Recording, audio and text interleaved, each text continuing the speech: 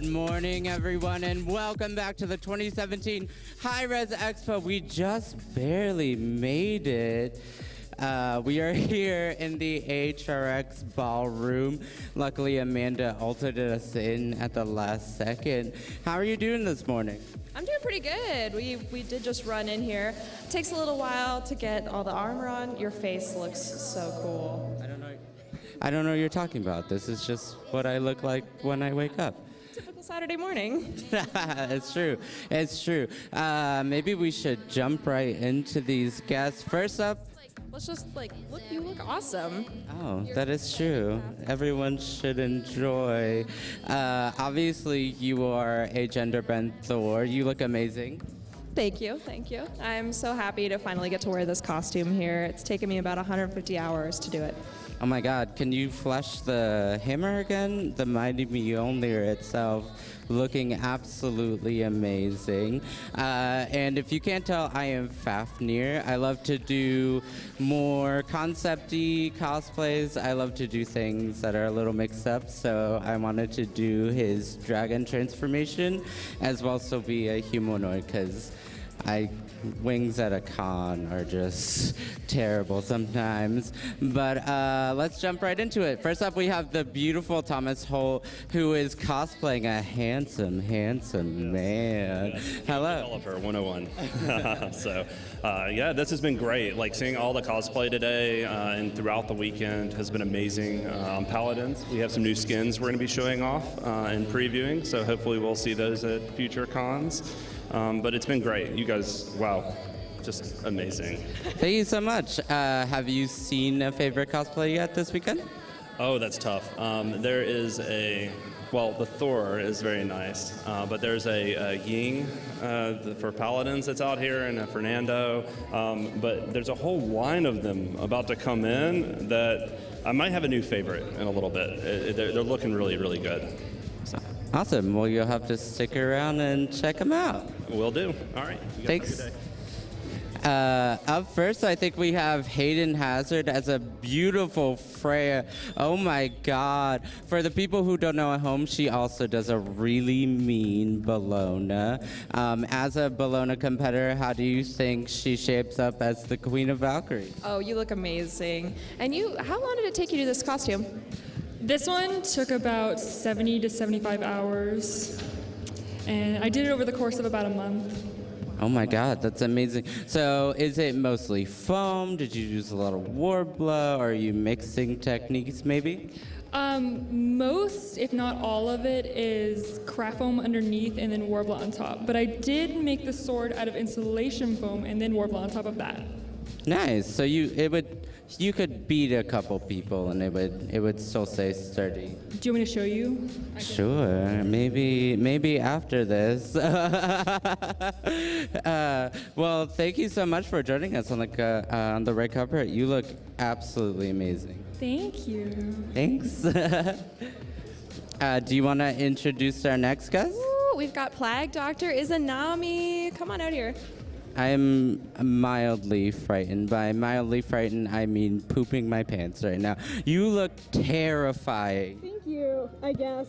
Oh, I don't know if that mic is picking up through your helmet. Oh, it's removable. Oh my God, a reveal. Yes. How you doing? Good, how are you? I'm okay. I like your face. Thank you. I like my face too.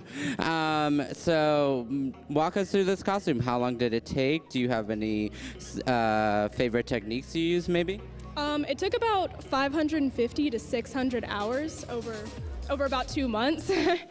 And I think my favorite pieces are the lighting stuff, because my belt Oh, a little booty light up. and my eyes light up, Yeah. so. Yeah, the LEDs and the lights are insanity. What did you use for the feathers? The feathers are craft foam, iridescent powders, and hot glue. Oh my God. Oh my God. It reminds me a lot of the Nox from last year who handmade all of her feathers. How much time did you spend on feathers alone? Oh my God, that was probably most of the time. We just worked on them watching TV and like doing stuff. We just worked on them constantly. Amazing. Well, thank you so much for coming out. Oh my God, I'm so just. You are much less creepy without the mask on, but I'm still terrified for my life. You should be. I'm creepy in person. Okay, you heard it here. Thank you so much. Next up, I don't know if we have a next guest. I don't necessarily see anyone. Why did they line up all the scary cosplays all in a row? I'm the best looking one here. Oh, you heard it here. How are you doing today? I'm doing pretty fan-freaking-tastic. How are you? I'm pretty good. Obviously, you are one of our Loki jokey Lokis. I like the FaceTime you have going down. Thank you very much. This costume was kind of a pain in the backside for me because I suck at sewing, but thankfully the people at Withencroft Industries were able to get these gauntlets and this headpiece and jacket made for me, and the rest I was able to mostly source myself. Thank you, Walmart. And so mostly it's about, in my opinion, what you can do easy and source locally. Like, again, this is just a Walmart dagger I was able to paint, and it looks exactly like the one in the in-game model. So again, it just shows that anyone can costume. Nice, yeah. Amanda and I are definitely sewing challenged. We typically go for armors over sewing. Do you think you could maybe pull off something with that amount of detail? Oh my gosh, it looks so cool. And I love the stitching too, how it looks like it's pieced together. Very nice. Sweet. Maybe you want to do a couple Loki poses for the. Yep, that's the face. That's the face Loki makes. Sweet. Well, thank you so much for your time. Thank you very much. And now from super creepy to super cuddly, I'm ready for a nap. How you doing? Good, you? I'm okay. Oh, I think Kumba's getting a little flirty with me.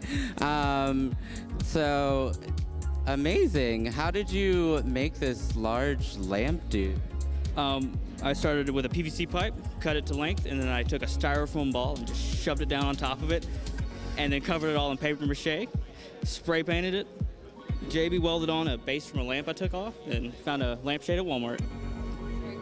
Why did we never make cosplays as comfortable? I know, mistakes were made.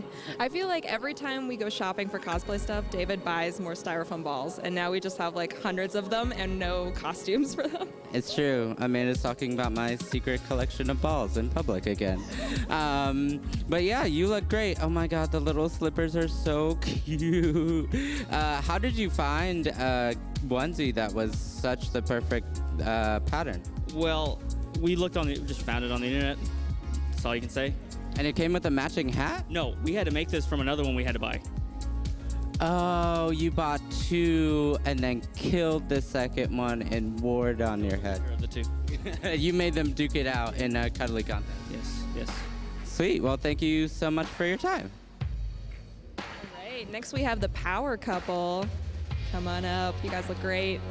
Oh my God, beautiful wedding skin, child. Yeah, it's Hui and Changa. I don't remember the exact skin name, but it's their couple one. Nice. Do you want to walk us through your costumes? Is this real silk? No, it's satin. Is that correct? It's satin. I made all of the sewn bits. You sewed all of this satin together. Yeah. And we dyed most of it, and it came together quite nicely and hasn't fallen apart yet, which is the best bit. No, that's beautiful. If you don't know at home, sewing satin is really difficult to get your thread tension correct because it tends to pucker because it's so thin, but your hems are beautiful. Thank you so much. Do you have any questions for this beautiful couple? It's awesome. How long did it take you to do it? Well, you guys kind of released these skins like a week before EGX in England, and we were like, oh my God, we have to do this. So it was like a week just rushing through it, doing nothing but this. Can you maybe give the camera some romantic poses? Aww. Aww. Now we'll take it to the X-rated stream. JK, thank you so much for your time. Next up, we got Hoot and Holler Bacchus. How you doing, my friend? Get her done. Did you bring anything in your jug for me? Did you leave any leftover? They wouldn't let me bring anything through the front gate. Oh darn! We'll have to hook it up later. We'll sneak some in later. Okay. For people who don't know, he was also the. What is this skin actually called? This one, Hoot and Holler Bacchus. This year. No, the one you did last year. Last year I was Bacchus Elvis, the King Bacchus. The King Bacchus. So I see a trend. Are you just a Bacchus main? Hey, you got to play with the uniform that you was issued, and a big guy like me don't have a lot of characters to pick from. That's true. I mean, that's why I did Fafnir, because I'm so short, kind of round, part dragon already. And Amanda did Thor because she loves to get hammered. Wow. I have no comment on that. But you look great. Are you going to get into some trouble maybe later with how much alcohol your costume can carry alone? Possibly. That's sweet. Well, I look forward to it, and I will probably hit you up for some of that jug later. Thank you. You guys look amazing. Thank you. Next up, we have Hirez Madness herself as Kanessa. How you doing? I'm doing good. How are you? I'm okay. Oh my God, you look amazing. So I'm guessing this is mostly foam, correct? Yes. Is this your first cosplay? Yes, it is. And how did you like it? Was it as painful as cosplay sometimes looks? I think it's as painful as everybody said it was going to be in the process. Didn't use the right glue. I basically used super glue because I got really impatient. But yeah, the majority of it is actually just foam. That's right. Half of cosplay is deciding what glue to use and then yelling at that glue for not bending to your will. Isn't that right? Yep, and crying in your hotel room the day before. Why you gotta call me out like that? Like, this was a friendly public conversation. Well, turning away from this terrible person, can you give us a spin? This quiver for your gun is beautiful. So do you have an estimate of how much yardage of foam you use? Because that piece alone is huge. I think I used about 9 yards of foam. Nice. Like a lot of trial and error there.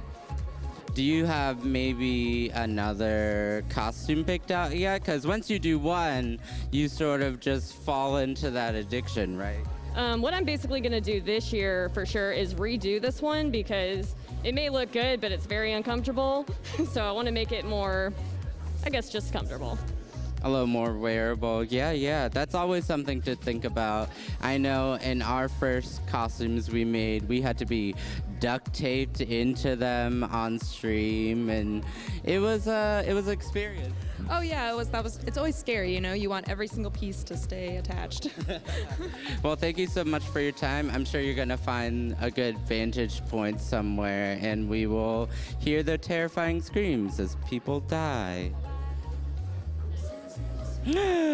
Next up, we have our beautiful judges once again. First, we have Shinju's Workshop as Kawaii Beste. How are you doing? Great, thank you. Are you excited to preview more cosplays throughout today? Oh yeah, actually I already met many of them and they're fantastic. I can't wait to speak to the rest of them. Oh, I'm excited to meet them. So we first met you at Gamescom this year where you were Kawaii Best Set, but also that beautiful Circuit. Do you have any maybe plans for other Smite costumes in the future?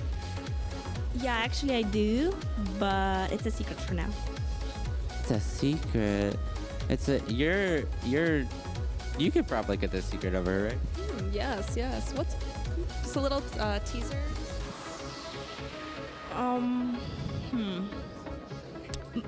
Mask. That can be a lot of things. That could be a lot of things. That's true. Well, this costume is probably one of my favorites. Obviously yours, your rendition of it, but seeing it on other people, because it's so happy, and you're just like, hello. And I have a bouncy tail. You do have a bouncy tail. I don't know if that's against the stream rules and regulations to show that. Oh, okay, she did it again. That's cool. That's cool. We're gonna keep rolling. Thank you so much for your time, and everyone will, I'm sure, see you later once we do the cosplay walk across the stage between the semifinals. Do you maybe want to take a second and fill people in on the new details of that? For sure. So the cosplay contest, if you're in cosplay today and tomorrow, come find me and David. We're going to be walking around. We'll get your information. We'll judge you. We'll bring you over to Shappy and Shinju so they can see you as well. And then we're going to bring you to Affliction Photography, and you can get some photos. They're amazing. I just tweeted a picture that he took yesterday, and it's pretty cool. Sweet. And yeah, we will deliberate over your photos and hopefully announce our winners sometime soon. Unfortunately, the inclement weather outside caused us some problems. So, but let's keep it moving along. We also have Shappy's Workshop as our Bologna this year. Hey, hello. Hello. You were obviously Nike yesterday. You've done Bologna. Do you maybe have a favorite one of your children that you've made? From Smite costumes? Yeah. Oh, actually, I really love my Bologna. It was my first Smite costume, which is, bringing the most memories and good memories because it brought me to Smite community. Nice. And I don't know if people have seen you recently, but you've added the Scourge to Bologna. I know there's a really interesting material you use. Do you want to fill in everyone at home? Well, I hope they can see it here, but it's actually a shower cord because I needed something which is not like too thin or too thick. So shower cord was just perfect. So Amanda also doesn't mean Bologna. If you guys got into a fight to the death, who would win? Oh, Shappy for sure. It is a beautiful cosplay. Probably we'll just hug each other to death. That's how we'll do it. Oh, feeling the love on the red carpet. Well, once again, Shappy is also one of our judges for the cosplay competition. So if you are here to cosplay, you know who to suck up to. Me. Thank you for your time. I think we're going to keep moving. Yeah, thank you. Do you want to announce our next guest? Next, we've got Nemesis. Come on over. Hello. How are you doing? I'm good. How are you guys? I'm fantastic. I love your large sword. Amanda and I have always talked about if you're doing a cosplay and don't have a weapon, you're missing out, right? Like, when else can you just carry around a large sword and threaten people all day? I mean, pretty much never. This is the only time I've got a sword. That's true. Do you want to maybe walk us through what materials you use to make it? Yeah, so for the shoes, I started with some cheap thrift store shoes with heels and covered it in craft foam. And same for the rest of that is mostly craft foam. And then the fabric is just fabric from Joann's that I wrapped around. This is like some leather stuff. Pretty much everything is craft foam. And then the shirt I actually sewed myself. Nice. It looks really nice. Your craft foam work is amazing. It's sometimes really hard to get a good finish on craft foam. Yeah, we've used Plastidip before. That stuff's great. Yeah. Thank you. Do you maybe want to give the camera a little spin, show off your costume a little bit? Amazing. Thank you so much. Next up, I think we have a costume that's very near and dear to your heart. Oh, I love Athena. We've got Athena. Come on out. I've also cosplayed Athena earlier this year, and hopefully I'll wear it tomorrow. Yeah, she's got a shield, though. I know it's one of the props that you are lacking. What is your shield made out of, and how did you get it so perfectly? It's pretty accurate. It's actually made out of a snow sled, like a circular snow sled that you cut. Yeah, I just took a bandsaw and cut this parts out and then the edge off, and there was the shield. Oh my God, that's so smart. I'm stealing that idea. I mean, we don't let Amanda use power tools for very specific reasons, but... First time using a bandsaw, so that was my first attempt, so go for it. No, it looks really amazing. That's really smart. Amanda, we tried to make it out of EVA foam, and we cut out 3 of the panels, and we were like, this isn't for us. This isn't happening. Yeah, it burned and died. It's much easier with the shape. It's really easy. Yeah, because it's already curved and stuff, I guess. And then did you just use a plastic mask for the Mask from Michaels, and then the rest is Warbler and EVA foam. Amazing. And obviously your spear's looking great. It's EVA foam. There is a little bit of Warbler on there too. That's pretty much, and PVC, obviously, for the handle. Amazing. Once again, you already mentioned that you cosplay Athena. If you fought to the death, who would win? Oh, I mean, she has a shield. I don't, so. That's true. You do have some defensive capabilities that Amanda lacks. But also, all of your sewing is really good. Look at that. Huh. I always tell Amanda that, like, when you're sort of trying to make something for real, there are things that you sort of have to give up from a video game, right? Like, you can't exactly make a replica. And I'm always like, the only people who are going to notice are people who've also made your costume. It wasn't easy, like it really wasn't, and it's not easy to get exactly to the character at all. It's really not. Like some of this isn't right. Like you just look at it and you're like, I could improve this, but I mean, I've worked a lot and it's been fun. So. No, well, it looks amazing. Thank you so much for your time. We'll see you later. Oh, we've got heavy metal Thor. Come on over. It looks like we can have a fight to the death. Here we go. Hello, how are you doing? I'm doing all right. Doing all right. You know, just meddling out, hanging out. Shambling around a little bit, trying to make sure these don't knock against each other. Gotta go for the penguin walk, a little bit of a waddle, but it looks good, so. Yeah, it looks amazing. Do you want to walk us through what you used to make all of your armor pieces?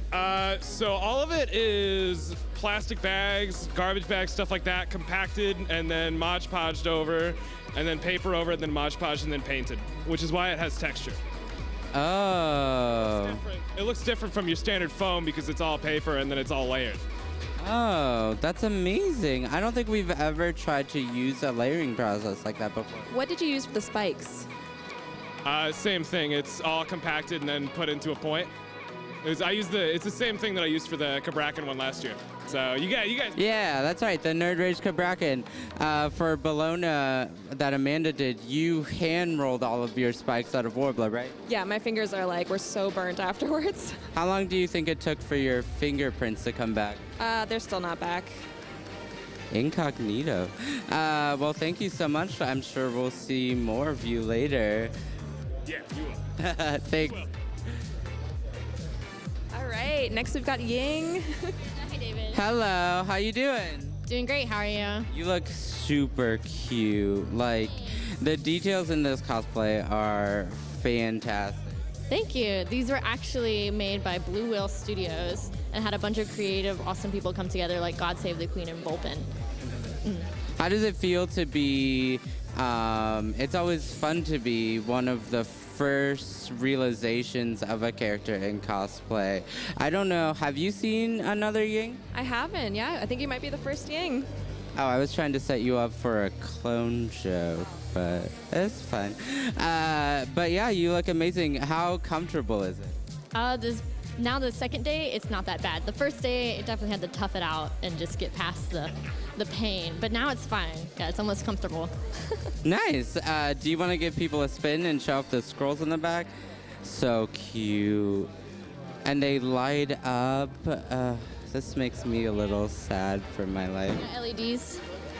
Nice, nice. Well, thank you so much for joining us on the red carpet. Yeah, no problem. Thanks for having me. Yeah. Yeah. Another tall person. Another. I don't know if I can even reach the mic all the way up there. Hello, how are you doing? Good morning, I am doing perfect. How are you? Oh, he's got the accent down and everything. Oh my God, where's your very large Lancy lance? Excuse me, what did you say? Where's your lance, your fire lance? The lance is still out there. It's quite large. I knock over a lot of people. I got into the chairs. It was a bad scene. Nice. So more manageable prop. That's fair. That's fair, and much more utility based. Exactly. I am kind of a tank, you know. How tall are you in all of it? I am 6 feet and 6 of your inches tall. 6 of my inches. Yeah, I'm sure everyone would love to have 6 of my inches. Okay. Don't bump into anyone. That was great. Next up, I think we have another Freya. Ooh, oh, nope, we got Hu Yi's. Oh, we have Hu Yi as made by Seraph, our winner from last year's cosplay competition. How's it going? Going very well. How are y'all? Good. And you, another tall man for me. How are you doing? I am doing great. Yeah, this is, I think, the most skin I've ever seen you in. I got nothing. Yeah, no, well, I got something. Oh my God, this is amazing. How long did this take? Because I was following pretty closely on Twitter, and it just came together. Oh my God. Oh my God. Like,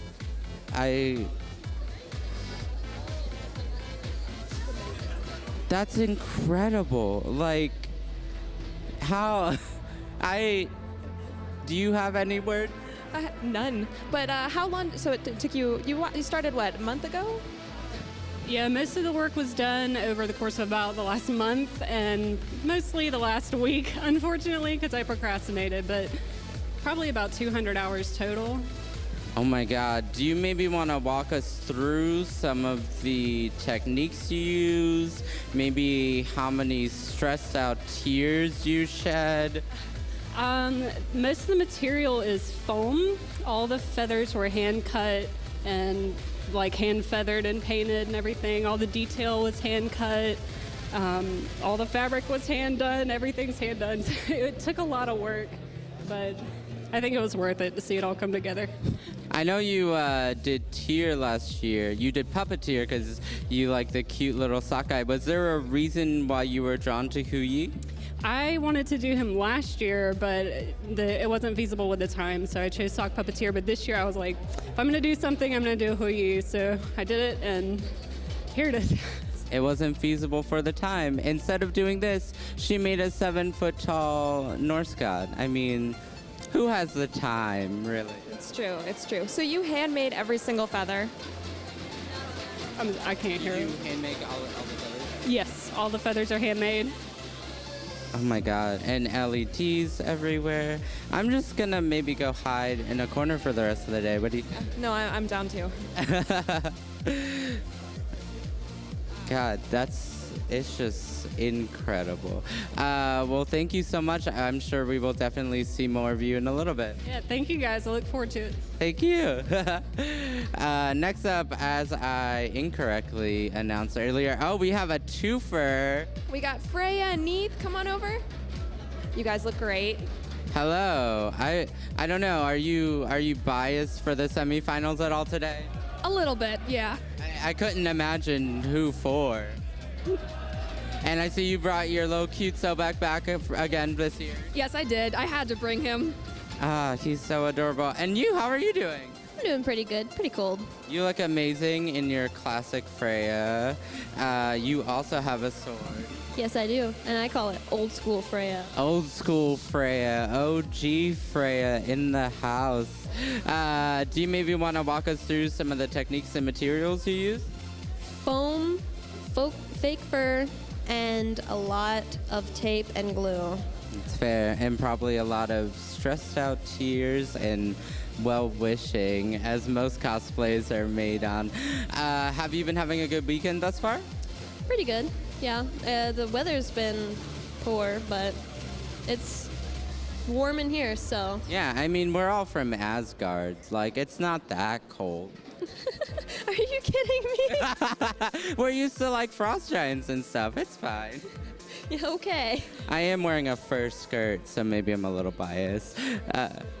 To be fair, at least you're used to it. I'm from Egypt, so. That is true. That is true. Unfortunately, the World Weaver couldn't weave herself some pants. Thank you guys so much for your time. Hell yeah. Sweet. Next up, we've got one of them. Sun Wukong, come on out. Oh God.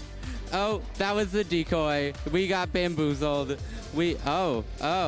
There's so many people now. Okay, let's do Sun Wukong's first. How you doing?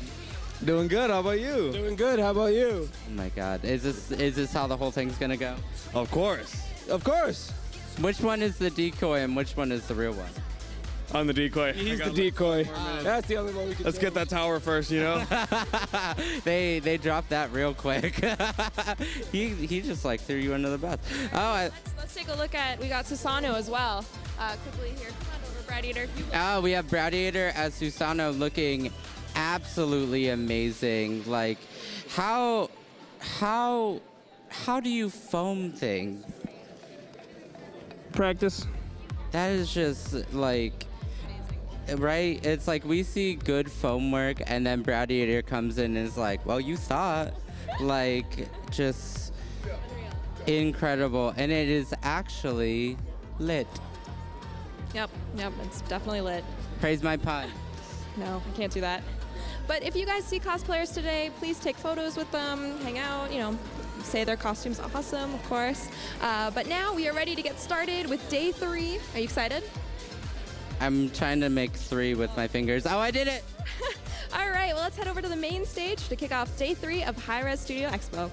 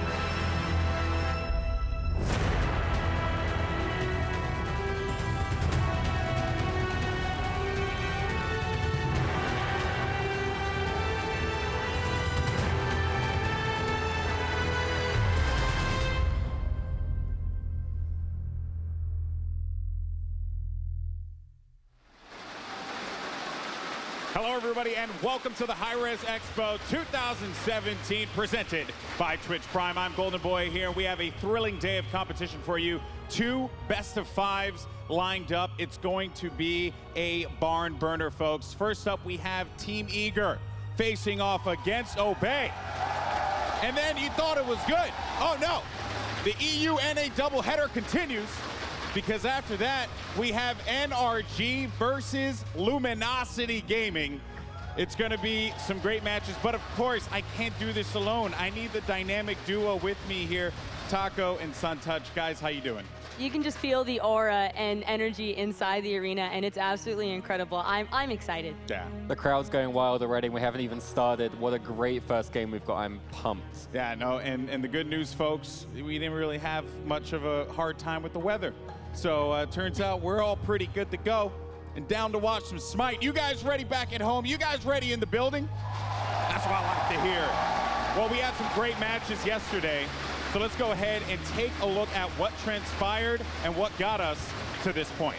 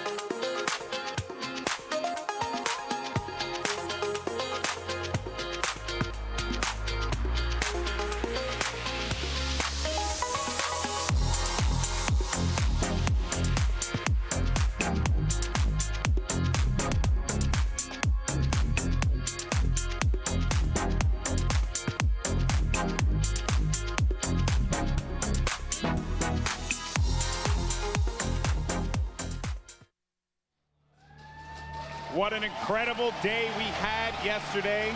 Some awesome games that led us to this point right here, right now. And while you guys in the crowd are incredible, we really cannot do this alone. So let's actually thank the people who help us out and get us to this point. First and foremost, I do want to thank the homies over at Twitch for Twitch Prime, making it happen, giving us all the loving with these awesome skins and free content, guys. Once again, you can get that Giannis skin as well as the Celtic event Path of the Queen for free. Just got to link your accounts up, hirezstudios.com/link. You'll get some drops in the chat. We know you people in the chat are thirsty for those drops. I see it spamming nonstop, okay? You're killing my chat. All right, folks, you're killing it. Please stop. Never mind, you're not going to anyway. And then Twitch fan vote, Zapman over there with 11,000 bits. Oh, man. That's a lot of bits. Everybody loves a little bit of Zapman. A little bit of Zapman. Are you a Zapman fan, Suntouch? Who isn't a Zapman fan? He's a legend. Yeah, no, awesome stuff. So, guys, it's very simple. You don't have to vote for the 3 players you just saw. You actually just go ahead and use a hashtag player name. But tomorrow, Sunday, January 8th, 2017, 5 p.m. Eastern Time, find a theater near you to watch the Smite World Championship Finals. It's finals time, baby, and courtesy of Coke Esports, you can go ahead and check it out. Once again, find a theater near you today. All right, so we got all that stuff out of the way. Let's go ahead and take a look at the brackets. Kicking things off first, Eager versus Obey. After that, NRG, Luminosity, 2 NAEU powerhouses on both sides. We have an NAEU doubleheader. I'm coining that term. It's my term, and I've coined it. I was looking at myself in the bathroom mirror today, and I said, this is what I'm going to call this. It's going to be good. It's going to catch on. We have a good matchup in front of us, guys. I mean, Team Eager coming in as the first seed for North America. But honestly, and as much as I like Eager, you cannot ignore Obey. This team shocked everyone with some dominating performance. And Suntouch, I want to get your opinion on this. You're familiar with this Obey roster. Yeah. What is it about this team that makes them so deadly? It's their synergy. They're just a unit. They're not known for their mechanical skill. You don't think of those players as in their roles as, oh my god, this is the top player in that role. But when you put all 5 together, they play lights out, incredible team fighting. It's like Voltron. You know, exactly. Like, for the kids, actually, it's more like a Megazord. You know, wait a minute. Actually, that might be too old for those kids. And there, come on, again, with the. He's got to keep it going at this point in time. That's commitment. That's just nasty. Oh, that's just like no one wants to see that. Like, clean your hands, man. That's a battle stare right there. Don't shake his hand. That's all you. Anyway, Taco, I want to shift it over to this guy right here. He was a commentator at Worlds last year. Now he's playing on the world stage. Might go to the finals. Aurora. What is it about the support player for Eager that makes him such a fan favorite here? I think that one of the craziest things is that a lot of people are familiar with the Roar since the Fat Chunks Assemble days, and he's always been one of those players that's had a very positive vibe around him, and it really translates into his gameplay as well. He is a strong mechanical player, and on top of that, he really knows how to coordinate and work with his team to always guarantee that they're going to come out on top. And Aurora, of course, has a lot of fans, but I do want to know what his colleagues think of him. So let's actually go ahead and take a closer look. I think Aurora is the best support player in NA by far. I think Aurora is really, really good. He's got a very impressive god pool, quite similar to myself in the way that he's always doing stuff that isn't quite meta and isn't afraid of what people think about it. You know, if they don't understand it, that's their loss. Aurora is like exactly like Trick's tank, I'd say. They've got that aggressive support style that very few can really replicate. And they're always dancing on the border of life and death when they're playing. Aurora is like a jungler that you force into the support role. So it'll play like Ares and like camp solo and kill solo and then like come back at level like 8 and then camp solo again and then come back at level 10 and do the same thing over and over and over and over and over, which works for them sometimes, but he definitely doesn't feel like a traditional support. He feels like just another carry. He does these off-meta picks, and I think that's a good thing because when you play against off-meta, you're not really sure what to expect. You don't really know what its strength is, what its weakness is, necessarily, unless you have experience to it prior. So off-meta picks are always something good to pull out, because it's going to throw the enemies off. And it is time, folks. Picks and bans have begun. Obey, Eager, the NAEU doubleheader starts now, and Ra is off the table right away. Yeah, you can imagine that Obey are going to go ahead, immediately take away any hopes of Vez getting Ra. They've seen how deadly he can be on this, and I'd imagine Eager making the right decision, in my opinion, taking away that Khepri. Panda-like on Khepri yesterday was playing lights out, and I think that it's a really smart choice by them, and I can probably expect Obey to choose most likely a Terra ban coming out next. Yeah, I can. Oh, well. Or a Zeus. Ban, yeah, I mean, they're definitely targeting the best right now. What I want to see Eager ban would be Nike. We've seen actually Obey pick Nike in every single one of their wins. It's something Captain Swig's incredibly confident on, but we see an Odin ban, a very interesting one. I feel like maybe Eager are probably going to be going in a different direction in these games today. I imagine that they've seen Obey being known for not wanting to go the traditional route of typical roles and gods. They tend to, you know, flex around, and they like to go for something a little bit janky. Yeah, and no that's a Terra pick. Terra ban early on. Terra ban early on. That was risky, man. We have never really seen Terra get through the picks and bans, and it's getting through even the first pick here, which is incredible.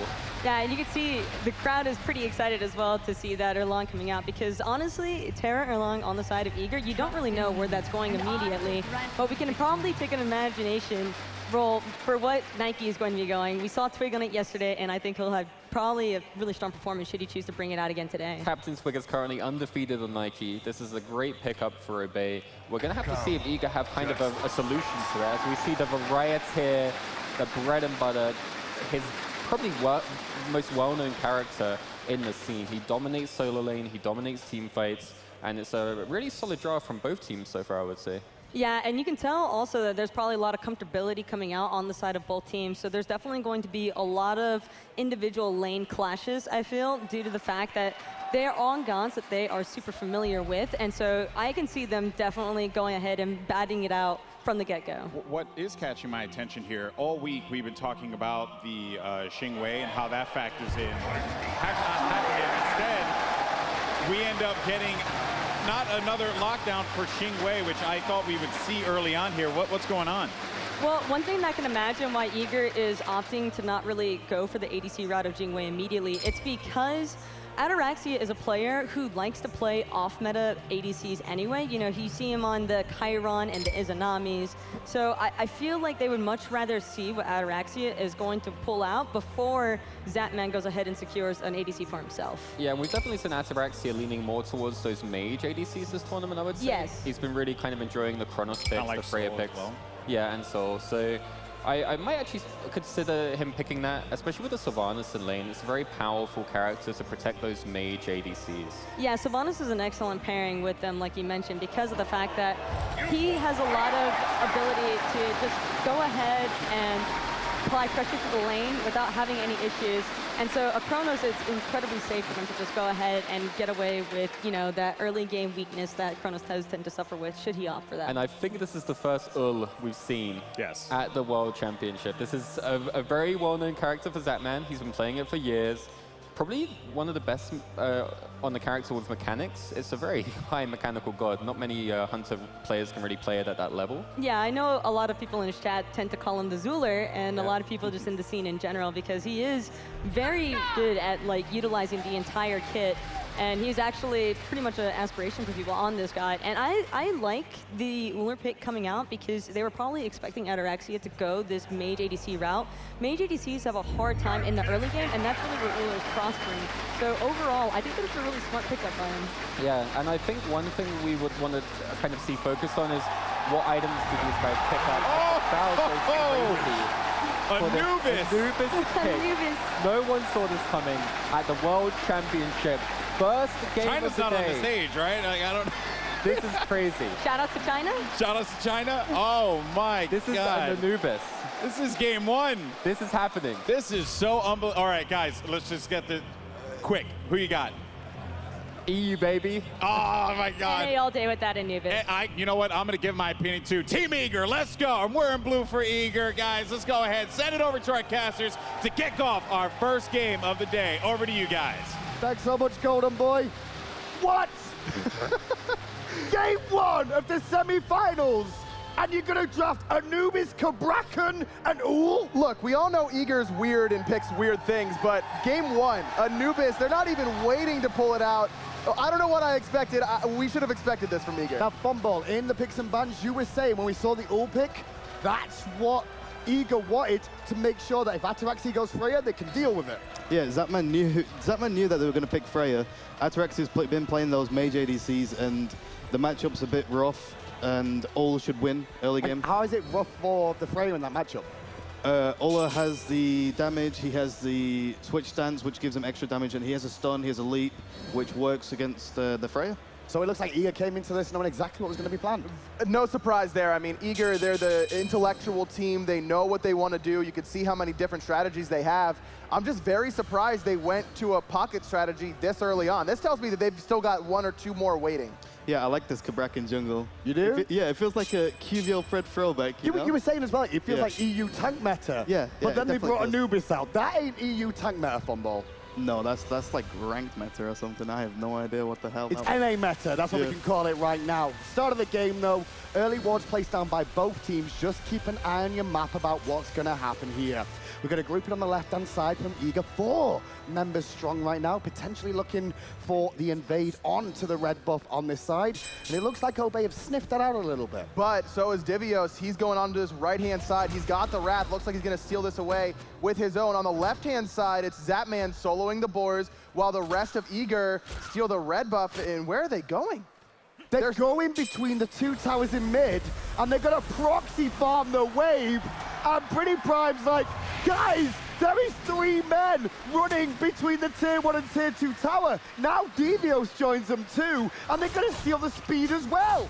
Unbelievable. So the Anubis pick makes sense right now because there's no mage with better level 1 clear than Anubis. So you can see that's exactly why they drafted this. Eager coming in prepared. And the tanks as well. This is why they've got such a tanky lineup. So they can proxy farm these waves and not take too much damage. Yeah, I've heard of this tank advanced strats meta, and Eager is definitely the one to pull out these type of we got a bit of a bound burner in the jungle already. 3 on 3, 4 on 3, I should say. Obey with the man advantage there, with Panda like still being on this side, and Terra still in the solo lane. Still no kills, however, but there is about a 200 gold lead so far. No kills, but you can see Obey use Purification on Pretty Prime and the shell there from Panda like, as well as the fact that it was Aurora coming in with a big 2-man pin, making sure that disengage was clean for Eager. We also see Obey have started with what we've seen from them before, with the multiple early boots full build strategy. Not as many this time round though, just on the Freya and on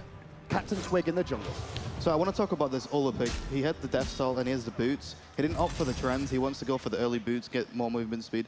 Ataraxia went for the Shoes of Focus, which he's been going this entire LAN. And other people have been picked it up. I'm not sure if Zapman wanted to go for that.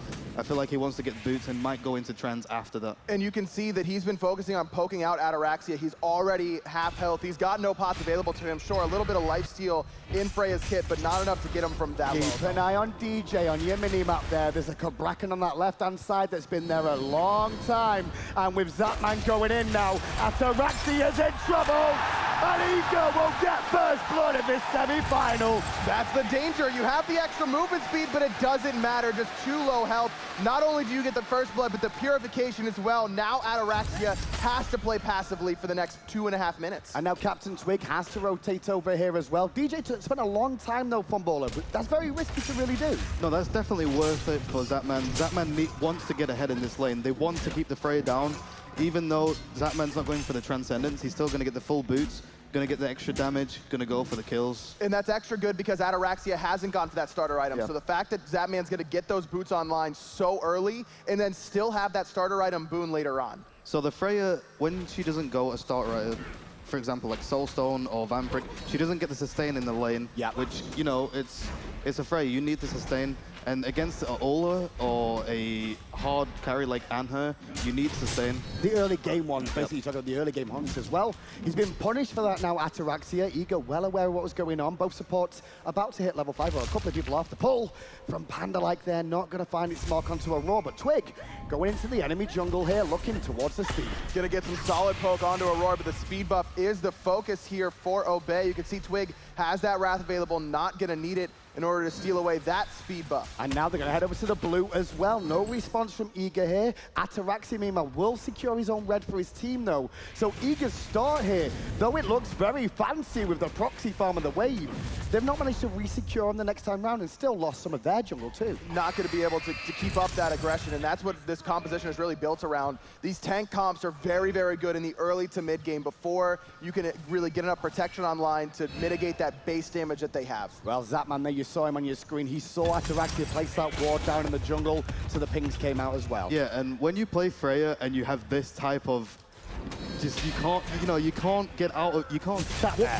go forward. Yeah. It's so rough. Hello, hello, hello. Iga's doing a Gold Fury. Was there a Gold Fury there? Not for long, there wasn't. Only for about 4 minutes and 20 seconds, because as soon as it got started up, it gets melted, and so much objective control. A lot of ults used, though, there by Eager. Would like to see Obey try and take the initiative. Yeah, Obey have been going for these early Gold Furies, and maybe that's why they picked the Anubis, with Counter the Hogs. Yeah, so they can counter it, they can get the Fire Giant, the Gold Fury themselves earlier.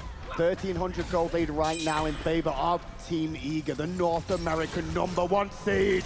And Zapman going aggressive on Ataraxia's got to be respectful, though, as Twig is still hanging around as they look towards this red. The plan there was for Ataraxia to bait himself for the gank, but it was DJ Pernicus hanging up Captain Twig in that jungle. Couldn't allow him to get there, so all that happens is Zapman gets a big advantage in lane. Well, red buff is dropped down the left-hand side there for now. Zapman recognizing Panda like he's still on this side as Captain Twig rotates towards the mid lane at the moment.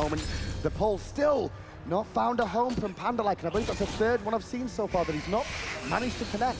But once he does, there's a lot of targets that are really, really solid for him to find. Obviously, the Anubis is the priority one. If you could see him using Plague of Locusts in lane, using it to clear the wave, you can pull him out of the wave. He's very stationary. And without the Purification, he'll have the Sanctuary to immune the Kraken, but he still has no mobility to get away afterwards. But we haven't seen much of this Anubis in the entire game. We saw the proxy farm and then we saw the Gold Fury. Aside from that, I think he's just going to wait until mid towards late game, get double lifesteal, and look for those objectives. Well, we've not seen much Cabrakan in the jungle for quite a while here, but DJ Pernicus has pulled it out for this game.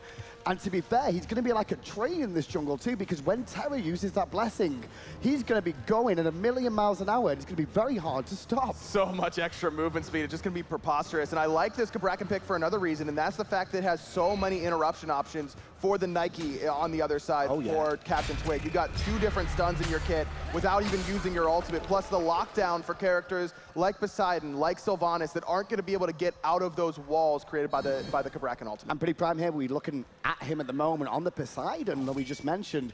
It is a big composition from Eager. Hold that fort. A pull on Aurora does hit, but round the right-hand side, Devios has turned up with a blessing, and Eager may try and turn this one round. The walls are down, and DJ's got Panda pinned. The Kraken hits 3. Not a whole lot of damage, however, and Aurora's looking for a big taunt there, but they're being pushed back. The laser ultimate from the Anubis comes out, but Variety turns up Brig. The law is here, and 1 kill, the way of Obey. The shell was beautiful from DJ Pernicus, but it just didn't last long enough. You have the shell, you can take 1 3-man Kraken, but how about a 4-man Sylvanas ult? Just way too much grouping there from Eager. They need to focus this Anubis, make sure he's behind. If he's behind, he's going to be absolutely useless, and if he's useless, it's going to be a 4v5. 4v5 for most of the game. I was going to say that, with the draft of Poseidon here, I don't think that they would have liked this, but with how many melee or close-range gods that Eager have drafted, the Kraken comes into play a lot, as well as those Whirlpools. Exactly, and when you can see that right there, Best was using his ultimate. He didn't get Kraken at that moment, but that's something we could definitely see in the mid to later game stages. If Best is using his ultimate while Pretty Prime has Kraken up, he's a free target. Yeah, and Best will have to cancel his ultimate, he'll cancel all of his ultimate damage, which in turn, he's not going to have the damage to output into the enemy team. And normally at the start of the game, we like to talk about matchups overall, and we've not really had chance just yet, but when you look at these 2 teams on paper, the solo laners, Devios versus Variety.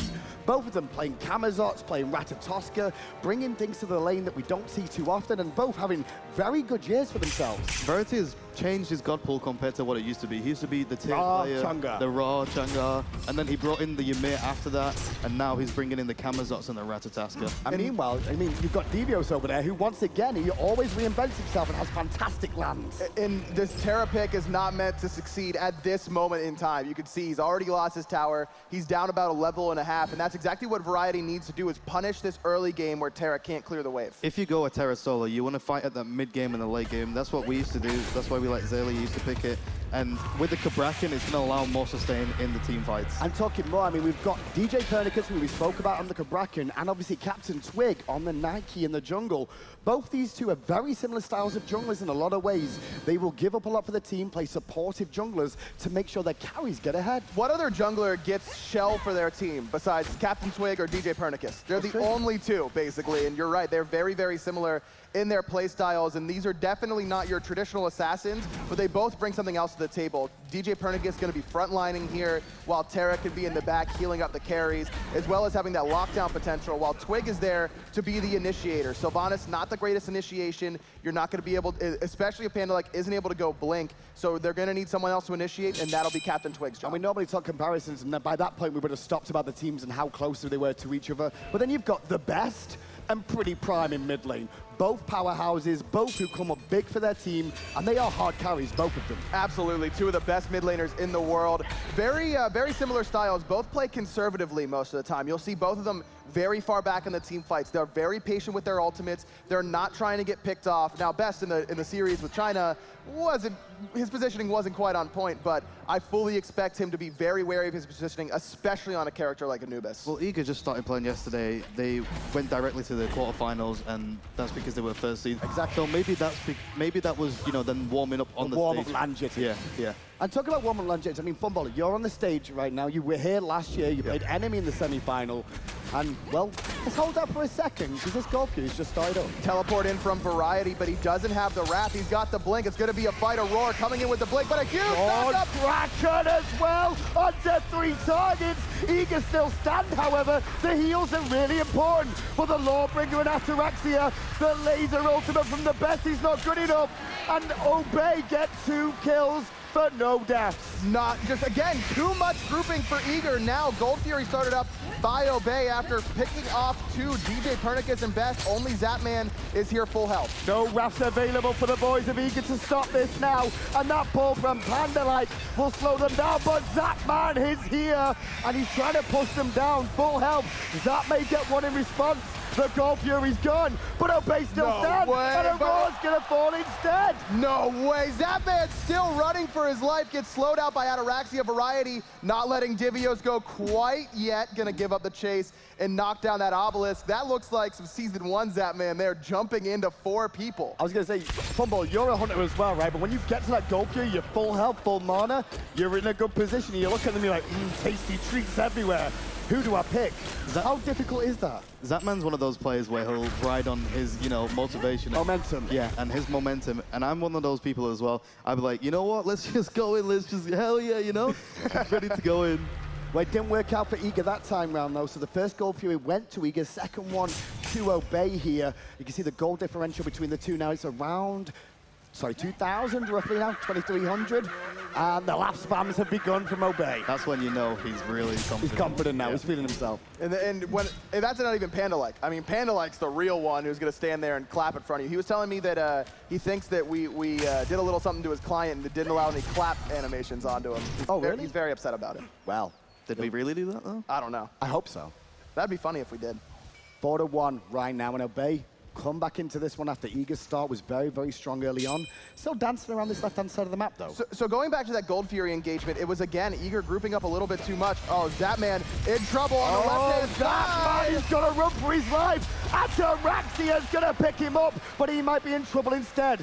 Scratch that, the boys of Eager, they want the tree instead, but the tree, it moves a little bit quicker than you'd expect. Just too tanky right now, stacking that magical protection, and once Zapman's dead, that's really the only physical damage you have to worry about on the side of Eager. Meanwhile, in the middle lane, it's pretty prime and Captain Twig knocking down this tier 1 tower. Obey looking very, very strong here early on. Now we're going to find the left-hand side. Great play from Aurora, the Best trying to follow up, but the Best was a little bit late to try and join in there. Not sure he expected that much of a combination from Aurora. But Aurora was able to get both relics out from that. Divio's getting eaten by the Kraken, completely destroyed by Pretty Prime. And over here still Captain Twig, banish onto Cabrakan. DJ pushed into the pit where the ball spawn, and the Whirlpool will claim another life. Pretty Prime with a double kill. Obey 7-1. Uh-oh, Best stuck in the tower, though Aurora and Zapman have come to support. Grouping from a variety on the backside, missed the Blink Fearless, but Best taking so much damage already. And the Best will fall to variety as well, but Zapman and Aurora are getting a blow, and Zap will get one life. Back to the tower he goes, tries to pick his opportunity. Gotta respect the Fearless from variety, but support Aurora as well. He wants Ataraxia, but variety's still here. Panda like two. Zapman doesn't care though. Zapman's at Worlds, and he's trying to make this work for his team right now. It's the duo lane from Eager, just brawling in the jungle. Zapman finds two. Aurora's gonna pick up variety as well. And the crowd explodes. Pretty Prime leaps away with his tail between his legs.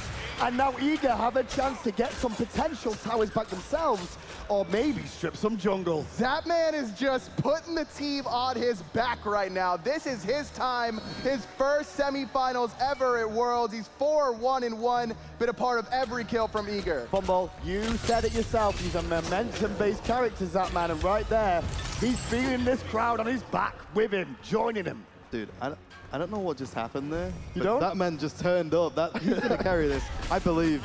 Aurora find the jungle again. Twig had an opportunity on Aurora there, but a good ultimate from him will keep him standing for now. 8-5 at only 14 minutes in the game. But that ultimate from Erlong Chen has been a big part of the setup for Team Eager. We saw it on the left-hand side there earlier on in that very extended engagement. So the fact that that's on cooldown for a significant period of time hurts Eager's engage. I feel like Obey played that he played it way too long, and they should have just backed off as soon as they got 2 picks and just left the tower, you know? Yeah. They should just recalled. They got the gold. I mean, they got tier 1 tower in mid as well. Yeah. And it just felt like they kind of tried to keep fighting there, and Eager punished them for it. Well, so despite Zapman's great position in this game, I'm looking at Pretty Prime. He is 2-0-5, level 15 already. We saw how much damage the Kraken did to Divios. Divios has no magical protection right now. That needs to be the target for Pretty Prime. Prime's laughing on camera. You can see him down there just smiling away. The Obey boys just seem so relaxed and comfortable. I've never seen them like that.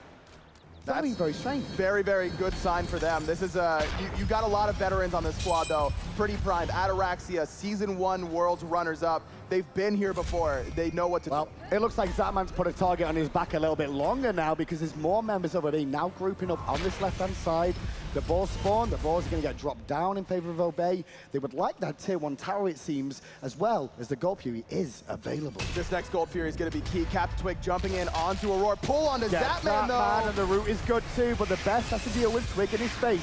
Great talk from Aurora to keep his team alive for now, but the Kraken removes Aurora from the map. Zapman's going to fall as well. Ataraxia able to pick him up. Obey gonna have to punch through these walls from Cabrakan, but 2 kills already. And DJ trying to flank around the back here to join his team under the tier 2 tower, but Obey still 5 members strong and heading towards the Gold Fury. Again, it's Pretty Prime just coming up huge. Variety trying to zone everyone else away. 3 members of Eager here trying to contest this Gold Fury. Let's have a listen in to Obey as they look at the Gold Fury. They're giving enough, it looks like. Push left, push left. Bad job. I'm gonna hold it. I can go for a back. Yeah. I can get slow. I can get. DJ's gonna be in right jungle, I guess. Wait, Harry, please. Don't push it down. Get this way. No, shut this back. I'm gonna defend blue. Alright, we've got a second massive. So comms are still pretty calm between the boys there, as you'd expect. You know, the game's not over by any stretch of the imagination. How did you sound to you, Fumbo? I think they sound perfectly fine. I think they're not taking this game too over.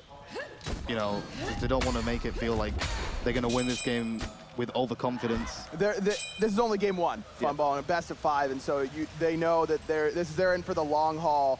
Just being able to try and keep composed, because even though you win this game so heavily, this is very clear to me that Eager, like I said, this is not their only strategy. If they were able to they were willing to put this out game 1, they've got something else in their back pocket. This is clear to me so far that it hasn't worked, and I expect Eager to kind of take that as well. And going back to that Anubis, I've not really seen much from that Anubis. It's not worked, has it? No. I mean, he's tried to be in the position. Aurora has set up the Best a couple of times here for him to really shine, but we've not really seen it go off so far. It looks like Obey have been able to just play around it for the most part. Very much so. Now Aurora in a ton of trouble. Kraken comes out immediately into the pull from Pandalite. And then another ultimate on top of that, but still the turtle will stand for now, drawing a lot of attention until Variety's Fearless won't clean up the support player for Iga. 2 ultimates used, but that's a ton of pressure. Aurora down for 30 seconds.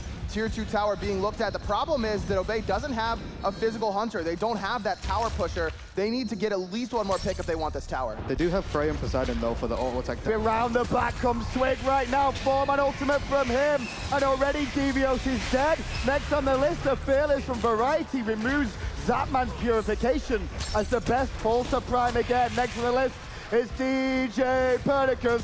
And Variety still looking at Zapman once more. Sanctuary used, one last shot immune as he's gonna get out. Now Ataraxia boxing Aurora in the Titan room. Variety tagging this Phoenix up for his Hunter. I don't think he's gonna be able to save his life though. Oh, I think they both went too deep here, but the boys of Iga are gonna be careful because here comes Captain Twig again and Pandalike as well. Oh, Zapman just able to jump out, has the Wisp, but not gonna be able to fall. Just able to save the life, but the tier 2 tower, meanwhile, falls down in the middle lane as well as about half health on that middle Phoenix. It's Obey just playing so well as a team. So did you see that team synergy where Variety held the Phoenix? Held the tower damage, yeah. And Ataraxia went forward and just waited. And then he went back in with 100 HP. To Fearless, yeah, to peel for his teammate and potentially find a kill. That's the difference between them at regionals and them now. I think they have a chance to beat NRG if they go towards the finals, and NRG do. Well, right now they're still going to get down Iga just yet, Funball. It's only game 1 so far. It's a best of 5 here between these two teams. It's going to be exciting as the Fire Giant is now the location where both teams will probably start to dance. It's still so early on in the game, though. We're just about to hit the 20-minute mark. There's just been so much action that it doesn't feel like it. We've had almost a kill a minute at this point. But that's been Worlds this year. I mean, Worlds has been a lot more fast-paced. Most games around no longer than 30 minutes for most of them, unless you look at the oddball games that have gone a little bit deeper. And that's exactly what you're seeing here yet again. A bunch of level 19s, and this lead for Obey is going to get even bigger as soon as a couple players from Obey do ding that level 20. Path to victory, passive will be complete for Nike, and so Obey's gonna get even stronger. Panda's looking for a pull, not gonna find it that time, but Twig still round the back here, goes into 3. Ult as well, asks the question from Zapman, but right now, it's Obey with all the answers. Ataraxia's prayer is just pumping out the pulse damage as Krakens connect time and time again. Iga are forced back to their own base. Iga just has no answer. Aurora gonna be the next to fall. Pretty Prime picks up his 6th kill of the game already. Obey just running through Iga right now. And this is down to composition now, Funball, because when you look at on paper, Iga's comments like, that'll work, but I feel Obey's is better as the game goes on, especially with a Freya. Yeah, and the Freya pick was really great. I think it's good into the Anubis and the Kabrak in that tanky matchup. Okay. But even though he had to pick into a counter matchup against Ul as well. For me, it was the fact that Variety dominated that lane. Divios never was even or ahead. He was always slightly behind, and Pretty Prime did such a great job farming, putting himself ahead, and then really abusing these immobile characters like Terra and like Anubis. Yeah, it feels like this Terra has not done much at all in this game. He got dominated by Variety in the solo lane, and we don't often see that from the Devios. No. I mean, it is Terra, though, and the Terra wave play is pretty good for the most part, but what exactly can you do in the lane against Tyr? You're just going to farm up pretty much. You can't out-sustain him. You can just equal-sustain him. The pillars on Terra, he doesn't get knocked back from the Tyr Fearless. And Terra's play with the 2 is actually decent in the lane, especially if you use your dash into the walls. On a lift, yeah. You can also kind of play around it, and you can block Tyr's Fearless by placing an obelisk right in front of the wave, but Variety is the most experienced Tyr player in the world, you could say, so I don't think that you're going to catch him with something like that in lane. Variety absolutely just did whatever he wanted on the right side of the map and allowed Pretty Prime to get so much farm in the middle lane. Well, both these teams formed at the start of this year. 2 players on these teams, actually, the Hunters, both came here last year as analysts and commentators to bring us their thoughts. And from that, they built these teams and are now finding themselves on the verge of the finals. But right now, it's Obey with the advantage here. Pushing down this left-hand side, 5 members with Fire Giant for still a long period of time. About 2.5 minutes still to go on this Fire Giant buff. And only Phoenix is remaining. Still in the mid lane is Variety. A Vanish comes out very early on as Twig goes to the back line again. The taunt from Aurora only hits Pandalike, but the Kraken from Prime hits 3. still alive, however, is Aurora escaping with his life. The Phoenix is only at half. Again, the tower damage just isn't there from Obey. Eager's holding for now. Nice two-man stun there from Divios, but he's caught in the whirlpool. And Divios is going to get leapt on by Twig again. But the best is there this time. Not enough to kill Twig as DJ does fall. As does the left-hand Phoenix. 5 members still healthy. Obey thought about the Titan, it looks like. Then they got a little bit smarter going for the middle. All over the wall from Pandalite. Did onto the best. Going to force that Sanctuary. Middle Phoenix falls down. And once again, Obey go back in. Ataraxia is having a great game right now as the best has fallen as well. So much damage from Ataraxia there. Divios falls. Aurora falls as well. Obey coming up big in game 1, looking dominant against the North American Eager. Europe will claim first blood in the semi-finals, but it's only one game, boys and girls. You're gonna win a marathon first of all, and Fumble is a good way to start for Obey though. Definitely, this is what Obey needs. They need the first win, they need to feel confident, they need to put Eager down a bit, and Eager, to be fair, they need to reevaluate and decide what they want to come back as with their next strats. And we saw Eager yesterday aggro up against Happy, you know, and they didn't look amazing, Eager, but it looked like they needed to warm up to the stage, get used to the crowd, get used to the venue, and now it's day 2. You're gonna have to start finding it a bit quicker now against Obey. And that's one of the advantages of having a couple games to go through. Yes, your path to the semifinals is a lot harder, but Obey has had all the momentum. They've looked great in every single game they've played thus far, and it continues here in the semis. Fantastic work from those boys, and straight away, both teams go into their little groups, have a conversation. What are the real thoughts, Fumble, from you? Would you say, like, what is it you want to say if you hit Obey right now? I want to say Zapman was the carry of that game, and they definitely focused him as well. Well, let's see what the analysts have to say as they're ready to break down game 1. Thank you so much, guys. Wow, what a game 1 to kick things off here at the Smite World Championships 2017, day 3. Back here at the desk with Taco and Suntouch. And guys, it looked, I mean, the draft was the hypest thing I've ever seen. This crowd was electric through and through. People were losing their mind when Anubis was picked up there by the best played in the mid position. It paid off for them in the beginning. They were able to secure an early Gold Fury, and things were just looking really good for them. From there, though, it really just snowballed. And one thing I do want to note, they really needed to just get at them early on, Obey, and they did just that. They brought the pressure early in this game.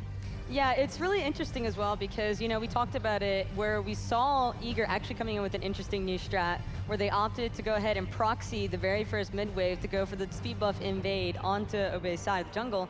But over time, it kind of just, the Anubis pick really, I think, is where things started to deteriorate. I think that while Eager's draft, like you said, was hype, at the same time, it's just not really, I think it went a little bit too flex, and there was just so much variability, and I think that they just had a very tough time executing it in the way that they probably, you know, had scrims and had success with it in the past. But I just feel like their draft overall just had no team fight presence, really. Yeah, it's one of those things where we talked kind of yesterday about how Variety and Devios are quite similar players, right? They like to play those warriors, they like to rotate, zone the enemy team, and have that great control. And we see Devios on that Guardian, and I feel like he kind of lacks that. I definitely think they want to push him more into the warrior roles, and rather than flex the Terra pick for being fancy. But I also think, though, you give Variety tier, and he's going to do work with tier, right? Like, we've seen him do that in the past, and it was no different this time around. You know, even the casters were talking about the different ways that Divios could have impacted solo lane. But, you know, you'd mentioned it before, right? About, you know, like that in the late game, how important Terra can be. But when you don't get to that point, you basically neutralize that entire strat. So I do agree with you. Lots of flexing. And unfortunately, it just did not pan out for them the way they would have wanted it to. Ataraxia, by the way, on that Freya. That was a great pick for him. We know that he likes to play hunters that are not typically seen on the meta. Granted, he does really, really good on the Freya. This was no different. What was the impact he had in that game? I think one of the biggest shining points for Ataraxia in this game was while he did fall slightly behind early on, Pandalike was able to come in very well with Sylvanas, and the team backup that Ataraxia was provided with really helped get the Freya online and through those awkward early stage game moments for him. And he was able to just basically pop off on the Freya. There was just no way to stop him, and they shut Zapman down, pretty much negating any kind of like map control and pressure that Eager was starting to slowly regain after they had that excellent T1 fight where Obey overstayed a bit. But Zapman was really like taken out in that game, I feel like. Yeah, the Ulla versus Freya matchup, Ulla definitely dominates the early game, got great poke, and Freya doesn't have the sustain to handle it. But the problem is they didn't really punish Freya, they didn't get her behind. She gets to that mid game, she gets to that late game, she'll dominate the Ulla, and it was just lights out play from Ataraxia. But you got to give it to Zapman. He had some incredible plays. I mean, the crowd was hyped as, I mean, he was literally holding his team in the game at one point. Yeah, I mean, he's one of the best hunters out there, you know, and if you were to look at a matchup and say Ataraxia, not to take anything away from him, obviously on this stage, fantastic hunter in his own right, but just Zapman, man. Like, yeah, Zapman does the Zapman things. Like, look at the plays he's making there. It's just insane. Yeah, I mean, that also, the casters mentioned it as well. That was definitely a little bit of Season 1 Zapman starting to shine through. And realistically, that was probably the only thing that I think that held Eager in that game for as long as they were, is because Zapman did semi-slow down that snowball that Obey had going on, but it didn't last very long, and they just overtook it in the end pretty quickly. Yeah, and I do think maybe like the North American scene might be undervaluing this Nike pick. We've spent a lot of Nike, and it is 5-0 now. I'm starting to get worried. It's like at some point you have to take care of that Nike, or else Obey will punish you for it. But here we go. Draft phase begins again, and we're starting things off with a Ra and Odin ban on each side, guys. Yeah, Obey going ahead and target banning out Best again with the Ra Zeus picks immediately off the table. But I'm happy to see this Nike ban coming out on the side of Eager. Twig has been having way too much fun on that god and way too much success. They might as well go ahead and take it away. Yeah, we almost see a similar run back, but just with that Nike ban. I definitely like to see that. And now we get the excitement of finding, you know, what does Captain Twig play now? 5 games of Nike. Hasn't even warmed up on any other characters. I wouldn't be surprised to see Captain Twig default more to like a Nemesis. That's something that he's played in the past that he's found a lot of consistency on as well for his team. And with Eager opting to go for this healer composition, more tanky, I think that it could be a pretty strong pickup for the side of Obey. Yeah, we see the double flex picks coming out of Eager, as we discussed before. Will this be strong? Where will Terra go? Where will Guan Yu go? And they've already kind of symbolized that they want this sustain. So it's up to Obey now to come up with a plan, how to counter the healing coming out of Eager. And we see a rat probably, I mean, that could be a flex pick as well. Yeah, that could go solo, that could go jungle. I mean, it could go. Yeah, we've seen variety. He's definitely been one to flex his god pool as well, and he's been doing an excellent job, in my opinion, pretty much picking up whatever fits the team's composition and what they're looking for and just running away with it. He really knows how to capitalize on like his team synergy. I like that Jingwei pick for Ataraxia. He was the guy who basically said, hey guys, Jingwei's really good, and then everyone starts using it, so. It seems like he's copied my god pool. This is definitely, I did give him some private lessons. I told him, Jingwei and Freya, this is what you need to pick, and he's getting away with it. Yeah, lucky guy. I could have probably been at Worlds. Yeah. If only. Don't rub it in. Don't rub it in. I mean, that's terrible. It's supposed to be on each other's side. It's the bans. EU is used to that. Indeed they are. Banter. As we see a Janus pick, some global presence coming out of the mid lane from Team Eager here.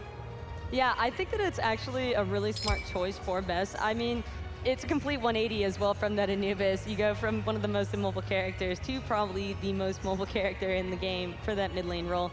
But I really like the Janus pickup, considering that it should help out with the rest of Eager's draft. They're looking for a lot of mobility as well with the sustain. So for him to be able to prioritize whether he wants to disengage or engage with his team as a whole, I think could be really important for Eager finding a comeback in the second game. Yeah, and I like the tier ban. This is, Eager definitely have analyzed the last game. They've been talking about it, and they've come up with the problems. Nike, tier, let's not let variety on his best character. Take it away from him, and we'll try and see what else he can play. And like I said, I want DVS on those warriors, those aggressive plays, so he can dominate the game. Yeah, no, I 100% agree with you. And I really also like how they went ahead and took away the Poseidon. even though they do have a lot of mobility coming out on the side of Eager, Poseidon can, like, I feel like Pretty Prime was having a lot of control, especially in those smaller jungle areas with the Whirlpools and the Krakens that were coming out were just pretty devastating to Eager's lineup overall. So definitely a smart choice to go ahead and take that off the table. And I mean, Taco, do you think we'll see the Pretty Prime Vulcan? We will probably see the Pretty Prime Vulcan King, but I'm just kidding, because knowing Pretty Prime and the rest of Obey, they're probably going to want to do something a little bit spicier. Oh, okay.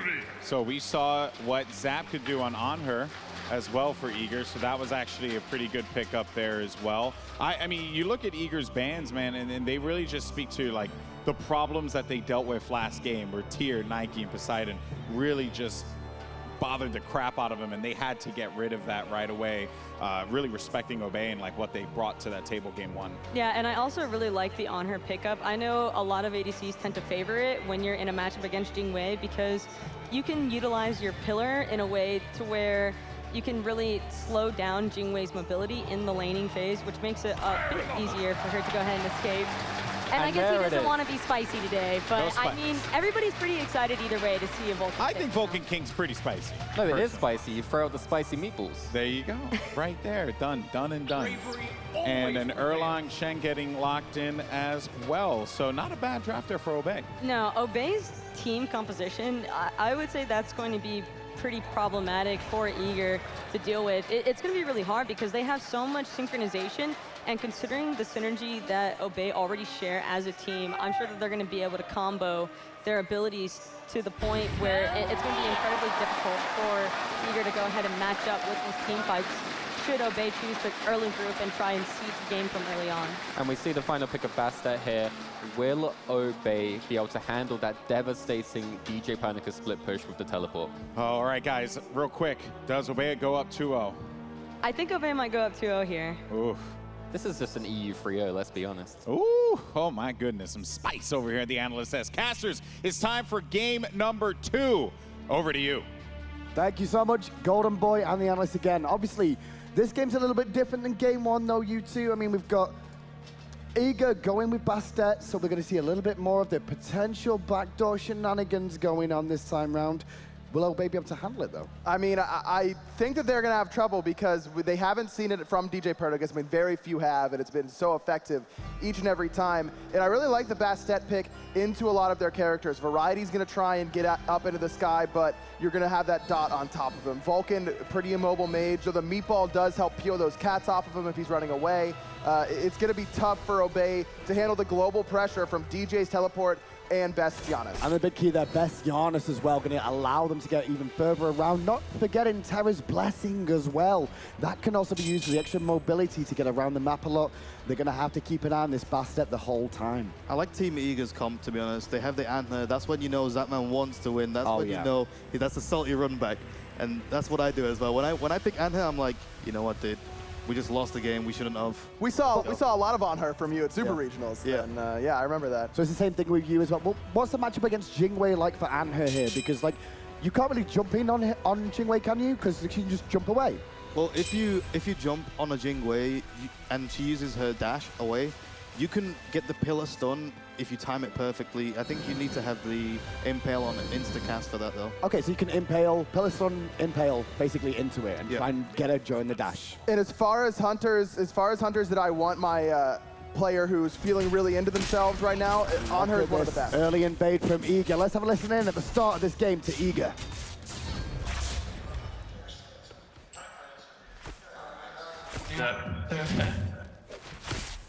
They're gonna kill me. Oh my god. I can't get away. I'm dead. I'm alive, but he stopped me from doing the buff. Okay. I'm gonna come in with you guys. Just wait for me. Just wait for me. It just got the other one. Well, you saw a semi-invade is a bit different than last time round coming out from Eager, but in mid lane, Pretty Prime's in a bit of trouble already. Sanctuary used, it's going to buy him a second or two to get back to the tower, and he gets away very healthily indeed. But we saw this last time. Pretty Prime uses Relic early on and wasn't punished for it. Eager's got to do a better job of recognizing that Sanctuary is on cooldown and making him pay. I like that Eager's pickup because they know Eager's going to go for that invade on the left side, and he had an idea of where Pernicus might be he might be coming behind and use that was a great Aegis. Well, start of the game, you saw exactly what happened there. Obey on the right-hand side did steal away Eager's speed buff and the blue. However, Obey lost their red buff and their balls on the left-hand side. But I really like the adaptation from Obey, knowing exactly what Divios did last time and sending Captain Twig to stop him from doing it yet again. This time the blue buff still up here. Divios not going to be able to snag one up. His has already been invaded, and he's not going to be able to go in and fight this. So blue buff going to go with the way of Obey on the right-hand side there. Meanwhile, Ataraxia did go for full boots on a Jingwei as well. Fumble, how do you feel about this? I really like it on the Jingwei. She has the passive to come back to lane if she gets poked out, and I think this is one of the best goes you could ever do it on. Really? Okay. We'll see how it works out for him as the back half have spawned right now. Keep it on the level differential between all the players in this game as well. As obviously with these rotations at the start, there's someone who always falls behind more than you'd expect. And DJ Pernicus just now hitting level 4. I expect it's going to be Divios who's pretty far behind in the solo lane. Remember, he didn't get a buff to start off the game. And you could see right near the bottom of the net worth, Variety sitting pretty far ahead of him. He's hit level 5. Divios still without that ult. Well, that was Captain Twig staying in the lane, trying to not get Divios, the pressure in the lane.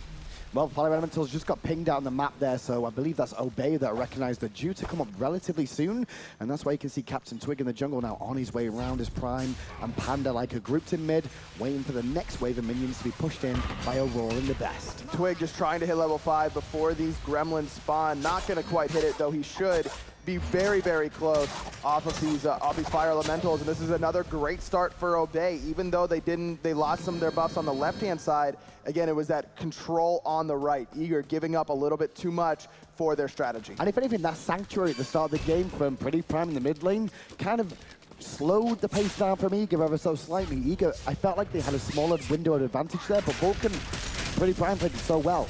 Yeah, and it put Vulcan in this position where he needs to play more passive and wait until that comes back up. Otherwise, he will take too much poke from Best and Pernicus.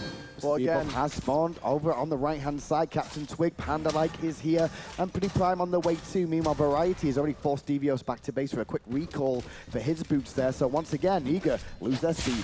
DJ Pernicus still on his left-hand side. Finally hits level 5 with a pull in the middle lane. Best uses Sanctuary, Aurora taunted back into the Vulcan ultimate, but not quite enough damage. But that team play from Obey standing out yet again, playing very well as a unit. Did cause him to lose the purification on the Best there on that middle lane. Meanwhile, right-hand side, Variety pressuring Divios here, trying to make sure that he can't go and solo that blue buff, even though he has the Wrath to help him do it. He's just too low right now. Divios sitting about half HP, and because of the damage that Variety has, having finished off that Acorn, Divios is going to need a little bit of assistance, plus the fact that Variety is able to out-clear him so effectively. That's why you see this rotation from D. Well, I expected those right-hand Harpies to be looked at by both teams there, because obviously Eager has ultimates available. Obey used theirs in the mid lane there, but instead they're going to give them up and look to defend Divios' blue instead. They need it. Divios hasn't gotten a blue buff yet this game. Divios does use his Wrath, able to pick it up, so now he's going to have a little bit of extra mana sustain as well as that cooldown to use his skills a little bit more frequently in lane. And you can see that actually in the net worth on the left-hand side, how far behind Divios is compared to Ratatoska. And it's not only the fact that he's lost all these buffs, it's the fact that he's lost almost every wave under the tower. And that's best case scenario. When you're playing an assassin in the solo lane, you would love to be able to have this kind of lane dominance. Yeah, currently right now, Obey doing a much better job of controlling the jungle on both sides of the map, Eager's side and their own as well. Is this what you would have expected coming into this one, Fumble? Yeah, I feel like Obey have gone for that more NA strategy where they want to play aggressive, and it feels like Eager's not been playing as aggressive as they should with the Bastet, with the Divios ultimate, and with the Best ultimate. And that can happen when you feel like you have this unbeatable strategy that no one is ready for, and then it just kind of falls flat on its face in game 1. Yeah, well, when you have so much, I don't want to say cheese, but so many different picks in one team comp. We've done this before ourselves as well. Oh, that man got the impale then, because actually Ataraxia decides to dash into that one.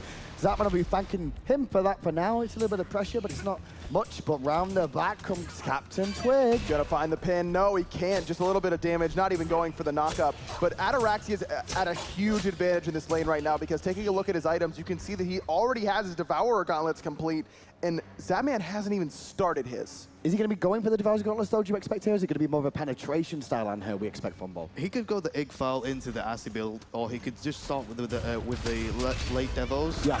I think that's perfectly fine, especially against the Jingwei. The Jingwei is generally going to have the pressure, sorry, the lane play instead of the pressure. But Anha, when you're playing an Anha, you want the egg file, you want the early damage, and you want to have, you know, that fight potential, and it suits Zatman, definitely. But against Ataraxia, who's known as one of the most passive players in lane, going for that early Ichval might not pay off as much. Oh, Paul in mid lane on the best, does connect, and he's actually going to force his ultimate out of the best there. Round the back, Captain Twig is trading with Zatman, and Twig is losing that trade for all intents and purposes. But now DJ Pernicus is surrounded, will leap over the wall with a pounce, as an ultimate comes out from Sylvanas into the skies Variety, and he'll clean up the cap. First blood, the way of Obey. Panda-like not done yet, looking for the pull, not able to quite find it. Captain Twig still pretty low. Variety using that global ultimate to pick up that first blood. DJ just so far behind in the jungle right now. Only level 6, a 4-level differential between the two assassins. And immediately, even looking at the Gold Fury here, Obey are heading towards the speed buff once more of Eager. They're denying more from DJ every time they can. I really like this decision from Obey. No reason to try and risk it at the Gold Fury, even though Eager has no ultimates available, and Captain Twig did have the Wrath. They're taking away guaranteed farm from DJ. Yeah, you'd get the Gold Fury, but then DJ would be able to get some farm on the right-hand side. Well, what I expected out of Eager here is they control the jungle with an Anher and a Giannis early, and I expected early Gold Furies, and mentioning that, that's what Eager were looking for right now. But Obey recognized it, Panda-like did, but Panda-like's gonna fall. Didn't realize he was there all alone, but maybe DJ's in trouble now because he's got no pounce. Pounce is down, nowhere to go for the jungler. Ataraxia able to pick him up 1 for 1, and that's in favor of Obey, the jungler for the support. But that being said, the support for Obey is worth more gold than DJ is at this point. Well, he was, but now he probably won't be as much this time round. Still level 8 compared to DJ's level 7. I want to point out that Frezzy Panda-like was taunting. Yeah. I don't know if you guys heard it, but he was taunting and then he got picked. I feel like that's classic Frezzy. Classic Panda-like in every scenario. He's supposed to get picked so they can get a kill in response. And they got it on DJ too, as we said. So continue to shut down DJ. And the one thing by doing that, I guess, this slows down the potential of the split push as well, aggro, from DJ Pernicus. The longer you have to wait until you hit level 12, the longer it's going to take for that teleport to come up for DJ Pernicus, as well as that penetration that you need to be able to backdoor effectively. One thing they do have, though, is a Jingwei with a passive to stop these backdoors. And they can, if Ataraxia goes for opts for the Aegis, then he also has, you know, a chance to not take as much damage. Stand there a little bit longer, weather the storm a little bit more. Plus, Variety didn't go for the Wrath at level 1. He went for the teleport, and that's almost exclusively because of that split push potential from DJ. And that teleport as well, and Variety's the reason that he managed to get first blood onto DJ in this game. Gold Fury being looked at right now, Aurora knocked up, but tanky enough. Cavalry charge comes out in good pace there as Twig falls through a portal. Eager just looking to sit back mainly, but Variety's not looking that way at all. Finds the stun directly into the Vulcan ultimate. Pretty Prime from a distance picks up Aurora. That was a hot and spicy rotation from Variety, the scouser from England, and now Obey will look at the Gold Fury, and the Gold Fury drops as quick as it did in game 1 when Eager took it that time. DJ takes the portal into trouble. He's getting very low, able to escape just barely. Captain Twig on the front-hand side looking for Best, able to just escape. Ataraxia almost fell to the cats as well. But the whole of Eager have to fall back. The Best was taken out by Twig. DJ was out on the left-hand side. And overall, Dios isn't going to do that much damage on a Terra. He's more there for control. I want to point out that when Aurora got chain CC'd, it was the Ratataska ult into the Ratataska stun, into the Erlang root and cripple, and he got completely wasted. And there was just nothing he could do in there, so he's going to fall down. And once again, if you take out the healing, it makes it a little bit easier to bring down the team. And it's not even the healing from Aurora at this stage. They need his damage. Eager just doesn't have enough damage right now. Zatman, only level 11, just now finishing that Devourer's Omelets. He's getting those stacks up, but not quite enough power yet. And Giannis isn't the greatest early game damage character, so Eager just doesn't have quite enough damage to punch through the tanky jungler and Captain Twig, or even the assassin in the solo lane with the Breastplate of Valor. When Ataraxia plays Jingwei, he knows his comfort. That's his premier god, and he knows he can fight. This is one of the main gods where he looks for those fights rather than playing his standard passive-aggressive style. Passive-aggressive, yeah, exactly. I was going to say, he's like very far up in this lane right now. And one thing that we've seen out of Eager, when they generally do get behind in games, they look to share farm a little bit more and just hold off. But the problem is right now, Aggro, where is the farm on the map for them to really share? Nowhere, because the buffs are continually being taken away. DJ has finally secured a speed buff for himself. We're 10 minutes in. That's the first time DJ's had that orange belt around his waist. And the big difference you can definitely tell is on DJ, with just a 1-level difference in the jungle, and then obviously a Raw up against Panda like with that 2-level difference there as well. So that experience will come into play the longer this game goes on if those gaps continue to grow. And you can see right there, Aurora is a pretty strong source of damage this early on, even with the full tank build. Divio's taking a little bit of poke on this right-hand side of Variety, just playing so aggressively in this lane. I feel like Team Eager doesn't have the AoE they needed. Last game also, they didn't have the sustain as well. Yeah, well into this guy who's forced Variety then, and the right sort of time really, because there was a hot rotation coming in from Eager, 3 men strong over there. Obviously, Rihanna's too could have ended up helping them get there a little bit quicker if need be, but against a Ratatoska, it's very difficult to pin him down. And you mentioned the Sanctuary pickup being key in this matchup, Funball, and in fact, Variety picked one up for himself. No meditation quite yet, though we could see Pandalite go for that, though I expect a sprint to be the call. Very, very strong against Bastet with the multiple slows, also very good against Aurora and the Pillar from Zapman. That was a classic Panda-like taunt. He knows he's feeling confident in but this game. Why is he doing that there? Because he's not getting farm or anything. He's just stood there doing it. Is it just to get in the head? But look at the map. Where else would he get farm? Every single buff camp is down in the jungle. So Pandalite's going to be there. He may as well be spamming VET. And those 2 supports, as you can see, with power, Raw's built here. Talk about a Raw into the sky. He goes, rooted in place, dashes away. Variety collapses again. Variety has no ultimate this time round, though, so he's going to be a little bit more careful. And that's going to force the shell out of Pandalite. Pandalite was just trying to get that ultimate out from Aurora, I feel like, and wasn't able to do so. Very patient from Aurora, knowing exactly how much Obey's coming. There's 2 members in the jungle on the way over, and I don't think Eager saw it coming now, but Aurora has. He's got on the horse. Theo Vulcanal is good, and Devios is no more. Next on the list, they could look to Aurora, but now Eager are back here too. Now Aurora still in trouble, like you mentioned. Pandalite able to find him. Cats going hard on the Captain Twig, but he's tossing him down with those auto attacks. Variety dashes forward. The pullback for Pandalite.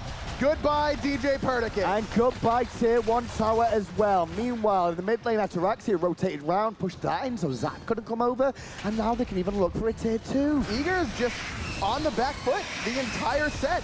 They haven't been on the aggressive since the first wave of game 1 by proxy in between the towers. Batman versus the world at Worlds right now, and that world is Obey. The Impale hits Twig, but now he's got to be careful. He's drawing them in, though, because there's teleports there from Devios. Batman, good Desert Fury from him as well. The Meatball's going to get absorbed by the Sanctuary, and now the reinforcements for Eager are back here. Ataraxia in a ton of trouble still, but still has the airstrike. Not in time, though. Zapman finds it with the Impale. And while they're doing the speed bump for Rice, he's trying to keep them all busy, and one backfire from Prime says, goodbye, Zap, we knew thee well. Aurora up onto the horse, looking at Twig. DJ's here as well, but only level 10, still has enough damage. Jungler for jungler. But Variety's in the sky again, and he wants a bit more Devios this time round. Not going to be able to find it and force a retreat, but DJ Pernicus, the rat's going to find the kitty cats, and now it's the rat that's in trouble. But the 2 miss from DJ. The stun's going to find home, though. Through space and time, the dash in time. Variety can't heal. Oh, he just hit that from downtown as well. Prime makes it at least a 1-for-1. And then he just backs. Yeah, all right. We talked about how far back both these mid laners generally play, though, and when you hold the ult for the right time, how nice does that feel? Oh, so good. That's a total feels good man moment for Pretty Prime. And Variety knowing just exactly where to go, dashing towards the jungle to make sure that ult had enough distance instead of dashing towards his tower. Variety knew he was falling there and then went back in a little bit to use that flurry of acorns to group everyone around him. Again, it's just this team play that's standing out to me from Obey. Pretty Prime knew that Variety was gonna die there anyway, and he went for the spicy ultimate. It paid off. They got 1-for-1. That was a great play from Pretty Prime. I actually think Variety was involved in that too, because he actually went back into them and just did a little bit extra damage, tried to group them up a little bit more. I think they must have called that in the comms, and you saw Pretty Prime as well on the camera. He was like, yeah, come on, boys. Captain Twig finds the taunt onto Aurora. Pandalite there as well. 2-man knock-up. Meatball as well. Aurora falls back, but he'll stay standing for now. A little bit tankier this time round, but I do believe he used the shell there as well. But the 2 we've been talking about, Pretty Prime and Variety in the solo lane, look at the player damage charts. It's those 2. Pretty Prime has had an Pandalite to be in trouble with that Impale, though. The Two's going to watch himself. The cavalry charges go for the pimp from Captain Twig, and now Variety hits 3 on the back with a rattle. Now they're all grouped on the best. He was trying to get involved, and the best is looking for the kill on Pandalite, and meanwhile Pandalite's taunting in his face.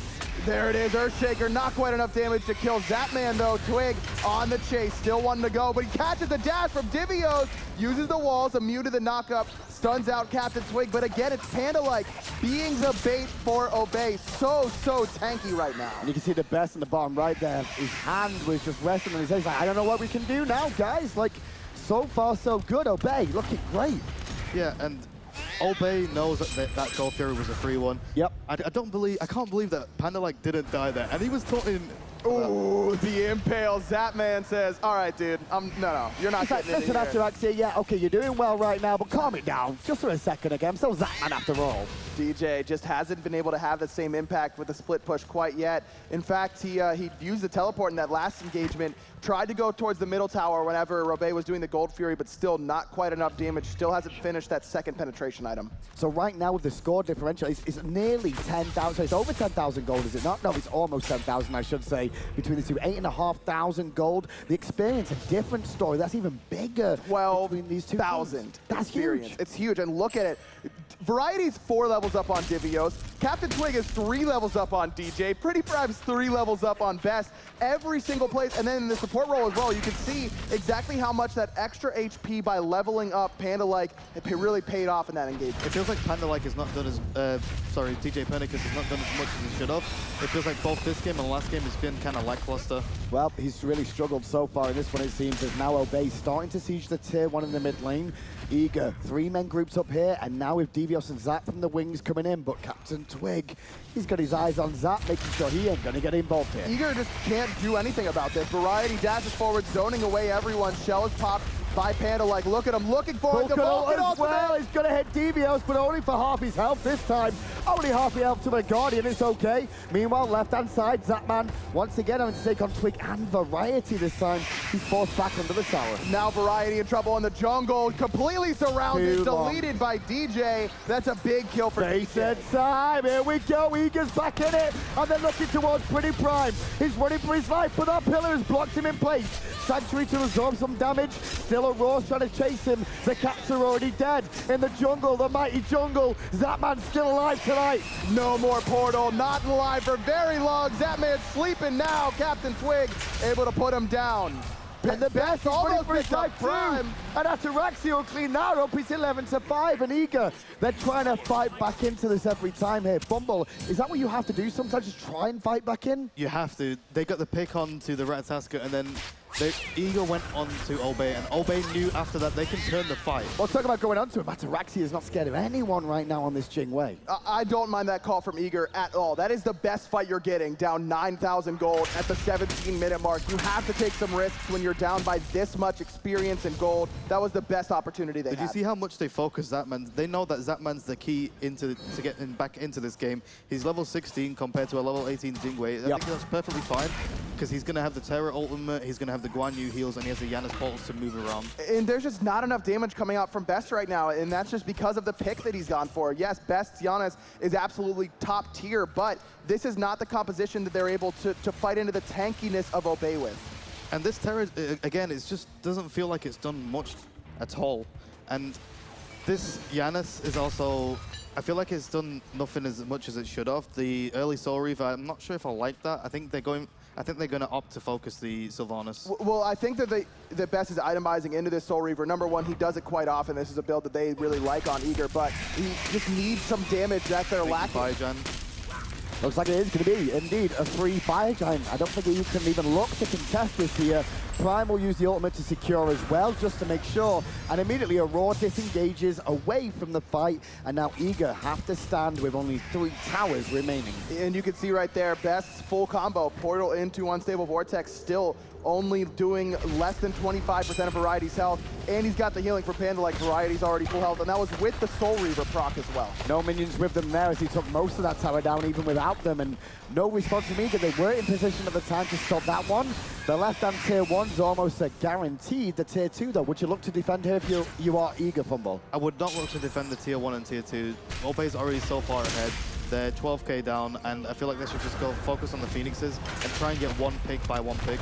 This is just so shocking to me how Obey have come out absolutely swinging at Eager. I mean, most people thought that Eager was a favorite to come in and win this year these at Worlds. two teams, I mean, these two teams are so close on paper when you think about the history of where they came from this year. Obey started the year at the bottom for the most part. They made one roster change to the support, and since then, they've looked fantastic. They've beaten even you guys, you know, getting to Worlds here this time around Fumble. That wasn't expected. This team has been put together from Captain Twig. He was rated as being bad in the jungle. He was a weak link. He needed off variety. He was the worst solo laner in the world, right? And all of a sudden, they get put on the same team, and what happens? They may be going to the finals. They look like they're about to go 2-0 up onto Eager in the semis. They'd be 1 win away. And this is just such a tough spot for Eager to be in because, like you said, Funball, you can't even defend your tier 2 towers. And we're at the 20-minute mark.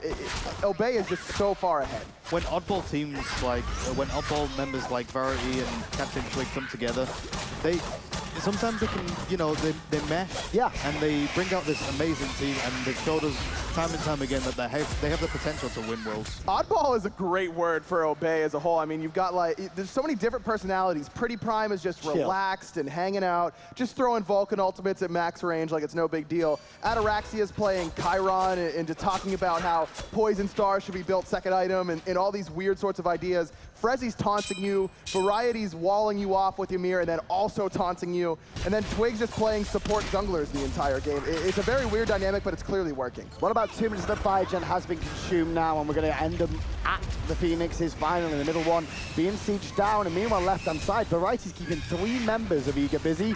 They're going to renege the middle Phoenix here, are Eager, and now allows Obey in a more dominant position. They're not even fighting it. Ataraxia has the tower damage this time, not on that Freya. You don't need to get a bunch of picks in order to siege a tower whenever you have a Jingwei with 5.5 items completed. Handalite going to walk in there, not going to find the pull he was looking for onto the best, all onto DJ Pernicus, waiting for the minions to pour in. His Twig is in mid lane, trying to make sure those minions go. Great double wall coming out there from Devios, hitting onto 2. But Ataraxia gives as good as he gets. The Phoenix is now at half health. And here comes the engagement. Sprint pops Aurora onto Ataraxia, forces the purification. Variety up into the sky. Earthshaker coming down, not going to find a target. But it does force Eager back, and that allows Obey into the base. They will take the Phoenix, as still Twig is cleaning the house on the backside, forcing the cat back, and the ultimate down 2. 2 Phoenixes, and over to the right-hand side, go Obey. So disciplined there from Captain Twig. DJ was 1 HP, lets him go right away, just sticking with the team. Oh, over the wall comes DJ. Ataraxia in a bit of trouble there. The Sanctuary keeps him alive. Zap was nearly trying to clean out space in time, doesn't find a home either. So still, Ataraxia alive, and now the bet. So DJ will fall as well. Just so much body blocking. Look at the damage coming out there from the spicy meatball from Pretty Prime. This right-hand Phoenix not going to stand for much longer. Obey looking absolutely dominant. And they're looking to push in. The minions in middle lane are fire minions now. They want the Titan. They would love kills as well if they could get it. But right now, Obey are looking to put themselves just 1 game away from a final. 1 game away from facing either Energy or Luminosity. Europe could have 2 finalists. And Eager could be going home. Unbelievable start to this series. I think Eager probably expected that maybe their first composition wouldn't work, and then they'll say, okay, let's go to our second composition, everything will be fine. Well, everything is not fine if you're on Eager right now. Obey has all the momentum in the world. Okay, there's something wrong with the Hunters at Worlds, right? So the Hunters at Worlds that pretend to be sick, like Barry did, Ataraxia's doing it now. You just saw him cough on the screen. That's the secret. Zap, start coughing. I'm with it. If Zap starts coughing now, that could just turn it all around. Sneeze or something. Anyway, while the players get themselves ready for the next game, we'll hand it over to the analysts to talk all about how Obey cleaned up game 2. Indeed, they did, Hindu Man. I mean, at the end of that one, it really was just Eager looking for any small opportunity, especially toward the end there, when they took that fight on mid, and they tried. They just did anything that they possibly could to get right back into the game. Guys, Obey's up 2-0. This is the squad that pretty much everyone wrote out in this competition, but yet here they are and they might be going to the finals at the pace they're moving at, Taco. Yeah, I don't think anybody's writing them off anymore, especially not after the performance and what they've been displaying this entire time at Worlds. And it's really just incredible to me because Sun mentioned it earlier. Obey isn't necessarily a team where you're not going to think of any of these players individually as being like top mechanically skilled players or just like dominant forces. But once they come together, their synergy is just what makes them such an incredible threat. And I think that Eager is really struggling trying to deal with this. Yeah, absolutely. You see it time and time again. The start of the game's fine for Team Eager, but as we kind of go into that mid game and we see Variety rotate, and as soon as they become 5 people, it's lights out for Eager. They just cannot handle the 5v5 synergy. That too, and we also have to talk about the Vulcan King himself, Pretty Prime. He had a pretty big game. Opportunities that look like Eager could capitalize and begin to build some momentum. Pretty Prime was there to just shut it down each and every time. You know, again, Vulcan, look at that, a KDA of 8.0. Like, this guy was just shredding the entire game. Yeah, every single ult was pretty much on point. He was constantly picking up a pick or two, even in, like you said, when it looked like an opportune time for Eager to try and, you know, maybe start making a comeback. His ults were just so devastating to Eager, and there's just no way for them to really be able to deal with it. And I think another important aspect of that game for Obey is if you look at their entire draft, they had the best CC in the game, and that being a knock-up. Every single person on the side of Obey could knock up, and I mean, that's just perfect setup for a Vulcan. Yeah, it's very hard to deal with, and when you have someone as good as Pretty Prime who can really kind of predict the movements of the enemies so well, it's almost like he's a scientist. He's in the laboratory, he's working out where they're going to run to, and he throws out these max range ultimates that probably no other player can hit. And this is why he is world-renowned for this character, right? Yeah, it was evident in that game, and another thing that Eager have to deal with. So in game 1, I mean, you know, the bans for Eager were, you know, trying to fill each other out, right? But game 2, bans came down and very focused, right? They got rid of Nike, they got rid of Tyr, they got rid of Poseidon. You're figuring like, okay, that Nike was a big reason why they won that game, and then they shift over to this one here, and it did not matter. One thing that they did not change from game 1 to 2 was Divios on the Terra in solo. I just don't see that playing out the way that they thought it would, and certainly not against Variety with the way that he's playing lights out here. Yeah, I mean, Terra's a pick where it's always been really valued in the side of NA, and I mean, that's just a region that's been so accustomed to if Terra's open, you take it, especially for a team like Eager. They're accustomed to trying to flex pick it, but I agree with you entirely. It's definitely not working against Obey, and I feel almost as though Eager in that second game kind of continued to play against themselves. After they had such poor showing on it in that first game, I would have really liked to see Divio stray away from this sustained solo idea because he's not going to be able to get any sort of pressure, and I think that it's causing Pern to really struggle in this set because it's so difficult as a jungler to try and have any sort of map pressure when your solo laner is just losing the lane the entire time and getting invaded and everything like that, because it's in the back of his mind, that threat and that worry, but he can't really do anything about it. Yeah, exactly. This is the problem with the Terra solo pick. Like you said, it's that pressure. He's getting pushed under his tower, and this is allowing them to kind of collapse onto the DJ Pernicus. And he's not really playing strong junglers to deal with collapse, right? We don't think if we're going to get collapse, let's pick Bastet. That's not a solid pick there.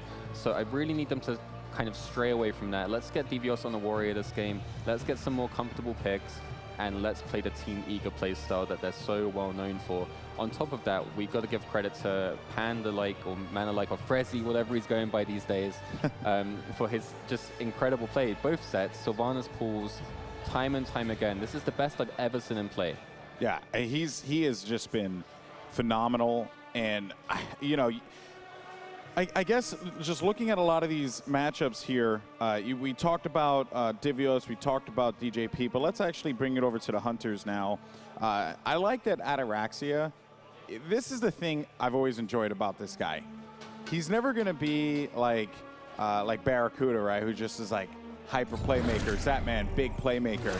He's just going to do the job and get it done. And that is what has made this team so dominant, in my opinion, in this competition. I also think that Ataraxia, especially in these games so far, has really showed up and really, I think, taken that extra step that he's been needing to for so long to really, you know, perform for his team. Of course. He's been playing lights out as a player, and I'm just honestly amazed at like such a different. It looks like a completely different Ataraxia, honestly. It's just the Suntouch God Pool. You get the Freya, you get the Xingwei, and you can go crazy. You can carry your team. But in all seriousness, all jokes aside, he has had awesome positioning. He's hitting every auto attack. And we're into the draft here, and we do see kind of similar bans coming out. We see the Obey with the Zeus ban, Team Eager staying strong with the Nike ban, not letting Captain Swig get that. They do still feel like it was a problem. Yeah, I definitely think that that's still a very smart choice by Eager to go ahead and keep that Nike off the table, because allowing Twig to have such fun with that god was just way too much of a problem. And I think Eager are hopefully going to go ahead and try and pick something more for that early invade composition. Is open. Ra is open. Will they pick it? Oh, hey, Jingwei. I think that that's a very smart choice by Zatman to go ahead and pick up the Jingwei. It's definitely a hunter that he's familiar with. He knows how to play it very well. And I mean, it's taken a shot at Ataraxia as well, taking that out of his god This pool. is a big risk, by the way, just letting that Ra through. I mean, Ra has shown up in this meta and has been very, very dominant. Suntouch, you look concerned. It's just an interesting kind of dynamic how you see this kind of land meta coming out, right? We see in game one, the Ra being prioritized in the banning phase, and then we see it this time getting through. We see Xingwei almost not being picked in the first game, you know, until the later stages. We see the Freya and the Ulla. They could have picked Xingwei, but now we see the priorities shifting, and this is just how these lands go. The dynamic changes every single game. I also think it was incredibly smart by Eager to go ahead and pick up that Erlong, because I feel fairly confident that Obey probably would have opted for that to go ahead and get the setup again from Variety and Captain Twig with the Ratataskor and the Erlong, should they have gotten that god. But considering that Eager took it off the table for them, definitely a smart choice. Yeah, and the Cabrakan pick, very, very intelligent. This is one of the kind of counters to Ra. He doesn't have any way to get over those big Cabrakan walls. And also Ra applies a slow, which Cabrakan is immune to. So you're going to see that Cabrakan hopefully running down the Ra, trapping him in, dropping the weakening curse, and then maybe we'll see a dead chicken. Khepri is a pretty scary pick to see coming out inside of Obey, especially with the way that Panda-like has been playing these past few days. It's honestly pretty interesting, because I feel like Obey are kind of avoiding this idea of the Cabrakan trapping the Ra and everything like that by selecting the Khepri, because should Pretty Prime find himself in an uncomfortable situation, I mean, Khepri and he's right out. Yeah, it's a really good combination as well. You have the healing sustain, and you also have the single target save from the Capriol, which makes it very hard for a team, or even Eager of their caliber, to kind of pick a good target. You need to burst someone down. Yeah, they have Capriol. You need to win the team fight early, or they have sustain. So you have all these factors going into every single team fight. And you can see Obey as well continuing to take shots at Best Godpool. They're going ahead and getting rid of the Scylla. They already got rid of the Zeus early on, and they picked the Ra. So Best is going to have to dive pretty deep into his Godpool for this one. And I don't want to say Anubis, because I really wouldn't want to see Best pull out the Anubis against a comp like what Obey is running right now. But at the same time, I feel like Eager could struggle to a certain extent with trying to make sure that their composition really comes together as a whole, because Obey's been drafting a 5-man team composition. We're just going to run around together and fight you. But Eager's draft hasn't really taken that path yet, and I'm hoping that they go with it now. Yeah, and what you do see Team Eager doing is banning out 2 of the mage hunters, the Soul and the Kronos, but they leave the 3rd one open anyway. So it's kind of interesting that they would choose to even kind of use the bans there, knowing that he'll pick the Freya. Maybe that's something they're comfortable on. Xingwei Freya matchup it's decent for Xingwei. If Freya banishes Xingwei, you can obviously dash out of that banish, which gives you kind of good lane pressure and mobility there. I feel like the Xingwei Freya matchup is a lot more favorable to the Xingwei, just because of the banish and dash out effect, as well as the fact that with Xingwei you can definitely rush lifesteal, which is very good against mage ADCs. So I think it was a smart choice to take away the Soul and the Kronos, because I think Soul and Kronos are actually a lot harder to deal with when you're playing Xingwei. And your worst nightmare, being hovered here. the Anubis coming out the best possibly. And it's locked in. It's locked they in. have a strategy and they want to employ it. Will it be the same kind of strategy, do you think, where they're kind of looping around the back, trying to proxy these waves? I would assume that they would probably try to look for that early invade pressure, considering that Anubis has such great level 1 clearing. I'm not sure that they're going to choose the exact same pathing because of the fact that they've already showed that strat to Obey. Obey might be expecting it and seeing the Anubis pick come out again. So I feel like Obey are probably just going to keep sticking to what they know, and Variety on that tier again, that's a pretty scary draft. Obey have some of their favorite characters. If you had to say their top 2 characters, they've got one of them, and this is very scary for Team Eager. Last time Tier was on the field, it destroyed. Absolutely shredded Eager. This is concerning, guys. This is it. Do or die for Team Eager for North America's first seed. I already know who you got, so I'm not even going to talk to you. Taco, who do you have?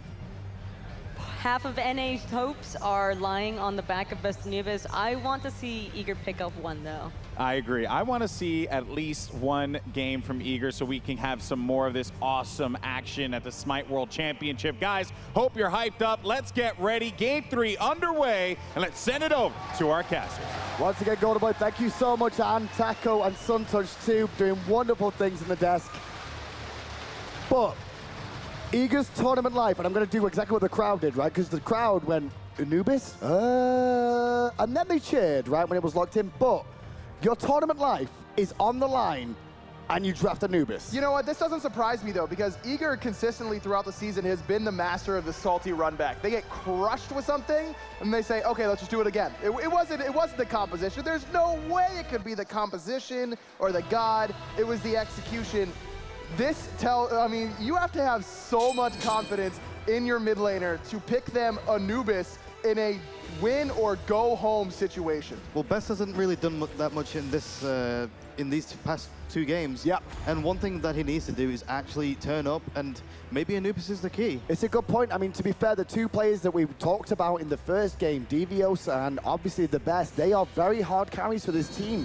They're expected to turn up, and neither of them have actually shown their faces today. I mean, Pretty Prime's been the one that we've been screaming his name. We've had the big ults, but for me, Variety has been the difference maker. His rotations have been so good. That last game, the game is in Obey's favor, and then he makes that rotation with that Ratatosker ultimate, picks off a Roar, Obey gets the Gold Fury, and it was just over after that. Well, we may be seeing the same sort of thing from Eager here, because there's 4 members on the left-hand side of the map once more. There's a Hog available, sorry, Raph, I should say, available for Devios, and meanwhile, you can see the Tier on the side of Variety has picked up a teleport here, and Devios is actually fighting 3 on the right-hand side. As the left-hand side, there's 2 currently trading against the might of Eager. Devios just trying to dissuade them from taking both buffs, but he's not going to be able to do that even with his Wrath. Aurora taking a lot of damage here on this side, but able to heal up thanks to that passive from Watchers. Prime did good work to punish them for that rotation through there, but it won't stop them at all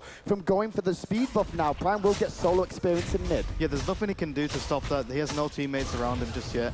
And Prime did really well there. He got the poke onto the Anubis, but he's also getting all 6 creeps in terms of XP. And now with them only getting the speed buff there, Eager have to fall back to their own half of the map. Devios down below, half out, forced to Wrath, and the Wrath saved his life there. The solo laner will only just stay alive for now. Oh man, that was close. Devios, very heads up play to use the Wrath. We've seen that time and time again here. Still better than teleport now. Still better than teleport. He would have died if he had teleport there, let's just be clear.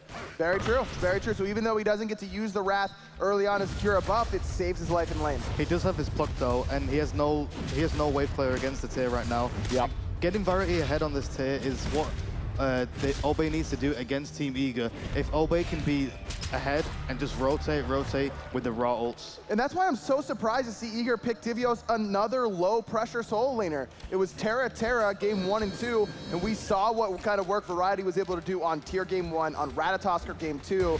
Another low-pressure Guardian for Devios, and like I mentioned, That's how Eager plays. They're stubborn with their picks. They're going to stick to them. And the big key is the fact that Eager like to play around a lot of control on their picks for the most part. They allow Best and Zapman to do most of the heavy lifting in terms of damage, while the other three on this roster, they're all really here to support and allow them to do that. And that's why we see Devios playing this. But right now, I'd like to have seen Devios on something a little bit more aggressive that he could go toe-to-toe with Variety on. I agree with you. That's been the difference maker for me. And as well as Ataraxia has had a very solid series. Not had the flashy plays like Variety or Pretty Prime, but he's kept Zapman under wraps for the most part. A little bit of peeking out by Zap in game one, but talk to me about this matchup, Funball. What do you think about Jingwei versus Freya?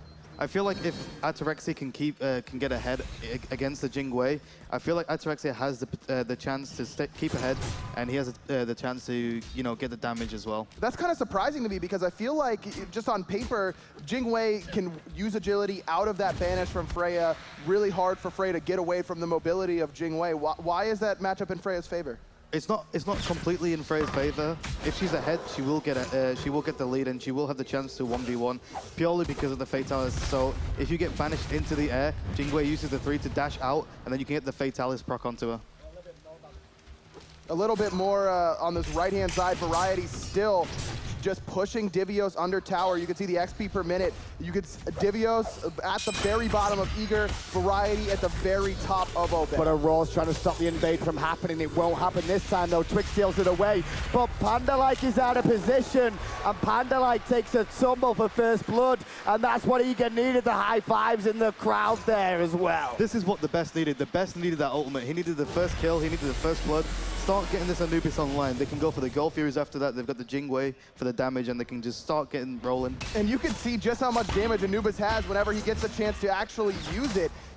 There was the shell used by Pandalike, but it didn't matter. Still in the jungle, sorry, in the Hunter lane, we're gonna get a 1v1 matchup, and Ataraxia gonna return the damage to Zapman as well. Relatively even trade between the two.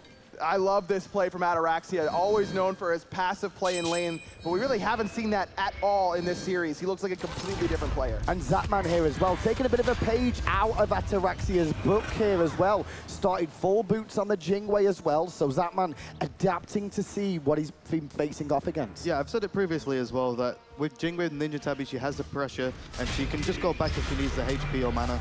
Left-hand Harpy's going to go the way of Eager there as well. They've got a small lead at the moment, around 500 gold.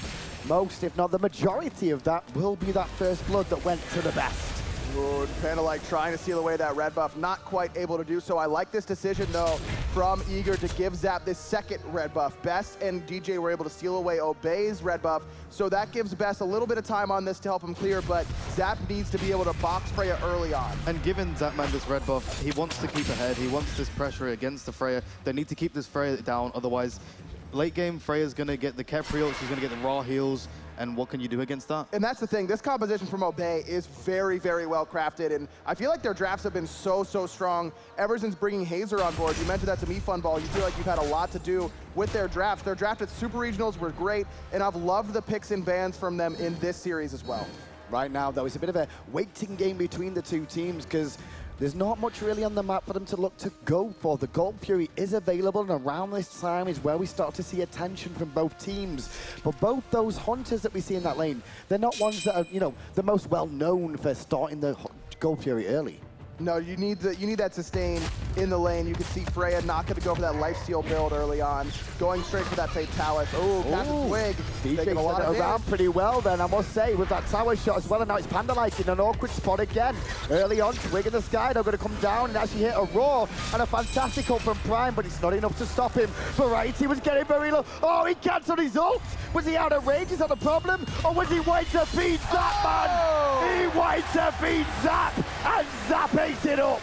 Best needs to be quicker on that ultimate next time. Variety was locked in place for so long, but because of the rotation from Zapman, no harm, no foul, basically. Eager is still able to pick up the solo laner. This is going to allow Zapman to get the pressure in the lane. It's going to allow him to keep ahead of this Freya unless they get the Gold Fury. Unless they get the Gold Fury, yeah. Well, here comes the Best. No ultimate available. A lot of damage available, though, for him. Obey get the Gold Fury, and immediately they turn tail to run. Zapman banished out by Ataraxia. Wants to continue to chase, but Obey, they're already out. Very heads up there from Obey, because they have two Wraths on the side of Eager, and they still, Zap looking for for the kill underneath the tier 2 tower. Can't quite find it, but 2 Rasp inside of Eager, and Obey not scared of it. They know exactly where Divios and Aurora are on the map. They get the free gold. That's a classic EU Gold Fury where something happens in the middle of the map and then they go straight into the Gold Fury. Nobody knows.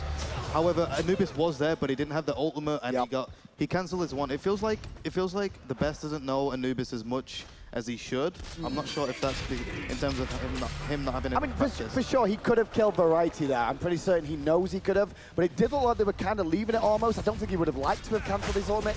It's one of those things that, as a player, I've never been one, so I can tell you, you two might be able to know more. Yeah, I think that he was out of range, Variety, whenever Best canceled that ultimate, but he definitely could have killed him if he would have used the ultimate earlier on. That's the thing, is that Best seems a little gun-shy with that ultimate. We've seen that from him and Pretty Prime at times. They're so conservative. Oh, in the mid lane, they're looking at DJ, but Prime missed his ultimate there, and DJ may be able to walk away thanks to the support of the Best there with a fantastic Mummify, and Aurora just comes around with a turtle to say, guaranteed, he's out. And there's that Mark of the Vanguard coming up big for DJ Perdiccas. Lots of skills used there, but he's able to immune a lot of that damage, or reduce a lot of that damage, rather, thanks to that 800 gold starter item, reducing that damage and giving him some physical protection and health. But this is what you needed if you're an Eager fan right now. You needed this game to get off to a good start. You needed those early kills, especially onto Variety. Get the Best to kill, get Zapman a kill. It's so important. Being two games down is really rough to come back to, and I feel like Eager need this motivation where they got the 2 kills early game. Well, Mummify from Best misses, and now he's in a bit of trouble because he's still alone here. Turns tails, does some damage to avoid the Fearless, but the Fearless was being held by Variety. He'll pick up the Best. Still, the ultimate from Panda-like will allow Captain Twig to escape via the mid lane, even though Zap is still chasing, and Panda is out of mana. He's got nowhere to go right now. Tremble, but Variety over the top. 2-man taunt. Panda-like so low. Zapman looking for the arrows.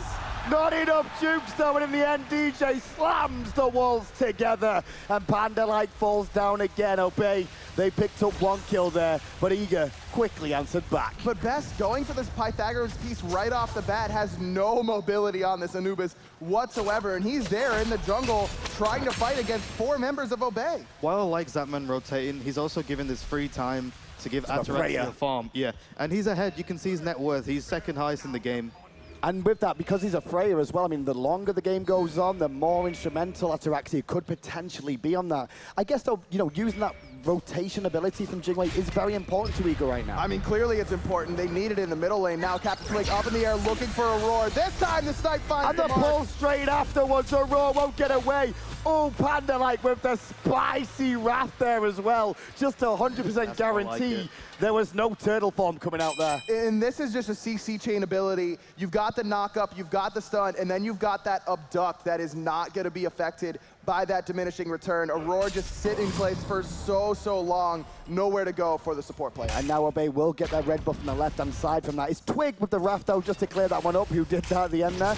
And still, Variety is now drawing DJ's attention to the right-hand side again. But this entire right side of the map for Eager is magical damage. You can see Genji's guard picked up by Variety early on, giving him 80 magical protection. So much. All these skills from DJ Perdiccas, from Divios, from Best, they all just tickled here. Well, the speed buff stolen away, given to Captain Twig again by Obey. The Gold Fury down for another minute before we start to see attention turn back there once more. I like Varita's pickup with the Genji's guard. They have a magical jungler, they have a magical soul laner, and he did no damage. You saw it yourself as well. Just nothing you can do, really. You need Zapman to be there. But like you mentioned, if Zapman's all the way in the solo side, that's just allowing Ataraxia to stay farming up. Ataraxia top level in the game right now, and as well as the fact that Tier, this whole composition from Eager is set up to pin into stun from Best into the Death Gaze, but Tier's passive, he's only going to be CC'd for a second maximum. At the moment you're talking about how high level Freya is right now, but 568. That's the player damage right now. It's a new one. No, 568, you got it wrong.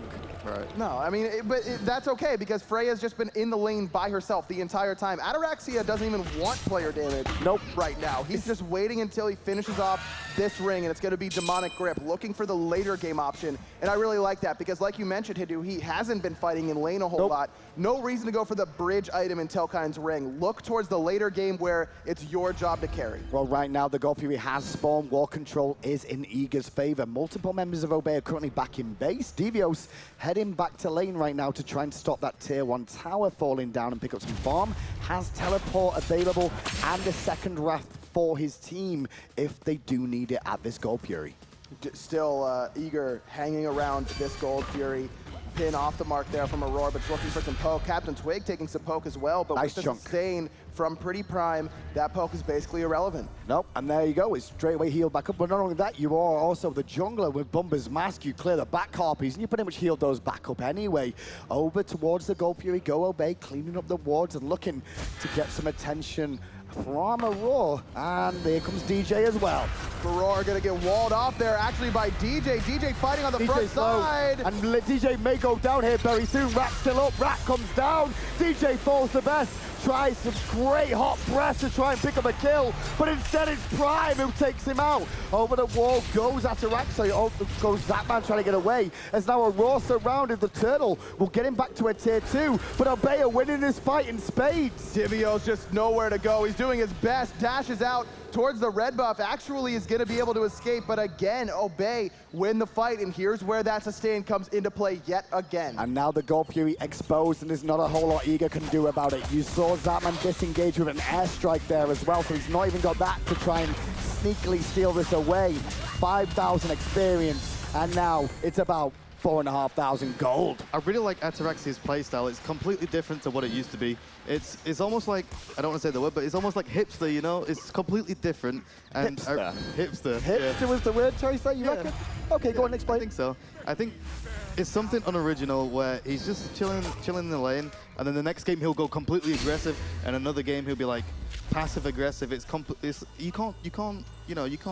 Well, right now, Panda like not going to watch himself, but the Fearless is good. The ultimate from Plant again didn't find a home. Aurora could have been a lot more dead there than expected, but Zap's autos are doing work right now. It's not enough to get a kill, but it's enough to force Obey back and allow Eager to get potentially the speed buff on this right-hand side. This is what Eager needs, something to go their way for once. That time, Pretty Prime a little bit off the mark with that ultimate, and it opens up this invade on the right-hand side. It's good, the wrap is good, the Fearless is better though, but the laser beam will help secure the kill. Twig though answers back onto Aurora, and with a quick escape falls to the back. Zapman holding off 3 on his own there on the side of Obey. 1-for-1 trade, solo for support. Very, very good trade there in Eager's favor. Variety falling means that he's not going to be able to continue this pressure that he's had the majority of the game. If that plug landed, Panda could have been trouble, and Panda's going to give him the good old giggle and shake the booty on the beetle for the time being, as he is fine. Mid lane, the Hunters are still matching pace on where they are on the map. I love the itemization from Ataraxia as well. He's looking for some extra damage right now. He wants it, and he's fighting Zapman. But round the back comes the best of the Roop. It's good. Gonna force a Sanctuary in response, and now Prime's here with a heal. Oh, great plug from Devio, so make sure Zapman stays standing too. Pretty Prime just a little bit off the mark yet again with that snipe, not having the same sort of comfort level with the Ra that he did the Vulcan, but there's the difference between the two characters. Is if you're playing Vulcan and your ults are off the mark, you're not going to be an effective mid laner, but with Ra, you still have those heals, and those have come up very big so far for Abel. Root hits Panda-like, but the heal's better, as is the damage back, thanks to the abduct from Panda-like there. And these team fights have been absolutely crazy in terms of just like how many little intricate details, how many mechanical differences and help towards teammates there have been. That's what you expect in the semifinals of the World Championship. These are the 4 of the best teams on Earth right now, and you can't really complain about Obey being here because they look like absolutely a World Championship contender. They have proved it right now, being 2 up against Eager, and once again in the lead in Game 3. Eager's hopes, they are still in it, however, though, from Baller. They still have a chance here. Yeah, and that's going to be on to Zapman. Zapman's the Jingwei. He's going to carry. I believe he can do this. He has a damage, and he's set up best for the other kills. He's setting up. He's trying to keep best alive as well. And I think Devios is actually doing something this game compared to his Terra games. He has been more involved on this Sobek a little bit more. Still the same sort of role we've seen him in for the most of the year here, Agro, but it is making things happen now. And they needed that. They needed Devios to come up and have a big game, and he hasn't had quite the impact yet, but certainly more so than he has in the first 2 games, as well as Best. Still not having a great game by any stretch, I would say. 1, 2, and 2, not anywhere near where he wants to be in net worth, but he did get that early first kill. And Best still feels like he's not as comfortable on the Anubis. You've seen him still miss a few wraps. I don't know if that's because... Lawbringer and right in the sky, looking at Devios. He's lurking in the waters, extra protections, and with a shell too, he might be able to stay a little bit longer. Great wall from DJ, and this time Best shows he can play Anubis as the hot breath comes through.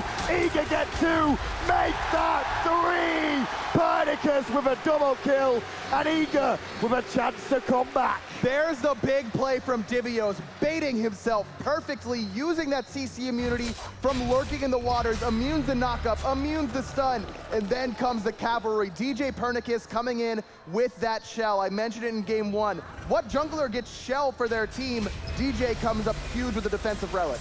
Devios and Best, this is their time to shine. They're finally coming back into the game, and this is what Eager need to win. You can hear the crowd in the background. The Eager boys should be able to hear this and just draw on the energy. This mainly North American crowd is really behind them right now, wanting to take it to another game at least. Gold Fury going to be spawning soon, and that's going to be a big point of contention for the next Gold Fury, because you need this. It's going to be worth more than it was before, the 3rd Gold Fury of the game, so you're going to really need to see who's going to be going for it, because the 2 Wraths on the side of Eager, that I expect them to be hanging around it. Freya has the Pythax online now, and they're still 2k ahead, 1k ahead, and if this Freya can get the damage off and get the Capri ults in the late game, Team Eager is still going to have a bit of a trouble. Well, Obey looking to pull the Gold Fury here. Eager won the last engagement. Bosses at the time. DJ's coming round the back. Let's have a listen to Eager's comms here and see what they're going to do around the Gold Fury. Okay, someone help me with this? I can look for a plug. Look at mid wave. Look at mid wave. Let's get the farm. Let's get the farm. I want to go right, but I don't have TPs. I can't really. Centering this.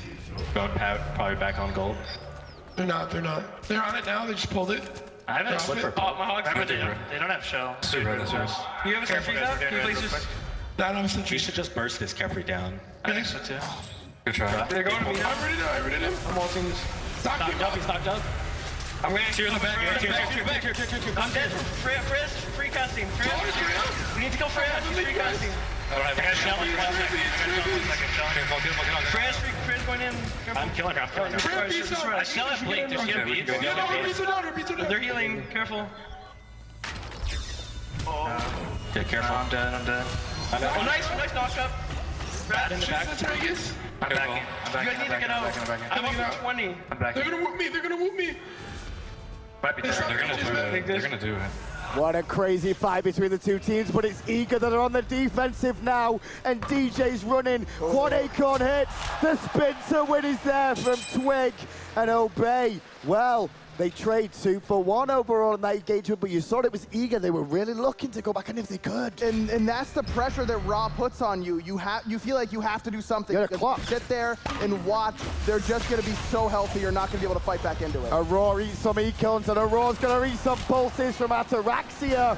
And the damage is good, but Zapman dashing in. Once he sees Raw, though, and the Capri, he changes his mind. Just too much healing right now, and they're so grouped up is Obey. But there's no big AoE ultimate that can really punish them for how well they're grouping. Did you hear Team Eager in the comms as well? They wanted to go for the Capri, but Capri stayed alive for way too long. He was on a little trickle of HP, and he still survived. And was that them trying to get his ultimate off and then kill him afterwards? Was that really what the game plan was, or was it just not enough damage to burst him down? I heard them call after Capri was super low and he ulted. I heard them say, we need to kill Freya, but Freya didn't die. No, 2-0 and 1 right now for Ataraxia, level 19, the highest in the game. And I think the plan there on the Capri was to kill him before he'd get the ultimate off. You could see the full chain CC committed to him, and Beth was on point with the ultimate. It wasn't late that time. It was was hitting almost every single one of his ticks. It was just one tick too short. Well, the jungle right now is all red on this left-hand side as well. The ward control is all in favor of Obey. They're trying to sneak a Gold Fury right now, but Eager are aware. Twig to the sky, gonna look for an option. He's gonna look towards Aurora, doesn't find a home. But Variety came on the back, and the focus is onto Aurora. The snipe doesn't hit, but they didn't need it anyway. Meanwhile, Panda Light's doing a dance with 3 members of Eager, and he's gonna stay alive too. Meanwhile, goodbye Best. We'll see you next week. Captain Twig so low right now, able to escape stage right. Divios finds Panda-like on the backside. DJ Pernicus looking for Variety. Lawbringer over the top, but Zap, he's looking for him still. They're gonna chase the blink. He's good, but the blinking response is better. Variety gets away, but Eager, they've got an opportunity at the Gold Fury here. Only Prime around the area, but they know it's Prime, and he could come up big, so they have to force it to reset. But there's no snipe for Prime. Very conservative call here from Eager, but the teleport for Variety is up, and that's why you see Eager neglecting to go for that Gold Fury. Both solo laners are back at the Gold Fury. I don't think Eager wanted to fight that again. Yep.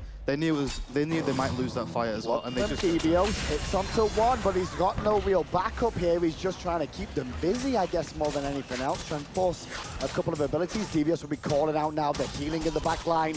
He's trying to keep them busy as they're bursting the Gold Fury. Divios is taking on the world. Sprint pops from Eager, and the attention from Eager is split right now. Divios has used everything, and the Gold Fury's still up, and in comes Variety. His Lawbringer misses too. Divios back to peeling. Bombs away, not really. It's back to the safety of his own tower. Aurora still has Wrath. Ult's down for Pretty Prime this time around. Panda-like misses the abduct. DJ throws out the wall. Shell is popped by Eager. Big crits coming through. Best not able to find the damage zone. Ataraxia still alive after the Sanctuary and takes to the sky. Divios is getting very low on the right-hand side, however. So is Panda-like, and Ataraxia is out of the fight too.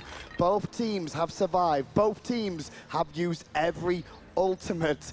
And the Gold Fury, well, that's still alive too, at least for now. Zap, I don't know if he knows this ward is here. He will now as Obey spots it out. Ataraxia comfortable to start it up. Wrath not available quite yet for Captain Twig in the jungle. It's up in the next 7 seconds. And this is the Raw now, isn't it? He's coming into play time and time again, just being able to sustain them back up. Where Eager, they've got to fall back to base one at a time. DJ's back, Divios is back though, on full health. And Divios being looked at straight away, but the amount of peel he's got is great. Aurora, meanwhile, he gets looked at next. Ataraxia is pulsing into him. Ataraxia's in trouble, but he's going to get out of the back until Zapman takes his life. And Zapman's looking for another. Divios will take that. Eager gets 2. Twig stunned in place. Variety sitting up. 3. Zapman able to pick him up. Twig comes crashing down, but he's going to fall as well. Best picks up the jungler. 4 members of Obey are dead. The Gold Fury will surely follow next. What a great fight from Eager. How exactly did that all go down, Fumble? They focused the fight around Zapman. Zapman was the one that actually allowed them to get into every exact thing. And that's what Eager needed to do the past 2 games as well. I think they figured it out now. Zapman is the key to winning this game, and they need to let Best allow to get that extra damage. Exactly. Best splits off from Zapman. Zapman's able to do whatever he wants in the back line, while half of Obey is still looking at Best. Obey needs to identify, like you mentioned, Funball, that Zapman is the one to look at here. He's top of the player damage charts, level 19, 3-0-6. I know that Best is this really appetizing Anubis that seems really easy to kill, but that's who Eager is going to be looking to peel for. Zapman was left alone for the majority of that fight. It was only him and DJ on the front side. And meanwhile, while that fight went on, Ataraxia was one of the first members to die in the fight. Killed a Freya, they said it earlier on. And in this game, just like last, they have to make sure Ataraxia is a non-factor if they can. Right there, Ataraxia used everything on escape, healed back up, came back in, but this time, no relics, no ultimate. And again, Pretty Prime needs to find better targets with these Searing Pains. He has not been as clean as he was in the first 2 games with these ultimates. Obey needs to have him find those big snipes in order to win the team fights early on. Divios not going to find a pluck there. He's throwing those out a lot though, and he doesn't seem to be aiming them exactly perfect. He's just looking for that lucky opportunity, and there's a blink now on DJ. DJ surrounded, the chain is good, the abduct silence, there it is. Beautiful, elegant, and now it's a 4v5. Twig can't quite catch the slippery crocodile. Divio's able to escape from that ultimate from Captain Twig. That was like a masterpiece, that the way they all chained the CC together one after the other to make sure he couldn't even move. DJ Pernicus got picked there. He didn't know the entire team of Obey was there in that position, and now they're going to bait the Fire Giant and look for a fight. Well, I tell you what, you can know where they are right now at the Fire Giant, but Divios gets a good block off, and the block was big. Drive is down. Best gets initiated on by Variety, but he's going to turn tail the moment his healer's gone. Panda Like's out of the fight. Variety back into it, and Variety's going to die here. No, the big time ultimate of Panda Like, but Zapman's not done, I don't think. He was looking for a little bit more. That man doesn't care who he's attacking. He just wants to attack someone. Fire Giant the only one close enough, so that's going to be the call. Let's have a listen in to Ego as they look at the Fire Giant right now.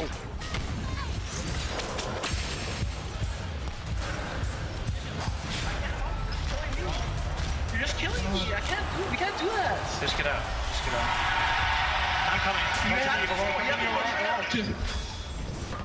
Nice.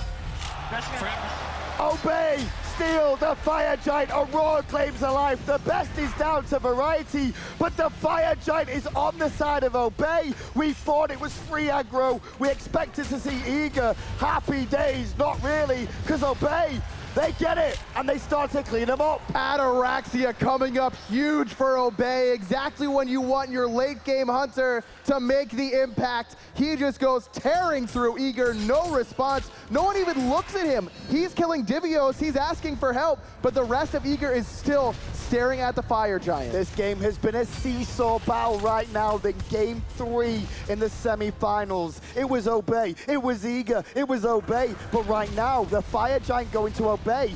Back in control they go once more, but they're not going to try and force it down without Ra as well. But yet again, we see the weakness of Freya. You aren't able to push down the towers. You can do all the damage in the world to the enemy gods, but the towers, difficult for you to siege down. Ra also wasn't there on the right side of the map. They didn't have the healing they wanted to try and pressure that tower. And Ra died early in that fight as well. And he came back, but Captain Twig stole the Fire Gen. He did. And that was a huge play from Best early on in that fight, using the Death Gaze through the wall, but then to use Plague of Locusts, cancel his ultimate, use Plague of Locusts in order to get that knock-up immunity to prevent him from getting Fearless by Variety. So before we went outside the comms as well, we heard Team Eager, they weren't too distraught after they lost the Fire Giant, and I feel like that's what they need to try and get back into this game as well. Very level heads, that's the big key Eager need. They're still in this one. Very surprised to see Best be the one to pick up that red buff at this stage of the game. That man has been the hopes and dreams. But it's Anubis, though. I mean, come on, if you want a damage-dealing mage in the mid lane and in the late game and maybe a full build with a red buff, I think I'd go with Anubis. I mean, but you've got Jingwei for Zapman. He hasn't died quite yet. He's almost got Deathbringer completed as well. He's been the one that's making it all happen for Eager, but they still have that trust in Best. Tier 2 down the left-hand side being looked at by Obey right now, but with a response from Eager, it's all about position and Variety, as you can see, positioned just at the edge, looking for a blink, looking for a Fearless or anything that could put him into a good spot. If you see Ataraxia's build, he's opting for an Urchin or a Spirit Robe or something very similar. He might go for the Spirit Robe. I think that's a good pickup. That's a CC reduction, cooldown as well, and that will give Freya more chance for ults. Also, the damage reduction whenever he does get CC'd, so the Anubis ultimates won't be as damaging after he gets wrapped. Well, DJ was trying to wrap around the jungle there, but walked straight into Captain Twig, who was also sat in the same sort of position here. It does look like Eager feel confident in defending the tier 2. The team fights have gone relatively even between these two teams, and it's generally down to when Eager get the Raw down or Freya. And Obey know that Eager can fight still, so they're going to play safe. They're going to get the goal for it, probably recall, and then go back and look for another tower. I feel like they should just go for the tower after this Skull Fury.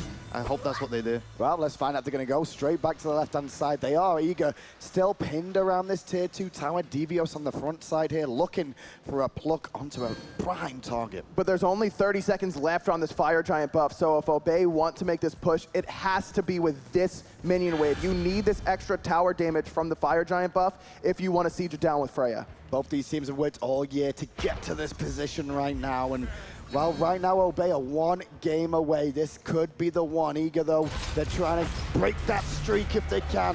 Divios is just sitting patiently on the front, and I love how long he's just holding that pole, because you know he's wanting to do it. And we've, like you mentioned, Hindu, earlier on, he's been using those pools pretty frequently, kind of throwing them out with reckless abandon throughout most of the game, but this time, very important tower defense, he holds it. And that's exactly what Eager or Obey was waiting for. They were trying to get Variety or Panda like plucked into the tower and get Divios to initiate for them. You saw in that position where they were just staring at each other. Yep. And I've done that in, multiple times as well. It's hard to say whether you want to go in or not, because this is Obey's final game. If they win this game, that's it. They go into the finals. And if Eager loses, they're out. Home. Yeah. They'll be going home, and right now, nobody would like that. Obviously, we're hitting that stage now where everyone is approaching full build, and that includes supports as well, which is not something you see too often in competitive play at 30 minutes as well. That also means those respawn timers are going to start to travel up in time. Very, very long. And you can see, like we were talking about Fun Ball, it looks like it could either be a Spirit's Robe or a Mantle of Discord for Freya. Both would work very, very well in this scenario. And it looks like Best is going to be going into a Rod of Asclepius, and I really like that pickup. It's going to amplify his healing from the Pythagoras piece as well as his passive, and then give him some extra movement speed and health, which he desperately needs. Oh, Divios may have got caught out of position there in the jungle a little bit. Going to get pulled into danger, forced to ultimate. Smite from Prime hits home, and Obey. They get a small little window of a win there. It did trade ult for ult, however. Divios' ult being down is more important than the snipe being down because Ra has that, doesn't have any cooldown, but he's really there for the healing. Obey looking to fight. They're going to banish Zatman. Zatman not going to panic though, and just agility away to safety, but Variety straight to him. And Variety's getting beat down because the Best was there too. Variety forced to low, bring it to the back as the boys of Eager, comfortably enough, going to pluck Ataraxia into danger. Ataraxia now surrounded. Twig in the sky, hovering, waiting to the backside he goes, and he cleans up Zatman. Captain Twig and the Rats come up big for Obey. So patient there from Captain Twig, just waiting and waiting until Zapman comes a little bit too close. No relics left for Zap. He had the ult. It didn't matter. Well, we saw a team a minute ago do a Fire Giant, then it go as expected, and I think Obey are recognizing that too. They're grouped up as a 5 again, looking to pick a potential one more member of Eager. The only relic still up on the side of Eager is the Wrath for Aurora. That's why you see Obey not willing to fully commit to that Fire Giant. Additionally, because Captain Twig had to use his Wrath to get away from DJ. I like this call for them going towards the tower rather than to the Fire Giant. Zatman's dead. He was the one that had the damage, stopping them from going for anything. And the Fire Giant... They get the tier 2 though here from Ball, but meanwhile DJ was going to go for the Phoenix, but now it's giving Obey a chance to start the Phoenix up early. The fight is underway, and juggled up and down right now is Aurora, and he's going to fall down to Panda like of all people. Twig going to find 3 with the knock-up. Ataraxia finds Best. Variety still taking up that Phoenix. Zatman's back though, and Zatman has that passive on Jingwei. He can start to try and run them down with his team if he so chooses, but instead plays it safe and just sticks with his team. The Phoenix stays standing for now. The healing from Pretty Prime being the big deterrent there for Zapman. Again, 22,000 player healing for Raw. That is basically all the damage Anubis has done this game absorbed in healing. It's the best way to explain it. The Best has been nullified. Seems good. It is good, surprisingly enough. So Fumble, right now you said do you like the idea of going for a Phoenix here, not the Fire Giant? I would prefer for them to go towards the Fire Giant. Best not up yet, but Variety over the top. Zapman! Oh, the agility away from the snipe. Pretty Prime can't find the mark. And Zap might be able to try again, but he has to airstrike away from the finish. But Variety's one hit from Death here. Looking in the water, it's Divios, he gets 1. Now he's looking for Ataraxia 2. Divios gets 2. Twig is out of the fight, meanwhile, on the right-hand side. And Eager keep their Phoenix alive. The hopes of North America continue to stand. Obey is so patient, all set, and then now, 34 minutes in, they're 1 win away from Worlds, and that patience just leaves them. They are not patient in that engagement. They try and force down that Phoenix push without a lot of relics up, and they pay for it dearly. They should have gone for the Fire Giant. Aurora was dead before that, and the Best was dead before that. They have the raw heals to sustain for the Fire Giant, and they could have easily got it. Well, we asked for Divios to step up this game, and Divios is stepping up right now. The Anubis is starting to bring the damage too. You can see it on the damage chart, just how much the Eager boys are putting into this one. They know they need it as Divios looks one. Then the damage is huge from the grasp, and Panda Mike's going to fall. He's on his own. They will get 1 member. and the crowd erupts as now they turn back towards the Fire Giant. A 50-second respawn timer. Captain Twig does have the Wrath and his ultimate. He's going to go up in the air right now, looking to steal the Fire Giant again. Fire Giant reset though. Devios misses a pluck, and Devios comes down on a roar and disengages again. Meanwhile, the best and Devios are looking at Blind. Oh, the burst is good. And Eager, 21-17. They've only got to deal with Variety now, and now approaching Ataraxia. Eager, wisely, I feel, going back to base. I like this call from Eager. They got so many picks from that. Obey was going in one by one. We've seen this before. I've done this before on my team as well, where we go one by one towards the Fire Giant. Just so much damage coming out of the two Guardians on the right side of the map from Eager. There, DJ and Divios combine to just flatten Pretty Prime in the jungle, and that's exactly what you want to do against a healer comp, because they want to stay around a long time. They want these extended engagements. You just have to bait them into coming in one by one. And the adjustments Eager are making in this game as the Fire Giant gets lower is that we are seeing Prime die in the late game. We are seeing Ataraxia die in the late game, and they are the carries of Obey. They have very similar playstyle tendencies, these two teams. I can't believe Eager's been able to make this comeback. To be down 2-0 and then have a Fire Giant stolen away from you is just, that must be like the most demoralizing place you could ever be in. But they've been able to fight through it, come back, and now this game is by no means over. In fact, it's very much even. But you heard in the comms as well, they weren't too demotivated when they lost the Fire Giant, and I think that's what's keeping them in the game rather than from making them dumb mistakes. Well, this time round's a bit different stories as Tier 2 will be shredded down by the composition of Jingwei versus Freya in tower damage.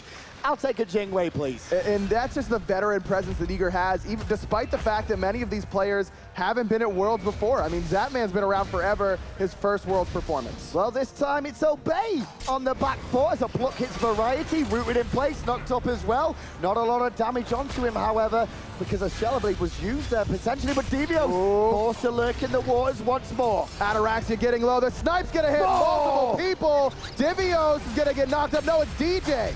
And now DJ's running for his life, as is Devios as well. Ataraxia and Variety will combine for Devios as DJ's on the left head. Aurora's now in trouble too. He's going to try and ban time. Oh, no. I've turned it again. Nowhere Two to go. members of Eager are left with the Fire Giant. The game will continue. Pretty Prime got the 4-man ultimate. That's what changed the team fight. That's what Team Eager just lost from that fight. Pretty Prime, I mean, that's what we were talking about. And he just needed to find better ults, and Obey would be in a better spot. Surprise, surprise, he hits 4. Obey win the team fight. Let's just call out how good that ultimate was for the fact that they were not all grouped together. They were all weaving in a line, and he lined it up perfectly like a game of Frogger, basically, and hit 4 members in a row. The only 2 left standing for Eager are the damage dealers. 20 seconds left on these respawn timers. So a decent amount of time, but probably not enough for Obey to look for the win. No, I don't think so either. The potential with a minion wave coming in, but it's not fire minions at this stage. And like you said, 2 Tier 2 towers stand.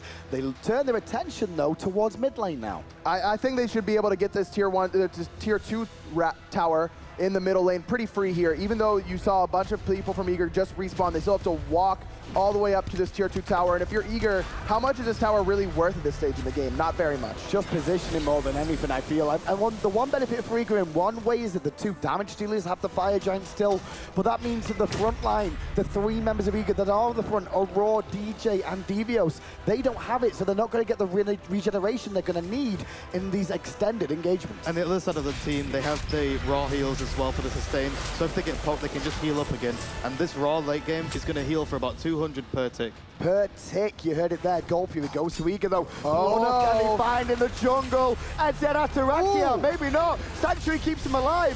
Ult is in the sky. Panda's gonna save him. Zap turns his attention to Panda on the left. Twig in the sky though, and Ataraxia gets cleaned up completely rather by Devios. So much used to try and save Ataraxia's life there. Obey just not ready for the aggression from Eager. Not in the right position. Always looking for the picks. Eager comes up big there. It is a seesaw battle now in Game 3. It really has continued to go back and forward. Nobody could call this one. Nobody right now. Twig gonna try and split push, take the tier 2 in mid, but he may need to come back soon to defend as Eager knock on the Phoenix's door. Divios has a teleport. He's there defending the Eager base. Pull from Panda-like onto Aurora, taking a lot of damage. Panda-like, but Variety... That man was pretty good there from Variety, but meanwhile Panda-like drops down to the laser beam of doom that was the best. And now, Devios rejoins the team with one less member to deal with. Maybe make that 2, as Twig is about to die as well. The Tremors are good, the crowd explodes, and the Phoenix goes down. They're thinking about ending? They're thinking about it. They need this minion wave, but Ataraxia's up in 5 seconds. Divios lurking under the waters underneath the Titan. I don't know if they can really do this right now, but they're going to try and force the issue. Eager have kept their hopes alive. They are still in this game. Best of 5, 1, 2, Obey. They had chances, Eager, they had chances, but at the end of the day, only one of them could take it there, and it was all Eager. So resilient. That's the word that comes to mind when I think about Eager in that game. They lose the Fire Giant. They look like they've got the push. They lose 3 members. They lose their right side Phoenix, but it's always playing patient, and it's that red buff, just doing it, Ataraxia doing that red buff at the wrong time, gets picked off, and that opens the door for Eager to win the game. Fantastic performance from Eager there. You better get yourselves comfortable because this is going to continue, and the analysts, they're going to have to talk to us about this game and the next as well. Is it time to make Eager great again? I don't know, but the pressure is on, and in game 3, they answer back. North America's first seed managed to push a game 4, and I was at the edge of my seat that entire game. Hindu said it best, it was a seesaw the entire time. A roller coaster of emotion, a glass cage, if you will, to quote Anchorman. Guys, this was nuts. Taco, what do you want to talk about? Please, just talk about anything. I mean, for starters, it looks like the salty run back definitely worked out and paid off for Eager. We saw the Anubis the first time around, and there was a lot of questionable moments on it, and then Best brought it out again, which probably made all of NA hold their breath, because I mean, they don't want to see half of NA already go home early on, but this time around, Best did a phenomenal job on the Anubis, securing the kills and dealing the damage when he needed to. To be 2-0 down, and your team asks you, what do you want for the mid lane? And Best to say, give me the Anubis after that game 1 performance is incredible. What courage, what desire to win, and Eager here have a shot again.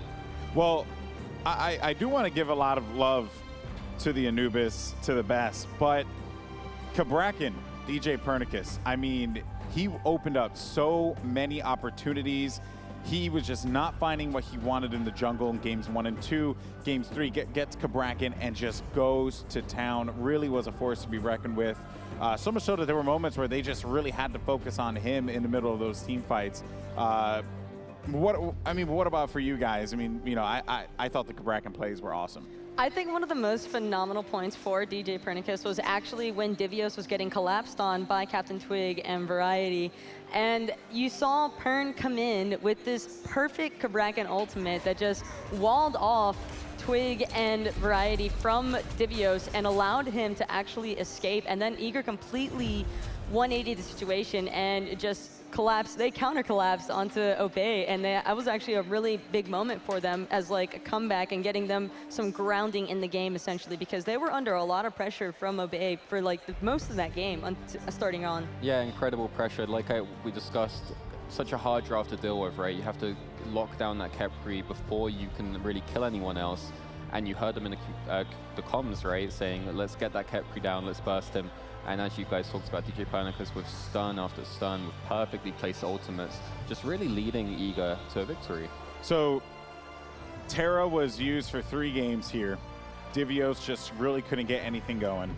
I was looking on Reddit, people were pissed. They're like, why you keep playing the Terra? Stop playing the Terra. We know the value of Terra with that ult. It's just a ridiculousness that it gives that global buff. But switching over to Sobek here, also at the start of the game was a little questionable as well, facing off against Variety's tier. So, with that said, Divios, did he redeem himself, or do you still think there's much work to be done as far as what he could potentially do going into Game 4? Well, the thing about Sobek is I feel like it fares significantly better against a tier than what a Terra would. Although, because it's a Guardian, it's still not going to have as much pressure necessarily as you would want from like a Warrior. I think Divio still did an excellent job displaying that he's not going to easily give up the solo lane fight, and he wasn't giving up his buffs as easily last time. As you know, Sobek actually has more fighting potential, and it was very clear. And I think one of the most important parts about this Sobek was he was not giving Ataraxia any breathing room whatsoever on Freya.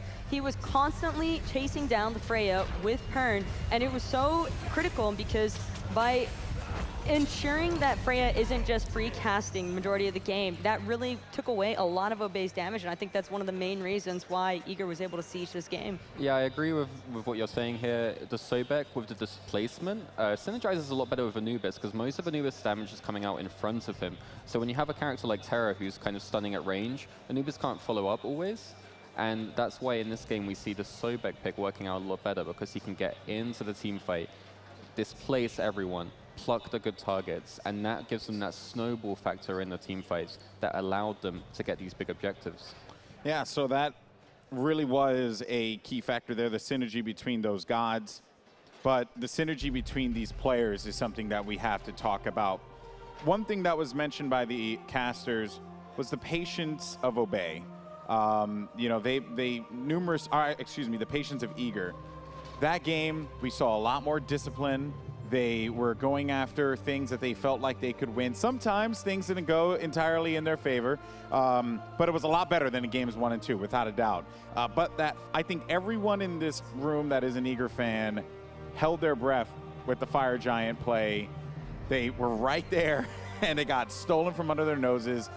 That aggression cost them just a little bit, not enough to lose the game, obviously. What does Eager need to do now as they get ready for Game 4? Do you continue to play that kind of approach here, or do you kind of go back to that NA aggression that this region is known for? I think that Eager definitely need to continue to play with discipline. It was so crucial for them in ensuring that they came out on top during those god fights, because when you're facing a healer composition, especially one with Ra at the core of it, it becomes really difficult to balance out how you're going to continue fighting into that kind of composition, because you're constantly on the back foot. But Eager, one thing they did so well that like I really have to commend them on is they were going in, but they weren't necessarily, you know, trying to full commit, but they have a high burst comp. You could see they didn't even opt for like a weakening curse to try and deal with like any, you know, anti-heal for the Raw healing composition. They just stuck to a plan. They would tease going in and then come out and then immediately go back in with like an all-in burst, and typically onto, you know, Ataraxia or Pretty Prime. And it just worked out so well for them. And like you said, the only time that they really ever gave up on that disciplined play was when they were punished for it at the FG. So if they just continue to play that pensive and passive style, I think it'll actually work out better for them. Yeah, I agree. I think what Eager can be positive about is that they did give Obey a lot of their comfort picks, and they still came out with a victory. So they should be quite confident right now with their draft style. They obviously, they're switching around the picking order right now, so they're going to just kind of stick to the similar bans. We do see the Xing Wei ban out of Obey. They were not enjoying that from the Zap man. No, Zap was doing a lot of work on that Jing Wei, and the crits, I think, were really important as well, because he was helping to secure so much damage early on from those Sobek plucks, and it was just difficult for Obey to really deal with the damage that Jing Wei is outputting once she got to the late game stride of the game. Still committing to that Nike ban too. Really, those are two gods that just devastated them in that first one. But now we see for the first time Zeus coming in here. How devastating could this be if Eager isn't careful? It could definitely be, I think, even a lot more dangerous to deal with than a Vulcan, for instance, because Zeus is another one of those characters similar to Anubis, where he has a lot of early game objective control due to the fact that he does have a lot of burst damage from the get-go. So it can be incredibly risky for Eager should they try to take up any early game fights or even any defensive movements in the jungle. They could find themselves on a very fickle situation. Yeah, and it's almost like Zatman wants to kind of show his talent and trying to pick like a different ADC almost every game. In no particular order, we see like 4th pick earlier, we see 1st pick Xing Wei, now we see how Yi And I do like him on that character. He's very powerful, one of the most mechanically gifted. We've seen some of the most insane bounces in his career, right? Double kills, solo kills, great pressure. And we see the Erlang and Odin picks coming out really early as well for Obey. I feel as though the Odin is a really important pick here because, you know, they obviously wanted to complement with the Zeus and his ultimate. That can be pretty devastating for Eager should they find even 1 or 2 players trapped inside that ring. And so I think it's important here that they opted for the Janus because I feel like Janus actually does a pretty good job at being able to displace the team fights enough to where they can probably safely get away from that. Yeah, absolutely. Janus Portal is really good at helping the team get out of the cage. We were seeing Eager actually ban Odin, so they must have known something about Obey. Maybe they had some kind of homework done about their Odin play. But it's definitely going to be interesting to see how this kind of double warrior pairs up. Will they go for that triple warrior that we saw them run previously a couple of days ago? Or will they opt for like a kind of just normal Guardian? Yeah, and considering that the Erlang and Odin could still definitely be flex picks between support, solo, jungle, I think it's really safe for Eager to go ahead and ban away that tier just in case. Don't let Variety get a comfort pick because while they were able to manage and deal with it last game, still at the same time, you don't want to put yourself at an unnecessary disadvantage. Yeah, and the one thing that's going to be interesting here is what will Ataraxia opt into against this Halhi? Such a powerful character in the laning phase. You definitely need to match up with him, so he can't go anything too late game orientated because he's going to be under a lot of pressure, right? So I could maybe see him playing the Anna, but it's not something we've really seen Ataraxia play in his career. I wouldn't be surprised if I saw him pull out a Soul here. Soul is still on the table. He does prefer the Mage ADCs, or he has been preferring them at least the past like few days here. So I think that I wouldn't be very surprised to see it, and I think that Soul actually does deal with Halhi very well in the sense that her 3 is actually an immunity once she activates it after a certain period of time, which is really important for escaping the slow and stun inside the Hui ultimate. And it's almost as if you predict. It's almost as if you analyzed it there, Taco, because he's hovering over it right now and thinking about whether or not he wants to go. Or do they pick up the Athena? They have 2 picks now, so they can go ahead and get whichever one they want to prioritize first. Yeah, and I think that if they opted for an Athena here, it could be a pretty devastating combatant. But it sounds like we're going to have a Thanatos locked in, and I think that that's a really spicy pickup. Yeah, it's definitely good. It's kind of interesting against the healer of when you like typically want to get them under the threshold to execute them, and healing can be a massive deterrent there. You go up into the air, Guan Yu drops a meditation heal and his normal heal, and then suddenly they're not executable anymore, and you've wasted your ultimate. And as the crowd goes crazy. Yeah, and we see Divios, you know, he's sticking true to this Guardian solo idea. Well, then again, it could still be Divios not playing Xing, but I just kind of expect it to go that way because the matchup's a bit more favorable, whether he's against Odin or Erlang. And overall, though, I really like the draft coming out from Eager. Yeah, Eager's looking pretty good here, but of course, you just can't count out Obey by any stretch of the imagination. This is going to be an intense matchup, so you got Eager going into this, forcing Game 5 for the I want to go to a 5th game, definitely. You want to go to? I do as well. I think I want to see a 5th game at this point. Eager have a well-rounded, strong draft. They just need to execute it, and they definitely can win. All right, well, it all comes down to execution, folks. Who will come out on top? Will we see a Game 5 from Team Eager and Obey, or will Obey shut it out right here and punch their ticket to tomorrow's Grand Finals? It's time to get hyped, folks, as we send it over to our casters. Thanks one more time, Golden Boy. Now I need to just show one more thing. Do you guys in the audience want a Game 5? You want a Game 5, Funballer? Definitely. I want a Game 5, that's for sure. What about you, Aggro? I got nothing to do. I don't care what you're going to say. Tell me about the draft, though. Tell me about the draft. No, Funball, you tell them. You guys are friends, I guess. What do you think about the draft, Funball? Are you happy with it? I'm pretty happy with it. I like the dishwasher ultimate in solo lane. I think it's going to do work, and I really like the Xing 10, honestly. Okay, well, we'll see. The Xing 10 is going to be in the solo lane for DVOs here. Variety is playing the Thanatos. Hold on a second. China, is that you?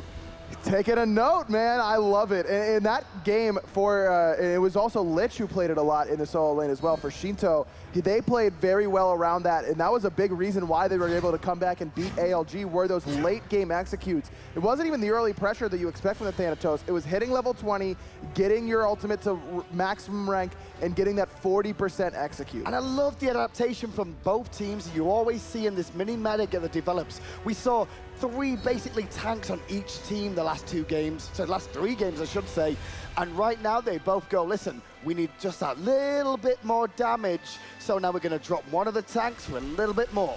One thing we haven't mentioned is that Ataraxia's been this Premier Soul. He was the one that played it last year when it got released, and it's always been in his god pool, and I really like the matchup into Hou-Yi. Well, Zapman here is pushing forward on his own right now with his team behind him, looking to steal away the red buff one more time, or Eager. This time, though, Obey are looking to fight this. Is on the right-hand side one more time. We got an invasion there, too. The red buff falls down.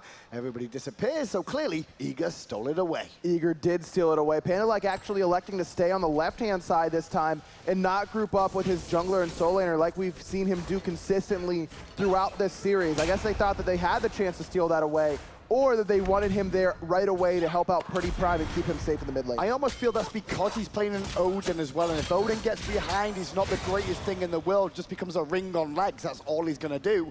Whereas you would like him to be able to get those bird bombs going a little bit earlier if he can go with a bit more of a standing start. And the earlier he can get this cage going, the better, because like you heard on the death, Thanatos against the healer, it doesn't really work out sometimes because you feel like you're able to get the execute and then they burst heal, but you can't heal inside that Odin cage. So Captain Twig went the boots, which gives him more HP, and it gives him extra gold.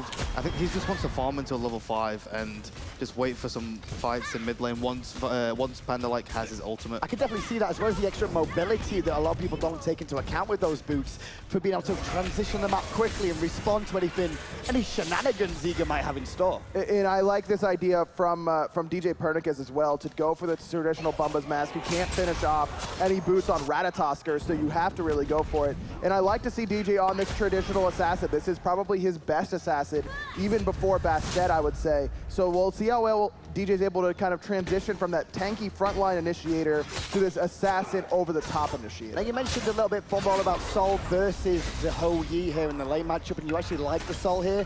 What's the benefit of being Sol against Hou-Yi? So if Hou-Yi looks for an ultimate, the Sol can just use the 3 and get out, and he can just the Sol can also heal with the 1, and the stellar burst damage, when he gets poked onto Zapman, he has to retreat.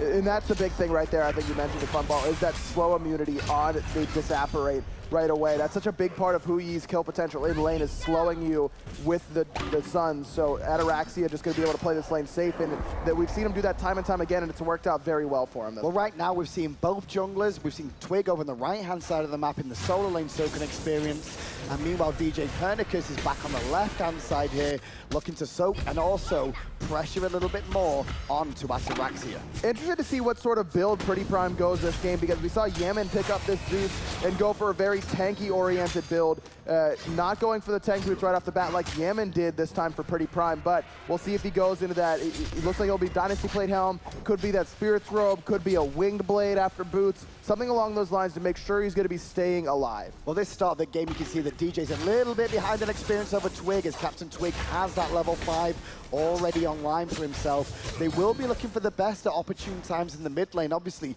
the pin from Erlang Shen is a cripple, so they can stop him getting away. But right-hand side, Variety, he'll get to the sky just in time. Very low, no blue stone through space, and time coming as well there from Best to make sure that anything else that happens is going to go in Eager's favor. And that was classic Raw too, though. Being in the solo lane, looking to pressure, not being expected to be there.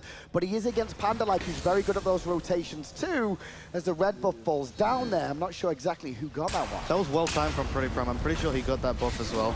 Ataraxia knew that Hou-Yi was going to rotate into there, and that was well executed by Prime. And he picks it up, also make sure the back harpies are still safe as well, so making sure he controls his own jungle again. And it's been the same tale every game here, Aggro, that start of the game, Eager steal buffs, but they don't manage to get the return steal the next respawn. And that tells me that Obey is very prepared. Ataraxia low on this left-hand side, Zapman a little bit off the mark. with the Ricochet. And looking at the relic pickup here for Pandalite, going for Blink, no shell for your support like you usually see, especially against ultimates like Ratatosk, where he's looking to be the engage onto a Roar. That's going to be the focus, I imagine, with that Blink cage. And if Guan Yu gets behind as well, he's not going to be as useful as any other character. He's a warrior at the end of the day. Yep. He has 2 forms of CC, 1 slow and a stun. And when you go back all the way to, the launch tournament, that combo you can see there right now, Zeus and Odin, was old school as old school got. That combination of the ring followed by the Zeus ultimate on top, they are the perfect pair to play together. And when you're against a Guan Yu whose horse can't escape the playpen, it's a free kill. They also have to be careful of the Janus portals though as well, because if the cages are still closer to the wall, the Janus can just ult and then they can all get out of the cage. Definitely true indeed. Keep an eye on how the best performs on that. But left-hand side, there's a train, and the train is met Ataraxia. He's doing his best to live. The Supernova did nothing for him. He jukes the portal though, but he can't juke the unstable Vortex. And instead, First Blood, the way of Iga. And I love the timing. Nothing up on the right-hand side for Obey to steal away. Ataraxia has to keep in mind that they have the Giannis. They have the ability to dropship the entire team on top of him that quickly. It was very similar to what we saw LG do. Xenotronics was doing the same sort of thing at the start of one of their games. And now Iga following suit here, trying to pressure his Pandalike. Did manage to steal at least one of those balls away. Just Pandalike doing stuff. I mean, he just runs up to Zapman, uses his entire kit, but it doesn't matter. Map presence was there, and you could see the ward coverage for Obey is in their favor, but it doesn't matter whenever you have that quick global ultimate. I think they're just waiting for Zeus as well to get online. Once he gets his full boost, they're ready to go in. I'm assuming that he would go for the winged one to try and stay alive in the fights, as they have a Devios with the Jing-10. And we have seen a few Zeuses so far this time and go for a very defensive build just to keep themselves alive on the back lines here. And once again, Prime at the moment, we'll see if he goes for the reinforced Greaves, which we've seen a couple of times out of them. And last time we saw Best on this Giannis, we were talking about how he didn't have quite enough damage to be effective in the earlier stages of the game, but this time Eager has that traditional assassin in the jungle, so they don't need as much burst out of the mid lane. Ratatosk are one of the most damaging gods in the early game. I'm curious to see if DJ Pernicus will go for the double starter, as he used to get it, and that he was the one that brought out that build where he would go Bombers, Death Toll into the Bluestone. Well, right now, the goal queue is started up by Obey here. Obviously, they're going to be respectful of space and time by it early, right in the sky. Looking to burst this one down. Obey will get it, but still DJ is waiting around his Panda. Drops a great ring, and DJ could be in a bit of trouble there if he's not careful. He's going to retreat, but Zapman is doing work once more, and Captain Twig's in trouble still, but standing tall. Everybody's still alive, and Obey on the chase. Beautiful ultimate there. Variety on the backside. He teleported in. He's up in the air, hovering. Death, 5 best. And he gets through the pole to safety. So close there by Best. Had to use that purification. Love the play from Variety, though, teleporting into the ward that Eager didn't know was there, but they just couldn't get anyone quite low enough to find that execute, and you got to give shout-outs to Ataraxia there, peeling for Captain Twig with his ult. Well, right now you can see Devio still looking for aggression onto Variety, knowing that ultimate's down this time round, and Eager looking to aggress in the jungle. I really feel Variety could have just stayed on that side of the wall and waited, but instead using the ultimate meant Best got away. Yeah, and I think they heard the Variety ultimate, and they knew, and they backed off, and that was a well-timed beads from Best. And Variety still is very squishy. He hasn't gone for any defense yet. Still that assassin sort of health pool and protection. So I'd like to see DJ Pernicus on this right-hand side. No purification as well for Variety. So you could see it coming crashing down from DJ Pernicus directly into the whirlwind of Rage and Steel. Variety wouldn't have anything to do about it. Well, first blood to Eager, first Gold Fury to Obey. At 8 minutes in, you can see it's relatively even, ever so slightly. Favor of Obey is the Best. Eats a bird bomb, and maybe Panda-like will get some return. Oh!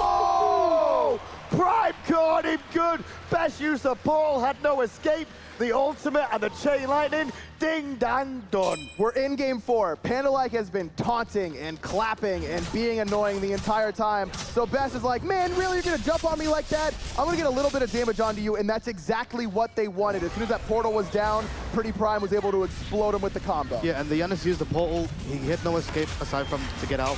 Ricochet from Zapman hits Twig, but Twig still picks up the red, but here comes a cavalry charge, stunning 2. The Suns are good as well. Ring is down down from Pandalite, but it's not enough to save his teammate, Captain Twig. DJ's in the sky right now as the portal drops Panda through it, but Panda's still up, and Panda's still alive. Oh, the dash gets blocked by Ataraxia as well. Pandalike's out, thanks to the blink. He's gonna go down now, I think, here, as that man will leap onto him and pick him up. Pretty Prime's next, slowed by DJ Pernicus. Portal in from Best, through space in time. 4 down for Obey. And it's a 5-1 lead for Riga now. They head to the enemy jungle, but sadly there's just nothing for them to look to extend this lead more. And that team fight was all because of Zapman. He got the ultimate and then he got the kill on Twig. Twig didn't get his ultimate off. It didn't give him back HP as well. And then on top of that one, obviously the ring for Panda, like, bought him a second, but it wasn't long enough for them to all escape there. Obey in tatters after the last team fight. In most mages, when you get a pick on them, it's going to take them a long time to get back from base, but Best is playing Giannis. He had that through space in time, used those portals to get into the team fight, and is able to pick up that final kill onto Pretty Prime. And this is exactly what Iga needed near the start of the game as well, especially after losing the Gold Fury 2, to find one good team fight where they were the ones being aggressed onto, especially after the Best just died as well. And Pretty Prime has looked very, very comfortable on this Zeus. That time, you kind of have to gamble in situations like that. You have to assume that your team is going to do well in the team fight because you have to be close enough to do the damage. That time, you were a little bit too close, and Pretty Prime was able to be cleaned up, but I've loved his positioning as a whole so far. Well, Variety's had to see Aurora in this lane quite a few times so far in just 10 minutes and deal with this for the most part, basically using these death sives to heal himself up when he can, not necessarily just for damage. But again, we haven't seen DJ at all on this right-hand side, and the CC chain potential for Divios' ultimate is so strong. If Variety's able to get to level 12 and pick up a purification, if that's what he's going to look for, it would really help his chances of staying alive in team fight. I think he's focusing more on the left side of the lane, trying to get Zapman ahead. They knew that Zapman was a key last game, and I think he's looking for this game as well. Right now, Zap's looking fantastic. I mean, you saw him push into the tower. He does the jungle loop, which is standard for a hunter. Check around, see if there's any buffs up. Not necessarily to take, but just to give information to his team. And I love the build coming out from Captain Twig as well. There's attack speed oriented build, as well as giving him some extra HP to allow him to be that frontline initiator that Obey really needs. They don't have that at the Guardian role at all outside of the blink from Pandalike. But he also doesn't have any protections as well, and he has no beats for the DVO's Dishwasher ultimate. So what can he do if once he gets ultimates and takes the unstable vortex into him? That's gonna be the big thing, is how well can he time his ultimate to get that damage reduction and then the big heal afterwards. But with how much HP he has right now, at best, not having completed that Soul Reaver quite yet, Captain Twig's gonna be safe for a little bit. Well, the second Gold Fury has spawned, and Obey goes straight back to it now, starting this one up, trying to burst it down. Time comes through, hits onto Ataraxia, the portal back. The rat is still in the sky though, and the rat comes down into the ring, looking to clean up Pandalike. Zeusel is good for damage, but not enough to stop them, and now he can push on. Pretty Prime, nowhere to go, actually trades himself out, but Divios picks up the double. At least they get one, though. Obey able to pick up Best and the Gold Fury. And the Gold Fury, I guess, is a big key there, Funball. If you're going to go for that sort of play, you expect to have casualties of war. And they got the Gold Fury as well, but I felt like they just left him the Zeus alone, and I feel like Ataraxia and Verity could have gone back in for the kill. Still even in this game at 12.5 minutes in. The top of the scoreboard shows you it's been all eager in terms of kills, but it's all about objectives as well. And that's the power of having Wrath in the jungle. Yes, Divios has one on the solo lane side, but Captain Twig's just going to be there anyways. You need to have Divios there early enough to stop that Wrath coming out, just not there quite quickly enough. Well, DJ's dancing on the left-hand side of the map again, keeping his eye on Ataraxia, and Ataraxia, Zapman's currently having his way with him in this lane overall, and it's actually forcing Pandalike to now come over and help defend this lane as Ataraxia's been forced back to base once more. A little bit of pressure on the left-hand side as well as the right. Aurora hanging out. It's only Best who's sitting alone in the middle lane. Best, both of the deaths for Team Eager thus far, had such a great group stage, such a great super regionals, but we haven't seen quite the same level of play from him thus far in this series. Left Harpies will go the way of Obey, and the red buff spawns at the right sort of time for them now.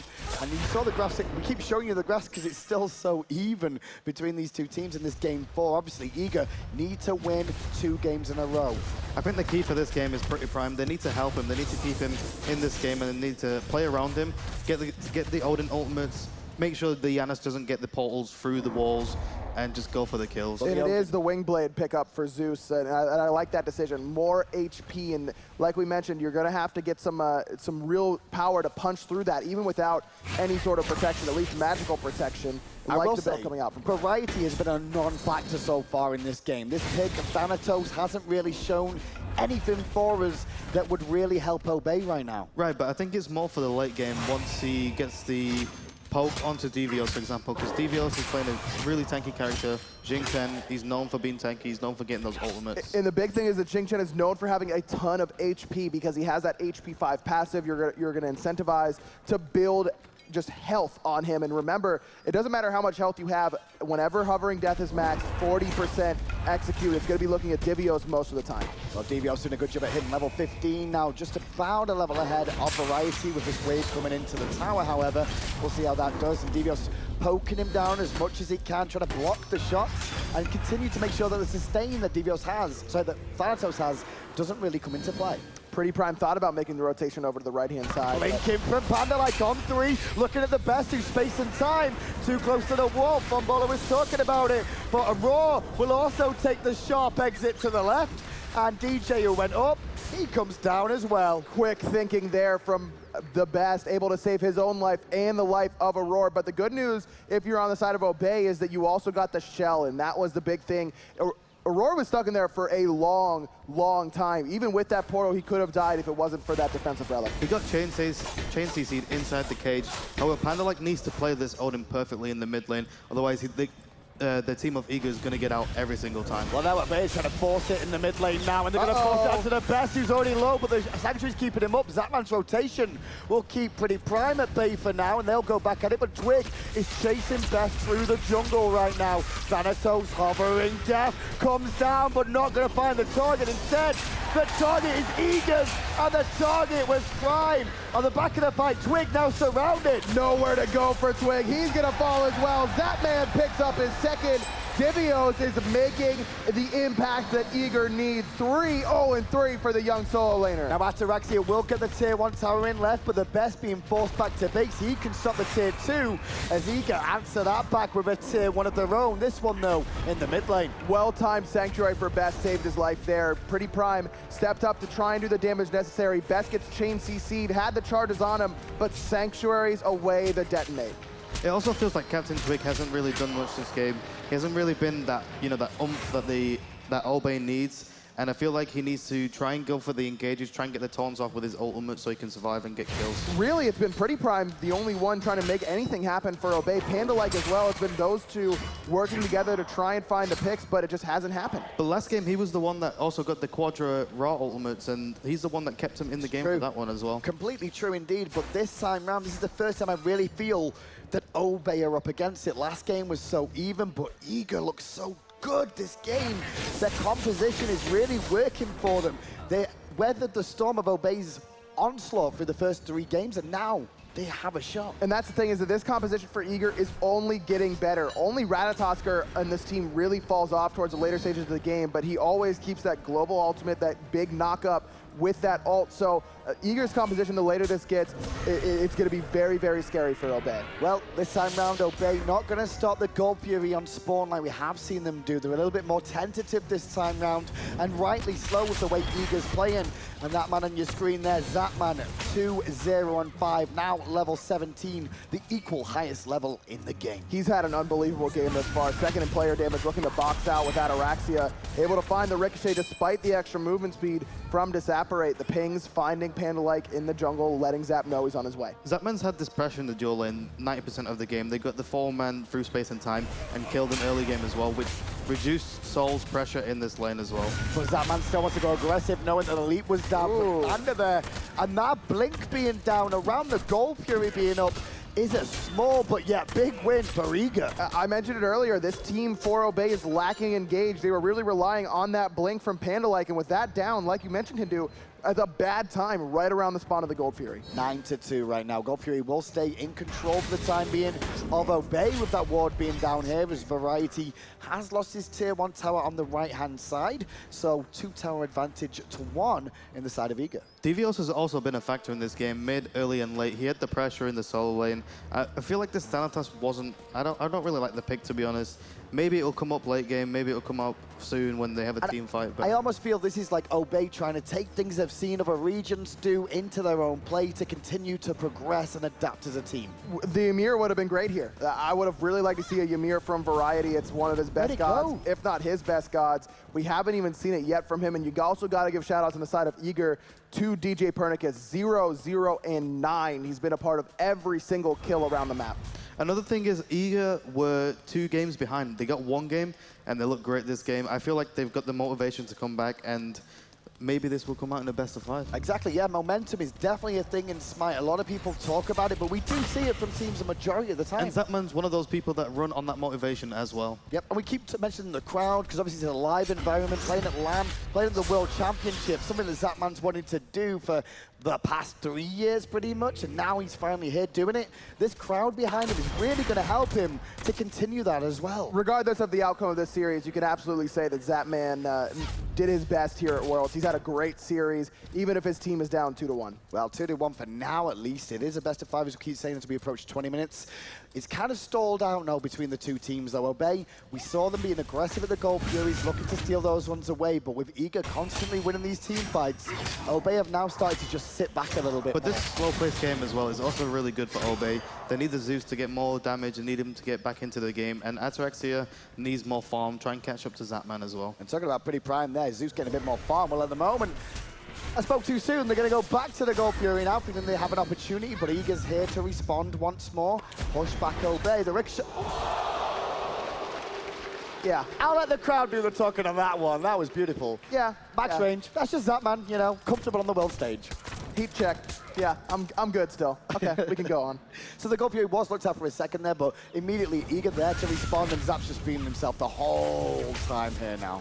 And I'm surprised that Obey didn't try and force that a little bit more, but they didn't know that DJ Pernicus was on the right-hand side on his speed buff, no ward coverage over there. And this is more of the Ataraxia passive playstyle that he's known to play. Yep. Even though he was behind earlier on, I still think this is more of how...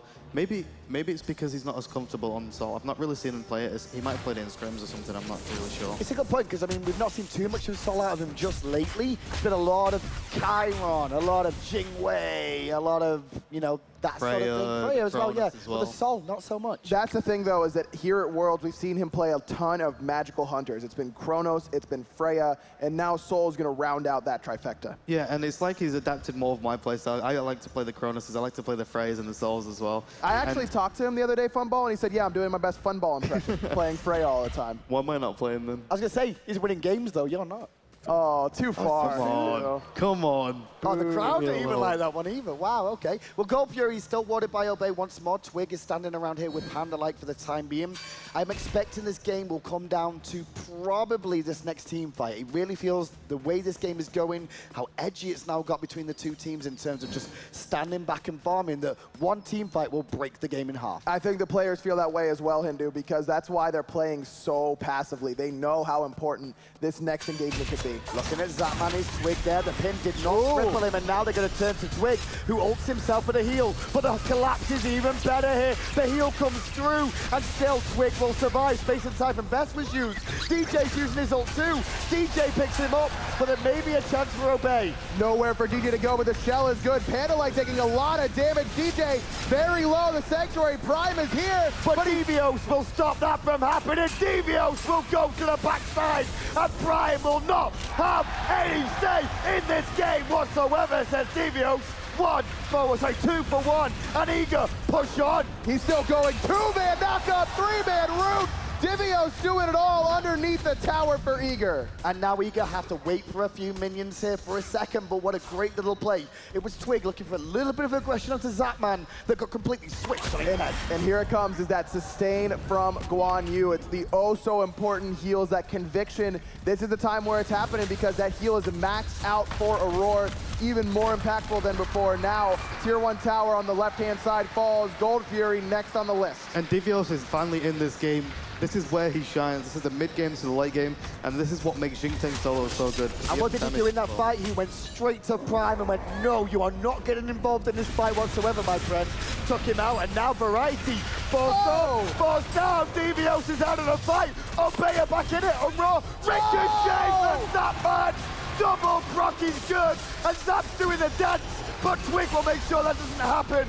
Now trapped in the ring, though, is Aurora. And Ataraxia with the support, Twig he'll hold up. But DJ's here, too. And the Acorns come up big. But now Pretty Prime is here. The Chain Lightning to detonate, not quite enough. The portal from Best gets his jungler out of danger. But the Gold Fury is the real target now. And Obey, they are going to get this for free. The third one of the game going to go their way here, which will keep the game in terms of gold even.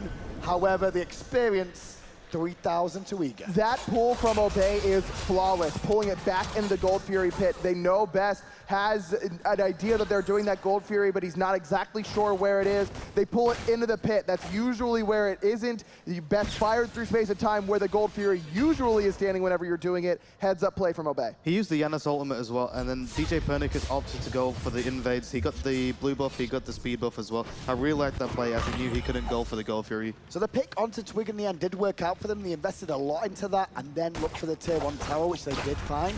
But then after that, you feel like they just hung around too long, and it allowed Obey just to walk back in and go, oh, we can continue fighting now. Let's go, we've got more members. It was this man on your screen, Variety. Divios tried to step up and use that Whirlwind of Rage and Steel, and he's still pretty healthy. I mean, he's got so much HP in that build. He's level 20, got so much HP, but the execute was there. Variety went straight up, straight down, and turned the fight completely on its head. He gave him the full up-down combo, which doesn't happen too often overall with Thanatos, but when it does, it's so pretty to see. Just the execute coming in big there, twice in that team fight. Found it on DJ and then again on Divios. Well, Variety just found 4 members of Eager near the fire giant there. I didn't think he was expecting that many to walk round the corner. But right now they're going round to the right-hand side just to push up this lane a little bit more. Grouping from Eager here. This game is still very, very even. Aurora has a small lead in the support role, but other than that, basically even, 1 level in favor of Best, and he's got 4 items online. Much more damage than Pretty Prime has right now because of that Soul Reaver. You can see the offensive build from Best going for that Soul Reaver, that burst sort of build. One thing I'm kind of scared for is that Captain Twig went for this more of a support build, and they might not have the damage to actually be able to kill someone. Yeah, very true indeed. We're going to have to be careful with that one as well. If they don't have enough damage as time goes on. But Zeus is here with the side of Obey, looking to just shred down the tier 1. Even things up in the solo lane for just a second. We only saw the tail end of that engagement in the middle lane, but Captain Twig was able to get the Sanctuary from Best and force him away. I'll hold that thought. Twig's in a bit of trouble here, going to get thrown back into danger of Zapman, but the Zeus ult is going to force back Eager for a second. The ring is good to allow Twig out of danger as Panda sits and it's still. Zapman, though, is doing work over the wall as DJ will take out Panda-like, and the boys of Eager's reinforcements of Giannis are here. Zapman still running for his life with a Raw chasing him, looking to heal. There's DJ, he finds Pretty Prime, double kill for DJ Pernicus. Ataraxia fighting for his life. He's not going to be able to find it. Variety now on the run, stunned away by DJ and picked up by Zapman. Only Captain Twig left alive. 5 members strong for Eager. And the crowd erupts because they realize right now the fire giant Eager can take this for free. Fantastic engagement from them overall there. It looks a bit weird however it all started off, but in the end, Eager just had the right things at the right time. And one thing what was key as well was Panda-like got hit by the Yanis ultimate. He was a non-factor in that team fight as well, especially when he got the cage. The Yanis ultimate ripped right through the cage, got people out of the cage. And again, the shell coming up huge for Aurora. That Odin-Zeus combination still potent, but a lot of that potency cut down whenever you have that shell relic available. The time for Obey to try and use that combo again is now while that shell is on cooldown. And it's not just the shell as well, it's also the Yanis ultimates, which makes it less potent. And bringing Yanis into this game, I think it was a key factor as well of them, you know, bringing forth the victory. Now, right now, Eager just trying to build a lead in this game. We said how close it has been for a while, but all these towers, the Fire Giant, the last couple of fights going their way, has now allowed them to just stretch a little bit at the door of Obey. 5,000 gold lead now separates the 2 teams. And a lot of that is still waiting to be spent. You can see that Best just back spends about 3,000 gold. DJ about to do exactly the same. 5 members of Fire Giant for Eager, and you can see how strong this healing has been from Aurora as well. These team fights that have gone barely in Eager's way end up heavily in their favor after that healing. 13,000, and that's higher than Zeus right now. Now, generally at this stage of the game, I start to look at compositions in terms of siege potential and disengage potential. Now, definitely, Eager have a siege team with the Guan Yu. The sustain he'll put out, those heals to the whole team, will allow them to stay there longer. However, Obey, on defense, I don't really see a very good defensive option for them. Yeah, they still have the cage as well, and the cage, it's more around the walls at this point of the time because they're going to go for the Phoenixes, they're going to go for the towers as well. So it's really up to Panda to look for a good cage. Try and set up Pretty Prime. Pretty Prime needs to sit back so he doesn't get the dishwasher ultimate into him. And Prime has had 5 deaths this game, more than we've probably seen a little bit more of from him so far. They've really put pressure onto Zeus this entire time. And I think that's where we see the Soul Weaver coming out from him a little bit earlier on, so we can just try and bring some damage to the forefront. And Eager are going to look at the tier 2. Variety also going for a damage-oriented build, not going to be able to have that frontline presence that we're used to seeing out of him. No craziness for Eager though. They get a tier 2, straight back in the jungle, straight to the Gold Fury. No crazy overextensions. I like this call. They're trying to get as much as they can before they start pushing for the siege on the Phoenixes. And they still have time for the Fire Giant as well. I really like this one. Do you reckon they can get one more Phoenix out of this fumble, out of this Fire Giant? They can get a Phoenix still? I still think they can, yeah. I still think they can get one Phoenix and maybe get a few picks. If they get more picks, then they can go for another Phoenix as well. Well, let's find out exactly what Eager choose to do at the moment. The minion wave was pushed up in mid lane quite a way, so they're going to bring that one all the way down one more time. And on the left-hand side and right-hand side, you can see DJ is currently pushing that right one with the Rat. Just over a minute left on this Fire Giant. All relics are up on both sides. All ultimates are up on both sides. This is the defense for Obey. And Devios will lead in the boys of Eager in mid lane. DJ on the right, keeping Thanatos busy, both with semi-global ultimates, so expect to see those assassins swing into action the moment anything happens in this mid lane. But Eager decides they don't want to try and force it down. They don't like that defense potential from Obey, and I think that's mostly down to that Zeus ultimate. If they can use that without even having to use the Odin cage, force the shell out, and then cage in Aurora, that could be the strategy for Obey. Eager's sitting around about 2k gold per person in hand, and I think they want to go back and try and get the gold and try and keep ahead of Obey. When they have more items, easy to kill people, easier to protect themselves. Well, we are at 31 minutes now, so items will become less and less relevant eventually as we approach that 6-item slot being filled by both teams, but Eager have the edge there for the time being. Right, but in 30 minutes, I still think the items are what makes it potent, and the Soul as well, I've not spoken really about it, it's not really been here this game. The Soul, no, I've not really seen much impact from it. I've seen one Stellar Burst, and that's about all we've really seen. But it has the potential to, later on, just one Stellar Burst could be a difference. It only takes one big ultimate, one big Stellar Burst to really turn the team fight. And Ataraxia has had the player damage. It's that 18,000, but Soul does best at poking the enemy team down. And that's exactly what Guan Yu excels at countering. It's been those conviction heals from Aurora, making that damage from Ataraxia less relevant. Well, Obey pushed up into enemy jungle there for a second. Ricochet this time from Zapman won't hit home, but Devio straight towards Prime again. And Prime is being targeted down one more time. The Wearer of Radiant Steel will slow for a second, but it won't stop him. DJ's looking towards Prime again, though, potentially. He's looking for it. He's going to find him. Two-man knockup, actually. Prime drops the ultimate, trying to get all his damage off before he falls, but he's still standing. Oh, not lodging up, though, is the best. They'll clean him up. Round the back comes DJ, but Variety picks up DJ and Raw falls as well. And now Devios is surrounded. Only damage dealers left. And the portal from Best buys him a moment's notice. In fact, he almost killed Variety, forced out the Sanctuary, but Panda the Wrath forward directly into the Wrath from Devios. The Wrath from Devios will keep him alive. Twig gonna chase back in again though. The pin is good, and Devios is still in trouble. Zap's trying to support one more time with the best. No and Devios is still alive until Variety turns up and hits him in the back of the head. Only Best and Zapman still alive. Zap went for the Ricochet to stop the back there for Panda, but again, that fight looks so good. Devios does his job. He gets both relics out. Best. You need to see that coming just in time. Little bit preemptive from Obey there. They could have found it, but Zapman still knows they may still be here. So again, it's Divios doing his job in that team fight, getting both relics out from Pretty Prime, but through space and time was fired off so early that the rest of the team couldn't catch up to DJ as he continued the chase. Zapman showed so much experience with Hou-Yi then. He uses the mark of the crow and just aims it through the wall to check if anyone's hanging around the corner. And there was people stood there waiting. Space and time hits, but the Fire Giant is going to go to Obey, and Obey are back in this.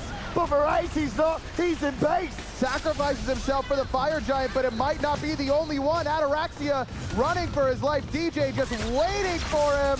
And he's going to fall down too. The crowd erupts as Ataraxia falls 20-9.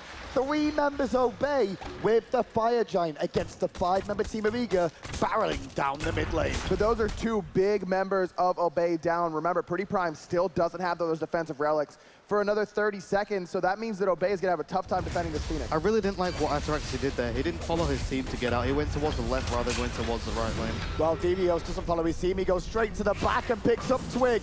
Twig straight into a portal as the Zeus ultimate raves. It's not enough to stop Eager from getting the Phoenix, but it will help keep his boys alive. The rest of Eager got what they came for. It's time to get out of danger. Middle Phoenix falls. Eager up 20-9 in kills, but it's Obey with 3 members around that Fire Giant. They'll strip the jungle, the Gold Fury due to spawn again, and take into account they lost the Fire Giant there, but being able to get a Phoenix gives them a big power play now for when waiting for the Fire Giant to fall down. The Fire Minions pouring down mid lane now will slow down Obey trying to advance and answer back. And they're going to get the Gold Fury, that's what they're waiting for. They're trying to get as much gold as possible, start getting those potions as well. Potion of physical might, you know, good. And oh, for sure, they really add up as well as time goes on in the game. But not only does it give them the gold, it denies the gold from Obey. And that's the big thing. Obey actually doesn't want to let them back. After that Gold Fury being completed, remember, they still have 3 members with Fire Giant, but it isn't Ataraxia and it isn't Variety. 2 of the big damage dealers thus far for Obey. 2 members of Eager here to defend the tier 2 for now. Obey march on a little bit for a second. Watch best on the left-hand side on that Giannis. You can see he's got space and time primed if he needs it. One big ultimate from him and he could win the whole game straight away. Just like any mage could. Taking a lot of poke right now. Still has that Radiance to heal himself up. Panda looking for the cage on the front side. Forced to jump away. Good poke though by Pretty Prime is going to dissuade Eager from stepping up. Obey is still trying to force it in the mid lane right now as the ring is good. The Zeus ult is good. But once again, Divios is there, as is DJ Pernicus. Variety takes out Aurora. Variety with a double kill for the portal. Great portal there from Best. DJ's going to pick up Panda as well. Twig stuck there. Double knock up Variety. It comes to help. But now he may be dead as well. Best able to pick him up. And it's only Captain Twig left. He's running for his life. His Pooch by his side. But meanwhile, down to mid lane goes Eager. They could potentially end here. They could. They've got the Fire Wave behind them, but it's a ways behind them, though. The respawn timers from Obey, extremely long, 27 seconds. They're going to try and until Captain Twig gets the help. Do you reckon this is a throw fun? I don't know, we'll see. Captain Twig, his 3rd year at the World Championships. One of the only European player to do that. Has to keep Eager at bay. And actually, Eager seeing his face there was just enough for him to go, actually, let's not. Have you seen the way he stares at the camera? He probably just came around the corner with that look on his face, and he was like, whoa, dude, all right, chill. It's good for now. Yeah. Well, the Fire Giant will be the next big objective point for both these 2 teams now. 1.5 minutes till it's respawn. The boys of Eager win a team fight when they're on the defensive for all intents and purposes against 3 members with the Fire Giant, and they win a big fight. But again, it's Ataraxia just gets exploded early on. Look at the deaths and where they are for Obey. Panda only has 3. Captain Twig only has 3. But Variety, Pretty Prime, and Ataraxia, 5, 7, 6, respectively. These carries are not getting the protection they need. When Obey are team fighting, the Zeus and the Solo together, that's like me and Lobster staying together where I'm trying to peel to him. I think you should just absolutely leave him alone because he's going to get... Yeah, the Rat's going for the Zeus and Best is looking for that ultimate to get other people in. I feel like they should just completely leave him alone, let Ataraxia do his own thing. I completely agree with you. The focus has been on the Zeus, and at this point in the game, the focus really should be on the Soul, so if Eager don't recognize that, they could be in trouble. Here we go again. The ring is down. Divios is out of it for now, but they're looking at Divios on the left-hand side. Executed! Good. Variety with 1. Prime still needs help, though, once again, and he's getting it this time round. The boys of Obey pick up one as Pandalite forces Eager back on the right. DJ takes Captain Twig and a merry adventure to the left. Fire Giant due to respawn in about 15 seconds. There it is, the damage onto Divios. The Soul Reaver proc coming up huge there. We only got one tick of Zeus Ult for Pretty Prime, but it was enough to get Divios into that execute range. This is more like it. They need to focus Divios. They have the damage to kill him. Just get that execute onto him as well. And that's exactly what happened. The moment that Divios dies, Prime is staying alive, and that's what they need to have happen. Now it's Obey's chance around the Fire Giant, looking to defend it as Eager come in. Let's listen to Eager as they look to defend the Fire Giant. Wait time. They're gonna get it. They're gonna get it. They got it all. They're going on DJ. I'm okay. Maybe. They're chasing him. We need help him. We got it. They got it. Now. I'm up in 6 seconds with TP. They're chasing you guys. They're like right behind. I'm probably dead. They're like behind. Well, I'm up now. I hit just a lot, but I'm probably dead. I'm up now. I'm TP. I shelled you. Saul's in the back. Saul's in the back. Can you guys just live? Just live. I'm here. I'm here now. We need to just live. Obey get the Fire Giant, and you heard the comms there. They knew they got it. The Meditate used by Aurora, as now the siege begins for Obey this time. DJ just not in the right position there. You can hear, like you said, Hindu, they have it. They have the Fire Giant, but DJ sticks around, gets picked off. The good news is Ataraxia thought he hit the slow and was trying to ult Aurora. Pin on Divios, and Divios is getting bursted pretty heavy there. The Suns from Zapman keeps him up though, and the Rage and Steel is pretty good to do some work, but Variety again. Thanatos takes him, but Thanatos falls down to the might of the Titan. Right-hand Phoenix falls, though, to Ataraxia and the rest of Obey. Variety able to pick him up. Oh, it was a bait! Aurora walked right into them! Time, and Aurora is still alive. The Chain Lightning bounced to the best two, and that's going to force him back as well. But the bait wasn't good enough to find a kill just there. And this is what happens when Zeus is still alive. He's got the damage. They baited him. They tried to kill him. Unfortunately, they didn't. But I think Variety, he's bringing this game back into it. Well, Obey was split there on what they wanted to do quite clearly. You saw the tanks go to mid. The damage dealers were like, no, we want to go back to base. And that seems to be the call this time, man. I've got to give credit where he's due to Variety, though. He has actually come up really big this game in terms of he did nothing in the early game. I think it's every single game. I agree, but like on the Thanatos, we were calling him out for like, this has done nothing. And then when the team fights hit, he was the only one keeping Obey still in this. Yeah, man, late game Thanatos. That's what we're expecting to see. You feed in the early game on Thanatos, and then you carry in the late game. But that's exactly what we've seen so far at SWC. These 40% health executes coming up huge. And like I mentioned earlier on, it's been Divios the target every single time. Well, every game just seems to get longer and longer between these two teams. We mentioned on paper they are so close in stylistic choices, in players who are the carries, who are the supports of these two teams. And right now, it is still anyone's game with how this one has gone as well. You can see how many power pots are being picked up on each side. Obey has a bunch for all their damage dealers. In fact, an elixir of power, the 3K pot for Variety, going to the damage option instead of the defense one.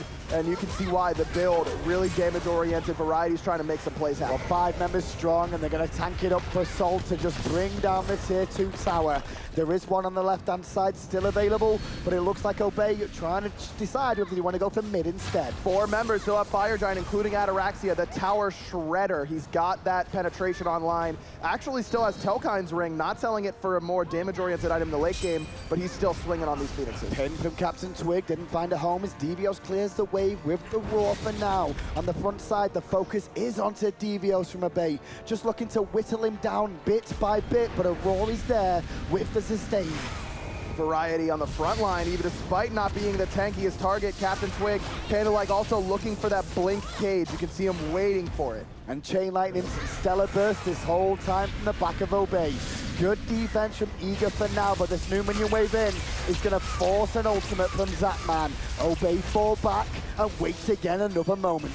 DJ on the right-hand side. Fire Giant only on for another 20 seconds. Eager's done a good job of waiting this out. Aurora's done waiting, though. He's going in on Variety. And the ring was premature from Panda like there. He didn't really find a home. Divios, though, he's on the front line alone, and he may take a bit more punishment than he wanted. The Meditate will buy him a moment as the heavens wave. Taunted back in. Divios, though, throws Captain Twig deeper. The through space and time not there, but DJ Pernicus picks up Variety on the backside. And now Twig is going to be in trouble, too. Eager get that one as well.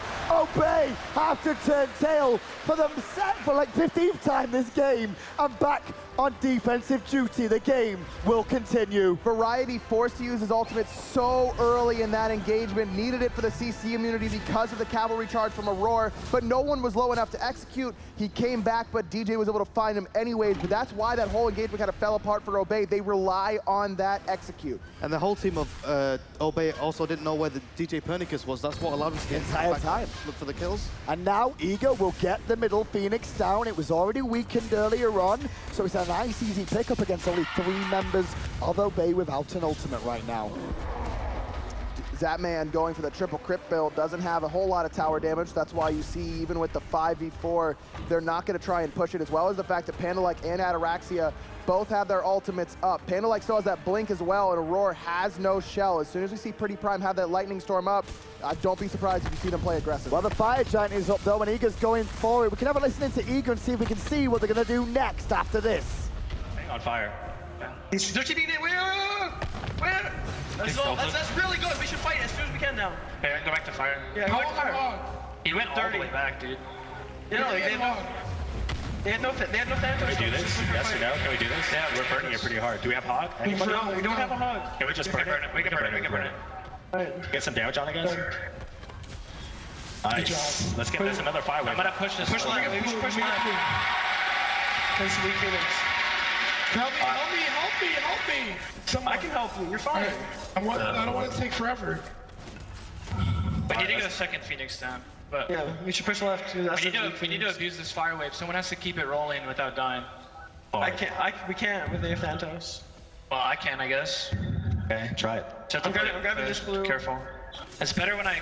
Well, listen to Eager there, and you heard exactly what they're going to do, trying to use this extra fire minion wave in the mid lane, and then look to the right. Thanatos ultimate is still down, but not for too long, and Variety, when he gets that back, that's what Eager is scared of. We'll see how well Obey can defend. We've seen Eager do it time and time again in this set. Now it's Obey's turn to try and defend yet again in this game. And Variety's going to hang in mid lane, trying to make sure that they can't push up too much and maybe even meet DJ Pernicus.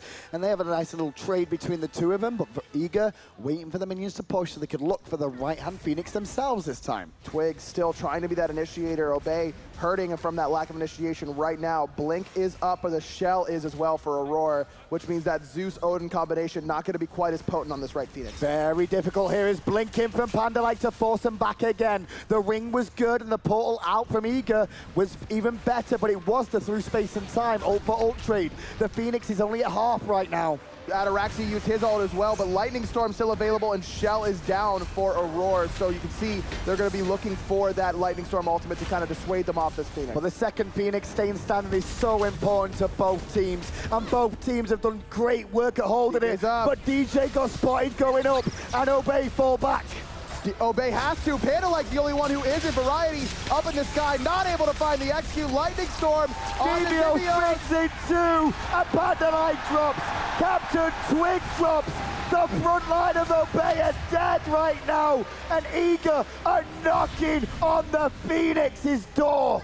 Pretty Prime still alive though. Divio's very low. Ataraxia playing pretty aggressive, stepping up there to try and defend the Phoenix. He cannot do so. Right side Phoenix falls in favor of Eager. And straight to the mid lane goes Eager. They're trying to decide whether they can end or do they go for the third Phoenix as well. Still 45 seconds left until the front line for Obey respawns. Base that goes off. Eager, we're 2-0 down. Eager are North America's one of the only hopes they've got left. And they are still in this one right now.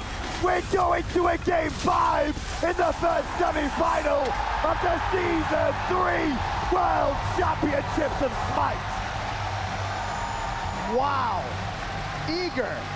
What a battle between these two teams. So evenly matched. Obey looked so dominant through the first 2 games. And then in game 3, looks like they'd be able to pull it out again. But Eager holds strong on defense. Obey cannot break the base. Yeah, Zapman's coming in strong there. Keeping the defense. He had to step up big, Fumballer, and what stage to do it. Fantastic work from him. And right now, well, boys and girls, we got a shootout because it's now a best of 1 for all intensive purposes. We'll head over to the analysts so they can break down just how crazy that game 4 was. Thank you so much, guys. Wow. Everyone, just go to the bathroom, okay? Just go to the bathroom. Take a poop if you need to, because it's going to be a long one, folks. Oh, welcome back, everyone, to the analyst desk here. Okay, so let's just reel it back in. Draft phase looked impressive on both sides. You had the Zeus Odin pick for Obey, but then you had Huyi for Zapman, so that was a big one.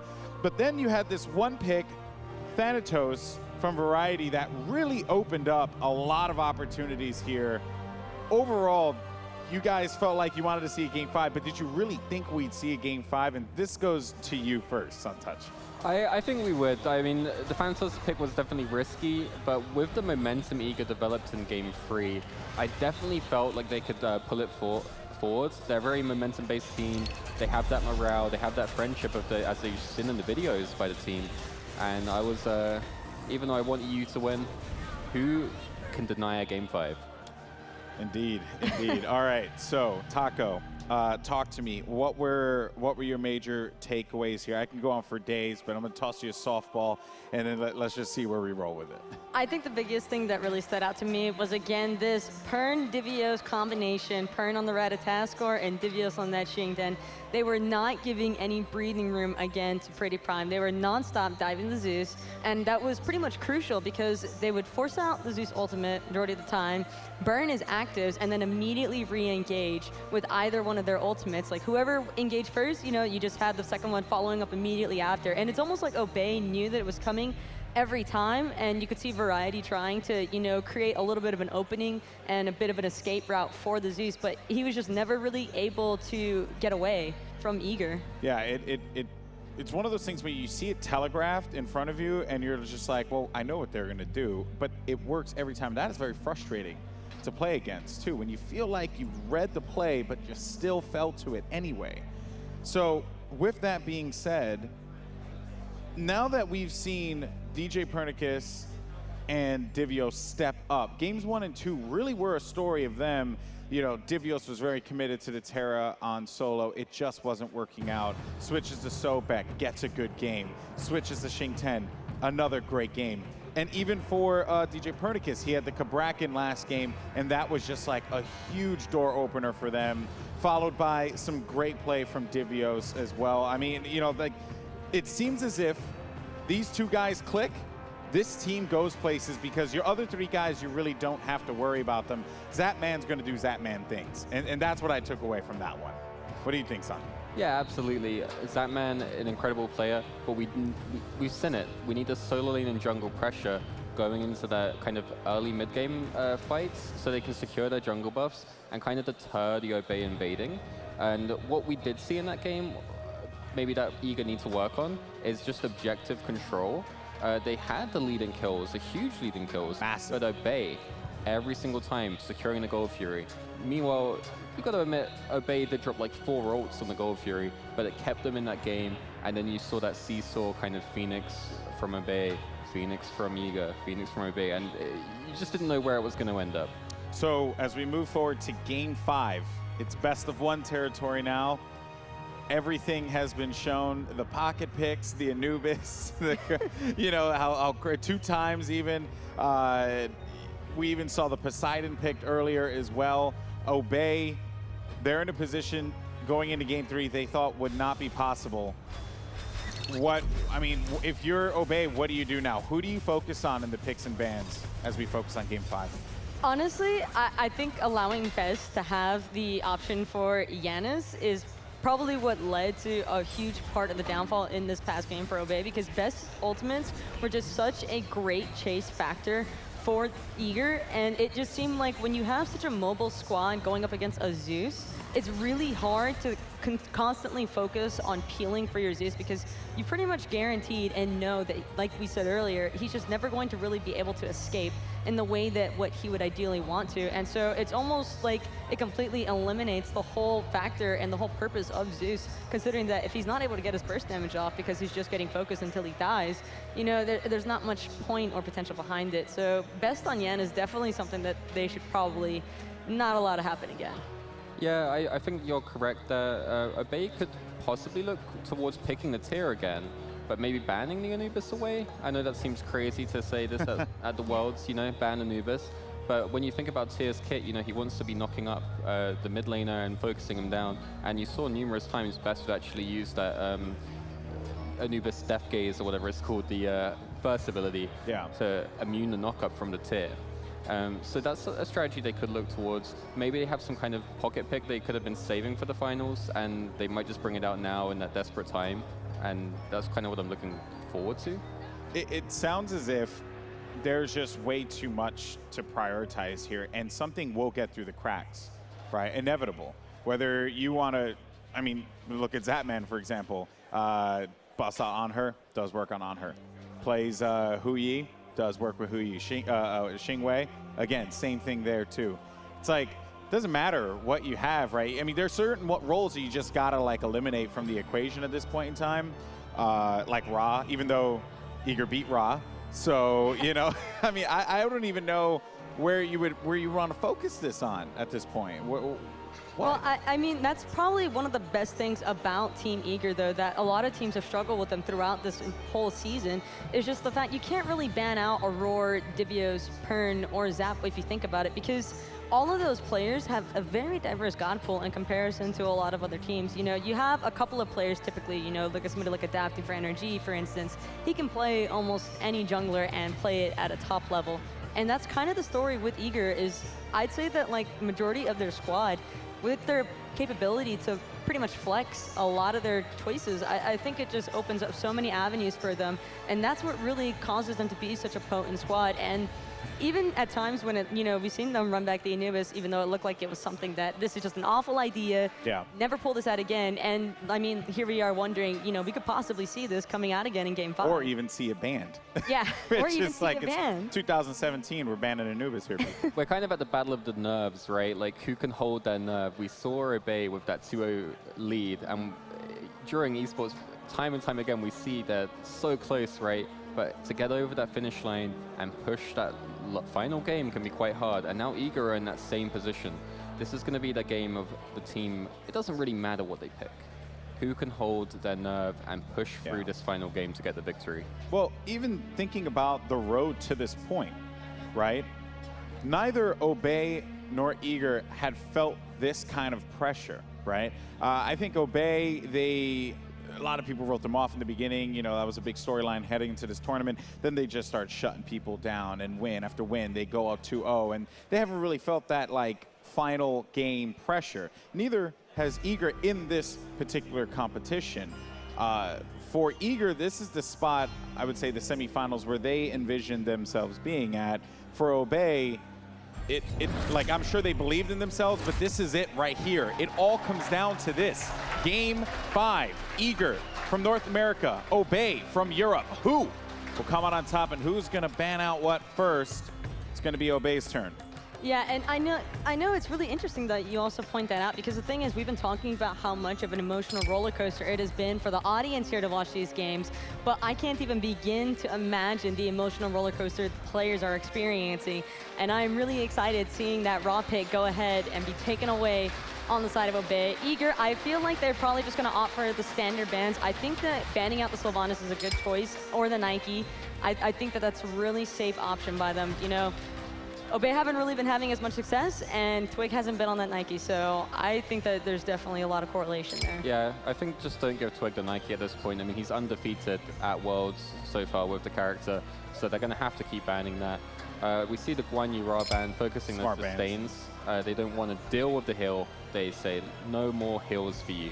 But that does leave open, well, I was going to say it would leave open Sylvanas, but they banned it. Nah, Eager have stayed true. I mean, these are the bans they've been rolling with, the first two that they've chosen the past couple of games, and they've been finding success in these games since.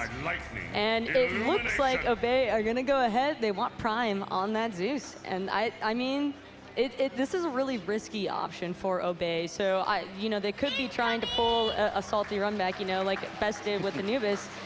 I mean, Prime on Zeus is still pretty dangerous, and you can see Eager right away looking for that Ratatask, or DJ has been having phenomenal games on this Yeah, I'm quite surprised not to see a Terra pick here. This is something that we've seen throughout Super Regionals and the Worlds, this highly contested Terra pick. You normally see it first or second pick, and here we see it's just completely open, no team picking it. But instead they prioritized the same first pick they went for with the Zeus, and we're going to have to see if Team Eagle kind of run the same style of strategy with the Janus, perhaps, so they can get on top of the Zeus, maybe that Xingten to kind of keep on top of him and make his life a living hell. He was not able to cast last game because Devios was just on top of him, just mowing down. Interesting fact about that last game too. Terra, who's been a priority throughout this entire competition, was neither picked nor banned. So that kind of just shows you where things are right now with these two teams. I think what it's outplaying each other. It shows is Obey won't pick Terra, right? So they're giving away some information for the finals if they do make it. So whoever's there, right? They're saying we don't really like picking Terra. Yeah. And Team Eagle also is saying they don't like picking Terra. Clearly. I mean, they like picking Anubis. Anubis over Terra. This is how. Please, ranked players, don't try this at home. Oh, I'm excited for when we get home. This is going to be a really fun time. But best, again, I mean, we've seen him have success on this Anubis. We've also seen it not have a whole lot of success. But, I mean, the same thing could be said about the Zeus. I think really smart of Eager to go ahead and take away the Tyr and the Thanatos. Two picks that we've seen Variety really comfortable on. They already have Ratatasker selected, which was another pick that we've seen Variety display very well. So he's going to have to dive a little bit deeper. We haven't seen any Amir gameplay out of him yet, and that's definitely a god that, you know, Variety has a whole lot of potential on. So I feel like there's possibility here that he might pull it out. Ymir's definitely a strong pick here. You can put the wall up to block in Anubis, the Rat Dash, the Xingwei Dash. It would definitely be a potent pick. On top of that, you have a character that can kind of frontline for the Zeus, use the freeze to set up the damage, and it's quite a safe pick with the Kepri behind him. It definitely would be an option for Variety. We're going to see the depth of his god pool right here. Yeah, and like you were talking about, the hard CC, not just for the engagements for Zeus, but I feel like that freeze would be really important in getting Prime out of really difficult situations, or that focus that he was experiencing, because that was something he was struggling with. And Eager taking that route away from him, I really think that that was a very smart decision by Eager. Variety is definitely under fire here. Yeah, they know that this guy has been a difference maker in this matchup, and they want to be able to just shut him out completely. Now it's time here, and it looks like they're hovering over the Nox. This would be crazy. If he's going to bring out the solo lane Nox, I think I'm going to lose my mind. I can't put money on him doing it. No, this would be a lot more kind of Variety or Captain Swagax. You might see that Erlang going into the solo lane. But Fenrir, a great character against this comp, can get on top of Anubis, force his hand a little, you know, force his ultimate out, force his grab out. Yeah, definitely. I really like the Chrono selection as well. Ataraxia sticking to the mages, and I feel like Chronos and Solar, both two mages that can actually kind of deal with Jingwei a bit better if you're looking for the mage ADC route, considering that Chronos has the stun. So, as well as the fact that he has the rewind, which helps him in the boxing against the Jingwei, because should that man take up a trade that, you know, he finds himself 50% or less at, Ataraxia could definitely come up big here. And I think this right here just speaks to the confidence if he goes with it that Devios has, and he goes for it. He feels like this is going to give them the victory and take them to the finals. This is it. It all comes down to this. Who do you got, guys? I want to see NA.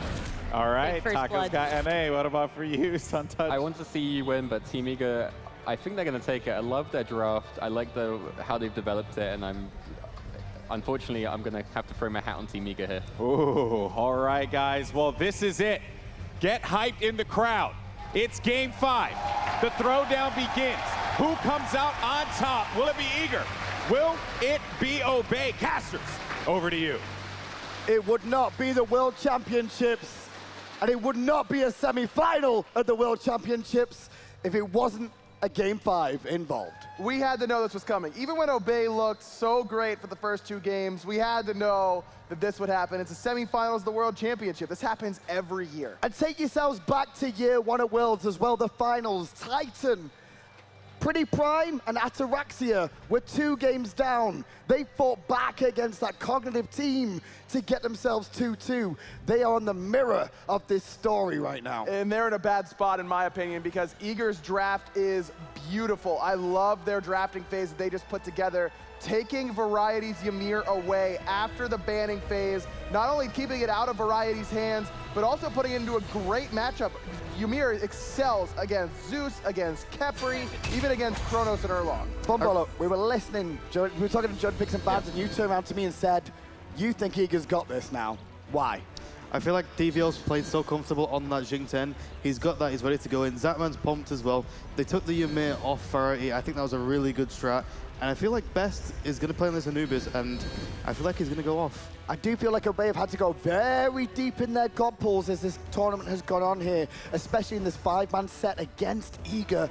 And Eager, meanwhile, they still seem to be sticking to their traditional, what they brought for most of the tournament. And exactly, that's right. Especially DJ Pernicus on this Ratatosker looked so comfortable on it in the last game, so I really like this draft from Eager. I can't say it enough. Well, let's see how things begin this game round, because right now there's 4 members of Eager on the left-hand side once more. Once again, potentially looking to steal away the red buff. Now this time, Twig is actually heading over, while on the right-hand side, you've got the Soul Laner and Panda-like ready to fight Divios on this right side, putting a little bit of pressure onto him, while on the left-hand side, Buff getting leashed back and forth. Captain Twig has the Wrath. That's why you see him over here. Aurora does not. They're just relying on the early damage from Ymir. So right now, look at what Eager does, though. They fall back, and you can see Zatman will get the balls on the left-hand side as the best solos are mid-Harpies. So still, Eager do get some experience there, but it's not as much as Obey just got. And no buffs completed on the right-hand side either. So Variety and Panda-like hanging out over here. 3 members in the middle lane for Eager. You can see on the right-hand side, Panda-like and Variety able to out-clear Divios. They're going to rotate into the right-hand side, as does Eager. I feel like DJ Pernicus picking this right into Zeus again. He did really well, and it made Pretty Prime uncomfortable. What about you, Agro? What do you think about that one? It was the combination of DJ Pernicus and Divios on that Xing Chen. I love the pressure they put onto Pretty Prime. But on the other hand, I really like this Kepri pick for Panda-like for that exact same reason. This time, you're going to have a support that could actually peel for the mid laner. Odin, terrible at peeling. Well, Odin's Kepri, one of the best. Odin's just engage and try and lock down away from your carries, whereas literally, Kepri will allow your carry to just respawn one more time. Well, that's the problem, again, is that there isn't a whole lot of engage for Obey a second time in a row. They're really relying on the long-range poke from Variety, and then Captain Twig being the initiator with Ragnarok. Well, good opportunity there, exploited by Obey. They steal the red buff on the left-hand side of the map and trade their balls back that they lost a little bit earlier on that we saw Zapman take away. Zap gonna get some good poke onto Panda-like, but it's Ataraxia he's looking at, not able to find the auto attacks. Ataraxia just a little bit too fast. But good work from Zapman there, up against 2 of us on the right-hand side. The speed invade from Eagers here. Captain Twig stunned out. He's got the tank boots. Is it gonna be enough to finish him? No, the tank boots coming up huge for Captain Twig in the jungle. He will save his life, but he'll lose his speed buff. And you can see Variety just a little bit too late there with that speed buff to try and get involved, but hang on a second. Looks like Ataraxia and Panda-like return the favor to Zap a little bit there. Zap, that was all Ataraxia. Looks like Panda-like in base, so Ataraxia able to force Zapman back yet again, though he is playing Jingwei, so it's not as impactful. Yeah, don't forget that the Jingwei passive is going to play a crucial part into this Kronos Jingwei matchup. Kronos also has the wave clear as well as Jingwei, so it's up to if they want to box or if they don't want to box. Big key though is whether they're going to do or not. We'll just find out as this one continues here as well. As we hear at the Cobb Energy Center in Atlanta, just so you know, local time, this set started at 1:30 and it is currently just past 5 here in the event. That just shows how long this set has gone on. And that's a lot of pressure on these boys to play at this level for so long. And you can talk about that football, how grueling it is to play Smite at this sort of level, to have that sort of focus and concentration for this long. It's very difficult to stay focused. Yeah, it's really rough playing in the best of 5. You start losing your momentum, and some people don't have the energy to keep going and playing on a top level. And the worst thing is, at the highest level as well, just one small mistake, and you could really lose the game. Without Especially a doubt. in the late games as well. In the late game, if you make a mistake or one mistake, that could change the entire team fight. Exactly. It hasn't been, one team rolling over another back and forth. It's been very long games, at least the last two, and those are always harder to stay focused throughout and then again afterwards. And Polar Bear Mike sitting right next to us here in the booth, and he was talking to me about how he's been in these situations where he tries to come back from these best of fives, and even when you win the next two games, it is so difficult to battle back and win 3 in a row in these. And there's so much pressure on this game 5 as well. Some people can't take it, and other people thrive on that pressure as well. Well, we'll find out who thrives this game, but for sure, I guarantee you, Zapman will be looking to thrive like he has all set long so far.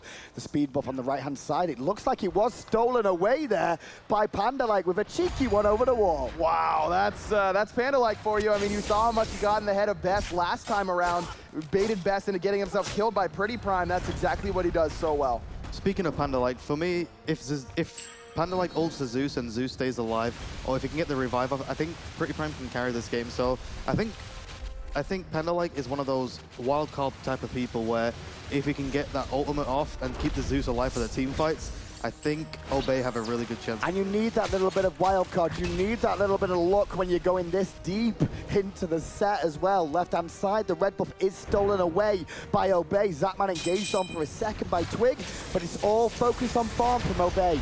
Zapman doesn't want to let it go, but he doesn't really have much of a choice. Panda-like is here. Aurora finds the freeze, but it's the Zeus ultimate coming down on top of Ymir. Best, he's the lighthouse, but doesn't have quite enough damage. Pretty Prime gets a kill there, 2 the way of Obey. And it was 2 free kills, so pretty much 1 ultimate. That's all that was used was Prime's ultimate there. Didn't have to force anything too much. They just set him up and he went, thanks very much.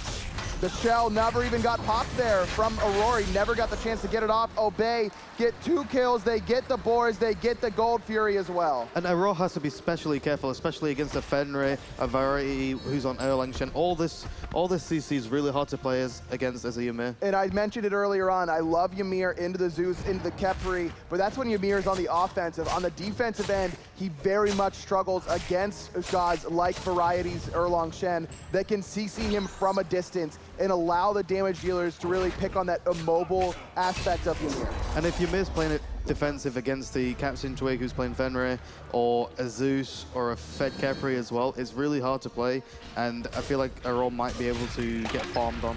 Well, it's around a 1,700 gold lead early on for Obey now with the invades that have happened and that Gold Fury too.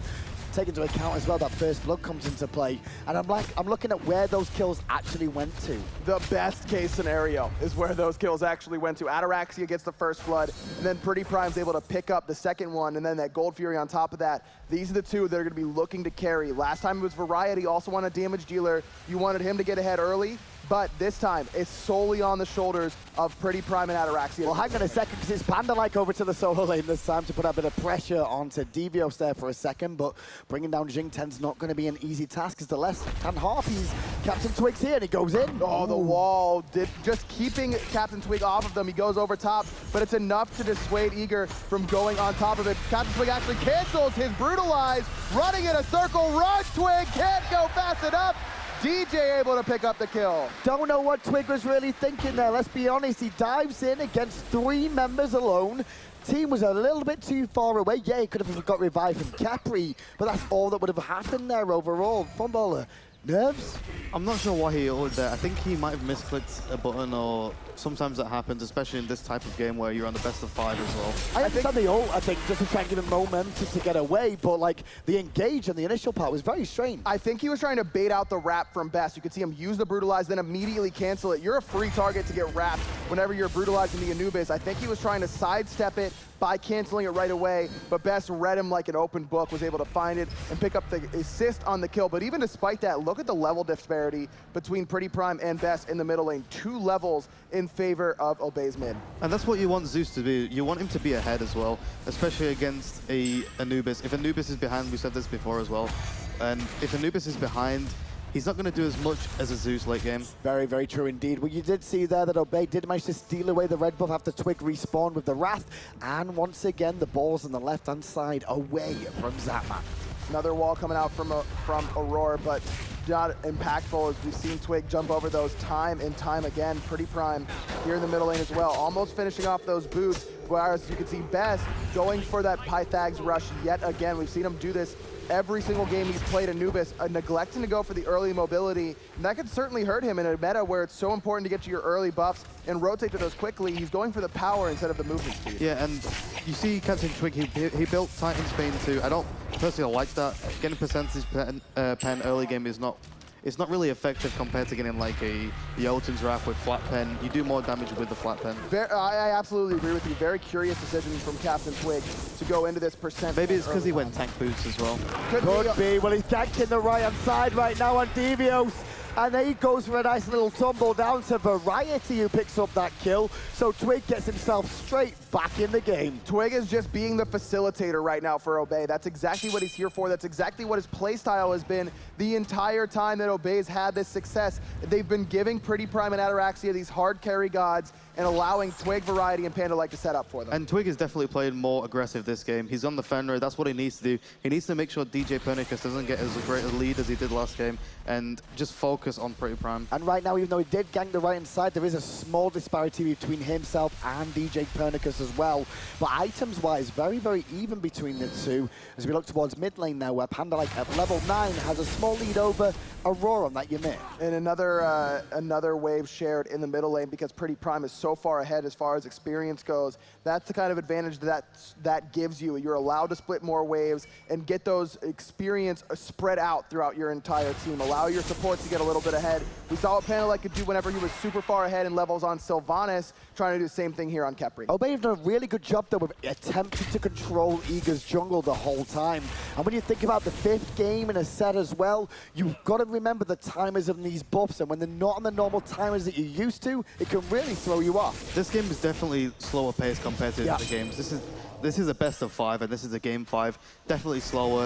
I think if one team makes a mistake, another team is going to try and get as much as possible. And you can see the biggest disparity as far as levels goes is in the duo lane. Ataraxia 2 levels up on Zapman, as well as a bunch of gold, about 500 gold in the lead, even despite that pass. Wick goes in mid lane there, a little bit aggressive, looking for a pick, and he picks up Aurora, and Aurora will take a tumble down to Prime, but in comes DJ trying to make something happen. Sadly, not going to be the case. Reactionary shell there from Panda-like, but didn't even need it. DJ was getting out as soon as possible. Ataraxia, I love this play, trying to bait Zapman into his own jungle, but again, a well-timed pick leads to an invade for Obey. But we saw in the minimap, there was a lot of pings on these left-hand harpies down from Eager saying, Twig is here, yet he still manages to go in and find the kill. That's because Aurora's playing Ymir, can't really move around too much.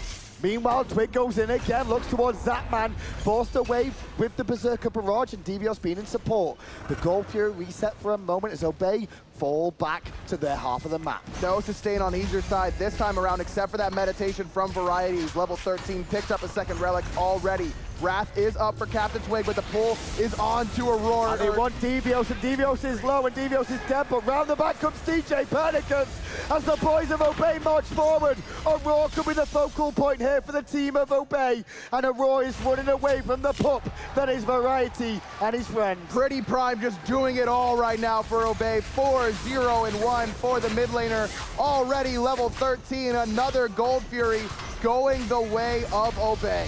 And this is what you need, Fumble. You need to get off to a good pace, and right now, Captain Twig is the man I am looking at here. He's the only European player to come to 3 World Championships in a row, and he has stepped it up this game, even though he tumbled early. And Captain Twig fed Zeus. That's what they needed to do, especially against the Ratataska, so Pretty Prime doesn't get abused by that Ratataska dishwasher combo. And why are you picking Anubis? To get pressure in the mid lane early, and we just haven't seen that from Best. You can see it's been Zeus because of that pressure from Captain Twig, because of the buff invades consistently on red. And you also have to give credit to Ataraxia on that left-hand side, making sure that he's pushing his lane before Zapman does to allow that rotation into the left side jungle. The Cronus has also been super aggressive compared to usual. He got the early kill as well as Prime did in that first engagement, and that's what he needed. He needed to be ahead of this Jingwei, making sure Zapman is down. Zapman was the one that got them back into the game last game, and so on, so forth. And Prime right now, 4.5k in terms of damage. Not a monstrous amount, but most of the kills. and that is so, so important to get Prime big, get him strong, get him comfortable as well. We saw his relic usage in the last engagement, nicely timed, to allow him to clean up Divios, who's being focused again. Little bit of aggression still on the Divios, using it, but Aurora around the backside. There goes the dishwasher. Divios tosses Panda-like into the wall. One-man knockup. It's only Panda-like, but there's the ultimate from both. But he's still alive. And Aurora, how is he still alive? He absorbs all that damage, and it comes to naught for Eager. Eager used 4 ultimates, and they don't even get a single kill. Shell is good there for Panda-like. He's just able to use all of those ticks and absorb them all, basically, despite all that damage. I mean, Best hit almost all of his ticks from Death Gaze. It didn't matter. Like you mentioned, Hundu, 4 ultimates used. That's best case for Panda-like. Panda-like didn't die there. He got the ultimate off early. They could have waited even if it was super low. Yep. But they didn't have the damage. DJ Pinnacus did not have the damage there. And credit where it was due as well to really what Panda-like chose to do there too, because what he did was he ran at the Anubis to get out the grasping hands, but to also try and avoid the damage from the ultimate too, which bought him more time. Yeah, he was going to take the damage from the ticks anyway of the Anubis ult.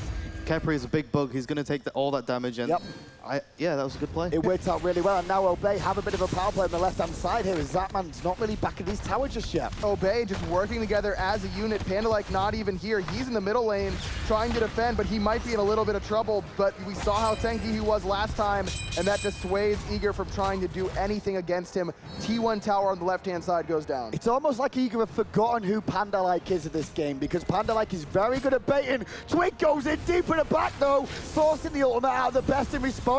And Ataraxi is here too, but here comes Divios as well. Divios can't find the knock-up, can't find the root. Speaking of baiting, that was pretty Prime, baiting himself to get wrapped by Anubis, and then they immediately had Captain Twig jump in, get those purification and the ultimate as well. I like what Kronos opted for. He went for the Obsidian shot instead of the winged one there, and they got the easy tower. He was doing plenty of damage onto the tower, and I feel like they should try and force mid. They're already ahead. They just force Best speeds as well. Well, Variety's fighting 2 on the right-hand side. A little bit nervous there, so going to ult to make sure he can heal himself back up again and sustain in the lane. But again, it's Variety. Look at the lead he's gotten himself over top of Divios. He's 3 levels up right now. You can see the XP per minute. Divios still 120 XP behind. And this was due to Captain Twig's ganks as well. He got the one gank on Divios, forced him out of the lane, and then Variety had the option to farm as well. And not only that, it's also been these invades over and over again into Eager's jungle. That red buff on the left-hand side for Eager,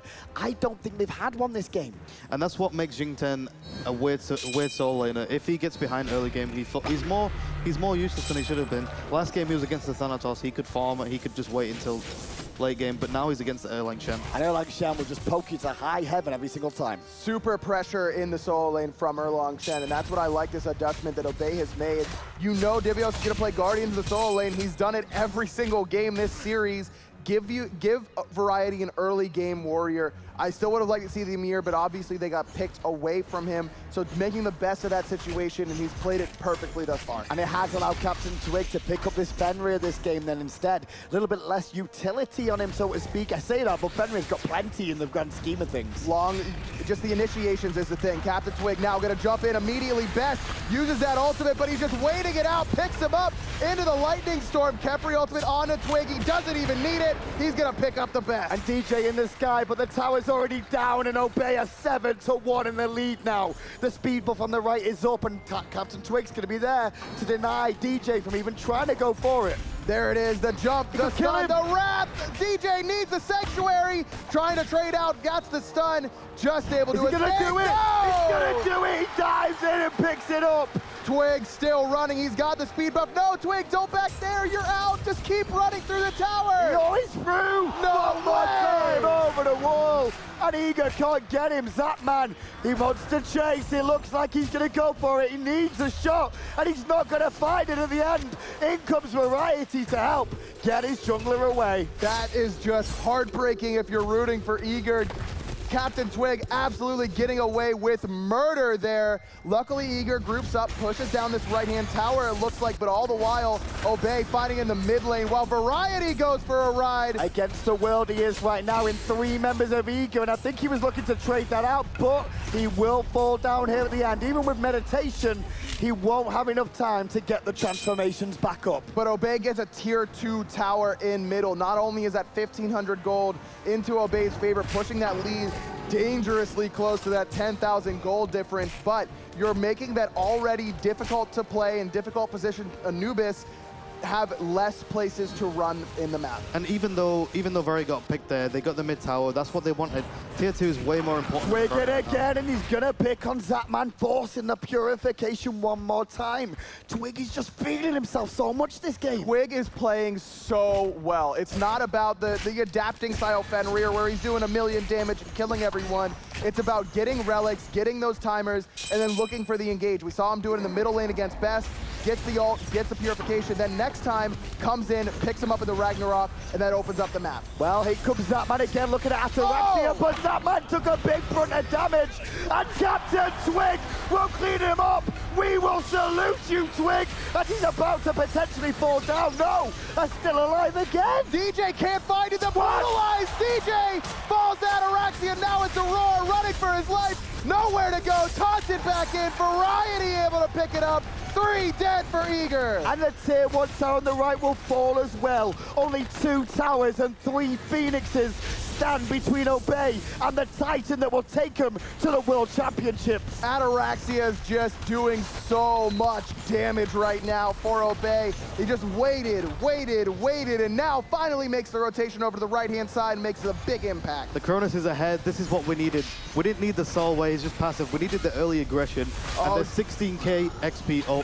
Devios teleports in, trying to slow them down, but walks into an army, and another member of Eager falls as this Fire Giant is still being done. Zapman is not on his way, it seems. They're going to give this one up, and allow Obey the free Fire Giant. Pandalike is he's a troll. One of a kind. I mean, this guy, he's about to go to, he's looking like he's about to go to the finals of Worlds after almost losing a series where you went up 2-0, and then he just trolls and gets reset by the Fire Giant using his own ultimate. Listen, I only brought in the story of Worlds 1 for the fact that that seems to always happen in these best-of-5 series from what I've seen.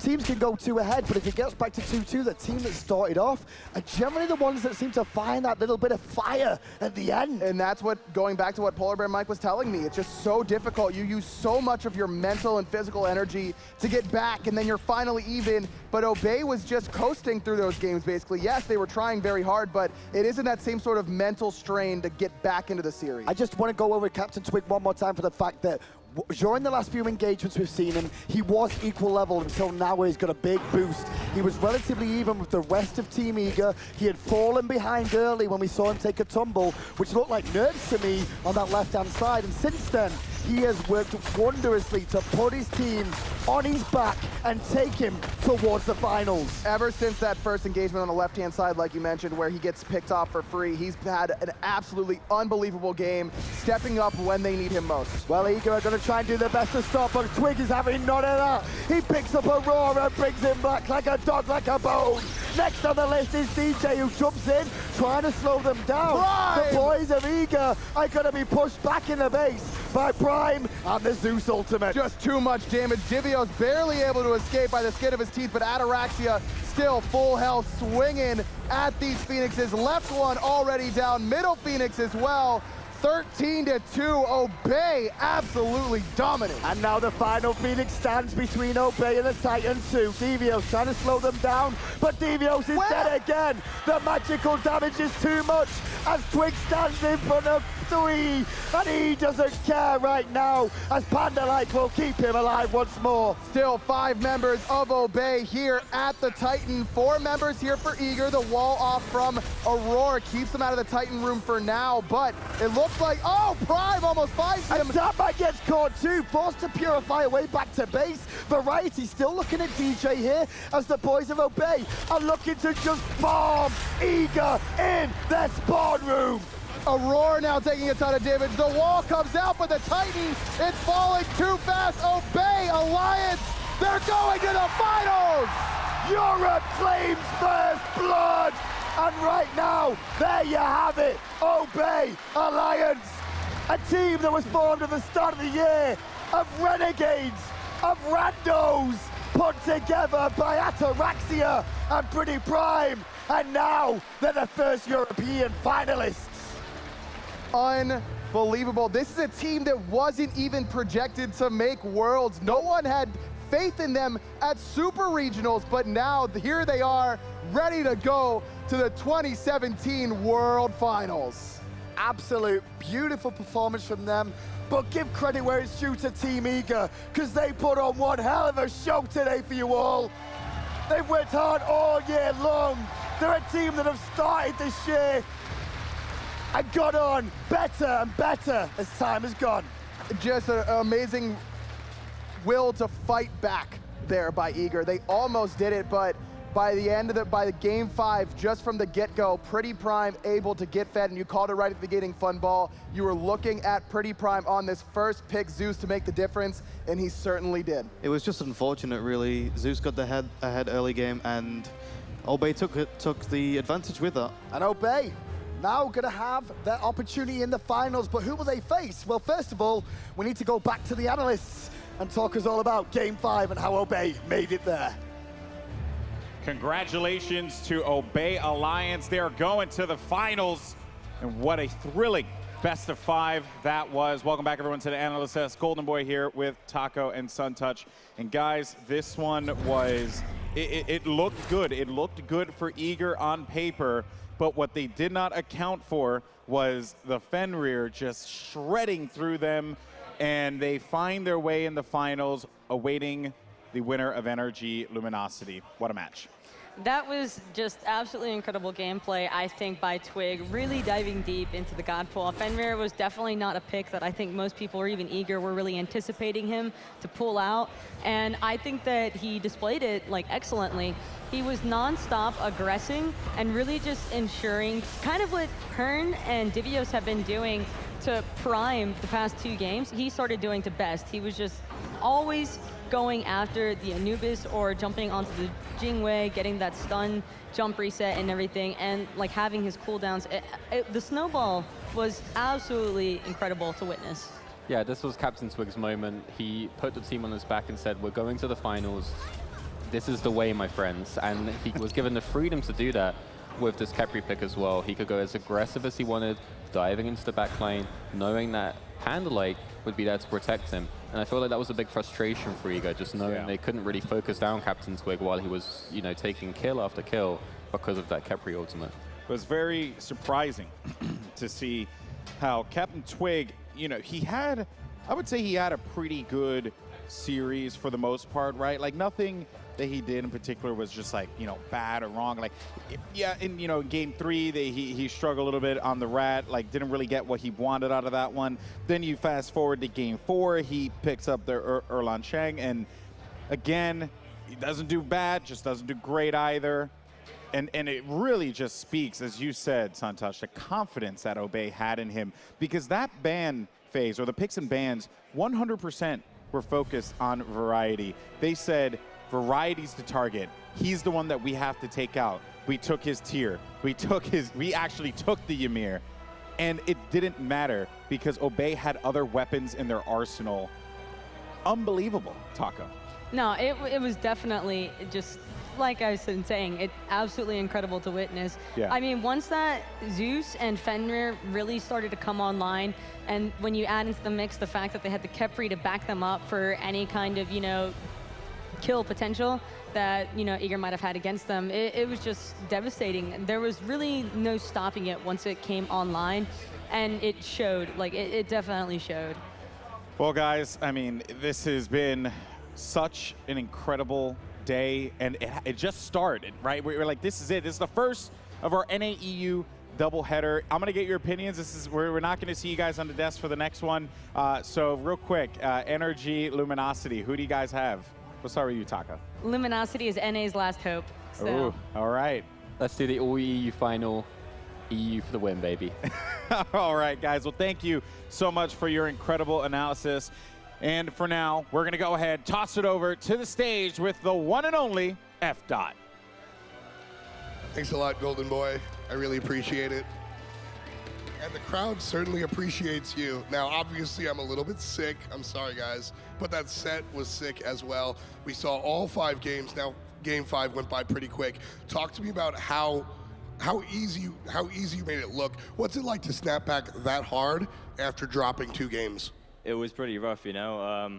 Speaking of it being a 6 set, by the way, I did tweet that yesterday. I said I can't wait for it. It's going to be literally a 6 set, and then unfortunately half the players on both teams are actually really sick. Thank you, Barracuda. No, it's really unique to be in that position, because the last time we had a best of 5 go that long, I was in the opposite position. So we were Titan against Cog Prime in the finals, and then we lost 2, then won 2, and then unfortunately lost the 5th. And I'm glad it repeated this time. Just I'm on the right side of it this time, yeah. Well, you use the word unique, and when it comes to Eager, I think unique is a very good descriptor for the way they play. You had to play against Anubis more times than I think any team has had to do so in the past. What's it like playing against a team like Team Eager that you don't really know what's going to come out? It's crazy, you know, they're so creative as a team, because the Anubis pick really works because they had, you know, a really tanky team, but most importantly at the start they invade that red buff and then they go and proxy the wave in between the 2 towers, and they can only do that because of Anubis, which is, you know, that's so intelligent, and I don't think any team has really displayed the same ingenuity Eager have this season. Like, for me, in Season 3, they were by far and away the most creative and intelligent team. So, with how intelligent they are, what is it about Obey that allowed you to overcome that type of intelligence? I think we're quite so we scrim a lot, and half the times we scrim it goes really, really badly, and we get kind of angry, and it's not, you know, scrims with Obey is not a pleasant experience, is what I'll say. But I think that has kind of hardened us for these situations. Everyone knows it's time to buckle down and really get stuff together. So it's I think it's because of our really, really bad scrims.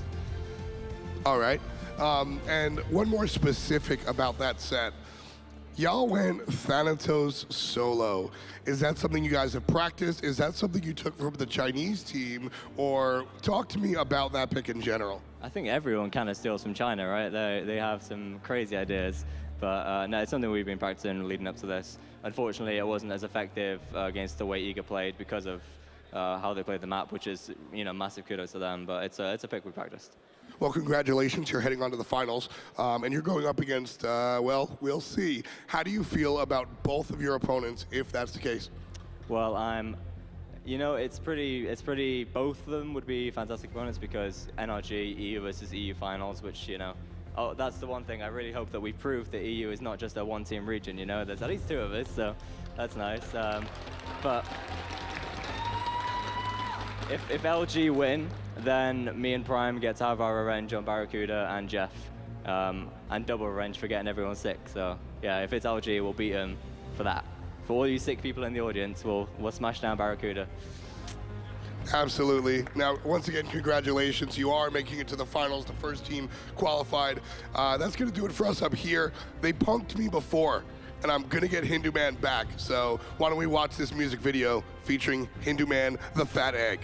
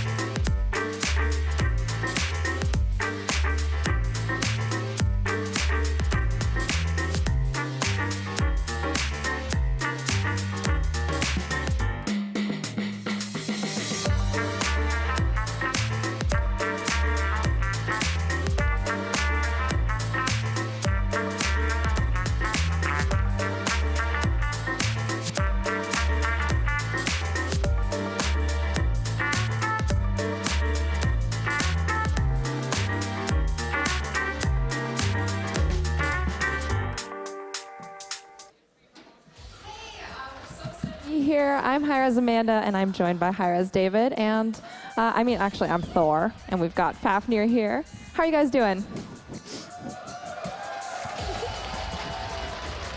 That's right, we have some cosplayers to show you guys. Unfortunately, with the snow, we weren't able to really have our cosplay contest, but we're joined by our judges on stage. First, we have Shinju's Workshop as Kawaii Bastet. Next up, we should have another person if they're doing their jobs. Ooh, it's Jappy. As our amazing Bologna cosplayer, the literal scourge of the battlefield. Next up, we should have our final judge.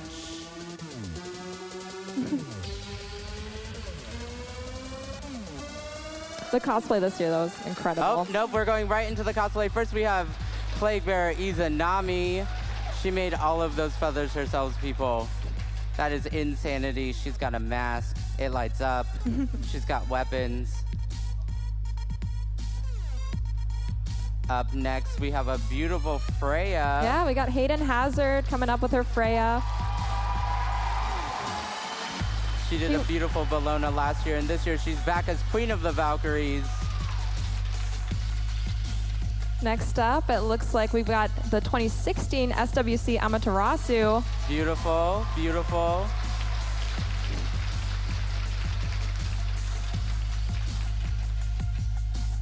Uh-oh. Looks like she forgot which way to go. All right, let's see who's coming up next. Next up, we have the Samukong brothers. The Sun Tukon. Uh-oh. Hey! And the cool thing is they're actual twins, too. Are they actual twins? Yeah. Next up, we have Manda Bear Smash as the creepiest Alproch I've ever seen. She was here last year as well, and she cosplayed as Kawaii Cat Bastet. That's right.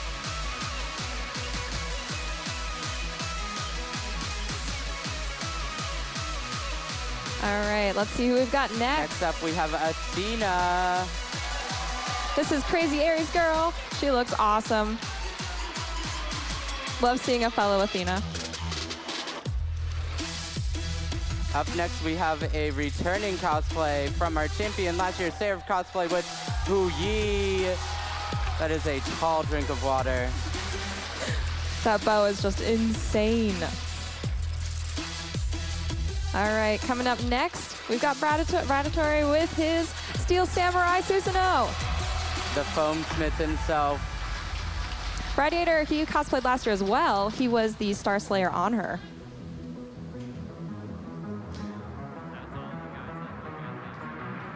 Awesome. Okay, so these are the cosplayers. All right, do you guys want to give them a big hand? They look so cool. So those are a very small selection of our cosplayers for 2017. As I was saying, unfortunately, the bit of a delay this morning means that we couldn't do our cosplay competition as planned, but we will be doing a closed celebration with our beautiful judges on stage, and we will let you guys know the winners soon. Yeah, so just stay tuned on Twitter. We're going to be tweeting more pictures about them. And if you see these guys, definitely go up, ask if you can take a photo. They look so cool.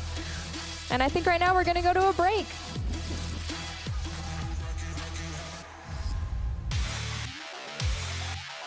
Hey Smite fans, Hirez Cooper here. Facet's partnered with Smite to bring you new ways to earn gems, exclusive skins, cash, and other prizing through their system. I love using Faceit because the quality of the matchmaking is very high. The queues are really short, and I can get gems and I can give them away to my stream. I like that I can play with a big group of people. So I can play with everyone on my team, and it's fun. You get to go in, you get to beat people. Whether you're competing alone or with a team of friends, you'll always be able to find a competition that's right for you. Sign up today at Faceit.com.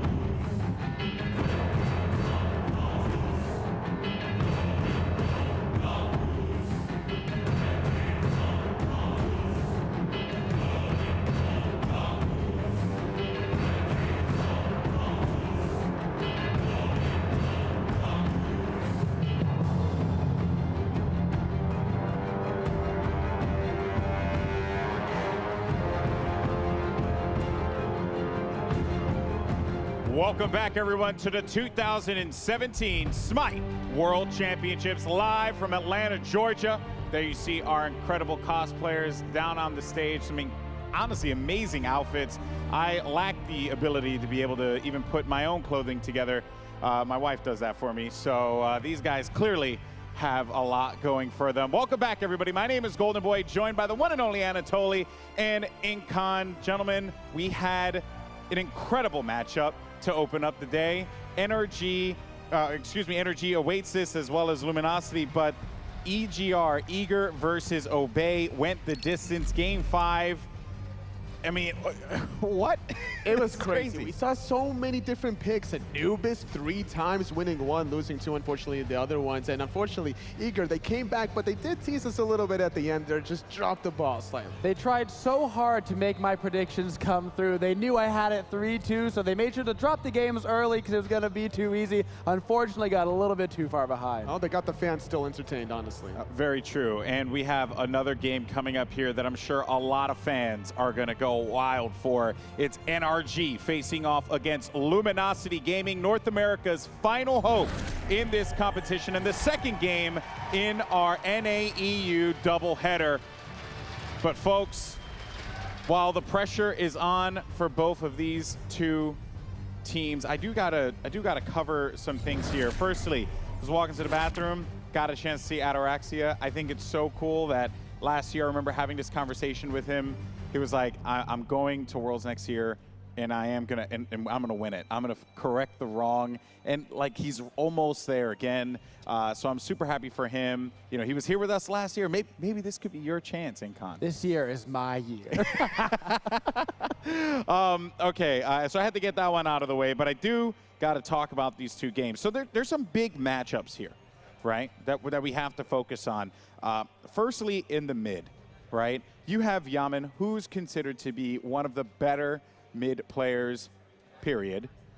Followed by Zeno, who is a player, when I was talking with Taco and Suntouch, it told me that he struggles a little bit in the live event environment. Great player, executes wonderfully online, but when it comes down to it in the trenches, not so much. Well, to be fair, he has been improving game after game, LAN after LAN, but you're also comparing him to the Season 2 World Champion Yaman, who has such a great supporting cast around him. It makes it a lot easier to have that kind of spotlight. Yeah, not only is he a world champion, he was the MVP of Worlds last year, so this guy was the best player in the entire world over even people like adapting on his team. That lets you know what Zeno is going to have to deal with. It's a tough battle ahead of him. And for those of you guys who may not know, maybe you're joining us for the first time here, this team, NRG, the full roster, are the Season 2 World Champions. They're the defending champions here at the 2017 Smite World Championships. I mean, the pressure is on for LG to overcome this one. This roster has been together for well over 18 months or so. They've won every single LAN in 2016. They're coming off of an 18-game winning streak. If there's ever a time to figure out a way to crack it, LG better have something deep in their sleeves for this one. Yeah, there's been so much studying done by these teams because everybody knew at some point they were going to have to go against Energy. No matter what bracket you thought you were going to be in, at some point if you wanted to win this tournament, you were going to have to beat Energy, as everybody expected them to get to the finals. Not the finals yet, you're going to have to take them on in the semifinals, but they better have some big strategies in the pocket. That's right, folks. NRG, you see them there. Emilitu, Iraffer, Yaman, Adapt King, and Dimmy on the solo. This is a roster that has had so much success in competitive Smite. And even past this, I mean, I think the legacy of this squad, of these 5 gentlemen, will live on in the annals of history. As we get ready for the picks and bans, the pressure's on for Luminosity as they ban first.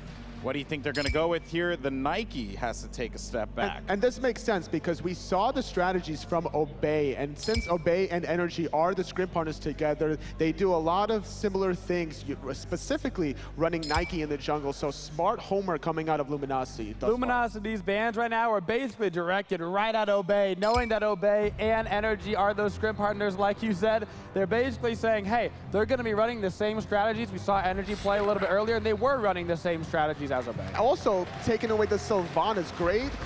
success rate, I would say, this whole event with the Sylvanas or Luminosity, though. But immediately after this, you got to fight fire with fire. Sustain with sustain, picking up the ROP, and now prioritizing the soul. A lot of damage coming out of that Magical Hunter. Do you expect this to stick with Emilito?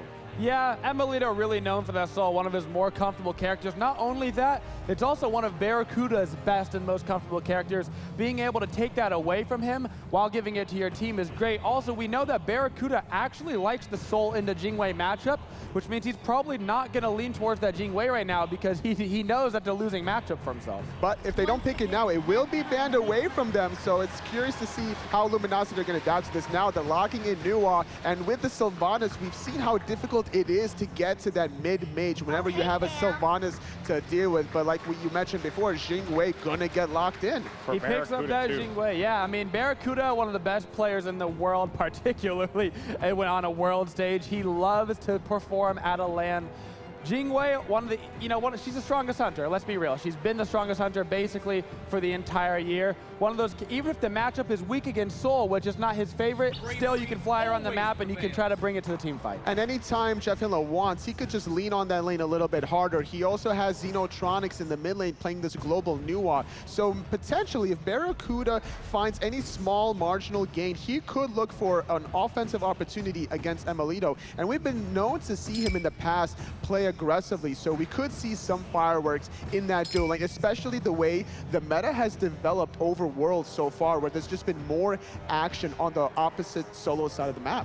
Lots and lots of action, especially in the early parts of the game here at Worlds. We have Ratatasker and Thor off the table. Both characters extremely good at that level 1 fight. Ratatasker targeted right at Mass. We know he's one of the better Ratatasker players in the world. And of course, the Thor ban for shots at adapting. And that's what you have to do. You don't ban out adapting in the first phase because his Scott pool is just so immense. Now you got your core 3 guys that you wanted between Sylvanas, Nuwa, Jingwei, and now you're like, okay, well, what is going to counter us? Obviously, the global pressure from adapting is too much to handle with, and obviously Circuit going to limit a lot of the sustain options from Sylvanas, so taking that off the table.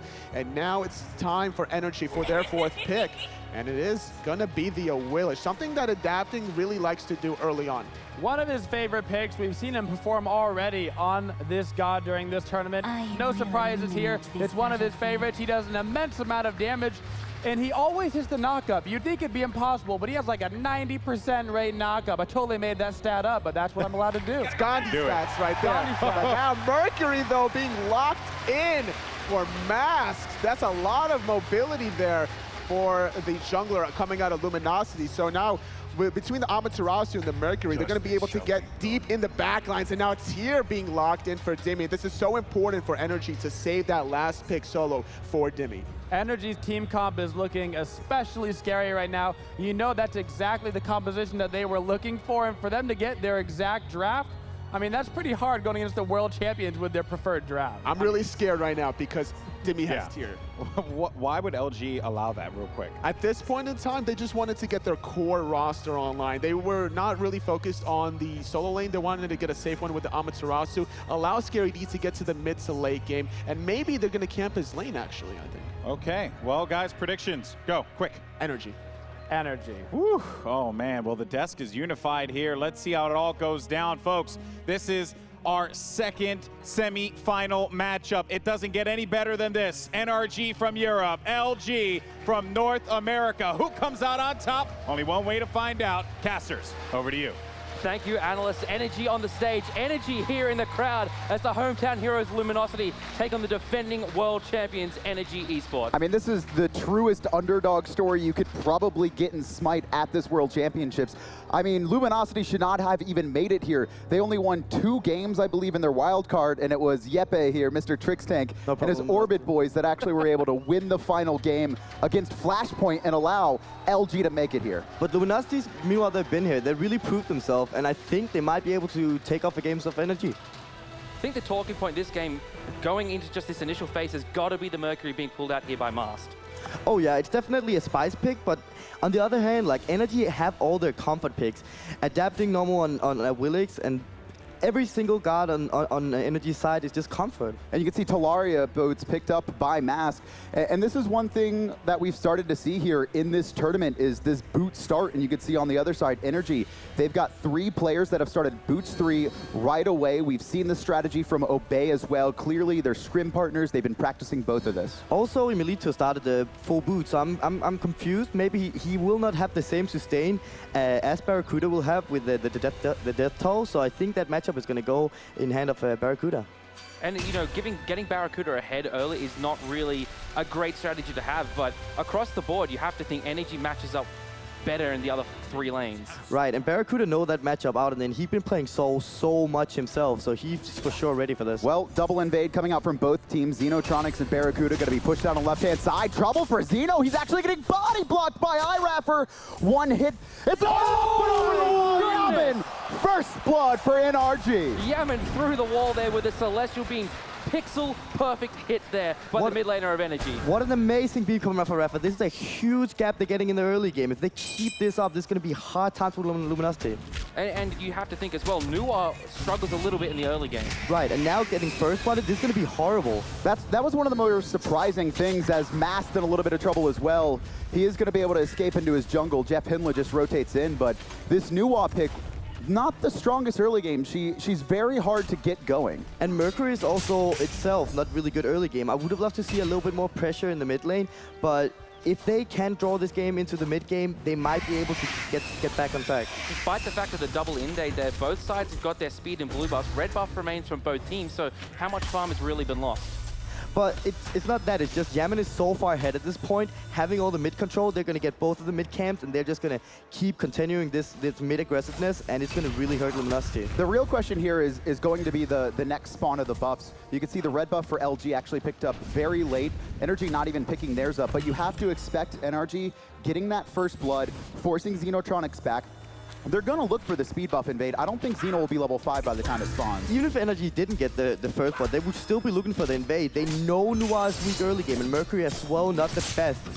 So overall, I think we're going to look at an invade later on. And you can see Scary D just getting bullied out. We haven't seen Dimmy on his tier in quite some time, but just like Variety, one of the world renowned as one of the best tier players in the world. Last World's actually phenomenal performances on it. And one thing that's allowed Luminosity to have a little bit of success over these last few days has been Scary D really stepping it up in the solo lane. If Energy shuts him down, that's just going to make it so much more difficult for Luminosity, you'd think. And I love the pickup from IREF for getting the Talaria boots early and right into the Watcher Skip. Now he's going to get efficiency off the wave, and in that early game where they were fighting all the time, he got all the gold. Erlong is so good from ahead, and this is the combination that we really saw Eager kind of bring to light at Super Regionals in Group B, is this Erlong Raw combo. It's very scary to play against, and it's mostly around baiting out relics as much as possible, utilizing not only Erlong, but also a Wheelish as well to pin people in place. And you either sit there and purify, and they're going to do it again with the Raw Snipe, or you try and hope that Yaman's not ready for it. Left-hand side, a little bit of a boxing match there. Emilutu looked to get some poke damage there onto Barracuda, but Barra, knowing this matchup, plays it perfectly. Barracuda, he's actually preferred the Soul over the Jingwei. He actually likes almost baiting other teams into picking the Jingwei early. Dash forward from iRaptor, though. Knock up onto Jeff Hinla. Could be a little bit of trouble. Stunned in there. In goes Mask there. They're looking for the pickup here. That Snipe comes through. It's onto Jeff, but Jeff's so healthy at this point with the protections coming out of the Wisp. That almost went bad for NRG. iRaptor using his dash into the enemy team of Luminosity is not the best idea. He had no getaway before, but just a great job from iRaptor for keeping him alive. And this is another thing that's going to be trouble for Xenotronics on this new wall. Against a healing composition, not that strong. A lot of times you'll see New Waz late game. We haven't seen her in quite some time, but, almost in the middle of the fight, actually popped their ultimate, not only for vision, but just a ton of just AoE teamfight guaranteed damage to bait out relics, or just get players low enough. Right, and with the Ra, they can basically just heal all the damage up. I'm not sure why they picked the Nuwa into the Ra, because Ra's overall is really good against it. We saw the right-hand side mid-camps there fall in the way of Luminosity. Before we were saying that with the pressure Energy was able to get earlier, we thought they'd have these mid-camps down secure. Yeah, but because of iRaptor's early mistake in the mid lane, they got a room, and so they could take these mid-camps. And yeah, I do like what Energy were going for. They were trying to pick Jeff Hinla, who is obviously caught there in the mid lane, doesn't have a lot of protections online right now. Mass charging his ult here, and he's going straight to the back line. Taunt in there from Irafa onto 2 members. There's the ultimate coming out of Emilito. Jeff Hindler low. Jeff Hindler's going to fall down there to adapting. Mistake there from Luminosity. And that was just Jeff Hindler not expecting 4 men to be there. And basically everybody just collapsed on him when the Mercury went in. Really good play by Energy. And Xenotronics can't really do a lot in that situation as a Nuwa. She's almost, I almost feel like Nuwa is better when she's actually on the defensive end, especially against melee gods who are going to jump on her and she can explode her clay soldiers. Yeah, Nuwa actually have to be a little bit closer than other mid laners, so the fact that he's so far away from Energy in that fight just makes him useless. And in the meantime, you have obviously Yaman, who's able to just sit really far behind those mid Harpies. He's able to be in a pretty easy position, and really it's going to come down a lot to Mask being able to dive onto him in the back line and deal with them. Yeah, a lot of damage onto Dimmy here. Here comes Scary D. Ultimate forced out of Dimmy, just barely getting away there.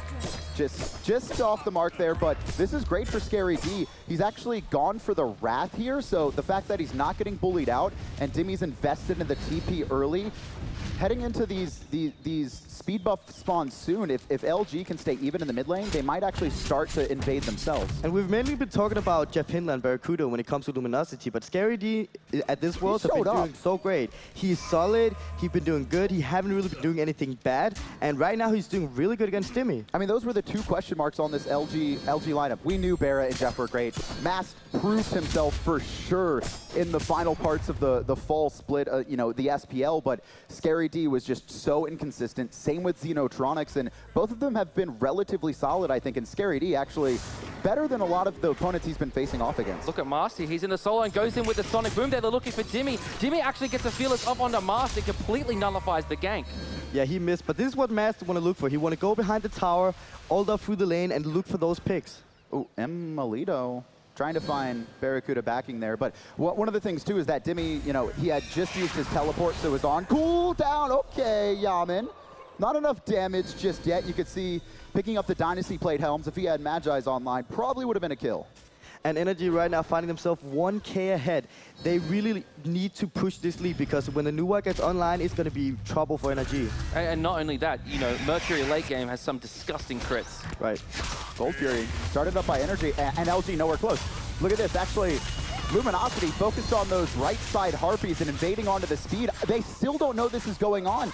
I think they would have already been to the speed buff. And this is what you can do when you have the dual lane control, the ADC control, and this meta is all about being in the solo lane, and that's what LG are. Energy taking perfect advantage of it and just taking that goal for it. Lack of wards on the map too, and you can see the speed buff not even being able to be invaded. If LG knew that Gold Fury had 3 members of Energy on it, they would have taken the speed, the blue, and probably tried to force Dimmy out as well. At this stage of the game, though, how valuable is a Gold Fury?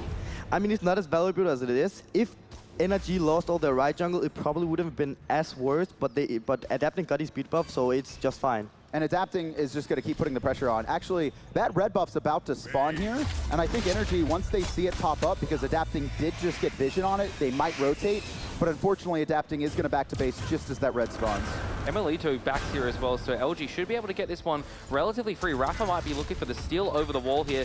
Doesn't quite land it in time, so Luminosity going to secure that for Xeno. And once again, Yaman is building a little bit tanked in the start. He's going straight into the Celestial Helmet. He realizes Matt is going to ult in on him at any time possible. So going that physical protection, get that early, a little bit physical protection is going to help him out a lot. One of the big things, too, is just the fact that this meta has become so early game centric, where there's just so much fighting around the buffs that having the Dynasty Plate Helm along with the Shoes of the Magi gives you so much flat pin early when opponents don't have magical protections online, and raw ults just do so much damage when it hits. They're both very cheap, very efficient, and it's probably basically the strongest you could be at 10 minutes. Gank here onto Barracuda, forced to airstrike away from Adapting and Emilito. Adapting still hanging around, but not going to find anything here. Onto Barracuda, Mask charging the Sonic Boom, perhaps looking for something here. He's going to clear up some farm with his Hunter. And Mask is farming really well right now. He's ahead of Adapting. I'm really confused how he got that lead, but really good job. Gold gain boots is a lot of it. Also, just Mercury, you know, getting bonus power here. Trouble for Yaman in the mid. He's going to be pulled in by Jeff, knocked up. Rapper rotates around, and LG just going to disengage. It was fine by Jeff Hindler right there. It could have been a possibly kill, but when they saw Irafa coming in, they immediately disengaged. That was good. I'm looking again at these helms that you guys were just going on about. Would it be possible to go to the Dynasty Plate helm, the one that gives you crit protection instead, given that there's a Jingwei and Mercury? I mean, it would actually be a possible choice now when there's a Mercury and a Xingwei in the game, but I'm not sure if they want to invest in that. I actually think Yaman might, but now when he got the other helmet... It's just so expensive. Right. You don't really want to go for it early, and you can see Energy is just trying to force everything they can. They've got a 2K lead. This is okay for LG, mostly because Mast has been farming so efficiently. And he's farmed so efficiently. He's picked up the Stone Cutting Sword. We saw him do this on a Wheelix. Why do you think he's going this item so early, Trix? I mean, it's hard to say, but overall, it just gives you the extra movement speed, and which Mercury is really looking for. So, I mean, he really likes the item overall. It's going to be really hard to lock Mast down. Not only does he have bonus movements. Oh, actually, trouble for Bera on the left. Dashes away. Nice juke on the pin, and the Gust going to force Imolito on the wrong side of this. Barrett just going to airstrike away. That ult was up quick. I thought he just used it. I think he did, but it must have actually come up that second. Otherwise, Barracuda likely would have ulted right before that. And look at this now. Luminosity get a chance to invade the speed buff on the right-hand side. Mast dropping the speed there. Looks like Scary D wants to go for the blue buff as well. Dimmy, though, keeping him away from his objective.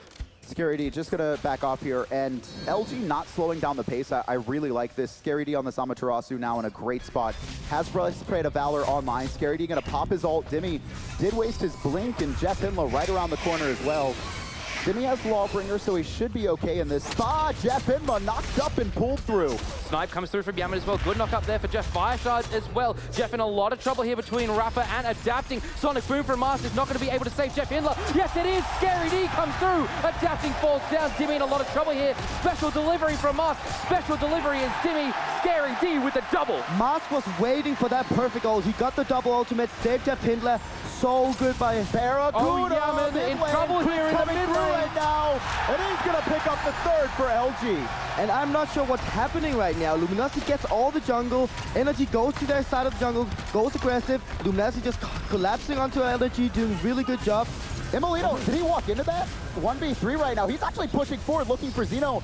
Can't find the basics. Disapparate's going to end, and LG not going to be able to pick him up, but with Jeff Hinla's healing, it looks like LG do want to siege this tier 1, and it should be successful. Rapper here on defense does get stunned out here, got to back off in first tower to Luminosity. And the red buff here on the left-hand side should fall. Actually, no. Mast didn't drop that. Barracuda forced to airstrike away again from Adapting. Energy could be looking for a little bit of a turnaround here. Luminosity did have to fall back. The Amaterasu is pushing the right lane. He actually got the tower. They got 2 towers, 3 kills. This is great for Luminosity. Oh, wait, Mast did actually drop that red one, but he left the small creeps there. Yeah. And actually, I want to see, okay, so Teleport is actually picked up for Scary D on his second relic. I think this is necessary. Sometimes when you see the Wrath picked up first, you'll see the solo laner go into more of a team fighting relic, but because Dimmy has TP as well, it's so important, especially in mid and late game scenarios, to be able to defend against split push possibilities and rotate over for objectives like the Gold Fury. And I'm so surprised how Mast have been able to make this Mercury early game work out. He's been farming so efficient, and that's why he had so much damage in that last fight. He's gone a blink here on the Mercury. Oh, wow. Well. So yeah, that's one of actually the biggest weaknesses of Mercury heading into mid and late game is special delivery. You get caught in place, very similar to Circuit ult, where if you're trying to pick someone off and you dash forward aggressively, you have really no way to escape. Your ultimate takes charge time as well, which can be stunned out. And so he wants to basically use special delivery, not for a setup for his team, but an escape only.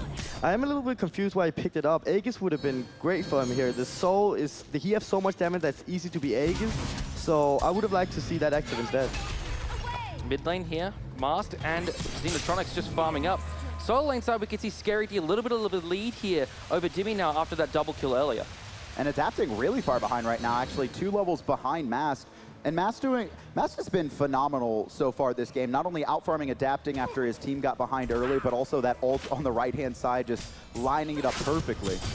Gold Fury started now by Luminosity, 50% HP, but they drop it here. They're looking for Rapper. Shell pop. There's the taunt in, waiting for the heal. Jeff Hinla ultimate hits no one. Dimmy out of nowhere, but the Sonic Boom comes through. Yaman low, the heals have come through as well, but he's stunned at Emilito, picks up Jeff Hinla. Yaman still low, the heals are enough for now. The snipe comes through, but Barra picks up Yaman, and now he's looking for Adapting. 1v4 right now, he's trying to back off. He's got to escape. Emilito trying to chase him down. Xenotronics! Oh, actually able to help Barracuda turn around. Double for him.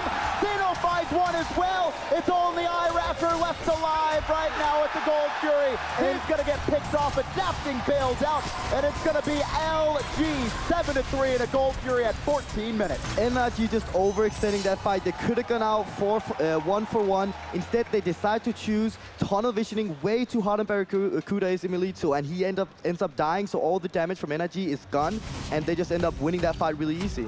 For me, it was Mask. It was all Mask there. Again. Perfect ultimate, perfect special delivery, and just so much damage. I want to talk not only about Mask, but Zeno and Mask, because both ultimates we've seen immediately followed up by Clay Soldiers and Fire Shards to Shining Metal to explode them. So much damage in those kind of condensed areas. You can see just on the top side of the Gold Fury, it's so hard to avoid that. Mask definitely was the player of that fight. He went in, took all the aggro, so Barracuda could just easily ult in and just do whatever he wanted to. Farming in the middle lane again is Luminosity. They now find themselves with about a 4,000 gold lead here over, it's crazy to say, over the defending world champions, Energy. And look at the confidence coming out of Scary D right now, able to steal away that blue buff. A confident Scary is actually an incredibly scary. He's so good from ahead. You know, we talked about his inconsistency, but this tournament he's been great. And when he has a lead, you really start to see him apply the pressure like he's doing. And look at him, he's got a full item lead over Dimmy. Right, he is so far ahead at this point, and as we said earlier, if Luminosity made it into the early game, it would be horrible for NRG. The Nuwa pick is going to be so strong later. I think the secret to this world has been the sick teams have won. You know, last year, Dimmy was incredibly sick during Worlds. They ended up winning. This year, Ataraxia super sick, they beat Eager. Barracuda super sick, they're winning against Energy. I think it also has something to do with the Luminosity. They expected nothing going into this. They were the underdogs, so they're really calm playing against NRG. They're expected to lose. They have no pressure on their shoulder. Meanwhile, NRG, they're expected to win every single time. And, I mean, they have not shown any weakness in a long time. Energy is not a team, though, that gets behind and the game's over. They're one of the best teams, I think, actually, at coming back from behind. Gank on to Dimmy here. He's going to try and Lawbringer away. Good jukes for now, buying a lot of time for him. And here comes the rotation from the rest of NRG. Fire Shards come through. Adapting's here as well to try and save the life of his solo laner. Dimmy managed to heal up there with the Fearless, and so that was at the cost of the blink of Mask, but otherwise, nothing doing. Very good by Luminosity there. Just stop taking that fight. Barracuda there going in 1v1, forcing out the immunity frames and the Sanctuary of Emilito there. A little bit of a taunt at the tower now as well. Emilito, man.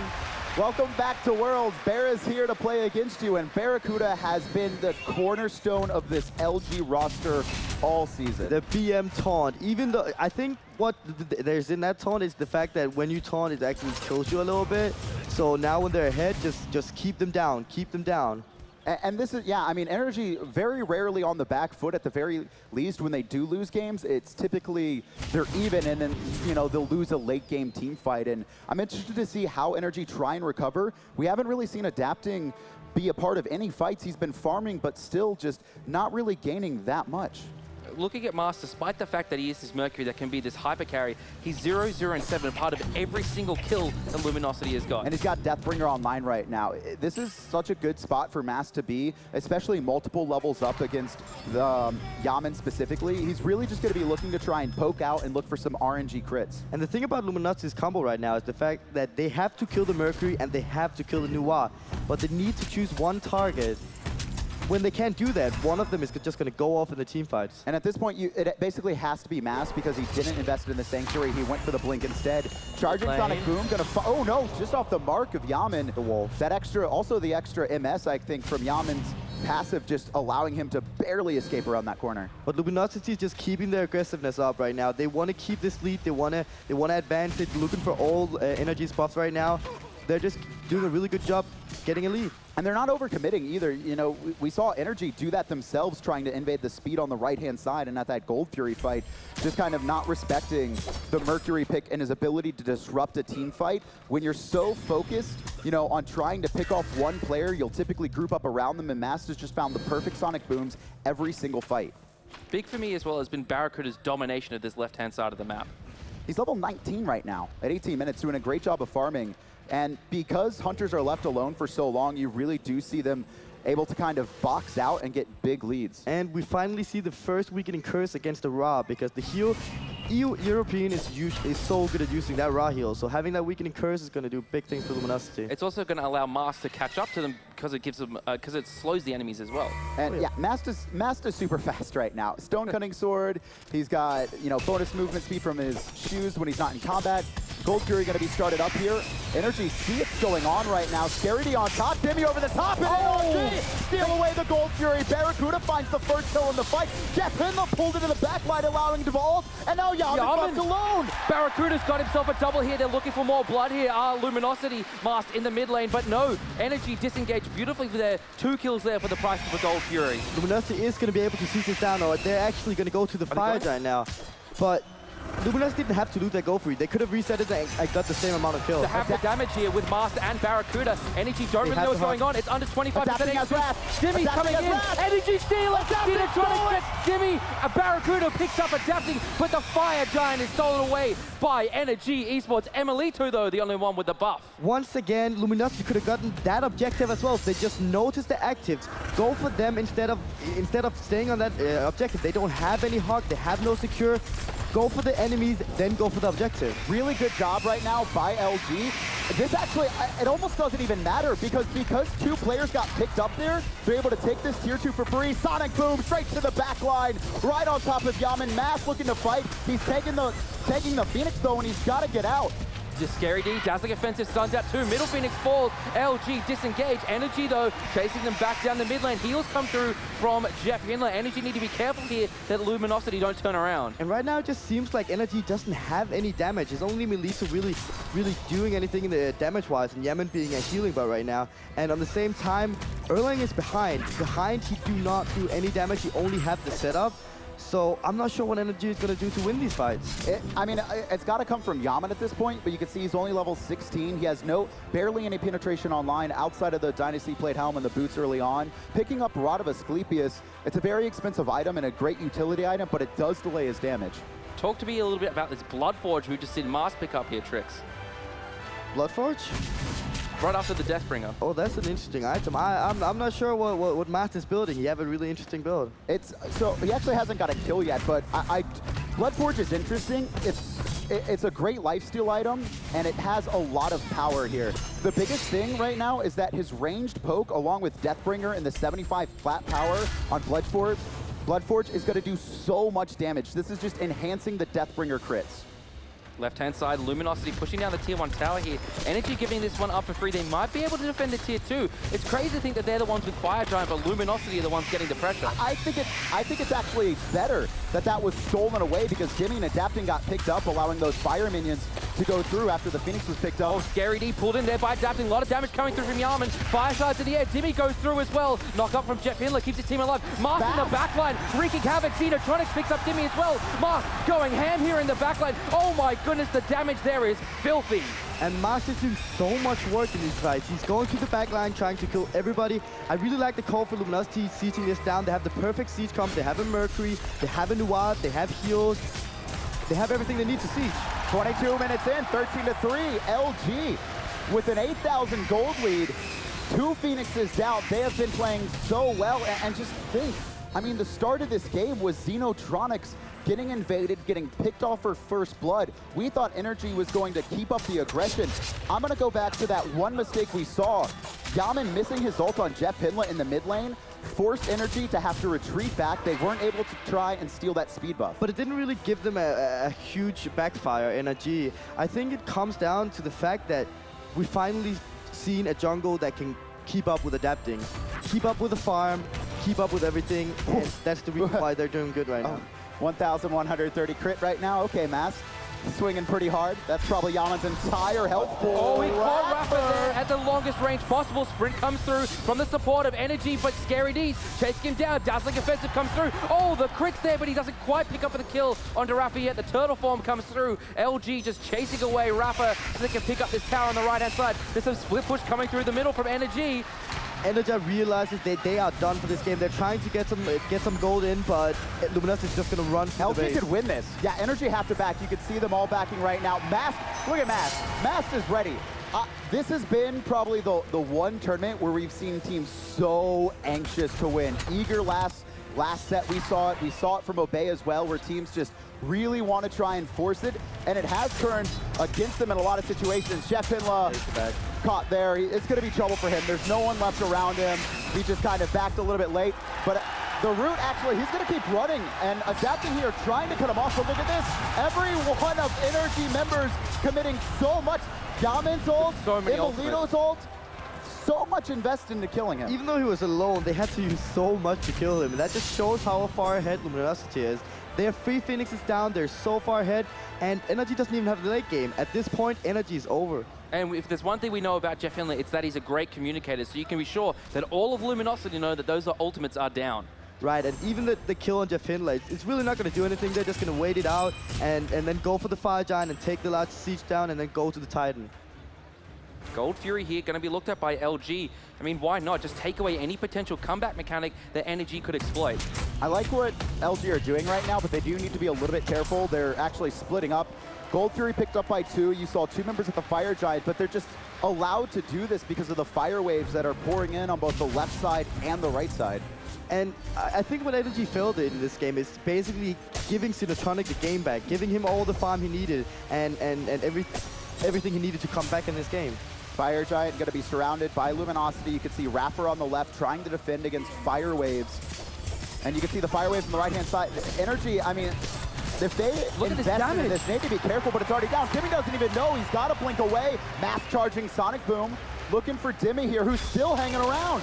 Blink there into special delivery. Jeff Hinley gets the pull. Dimmy getting bursted down here. No chance to get away. Mars picks up the kill onto Dimmy, and now Luminosity looking for the middle Phoenix and looking for the end. Luminosity looking so good against Energy. I don't know what happened to them, but they're doing so good right now. LG come into this as the 4th seed in North America. They required another team to get them to the Smite World Championships. And in the semifinals against the defending world champions, Barracuda, Jeff Hinla, Mask, Dino, Scary D take game 1. In the group stage and in the quarterfinals, we've been talking about Barracuda, we've been talking about Jeff Hinla, but this game, Mask really showed what he could do up against the best jungle in the world, adapting. Great game plan there from LG. Keeps Sinotronic safe, keep him getting farm, and just allowing all of the rest of LG to dictate the pace of the game. Adapting was so quiet. We didn't see anything from him. We barely called his name. We even saw a few mistakes as well. Going back to that Gold Fury, he actually pulled Jeff Hinla into his own team's backline. He was able to knock up Yaman with his ultimate, which set up for that kill. And ever since then, it was LG's just running forward. Upset in game number 1 here in the second semifinal. Analysts, take us through it. 18 games, folks. That was the streak that NRG had. The streak is over. LG have defeated NRG in game 1. Still not over yet. This is the best of 5, folks.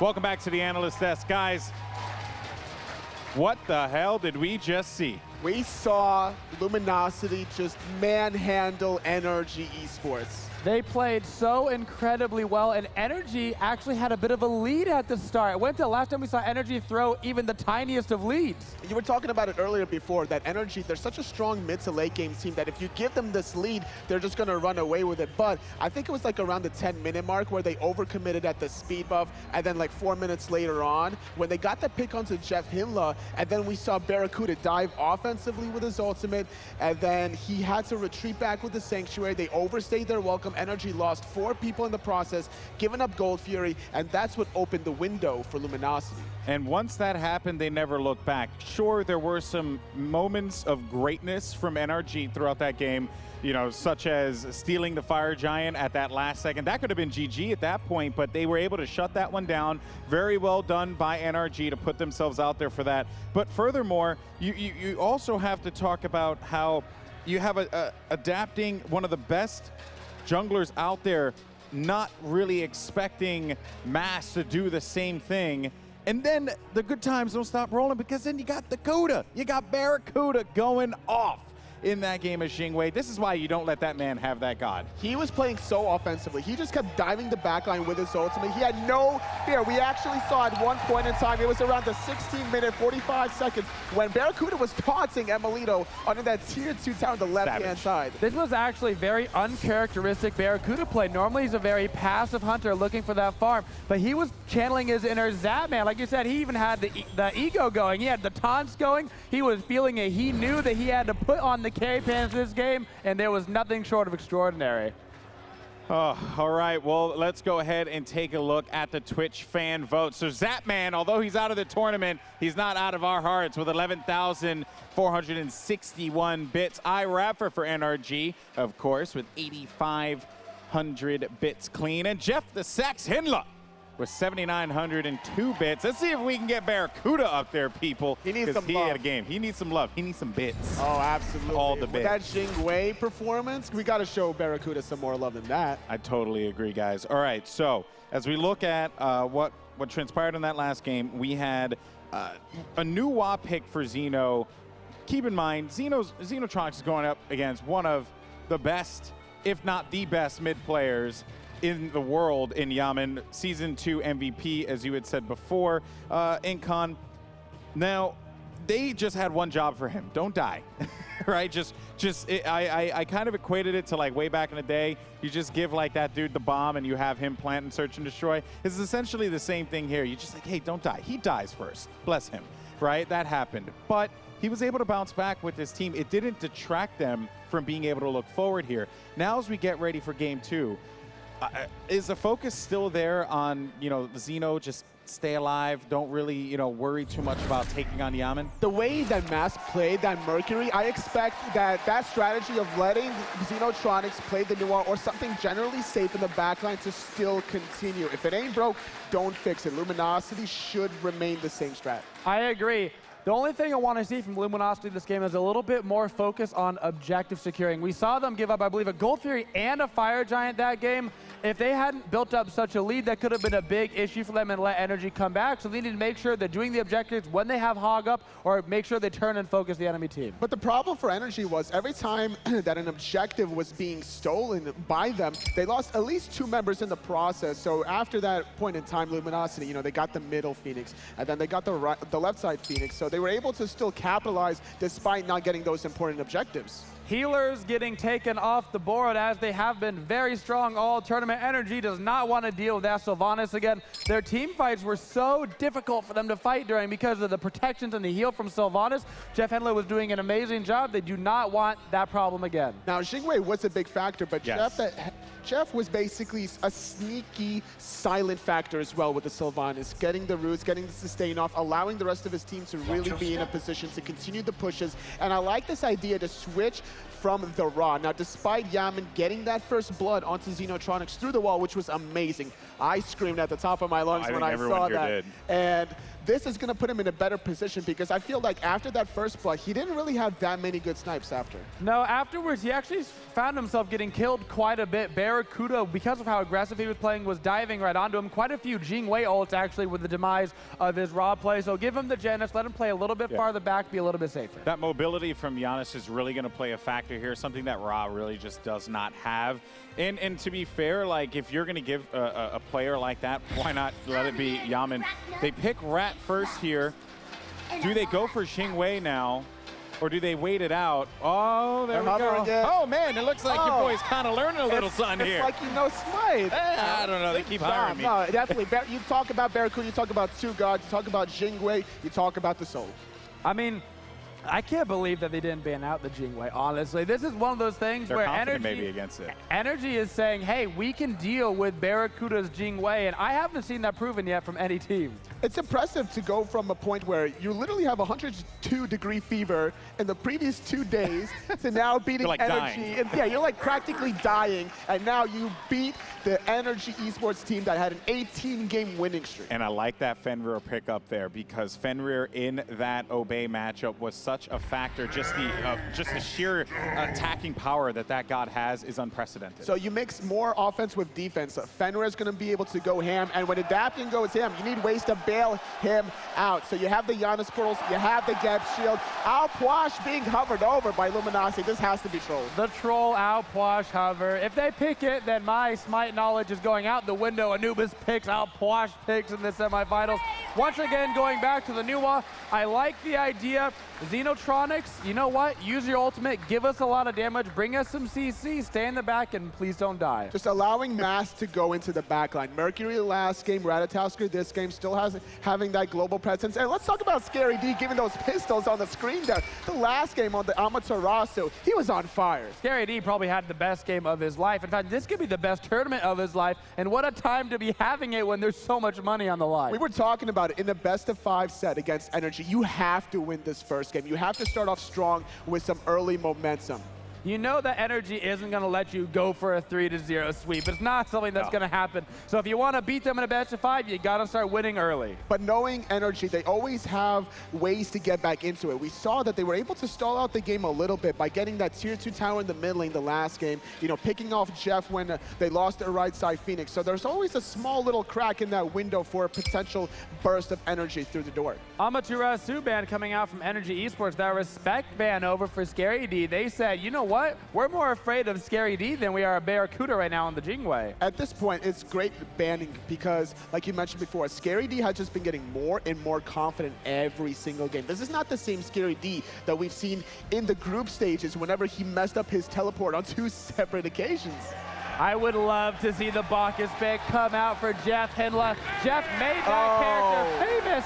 Here we go. And we're going to see him break it out. Absolutely great character. So much initiation on Bacchus, so much damage on Bacchus, plus of course the Intoxicate, a very unique form of CC. You trying right now with Jeff to go with Mask into that backline. Ratatosker having a knockup, Bacchus having a secondary knockup, as well as the Jingwei defensive knockup, maybe protecting Xenotronics, but now on the flip side, Energy, they're still sticking to a more offensive style. Now having Bologna and the Kronos, and look at that glorious beard! Oh man, I'm a verklempt right now. Jeez Louise, look at that. Emelito loves himself some Kronos. It's one of his go-to picks. It's still up on the table. Really enjoys the Mage ADC's periods, which is why we see the Soul and Freya banned out, of course, in Luminosity, and the Wheeler's pick to combine with the Bacchus. Yeah, so that means it's going to be Scary D actually playing the Ratatasker, unless he's been fancying some Willish in that solo lane, but I don't necessarily expect that one. The Cope baby strats. The Cope baby strats. Well, we'll see. I don't know. This draft definitely very interesting here, folks. All right, guys, let's go. Does LG go up 2-0, or do we see the defending champions come back? I think I like the Giannis and the Gep here to allow Adapting to be really aggressive. I really like the LG draft here, but Energy losing 2 games in a row, that kind of sounds silly. Unheard of. All right, guys, well, you heard it from the desk, and now let's go ahead and hear it from our casters. Guys, game number 2 underway. Get all excited in the crowd. It's electric. And send it away to the casters. Thank you, Golden Boy and analysts. LG's draft can probably be summarized by the following phrase: do you like knockups? I think so. I mean, 4 knockups picked for them. Also, they have the Owelish as well. Mast has been phenomenal, debatably the best jungler at the tournament so far. I mean, to be fair, so many players have been playing, you know, immaculately to the best of their abilities that we've ever seen. Also, Willix not only good with their own combo, but it's also good against Fenrir. And I'm really looking for Adapting. He's going to go really hard early game, so picking that Willix might make up for it. We saw Mast play a Willix earlier in the tournament to really superb effect. Not only, you know, getting a lot of kills and ganking a lot, but really controlling a lot of team fights with it as well. I think that's one of his best gods he has in his god pool. I do like the adjustments made from both teams, Energy banning away the Sylvanas and also locking away the Amaterasu, Scary D's best god. This is going to force him onto the Ratatosker, and you know, Scary D, we don't really see too many assassins from him, so I'm very interested to see how this matchup is going to go. Right, and we also see Fenrir Adapting actually picking up the same build as Captain Took did against Eager. Going for the guard boots. I mean, this is going to give him a lot of protections early. He doesn't have Bumbas, though, so if he takes too much poke, he only has 1 health potion. He does need to be very careful in these early fights. You can see LG already grouped up. Energy, no, this is happening, though. They're looking just to defend their own buffs here, really, but Energy looking to invade. 3 men of Energy over on the right-hand side. LG knows this is happening, so they're going straight away from them, but Raffer is actually spotting them out. He's going back to the blue buff to try to stop this. This is really good. Raffer only has Shell, though, and no Wrath on the side of LG. Raffer's by himself. Mass taking a lot of damage right now. But Raffer's a Gavin alone, but at the very least, he's bought a lot of time. You can see Adapting picks up that speed buff on the top side and rotating over. Has not alone for long. Here comes Adapting. Here comes Dimmy. Jump down the stun. Mast wants to burn the Purification. Raffer picks up the first blood. Failed invade. This is one of the biggest weaknesses we saw from Luminosity at Super Regionals, that when they're on the back foot, especially in the early game, they really struggle at responding to basically invades or beginning starts that they're not used to seeing. And I love that K is coming out for Raffer, my boy. We did see LG go down early last game with the first blood onto Xenotronics, and of course they came through and won that game. Right, but this time I feel like Energy have a little bit more comfortable combo. Adapting is on Fenrir, where he can do a little bit more on his own, where in the last game on a Willix he needed a little bit more setup from his team.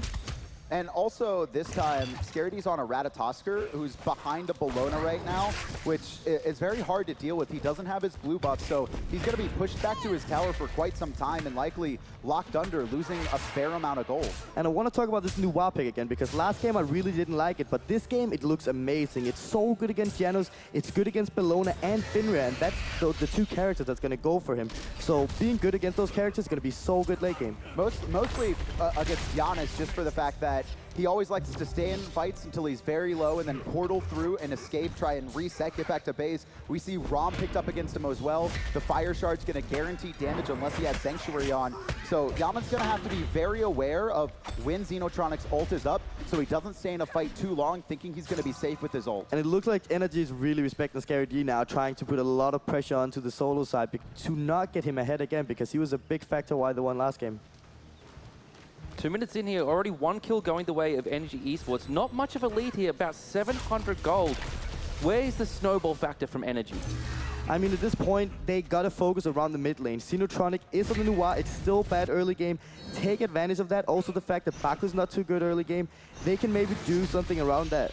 Oh, Barracuda trying to back there. Im's not gonna let him though, just trying to delay him as much as possible. Barracuda could actually go aggressive here if he wants to, but just going to be focusing on the wave right now. It's actually an evil 3v3 combo Luminosity have. Baku's jumping in, then Willix pulling them back into the minions of the Nuwa and then getting all the damage off. That's going to be so strong, even the early game. Yeah, it's very similar to the 3v3 comps we saw Eager used to run when it was Sobek Awilish, where they really just went for the guarantee knockups on Sobek, baited out some relics, and then re-engaged, pulled someone back into their mage every single time. Yeah. Typically, they ran Zeus, but the exact same style.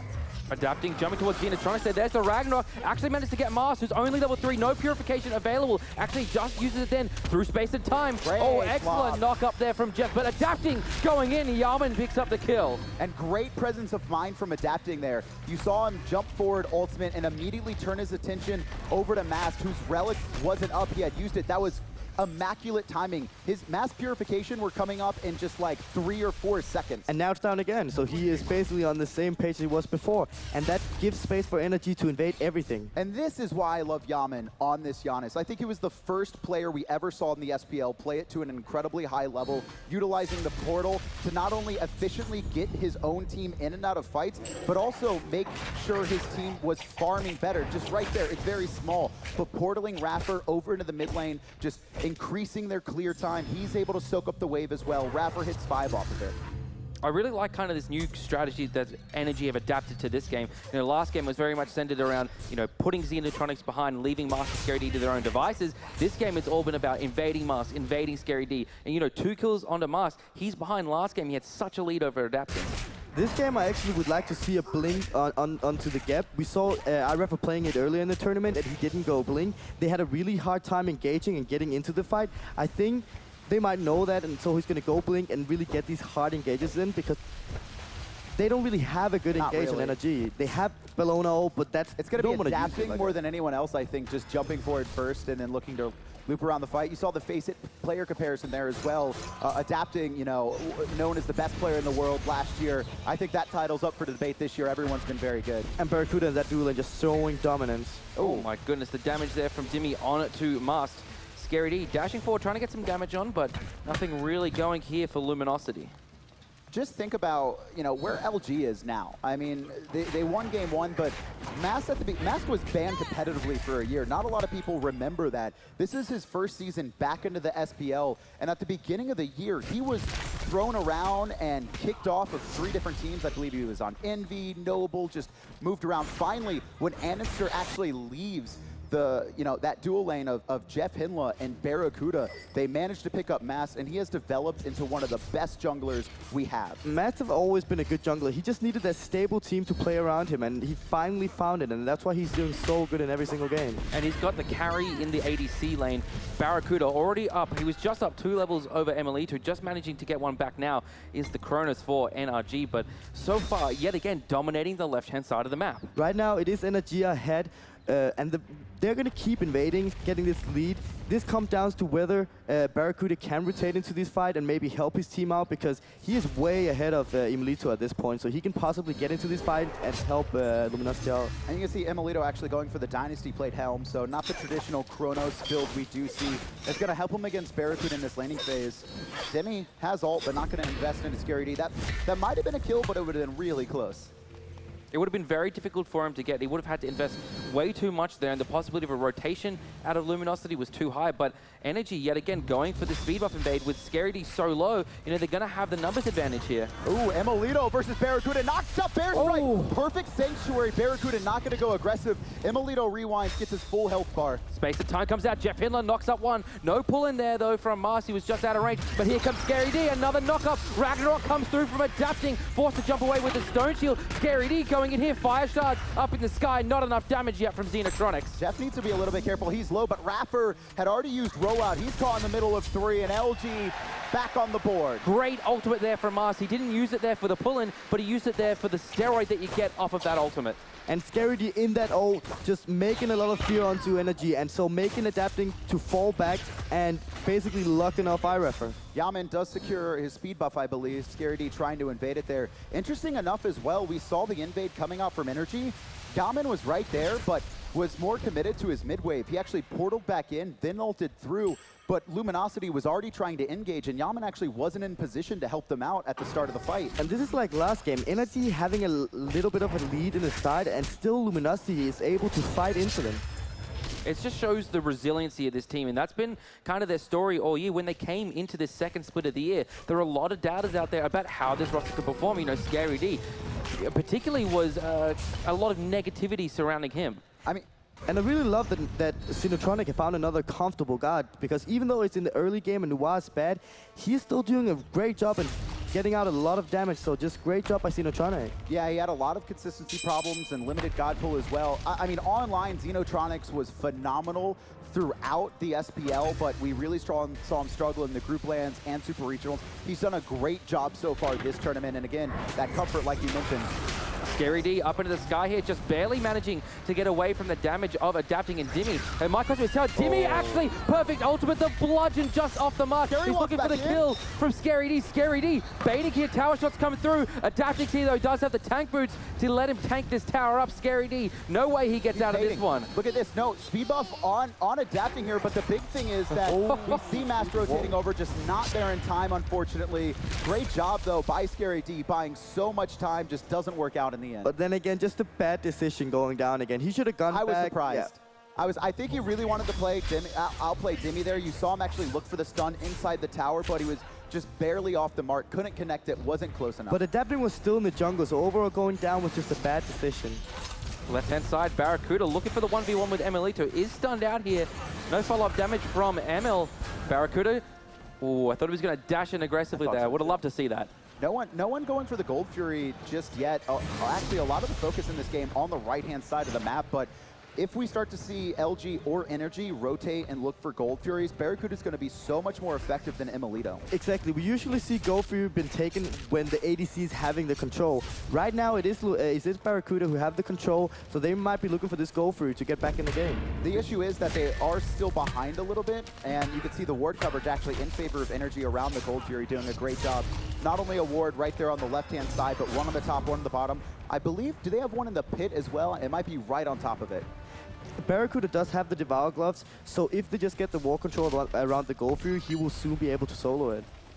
I've been really impressed by Master's ability to farm back up and come back in this game. At one point, he was 3 levels behind adapting. And I mean, even last game, right? He was behind, but somehow was out farming. Speed buff going to be started here. Mask needs one more hit to secure it. Through space and time, hits Mask. Speed buff has already been secured, but adapting to the back. He's knocked up immediately, pulled back in. Mask still alive, 1 health, and it's going to be a 1-for-1 trade. Xenotronics gets one. Timmy goes in with the Eagles rally. Scary D chasing him out. Stuns him out. No other stun comes through. The Wrath stun there from Timmy stops all 4 of LG. Barracuda knock up. Barracuda auto attacks. No, Timmy's still alive, but Scary D grabs the kill. And there we go. There's the early rotation coming up from Barracuda. This is the way Luminosity is going to get back into this game. Just the thing is, Energy once again overextending, diving so hard for Mast, and yeah, adapting picks him up, but Mast does such a great job, especially utilizing the Feather Step to avoid a ton of damage. Great job by Rapper on the Geb shield there as well to delay the death on adapting, but just way too much overcommitment deep into LG's jungle. The exact same thing we saw last game. Energy's got to be careful. Barracuda have been playing lights out this tournament, and if they give him this lead, he will destroy everybody. Did Master steal his away? I think so. I heard some taunts, and I heard cheering in the crowd. Yeah. It was close. Alrighty, 11 minutes, 20 seconds in this game, 4-3. You know, a lot of people looked at this semi-final and thought, you know, Energy, this should be a clean 3-0, but Luminosity up 1 game, and they're still very close here in the second game, despite a small advantage from Energy. And it doesn't seem like Energy, when they finally got a lead, to kind of throw the lead. But Luminosity have been so good at getting back into the game. Usually we only see Luminosity being really good if they're ahead in the early game, but right now they're finding themselves behind, and they're getting back into this game. They've clearly done a ton of work in preparation for Worlds, not only getting their players comfortable, but also figuring out how to deal with early game aggression, you know, the part of the game that they really struggled with earlier in the year. There's a winged, oh, actually, Rapper knocks up Xenotronics there. Xeno with the speed buff should be able to get away here. No re-engagement from LG, but talk to me a little bit about this winged blade here on the side of Emilito with the Chronos. I think overall it's just to get that extra movement speed. It's a very common build overall. I know Fumbo like it as well. I think it's just to get that extra movement speed and the attack speed, plus the health, getting a little bit more protection with that. It's just such a useful overall utility item. Not a ton, not really, you know, slows on the side of LG, but it still can't find its use. It's mostly is the health, right? It's very cheap, efficient, kind of this hybrid utility item that gives them a lot of options. And a lot of times with Chronos, you just have to be able to escape. Going in aggressive here, Emilito under the tower. A lot of damage coming out of there of the explosive bolts, and now he's going to be able to chunk this one down. It looks like Luminosity's poking their eyes towards the Gold Fury as well. Barracuda just needed 1 or 2 more hits that would have gotten Emilito low enough for Airstrike to kill him, or at the very least baited out that Sanctuary that he had picked up. And you can see Barracuda really wants that pick. LG, I think, trying to force this Gold Fury. You see them all grouped up, really starting to apply ward pressure as well. That was such a cheeky play by Yaman as well, coming around the back, getting the unstable vortex off, and then just disappearing through a portal. Barracuda there, getting chased out by adapting. Obviously, Fenrir, a great counter pick. So Barracuda, the only god he really needs to worry about is this Fenrir in the jungle. And what Revel was doing was that it's basically just getting his Teleria boots off. He don't want to go in or engage or whatever. He just wants to get that extra gold. Gold Fury start up here by Energy, but Jeff Hindler's staring them straight in the face. Barracuda around the side, showing his face as well. Scary D using that ultimate, doesn't find a target. Here's a through space and time from Yaman. Adapting, comes through the portal, jumps forward, and now Energy starting up the Gold Fury yet again. Through space and time. It's been wasted right now, so no disengage for Energy if this goes poorly. Both teams have Rapper. Great Cataclysm gonna find 2, and Energy do secure the Gold Fury, but the fight's raging on. Jeff Hindler under 50% HP. Great portal there from Yaman to get his team out. Mars jumping in there. Roma Invicta from Dimmy is going to get himself away. Fantastic disengage from Energy. And you know what the call was from Energy. That get the Gold Fury, Gep, just hold them away and then get out everybody. They all got out so good by Energy. Perfectly timing the Cataclysm as well, just hitting LG's front line as they jumped in. They don't really want to waste Purification for that, as it was just used as a zoning ultimate. A team fight wasn't breaking out. And LG, you know, they wanted to defend the Gold Fury, but it wasn't needed there. They really wanted the kills, and the fact that Energy were able to just cleanly get the Gold Fury and disengage without Yanasol is huge. And now we see Adapting and Yaman with a lot of gold in hand. So they want to get back, and then they want to start forcing something. Right now, they're just taking it passive. Middle lane, Energy pushing forward here, not going to find much. Scary D on the right-hand side as well. Actually, a level lead here over Dimmy, surprisingly enough, given the struggles he had in the early game. Yeah, overall, Bellona have been winning the lane. I think it's because Dimmy have just been rotating a lot and Scary D haven't got a lot of free farm. Scary D, though, getting pressured out as he tries to invade this blue buff.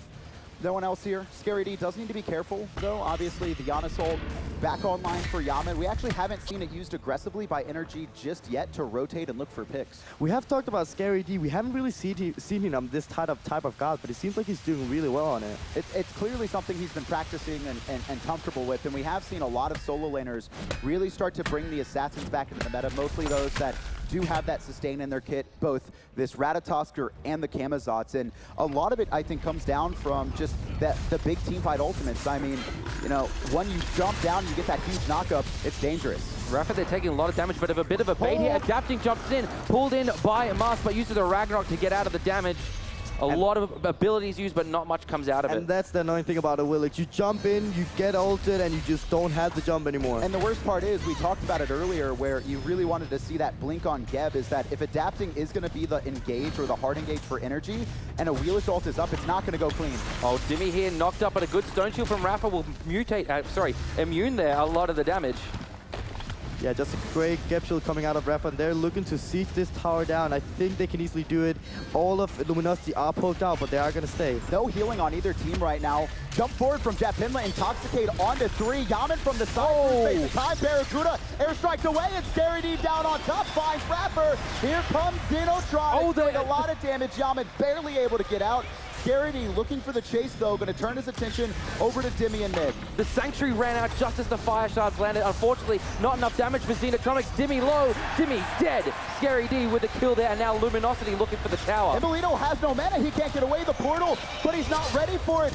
Body blocked by Scary D. Xenotronic comes in as well. And this fight is on the shoulder of Jeff Hin, like getting that 2-man jump, getting the 4-man ultimate, getting all the early damage, making it easy. He's gonna fight him. Scary D in the jungle. Luminosity Gaming here, coming back against the world champions Energy Esports, and they're taking the tier 1 tower in mid. They're looking for the tier 2 as well. Scary D, my goodness, 4, 1, and 3. Where has this been all split? I have absolutely no idea, but Luminosity is just looking absolutely great in this game. Just phenomenal performance from them. Tier 2 going to be sieged up. Teleport coming in from Dimmy, but LG back off. They might have overstayed their welcome. You can see Raffer trying to chase them down with the rollout, but he's by himself. He's just trying to delay them as much as possible for adapting to rotate in. But and as I was talking about in the other fight as well, Jeff Hindler finding 2 people in a jump, getting a 4-man ultimate, getting a lot of damage off. Then Scary D coming in with the ultimate, also getting a 3-man ult. It was so great. Right now, gold even though. LG just fighting back into this so well. I don't even know what to say. Like, Jeff Hindler, it's just blows my mind how fantastically he's been playing. Like, we know he's been a great support player, but this is just another level for him. This team is absolutely crazy, right? It's just, this is the redemption squad. Jeff Hinla, I mean, he was one of the main reasons that C9 split up. I mean, Annister didn't want to play with him anymore. He didn't think Jeff was good enough. But Barracuda ends up splitting with Jeff as well. Jeff comes back onto the team because Baskin leaves for Soar. Xenotronics, he comes in, he never played in the SPL before, joins this squad. Scary D, really rough start to the SPL, but the best performance we've ever seen from him on the world stage. Adapting jumps in, Jeff Hindler taken to about 50% HP. They're Adapting chasing after him with the Ragnarok through space and time, just off the mark there. But Jeff Hindler's in a lot of trouble here. Unstable Vortex doesn't land, Cataclysm comes through. Jeff Hindler portal, Jeff Hindler dead to Yaman. But Mast is here, Dimmy with the Eagles rally. Mast trying to run away, jumps down there. Adapting just off the mark. Scary D gets another kill. Up into the tree he goes, and he's gonna run away. What? Unbelievable. Scary D just turning up once again. Luminosity did overextend that fight, but ends up actually getting at the return kill. Just a great job from Scary D there, just staying in the fight, calculated and good. And great job as well from Rapper to buy time for Energy. Yaman almost picked up by Mass there. We did see him blink into the back line. Rapper has been very quick with his shield. I want to know what his second relic's going to be. He just hit level 12. I hope it's going to be a blink. I think it has to. Right now, they have no engage because Adapting can't jump in, so they need that blink engage to just collapse onto Xenotronic. And that's a free gold fury there for Luminosity again. As well. extending their lead even further. 1,800 gold, but the experience is the big point here, 3,600. And it just seems like Luminosity is so comfortable around this Noir because they can actually leave Xenotronic, because with these minions, he can be so safe himself and actually get a lot of damage in it. Do you think this is going to warrant a Noir ban next game? It might, because I think overall, right now, they're not dealing with the Noir. They're just letting him farm, letting him do what he wants to. Either they're going to do something different with the gameplay, or we're going to see that ban. Well, every single fight we see, we actually notice Adapting jumping on really one of two players. It's usually Mast, and if that's not someone he can go on, he actually looks for Jeff Hindla. Obviously, he doesn't have the purification, but the issue is Energy don't have the burst, or they haven't had the burst to be able to pick up that tanky Bacchus. And I think the reason why they are engaging on Mast is because they're underestimating Xenotronic, but right now he's doing so much for the team.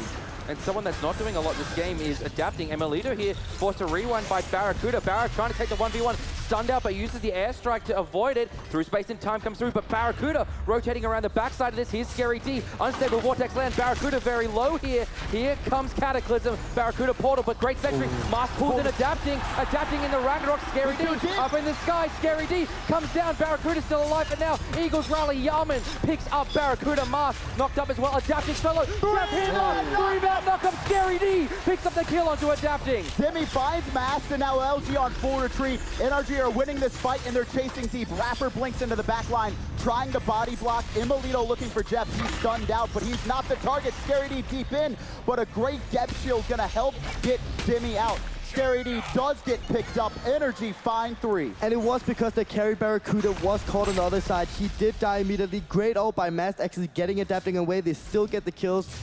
And overall, they just stacked up for Yemens too, and he did so much damage to that fight. That's why they lost. Also, Scary D teleports in, but you saw the confusion. He didn't actually expect those two members to be right there behind him. When he TPs in, he kind of stops for a second, turns around, who am I going on? Then tries to rotate out. Right, it was a very stacked fight, and being so stacked, if nobody noticed it, Yemen got like two insane unstable vortexes. Yeah, exactly. Off. There we go. Just so much damage. It's okay. You're not a mid laner. Right.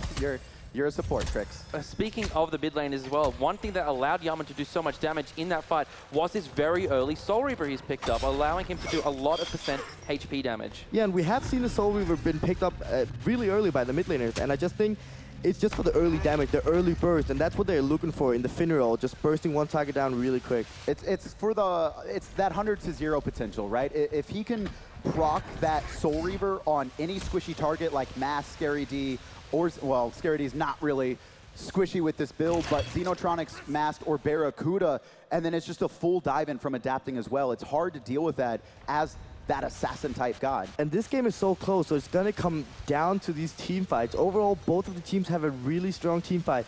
I would say overall it goes to the way of Luminosity because the Noir is just so strong, but then again, we have seen Emilito in these fights. If he gets some air in the fights, he's going to destroy everybody. And Barracuda not really able to abuse his lead that much. We saw him rotate, which kind of allowed LG to even up the game, but he hasn't really been this huge impact player that we have seen so far this tournament. Oh yeah, he was 3 levels ahead of Emilito earlier, but now he's only 1 level ahead, and Emilito is slowly getting there where he wants to. So far for me as well, Mast hasn't really had the impact I would have liked to see out of him. And it's very similar to how Adapting played last game on this Awilix. I have to disagree. I think Mast has been great. His ultimate specifically against Adapting have been perfect. And he's getting put, there's so much pressure on him. You could see Energy, their focus typically is Mast in a lot of these fights. And even if Mast does die, I mean, he's 0-4-7. He's equal in farm to Adapting right now, who's 2-2-5. And he does a great job of buying so much time and allowing Xenotronics and Barracuda to kind of sit there and just pump out so much damage. I understand the Willix picks as well, but I'm not sure why they want to pick it when they have such a teamfight-oriented combo. They have the Noir really good in teamfight, the Bacchus, the Xingwei, everything just really good for teamfight. And the Willix is not that kind of guy. You want to get picks. You don't really want to teamfight with that sort of guy. Scary D, Dimmy going at it here in the solo lane. Scary D, a lot of damage online from him, Adapting, creeping around in the jungle, potentially looking for a pick here. He is 3 levels behind the Ratatoska though. I mean, this would be great if we seen some sneaky Fire Giants. Maybe we only see Luminosity actually having that one ward on the Fire Giant, else there's not too many wards coming out from NRG. Scary D just going to be trying to farm up here as Gold Fury's actually spawning. You see iRapper doesn't want to give these up for free. I think he secured one right there. And through space and time, Energy want to fight. Here comes Rafa, here comes Adapting, here comes Yamin. The whole squad of Energy's here, but here are 4 men of Luminosity as well, and they decide we don't want to take this fight. And we have been talking about it. Rafa did pick Blink up, and I love the pickup, absolutely. Now they can get to the backline immediately. Maybe force a beast onto both Noir and Barracuda, so that's going to be great. Gold Fury started up here by Luminosity, blinking from Rafa into the knockup, but Cataclysms onto 2. Unstable Vortex lands onto 2 members here. Emelito coming around the side, but Jeff Finland knocked up into Mars. Ragnarok comes through. Barracuda gets a kill, and it looks like Dimmy's coming in as well. Dimmy gets a kill onto Mars. Scary D gets Adapting. Yaman's by himself, though. Pops his Sanctuary, trying to buy some time. Barracuda needs one more hit. Emelito trades out as well. Barra 1v3, now on the retreat, but he's got Scary D in tow, who dashes forward, looks for the stun on Emelito.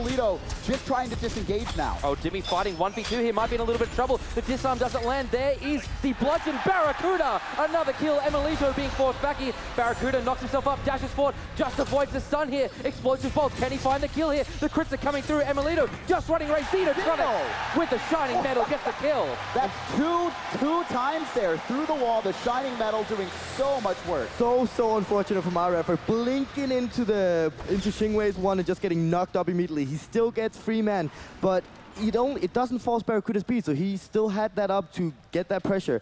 Dimmy and Jamin actually got to the fight a little bit later as well. They didn't have the proper communication. I think Rafa should have waited a little bit and then blinked in. And we really saw that the disruption you were talking about that Wheelix's ultimate causes Adonis when he pulled in Adapting. Oh, Rafa, what in the world by himself? Okay. Picked off at the Fire Giant, just trying to counter ward. That's always dangerous. Barracuda, though, gets hit by that through space and time. This is going to make it hard for LG to stick on this Fire Giant. And you can see Adapting looking for it, but pulled back in. Brutalized, but it misses. Now Adapting trying to run away, but Scarity's going to chase him down. Barracuda finds the kill. LG 16-10, still surrounding FG. There should be a free Fire Giant here because Yaman doesn't have the through space and time. Dimmy's coming through now. He does have his Wrath online. Eagle's Rally is available as well, but the Fire Giant already too low for Dimmy to even get the steal. Luminosity take the Fire Giant. And Mars being 05 is doing so much work. He's taken every single engage from Adapting. He can't do anything in this game. It's just, both games he's been so quiet. He's bottom of the player damage. Jeff Hinla has more damage than Adapting at 27 minutes into the game. The Sex Tank has been rolling through SWC right now. This game, though, it's definitely not over for NRG.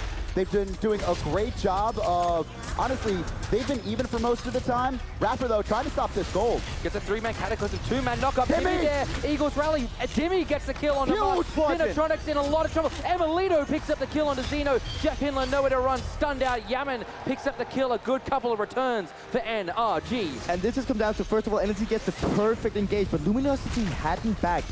They needed to back before they could do that. Energy had all ults up, they had everything, they got the perfect engage, and they just got all the damage off. And this is also the perfect position to end up in. They kill 3, they force 1 back. Right there, they're going to be able to grab 2 towers, head straight to the Phoenix, and it's Barracuda and Scary D left alive to defend this. They almost might want to give it up at this point. Scary D jumping in, gets a knockup. Actually, Xenotronic immunes it there. Emelito rewinds as well. They still get the left-hand side Phoenix. Energy with a re-engage. Oh, he dashed in. I was a little bit worried for him. You can see Mast about to spawn, though. Same with Jeff Hinlaw, but LG just going to let Energy back off. And Energy getting that left Phoenix is going to do so much for them because it is the hardest Phoenix to have down. When the Fire Giant comes up, the Fireman will go in, and they will not be able. They will be so far away from it that they can't rotate to it. The one thing that LG has going for them with that left Phoenix down, though, is that they did pick up the Fire Giant just a couple minutes ago. And so by the time the Fire Giant respawns, the Phoenix is going to be respawning at about the same time. So they don't have to typically do that really hard, annoying deal of having Scary sit there because he's the one with the teleport. And Luminosity do have 2 towers up in the left lane, and they have the Noir. Possibly they are going to look for a siege. They still have the Fire Giant onto 3 people, so they might still be able to siege this down. We see both Scary D and Adapting have picked up the Void Shield here. Talk to me what it brings to your team. Void Shield, I mean, it's just a great protection item overall, and does great things for the team. Yeah, I mean, reducing the physical procs of everyone around you and an AoE as well is just going to enable Mast and Barret to do more damage. This it's just such a great item that provides that penetration, very similar to Witchblade, just those AoE auras doing so much against these multiple physical gods. And NRG now, even though Luminosity have a fire giant onto 3 people, they're having the control over all the jungle. They're grouping up, they're not going to do any more mistakes. They know they had a bad fight to go free, but that was due to Rafa's poor engage and just bad communication overall. So I think if they just play calculated now, they can win if Rafa just gets a great engage. I'm surprised to see the Magi's Blessing picked up here by Dimmy rather than adapting.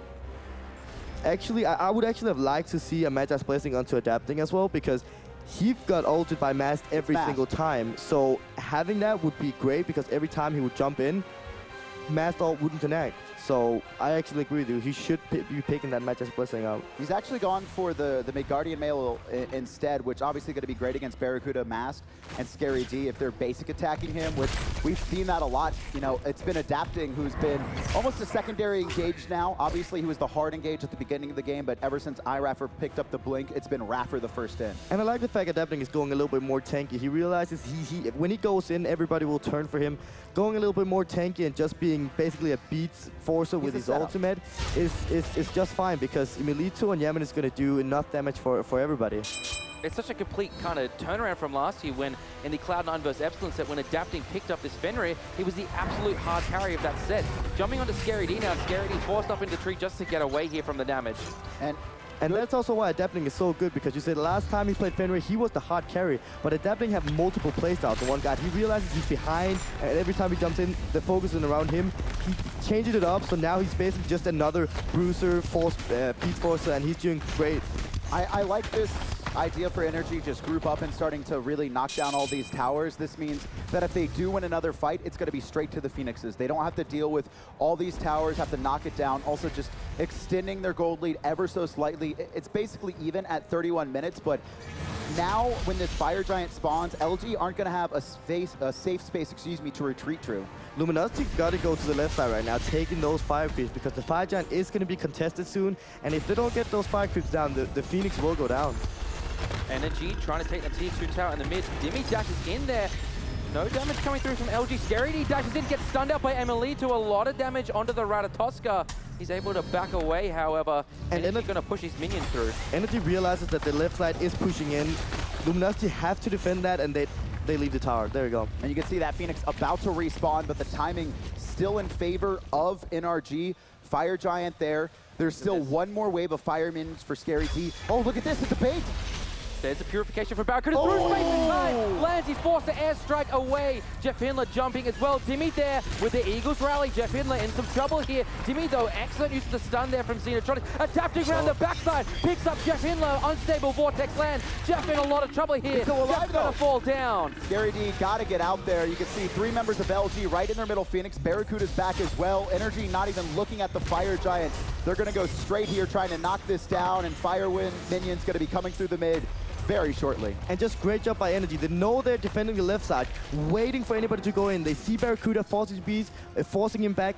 Jeff Hindler is there, cutting him off, and then the Fenrir ult in the end to finish him off. Just such a great job from Energy. And that was 2 players of LG just caught out by themselves. I mean, Barracuda's not going to expect that coming around the corner. Left Phoenix very weak and is going to get picked up, and here comes Scary D jumping down to the back line. Emilito on Adapting, looking for Barracuda, who's still alive. He actually dashes away. Xenotronic's ult going to do a good amount of damage onto Energy, but the damage is done. Ooh. Adapting almost pulled back there. Great use of purification to keep himself safe. Energy, that threshold from the Yan is making this disengage so much easier. And Barracuda does survive there because of the Aegis, but overall it's worth for Energy. They get the Phoenix. They have so much control over the map right now, and it looks like it's going to go in the favor of Energy.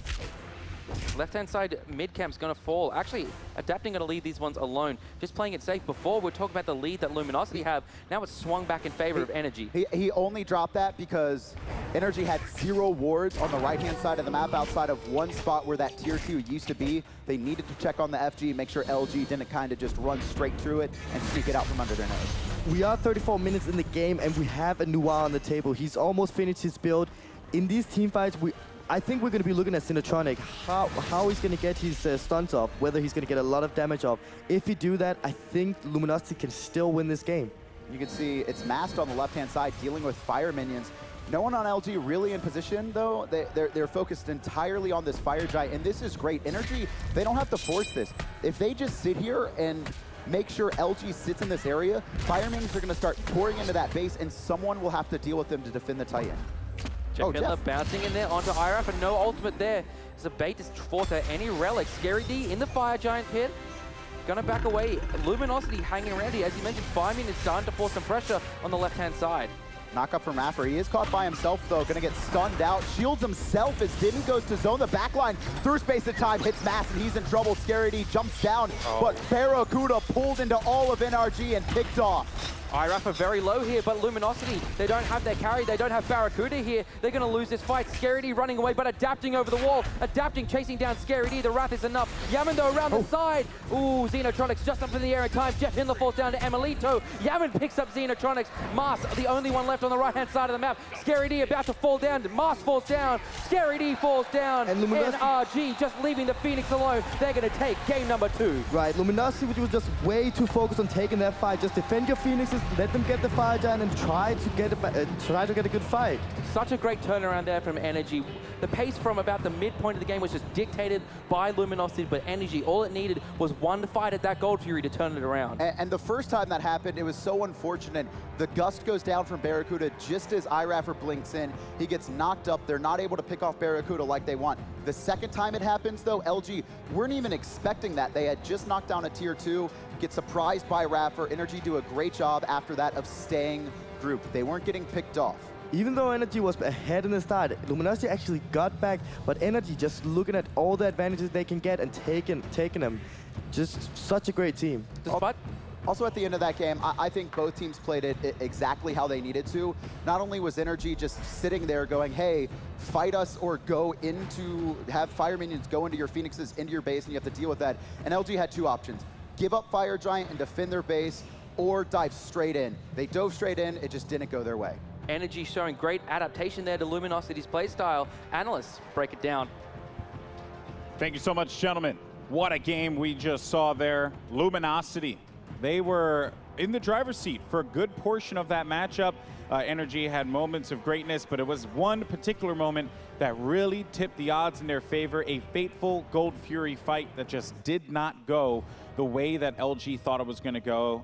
You know, I think one of the major things to take away from this with NRG is you give them a little bit of breathing room, and they're going to take it all, and that's just how this team plays. Despite getting the Fire Giant earlier on, it didn't matter. Energy was doing such a good job capitalizing on any single opportunity, and like you mentioned before, it's very difficult to beat Energy 2 games in a row. Yeah, once you have, you know, you got to win the first game against Energy because they are a team that will come back, and they're going to come back hard. Like you said, Golden Boy, you have to play so perfect against Energy in order to take the win, and it's hard to play 100% every single game. They're doing a good job with their mobility for Yaman, the protections between the Geb shields for Raffer as well. So they're able to bounce back. You know, they can play offensive with adapting on the Fenrir. Speaking of the Fenrir, the last year's World semifinal between Epsilon versus Cloud9, Adapting was winning on both Fenrir and Naja, so maybe we could see more of this pick. Although I gotta say, both the junglers this game, performances fairly mediocre comparative to the rest of the games or what we expected from them. Luminosity side, Scary D putting in an absolute ton of work that game, playing brilliantly. Barracuda playing great, of course, but not enough to take over Yaman and the boys. Yeah, I do think Scary D is really having the tournament of his life here. He's playing just some phenomenal Smite. And on top of that, too, looking over at Barracuda, victory or defeat hinges on this man and what he's capable of doing. But when we're talking about that this is a different Barracuda than what we've seen in the past, what makes Barracuda's aggressive play this time around just a tad bit different from what he did back then? Something just switched and clicked inside this man's head, honestly. Both him and Zadman switched their sides. Like, all right, I'll take your cell, you take mine. We're going to make it work. And it actually did. Eager got to the semifinals, unfortunately lost. And now Barracuda and his boys are here, and they're making it work. When was the last time you saw Barracuda dive anything? It's been a long time. Honestly, I want to say that's kind of part of this Luminosity team.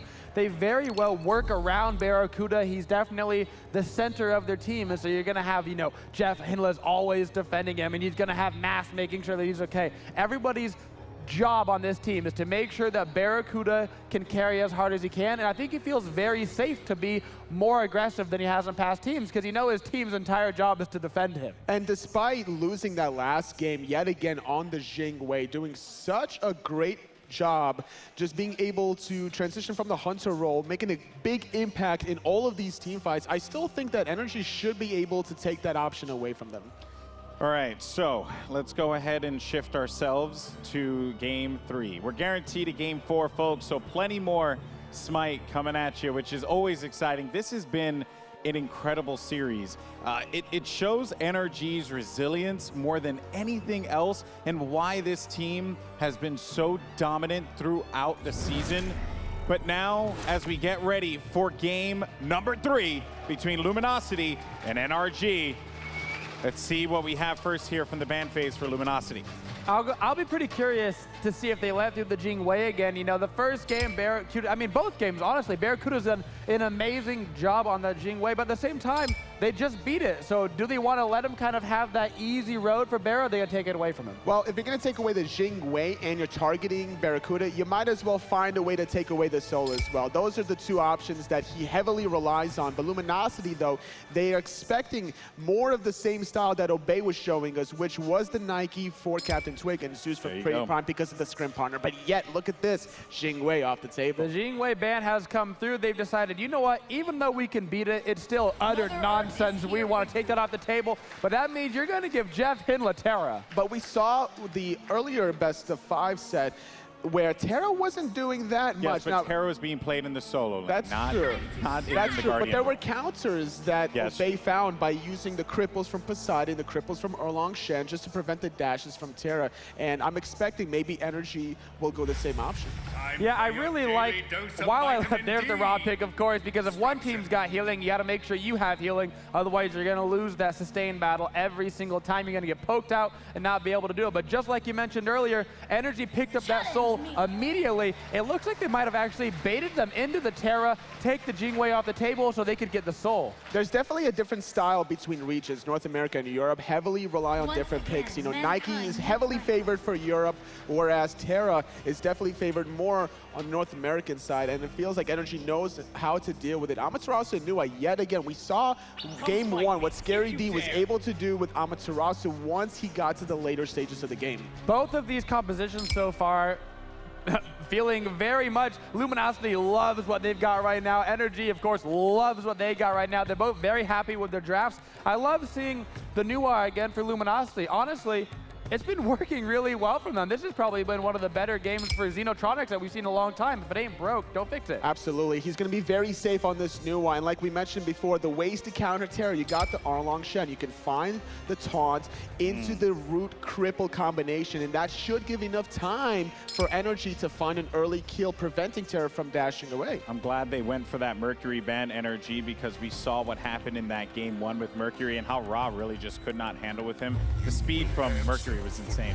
We're seeing Raffer play these very, very defensive supports right now, picking the Geb last game, going for the Khepri now. He's relying on his team. He's just going extremely aggressive, and he's going to be the one peeling for him. And Luminosity expected this because the fact that they banned Sylvanas, but you can't ban all of those Guardians at that phase. You have Sylvanas, Khepri, and Geb, but now Luminosity sticking to the Ratatasker for Mask. It's going to be interesting to see what kind of global pressure between this Terra, Nuwa, and Ratatasker can disrupt Energy. Hopefully they look for some early ganks onto the Ra. We saw Energy be a little bit shaky with the Ra earlier today, and so if they can put more pressure on the Yemen, maybe get him a little bit scared, just like he was last game. He's like, not a repeat game. Well, you got a lot of setup between the Khepri and the Erlong Shen, and we hear the VEL coming out of Rama as it gets locked in for Barracuda. A great late game hunter option. Rama, one of the strongest characters really throughout the game. He's one of the most evenly distributed characters, has early game lane clear, great mid-game team fights, and one of the best late game hybrid characters. I don't think the Morgan's out yet, so that's a correction there, folks. It's actually Fenrir for NRG. Okay, so now that we have this set up here, I mean, this looks like on paper a good draft for Luminosity. I like this a lot, but NRG, always NRG, man. What do you guys think? quick. The Ra and Khepri, too much sustained. Energy should be able to get their second win here. If LG builds some anti-sustain, I think they've got a good shot on this one. All right, folks, here we go. It's time for game number 3. It's a lot on the line. Who will go up 2-1 in the series? It's time to send it over to your commentators. Take it away. Thank you, analysts. We have got ourselves a set here, 1-1 tied between LG and Energy. Luminosity, not even really supposed to be here. I mean, you're the team that brought it. Yeah, it's all on you, man. You're the one who allowed LG to make it. No, I mean, they shouldn't have been here overall, but they deserve it. For from how what they've we've played. seen here at Worlds, they absolutely deserve it. And just be able to play up against a team like NRG, even if they don't go to the finals, they've still done a great job so far. Clearly, just world class, across the board. Scary D, though, back on is very comfortable Amaterasu, and this is what's really good about LG as well. With Ratatosker coming into Scary D's God pool, is now this is a god that LG can pick up early in a draft and be very dynamic with. And I like the adaptation from NRG. Even though they did win the last game, they still banned the Xingwei away from Barracuda because he was a huge problem last game as well. So now he's on the Rama. Let's see what he can do in that one. Well, we've seen his Rama play previously, in the group stages, essentially carried his team to victory against Noble Esports. Maybe he's looking to do the same thing again. Barracuda and Ram, one of the hardest hyper carries in the game. Also, something that's really, I think, unseen a lot of is when Ram's actually ult early into the fights, and you look at this lineup from NRG, it's really about lots of sustain. They want to have long, extended team fights. The heal from Dimmy, adapting, probably going to go a hybrid tanky build again. You can see with those boots, Yaman's heals, Raffer's ultimate, Emilito as well with Disapparate. And we see everybody from Luminosity right now starting on the left side. That's gonna make Able in it. That's gonna. You go. Yeah. I'm done. Jeff Hinla, yeah, I mean, 5 members. You can see the invade on the left-hand side. This is going to allow Energy to just get a ton of free farm on the left. Also, they're not going to be able to soak up that first wave unless they rotate quicker. Jeff Hinla with a red buff is scary. He might be on a Terror, but he's got a red buff. Right now, Luminosity is leaving all the right side. That's gonna be. Yeah, just look at this. There's the teleport. Trix is so triggered. He's like, they're gonna lose so much, but actually, Scary D does manage to teleport in. This is an interesting strategy. Not anything we've seen just yet. This is something that LG clearly had planned. And Barracuda taking this boxing match against Emilito. He's going to be able to just walk away. I think Trix is actually triggered because his team never gives him the red buff. Right. He's like, I'm Bacchus. I play Bacchus. I want to fight. Give me the red buff. He's like, I have to go and invade their red buff to get it.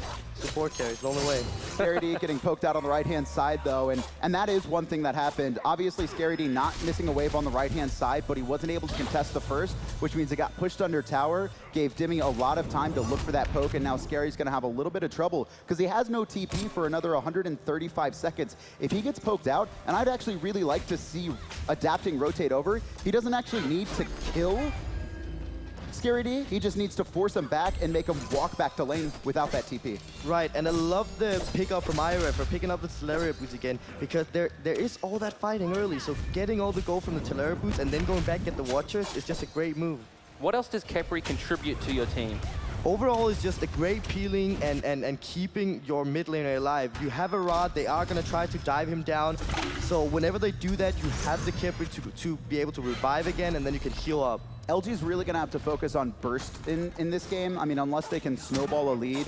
Obviously, they have basically triple globals coming out. Xenotronics is going to be able to hit everyone. Masked with a half global. Barracuda can take to the sky with his half global as well. And then Jeff Hinla, I mean, that buff is going to be huge. And you can see already LG rotating to the right-hand side. But Energy have a really good team fight combo overall. If they're all stacked up, the globals coming out from Luminosity is going to be so useless. Mid lane here. 3 men of Energy, just farming up the mid wave, getting some gold and experience here. Jeff Hinla still level 3. He's over in the solo side. Dimmy taking some damage here, but he's going to be all right with this. He's fighting 2v1. Big rotation. Dimmy 2-man taunt. Adapting jumps over. Scary D trying to send out members. Does get a 3-man stun, allowing Jeff Hinla to get away. Scary D's pinned out, but Energy can't chase him. And that was just straight out a bait from Dimmy. He knew he wouldn't win that fight 2v1, but he just went in it because he knew his team was coming. And they get the fire creeps, and good lead. And dazzling offense there, stunning all three. Perfect positioning by Scary D, lining all of Energy up, and then allowing Jeff Hinley to escape. That should have been first blood. Again, we see Adapting going this tank boot start. Do you think he's going for a more bruisery style yet again? It's possible, and you know, that's what kind of Fenrir has developed into. You very rarely see the assassin style. A lot of time he's almost a pseudo initiator, where when a support is not strong enough early, for example, a Gep without a blink, or someone who doesn't have defensive items online early enough and is going to get blown up, you just have the Fenrir go in, because not only does he have that hard engage with the stun when he has all 5 of his runes stacked up, but also he has so many ways to get out if he just takes too much damage. And Fenrir is just a great beast forcer, so usually you want to go full cooldown reduction and just keep getting that ult off so you can force the beats all the time. Right-hand side mid camp's being contested between Xenotronics and Adapting. Ifra is going to rotate through here. Should be able to secure this one for Energy. Adapting jumps there. And Jeff Hinley actually picking up the hog is really great, because Terra is so bad in the early game versus a Khepri, so getting that extra control in the jungle is so good. And and I mean, we saw him utilize that on the invade when they rotated all 5 members to the left-hand side. And LG do actually have a gold lead off of that so far, about 500. Scary D dashes into the tower with Adapting right behind him. Nice dazzling offense, perfectly timed not to get taunted out by Dimmy. Great ult by Scary D just before the taunt coming out from Dimmy. He's been doing so good right now, and you also see how comfortable he is in Amtrusu, picking it before the third ban. I mean, he must be really comfortable on it. Duo lane, we haven't really talked about much this game, and in fact, in the previous games, really, it's just been Barracuda forcing waves under the tower. This game, Ram against Soul, a little bit less favorable, perhaps? Much less favorable. Yeah, I mean, Souls should be able to dominate this early and just farm up, but Rom's not that bad, and really it's just about this farming the late game. Raffer caught out, but he does have a heal from Yaman, so nothing gonna happen just yet, and Barracuda's fine with that. I mean, once Rom gets to late game, once he gets crit online, he does so much damage. And at this point, I feel like Energy is just going to look for the lockdown with the Khepri and into the Ras Knight. They have so much beat forcing coming out of Khepri and Fenrir. They need to force the beat and then start looking for the pick. And that's not even talking about Erlong as well. Energy are probably going to be playing this pick style, like you said, really just rotating these 3 setup carries around Yaman at all points of the game and just looking to burst players. Oh yeah, definitely feel like if Energy is using the heals properly in the team fight, they are going to win the 5v5 fight overall. Oh, Zeno caught by himself. Good juke there inside his own fog, but he is going to get picked there just a little bit, forced to purify. And that's what you were just talking about, forcing the beats with these abilities. And we're soon... Oh, Mask. Oh, whiffed completely. But he forced the ult from Rapper. Yeah, so Mask whiffed, but Rapper burns his ult anyway. Scary D again going aggressive on Dimmy, but it's adapting around the corner. Silence out of the Brutalize, but there's the ultimate. And Xenotronics Fire Shard's not going to be enough to answer back to Dimmy. And meanwhile, they're fighting in the mid lane. They even forced the beats without adapting, and now he got a kill in the soul lane as well. When Adapting's ult is going to be up again, he's going to be looking for Xenotronic, and he will be dead. Is Yaman going to snipe this? Nah, just got to save it. And so we do see snipes actually come out of mid lane Raws all the time to try and contest mid Harpies, since snowballing that can become critical, but I feel like they're really just looking for kills. I think Yaman was looking for it, but overall he didn't have the vision, so he didn't want to waste his ult basically, so just said whatever. Speed buff here just going to be taken by Luminosity. First blood going the way of Adapting though, you know, last 2 games, we haven't seen him had the same sort of impact we're used to seeing from the Adapt King. How important is it to kind of get your momentum back going again? I think it's really good for Adapting now, finally getting the first blood, getting a little bit of a lead versus Mast, and maybe we're going to see him take a more of a carry role than before, where he was the support role as Fenrir. Adapting's been really quiet so far in this set, and you know, game 1, a lot of it was his team got so far behind on the Awelish that he couldn't really make any plays. Game 2, low damage, but he did a great job of transitioning into this team fight setup-oriented god, allowing iRaffer to kind of just farm up until he got that blink. And Dimmy just ulting Scary D off cooldown, just to force his ult so the Fenrir can easily get that gank off. It was good discipline there, though, by Scary, recognizing the situation that he didn't need to blow his ultimate in that time. Oh, yeah, that was really good, because right now, Dimmy's just looking for the force, so Adapting can have an easy game wherever he wants to. Xenotronic speeds is still down for 45 seconds, so I'm still looking at him and whether adapting is going to look for a gank on him. And yeah, and I mean, if I'm Scary D right now, I'm just sitting under my mid tower. I'm not trying to force anything. You can actually see Luminosity knows the exact style that Energy are looking for. Wards all across the map. They just need to hold out and not get picked off. This team, heading into late game, is phenomenal. You have Terra, just so much sustain, range stuns as well, very similar style to Erlang Shin. Amaterasu, one of the best gods at diving onto back lines, and then that Nual ultimate that just does so much AoE guaranteed damage. Yeah, for Energy, they need to shut down the Xenotronic this time, and now when he speeds down, they should do that. Oh, Jeff Himla gonna be caught out here. Soaks up the Soul Ultimate. It's another kill for NRG. 2 members of LG rotating in. Mask just off the mark, trying to get that knock up onto Adapting, who gets stunned out when he jumps forward. Wrath for quick reaction time on the Scarab's Blessing. 1 ult to the sky, 2 shots looking for the third. Baron needs it, Adapting over the wall. Oh yeah, actually haven't talked about this. Even though Nuwa is bad against the Ra, it's super good against the Kipper, because whenever you revive a Squishy, the Nuwa will actually be able to kill the target. Right-hand side, Scary D and Dimmy, not even involved in that fight, just boxing around there. Masked his ultimate a little bit late there. It just seems like Energy weren't even looking for the Gold Fury, looking just to bait in LG. Right, and this is Energy's tactic overall. They have the Fenrir, they want to start forcing things like the Gold Fury, see if anybody goes in, and then goes Fenrir. Scary D getting poked out here once again. You can see Witchblade being started for Dimmy. That's going to come in big against that ROM later on. Same with Mast as well, who wants to kind of jump into that back line, get as many basic attacks off as possible. And I'm not sure about Scary D's pickup here about Breastplate. I would have loved to see the Witchblade, because Erlang is overall based on his auto attack, so getting that Witchblade would have been a little bit better, I feel like. Good against Fenrir and Soul as well. I mean, anti-attack speed is just so underutilized, but it's not always the best pure defensive options, and a lot of players really looking to survive that burst.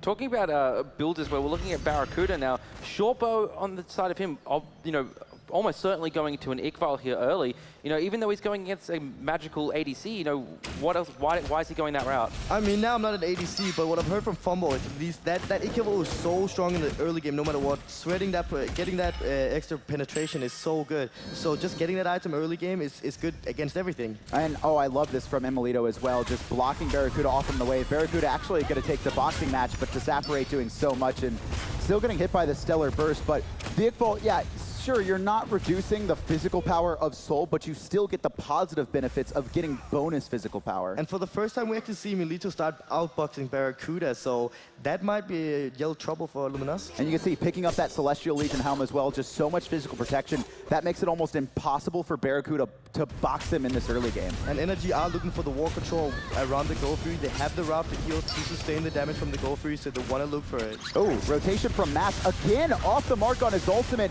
Emilito 1v2 actually outplaying Mast, is forced back, but here comes the rotation as well from Jeff Hinla. The rest of Energy right behind. Adapting, chasing after Jeff Hindler here, just forcing him away. Now the Gold Fury being looked at here by Energy. Yaman healing up his team. 3 ults burned by LG right now. Energy are going to try and force something, and it's actually catching Scary D out. 4th ultimate burned by LG right now. Energy, they need to force this Gold Fury. They can easily force this. They also have the Ra heals to sustain, so right now they should just be looking for that Gold Fury and force it. They still have the Fenrir ultimate, so they can easily get a pick. Maybe playing it a little bit safe, though. Obviously, LG doing a great job at the objective control, and there it is. They're going to be rotating over right on top of the ward, and LG's going to have to defend this. Barracuda still does have his ultimate. Wrath on the side of Dimmy. It should be free here for Energy, but LG want to contest. Scary D round the backside. Gold Fury still being tanked up here by Dimmy. In goes Adapting, stuns out Barracuda. Energy gets a Gold Fury. Scary D chunked to half HP. Snipe comes through from Yaman, but only hits Mars. Revive onto Dimmy. He doesn't even need it. It's just a use to get away. Jeff Hindler falls to Adapting. He's chasing down Scary D. Nowhere to run to for Scary D. Oh, the beam through the wall just off the mark. I really don't think LG should have contested that at all. They had Jeff Hindler with Wrath. If anything, you use Barracuda's ultimate and maybe steal it away if Raffer mistimes it, but they had burned so many ultimates in that fight, it was just almost impossible to fight into NRG, who have so much sustain. I mean, yeah, you had Jeff Hindler with a Hog, but then again, Adapting just straight up ulted him, so he was CC'd for the whole time. They should not have fought that at all. Barracuda, though, split pushing left-hand side in the meantime. He is going to back, and Energy now with a decent lead. We haven't really seen Energy able to string together a huge lead in any game in the early portions. Mask, oh, Rapper by himself, 1v2 right now, was just trying to steal the way from Dimmy. Dimmy was trying to back, but now he's going to rotate over, trying to help out his support. Rapper, oh, the knock-up. He should get picked up, though, eventually. Two-man root nice. Yo, there's no way. Scary, There's please. no way. There it is. Okay. All right. A little bit worried there. And also, we've seen some really early ultimates coming out from iRapper. He needs to really be careful with those. He needs to make sure that the damage coming out from Luminosity is when he's using the ultimate. Speed buff going to be taken here by Luminosity. Pressure in the right-hand side for them there. I'm a little bit surprised that they didn't kind of commit to the tier 1 tower there. Yeah, I mean, overall, one pick on iRapper right now, he is really big, so getting that kill is just going to do great things for them. And adapting, once again, 2-0 and 1, though. This time going for more of a damage-oriented build, not actually picking up that Void Shield, going for Jotuns and then straight into what I'm going to assume is a Brawler's Beat Stick. Oh, yeah, now we see him going a little bit more physical power, more than like the protection style, and that's because he want to carry this game. He want to win smoothly. He want to keep getting his snowball off and just stay in the game. I mean, another thing about that too is this time Rapper's on Khepri. Sure, it was a little bit the same last time with the Geb Shield, but being able to get that revive and pulled away from the team fight is huge. This is going to allow adapting the safety to try and make those dives like he did in Game 2 against Mask, and it's a lot safer to do so. Right, I feel like Adapting's going to be really comfortable this game, just jumping in, doing whatever he wants because he knows he had the Khepri behind.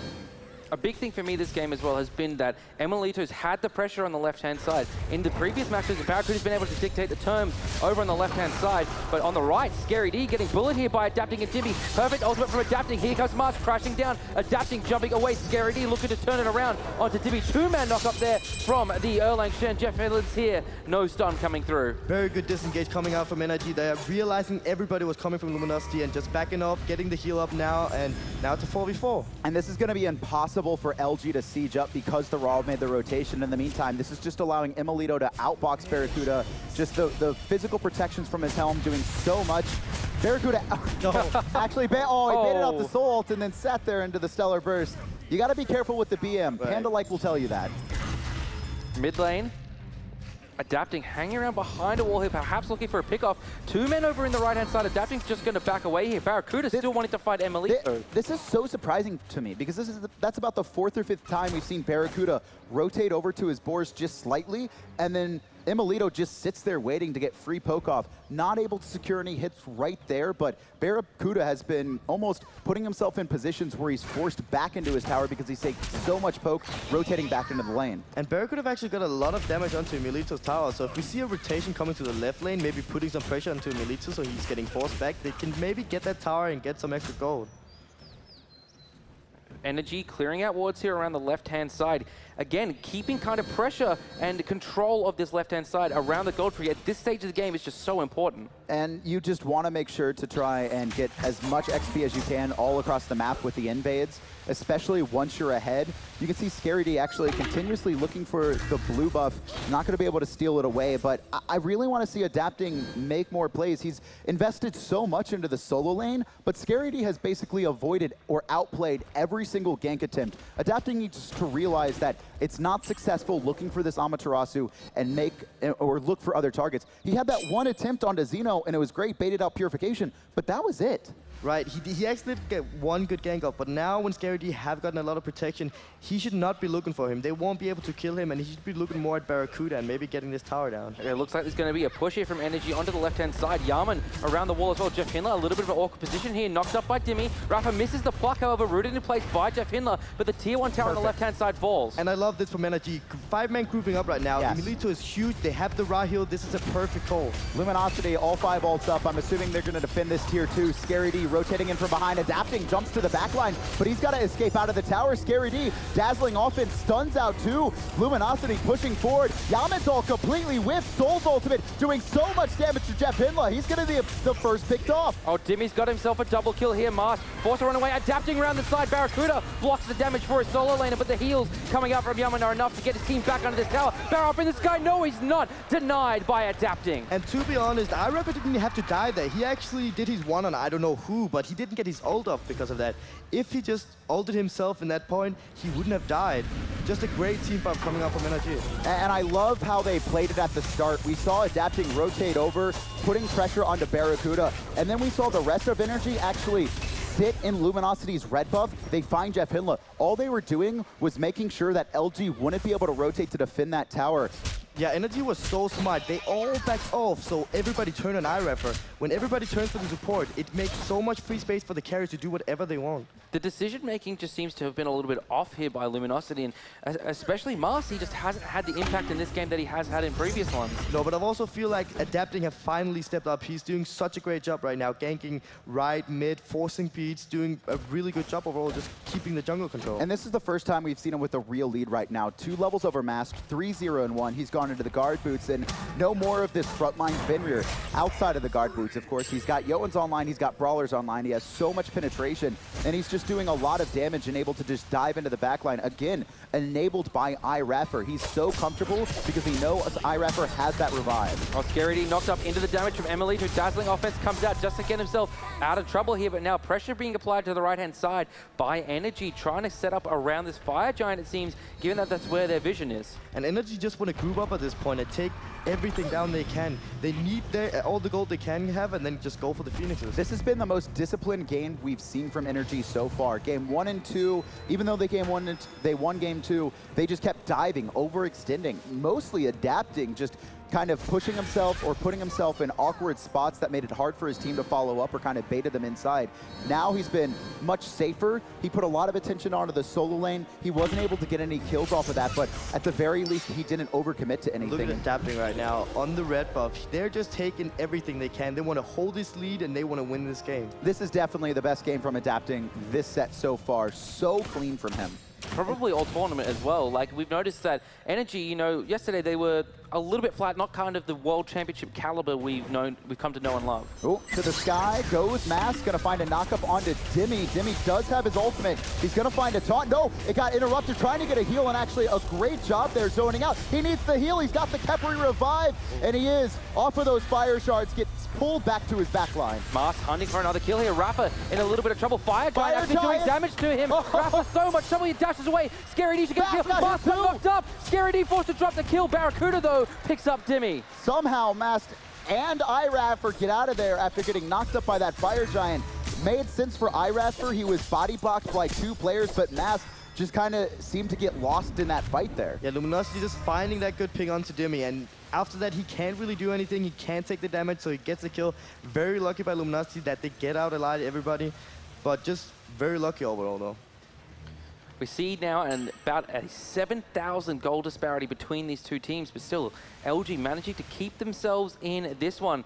Adapting, definitely going for the full carry kind of build here. 3 penetration on items online already. Oh yeah, and this is also what we said about the global. They need to group up so they don't get picked. Dimmy did get picked here. It was lucky by Luminosity, but still it was a pick. They need to group up again, siege down the towers, or even bait the Fire Giant. Just anything else than splitting up.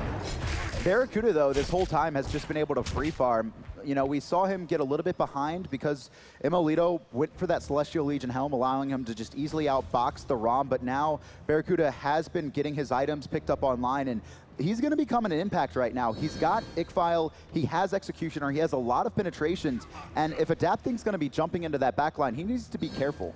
I mean, he does have the Kipriol, but they definitely have to look at Barracuda here. But they also have to be aware that there is a Nuwa, and he's going to do so much damage if you don't focus him as well. I'm concerned kind of about the... There is some anti-heal on the side of Luminosity, but there's not a whole lot. There's a Brawler's Beat Stick and a Weakening Curse. Do you think the sustain is something they really need to start focusing on? I mean, the Weakening Curse is a great pickup overall. They need that anti-healing whenever Energy falls back. I love that from Rafa there, just rolling the stun over his teammates. Mars jumps in, gets 2. Here comes Barracuda, but a great taunt from Dimmy prevents the damage coming through to his teammates. And this is, oh, actually, TP coming in from behind by Scary D, but he was right on top of a ward, so Energy expected this. Rom to the sky, the focus is onto Yaman, but Yaman out of range of Barracuda's ultimate. Now LG turning their attention, but Scary D way too deep. He gets picked off. Jeff Hinla very low, Adapting finds a kill. The Brutalized picks up Jeff there. Mars forced to run away. Barracuda and Xenotronics as well. Stun there from adapting. Barra in some trouble. Purification. Force and now Energy looking for the tier 2 tower in the mid. Rafa wants to kill onto Barra. Plucks him in. There's the Celestial Beam from Yaman. Enough to pick up Barracuda. And this is going to be a Phoenix. Luminosity used way too much energy focusing Yaman, trying to run him down. He still had a Capri ult, so he wouldn't die anyways. They should have backed off way earlier. And you could see there as well, just that style. You know, Rom did take to the sky early looking for Yaman, but the coordination wasn't there. Barracuda should have been in the sky much sooner. Mass landed down, got a great knockup, and then just Energy had way too much time to be able to freely retreat. But even if they got the kill on Yaman, he still had the Kipriol who would revive them, and they would have invested so much time and so many ults into him, so they would have died anyways. Gold Fury not even being looked at there by Energy on their way back to base. They do have a lot of golden hand after taking down those towers and those Phoenixes. I'm pretty sure Energy is pretty tired of the last 2 games. It was not as clean as we expected them to be. So right now they're just taking this game and they want to make it clean. And you know, we might have to see, Xenotronics has done a great job on this new wall, but it hasn't been that effective in this game. I think Energy are doing a much better job of playing around it, where they're not getting baited into small corridors and stacking up for those Clay Soldiers explosions like we saw last game. Before, they were just diving in way too deep, and Xenotronics was able to get off so much free poke, but this game, it hasn't really been the same case. Right, I feel like Xenotronic haven't really been able to shine though as well, because they've always been that pick with the Finnerer. He'd be able to go in and then get the Finnerer ult and pick someone out. Energy here looking for Jeff Hindler. He's only level 12. Stunned in place by adapting and rooted by Dimmy as well. No chance there for Jeff as Emilito picks up the kill. Mars gets a 4-man knock-up here, but the healing coming through from Yaman, and there's no damage here from LG. Dimmy actually takes a lot of poke, but heals himself back up. Look at this sustain. This is absurd from Energy. Not only the raw heals, but Kepri hasn't even used his ult just yet. LG do manage to hold right now, but they're not going to be able to heal up. And LG know this. You see, they're trying to use this Amaterasu movement speed aura, but the second the heal goes down, LG know they lose their chance to take another initiation. And this is probably another Phoenix right now. If they just push LG back, probably maybe stopping them backing, and then they can actually get the Phoenix. And this is... I want to go back to what Hughes was saying. A lot of this is the result of Emilito finally getting the better end of Barracuda. The last 2 games, it's been Barra having full control of the dual lane, but this time Emilito had Barra pushed back, and Barracuda wasn't able to make those same rotations. Right, and I like this call better, just going for the Fire Giant now, having that really big gold lead, and the Fire Giant is going to make it way more easier to get the Phoenixes and get the Titan. It's about 13,000 gold here at the 25-minute mark.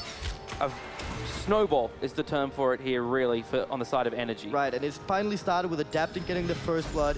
He got ahead, he got comfortable, and then we see the Adapt carry. He's done a great job picking out everybody, especially Jeff Hindler without the beats.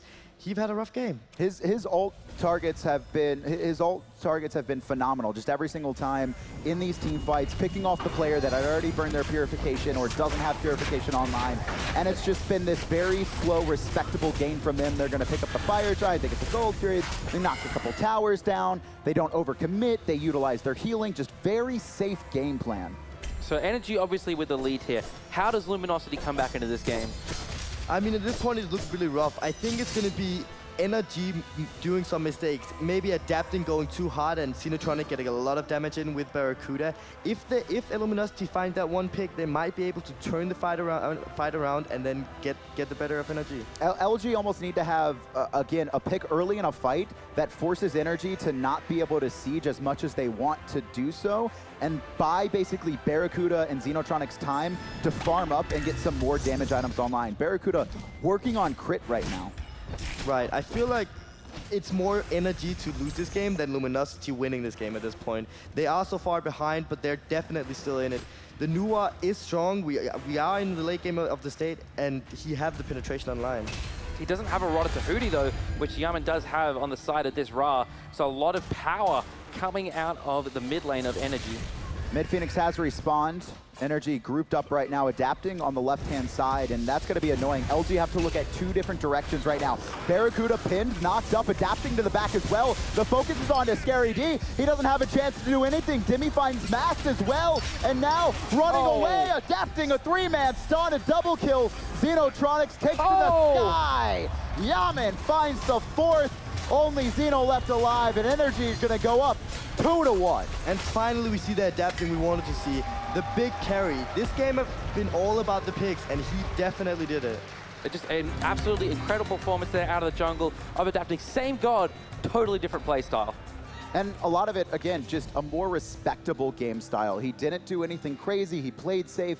He played around his team. He put so much investment into Scary D at the beginning. And, you know, I was a little bit worried about that, you know, that he committed way too much. But Mast wasn't able to make an impact elsewhere, which is fine. Mast actually had to always come and counter-initiate to make sure Scary D got out. But as we were talking about it, he immediately went to the right side, took advantage of Barracuda being really weak against Fenrir, and just taking that right side down, and then Energy won the game. We said as well, Emilito having that much pressure in that lane, basically neutralizing the impact Barracuda could have. And Barracuda has been so critical for not only Luminosity this tournament, but Luminosity this season. The team has really developed to play around him. I mean, when he was back on Cloud9 last year, Barracuda was just a piece of the puzzle. Now he is the centerpiece of this team. And if he's dealt with and no one else can go off, especially because Mast had a really rough start, I think, to the game, missing a few ultimates, LG just collapsed. Energy take a 1-game lead in the series. Analysts, take us through it. Thank you, fellas. All right, so here we are. Currently, Energy up 2-1, 1 game away. And they will be facing off against Obey in the grand finals here at the Smite World Championship.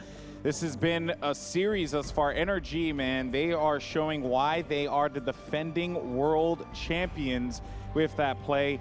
Caster's mentioned it before. The Fenrir coming out huge for Energy. But honestly, another thing that I saw was really LG. They overcommitted a lot on some plays, and that really damaged them. You know, to me, it personally felt like Luminosity, they tried to force the issue a little bit too much. At the 22-minute mark, we saw Scary D coming from the side. He overextended a little bit, trying to kill Yaman on the Raw. We saw Barracuda go into the ultimate as well, hitting the snipes. And without those two ultimates and killing the Raw, it was basically Energy coming back with a sustain, which was the key factor to the whole game for them. They were often playing like they were more ahead, you know, than they were. They were playing like they had the XP and the gold lead, and that Barracuda was 5-0 Jingwei again. They were playing as if they had all of this damage to output, but they didn't have any of the damage to get through this Raw sustain and the Kepri protections. It was just too much to handle. All of this resilient composition between the Raw, the Kepri, is the key to success for Energy. Well, that was a tough loss for LG, who are one step away from being eliminated out of this one.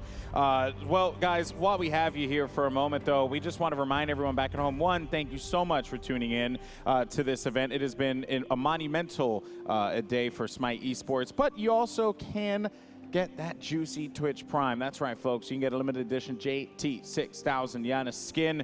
Seen how awesome Giannis has been throughout this whole tournament. And there's a new event coming up, Path of the Phantom Queen, the Celtic event. So you get all that for free with Twitch Prime. Do so today. And also link your accounts, hirezstudios.com/link. You get drops in the chat. I've been seeing everyone spam away. Okay, I saw that filthy spam, but you guys are awesome, and keep on coming by and let people know what's going on here, because we've had some great games. Let's go ahead and check out Luminosity and see just what this team is all about and how they got here. Like from the very first set, like, even against Sora, I was confident we're gonna win like every game, but even against Flashbang, I was like still confident we're gonna win, but we just didn't, and like we just like faltered against like invades and stuff. We didn't know how to play around them. When we lost to Allegiance, I knew that confidence was shot in a lot of the members. I knew we were upset, and I hoped that we won. I wasn't confident that we were gonna win against Flashpoint. I mean, the game started off the wrong way, right? Like, it felt like we were playing from behind, then ahead, then behind, then there was like a mistake, and then after I took the first blow, I knew they were gonna keep on taking it over and over, and I just knew I was gonna get behind. There's like nothing I could do at that point. But I feel like we had sort of an idea of what we were gonna do when they invaded, but then we just didn't execute it, and then I rotated over, and then it put me behind, and it put Mask and Scary behind. Because I could have played it way differently. I could have played it way safer. I could have just rolled away and ulted, and right when I died, I knew that I was our team's main damage, and I had to position myself as safe as possible. And right when I died, I was like, oh crap, I literally just threw the game. At that point, I was kind of like really down. I was hoping, for the best, and I didn't even know we still had a chance. I completely forgot Orbit was still playing them. But I saw Orbit come up and like they all look super hyped and stuff, like super happy. I was like kind of surprised, like, oh wow, these guys actually really want to play. Every time a play was happening, I was like, oh, that's Guan Yu, baby, that's Guan Yu. Like, Zelia was farming, like Trix was farming, Mobster was stealing objectives, and like. In that game, they were a contender for Worlds. Like, they played that game better than they played any other game, and I don't know why. But we owe pretty much everything to Orbit. I was upset. Even if they won, even if they lost, I feel like we should have never even been in that position. I was just sitting there like, even if they win, like, we can't, like, we'll be happy, but it won't feel right. This is not right. It just didn't feel right at all. And that was how this squad, the North American favorites, Luminosity Gaming, got here to the Smite World Championship. And their path to the semifinals have definitely been a challenging one, but now they look to face off against their greatest challenge, which is winning 2 games straight against the world champions, NRG. It's difficult to win 1 game, let alone win 2 additional games, let alone win those 2 games in a row. How do you expect Luminosity to bounce back after double losses? At this point, I think they need to kind of pull out a strategy that Energy's not familiar with. I mean, we know that when you make that one itty-bitty mistake against Energy, everything starts to crumble apart. So I'd like to see them try to do, not necessarily a crazy strat, but a different strat that just throws Energy off their game, so they have to take a while to recover to be like, oh, okay, because our buff timers are on wrong timers, and the mid timers, and the Gold Fury's already down, something like that. It just seems that Energy, the only time they really lose is when they outplay themselves, right? Whenever we saw them in game number 1, they stole the objectives, they just lost too much, and that allowed Luminosity for the slightly better objective. They lost their Gold Fury, they went to Fire Giant. They lost the Fire Giant, but you're not going to deny them that middle Phoenix. So I'm looking forward towards Luminosity still to keep pressing on, still to keep getting the objectives whenever they have that slight advantage. And you know, we talked about it earlier. They win a lot with Fenrir. Maybe we'll just go ahead and see the Fenrir ban come out, put adapting on something else. That's what they played the last 2 games and they've won. Do you think if adapting's Fenrir gets banned, that he would just pull out the Naja? I mean, he's going to play Thor if they ban the Fenrir, let's be real. I mean, I would agree with you, but at the same time, I'm still just remembering the last year's semifinals against Cloud9, where the 3 games that he won was only on Fenrir and the Naja. If they pull out the Naja, then I'd love to see Yaman go Scylla middle because of the immediate, you can't miss the ult. It's impossible to miss it, which means you always get the second one and just Yaman snowball out of control. This could get really insane if it goes in that direction. LG have a lot to think about. One player in particular that has a lot to think about is Barracuda. He has been, on the Rama, he was not that same Barracuda we saw in Xingwei, right? Obviously 2 completely different gods, but the aggression, you know, still a little cheeky with his, you know, taunts and whatnot, just having some fun with it. But still, that raw aggression that came out of the Xingwei from Barracuda was very impressive, and he didn't have that on Rama. What can he change? Because they are going to focus out this Xingwei. There's no way NRG lets this one through. No way. I think Luminosity, whether or not they get the Xingwei, they need to focus more on towards catering towards Barracuda. You have to be able to make sure that he wins his dual lane matchup. Just assist him a little bit with initial gank and then let him do the rest. I agree. Barracuda has been this team's win condition. Get Barra big and then sit back and let the carry show begin. So like you said, they need to either get him a gank or, because they're probably not going to be able to get him the Xingwei. I certainly wouldn't give him Xingwei. All right, well, here we go, folks. Game 4, Luminosity. This is do or die, backs against the wall for NRG, an opportunity to repeat history. And the Nike is going to go right away, and no surprise there. They've been really intent on getting rid of that one. I'm really surprised that Luminosity, despite losing the last 2 games, they're still consistently going for that first pick, right? You would think that they would switch things up, maybe go for second pick, start trying to adapt towards whatever Energy's initial game plan was and look for a counter.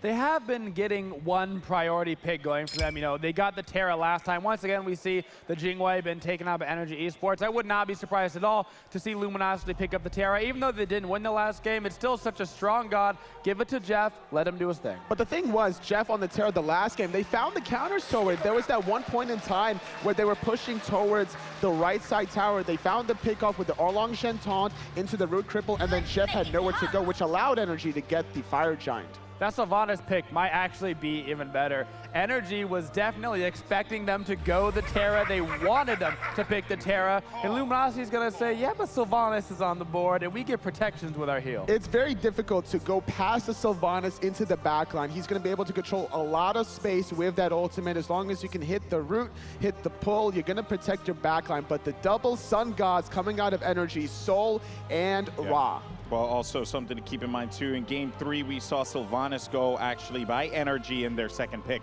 So they were anticipating him to go for that Terra. Terra did not pan out the way that he wanted, and I'm so excited if we get to see this again. Yes, we get the Mercury. How much of an impact this can have. This was huge for them in game 1. It was the key to their success in game 1, actually. Mass was just on fire with this Mercury. He dove the backline, and on top of this, it was scary these Amaterasu to pair it by it. You know, we saw just how much damage that combo had. Well, AMA and Mercury pair so well together. Mercury, of course, gets damage for his movement speed, and AMA gives the team movement speed. So it's just a very strong combo. Not to mention, Sylvanas is going to have some of the best protections in the game to make sure he keeps his Mercury alive. And with the 2 Sun Gods for Energy, they pair it up with Erlang Shen. Probably going to go to Raffer here. He's been able to do a good job so far playing that in the support role, but they're still leaving their last 2 picks for their key success, jungle, solo lane, Dimmy, and adapting. I like this style. I would not be particularly surprised, though, to see that Erlang go to Dimmy. We've actually seen him play it as well this tournament. Surcat getting banned out from Luminosity. Surcat can be very annoying for Sylvanas to deal with. Exactly. You have that 100% healing reduction while you're poisoned by the ultimate. You definitely don't want to give a mobile god to adapting, but now the fact that Mercury, Amaterasu, Sylvanas was picked, that means Energy had the opportunity to ban away a very safe mid god for Xenotronics. Yeah, I mean, we were talking about it so many times. Their whole objective was just, hey, just go ahead and blow people up. Don't die, Xeno. And they took that comfort away from Xeno. He's been playing him the whole time, but there goes the Fenrir ban, and that was really smart because of how devastating Fenrir was last game from adapting. I love when you start to get this far into a series because you start to see those target bans come out, the shots. We have the new WA ban saying, Xeno, you got to play something else. We haven't seen you on anything else. Put the pressure on him. Adapting, you only can win on Fenrir? All right, no more Fenrir for you. Well, now Energy sticking to their guns with this very sustained, resilient-oriented composition. They had the Raw Khepri last game. Now they're switching it up to the Raw and the Geb. Oh, now boy. Scylla being hovered over for Luminosity. This will pair very well because there's a lot of burst damage in the late game between the Mercury and the Scylla. I love the Scylla pick. I don't know if Xenotronics on Scylla is the safest idea, but man, I love giving him the opportunity to carry. Have they even had a chance to make it to that late game? You know what I mean? Like, that's the challenge here. They've been getting crushed in the mid part. Crushed, no pun intended. You need to stop. Well, Rama being locked in now yet again for Barracuda. We saw that he did still try to do a little bit of the mind game, but it was not successful. Thor is the answer with the Fenrir ban. He's going to go to the grand finals with Thor. That's what adapting wants to do. Guys, this was an interesting draft. It started off exactly the same as what we've seen in the past, but we got to see the Mercury come back. We got to see the Amaterasu return. It looks good for LG. Still Razin, that's scary. And Geb as well, another great Guardian. I mean, honestly, I don't know where this can go, but Energy, they've been playing lights out. Thor. Thor is my only response to both of these drafts. I got to give it to Energy. Energy has one of the best drafts I've seen this entire tournament. It's going Energy. All right, will Energy go to the grand finals, or can LG fight back for game number 5? Let's go ahead, send it over to our commentators.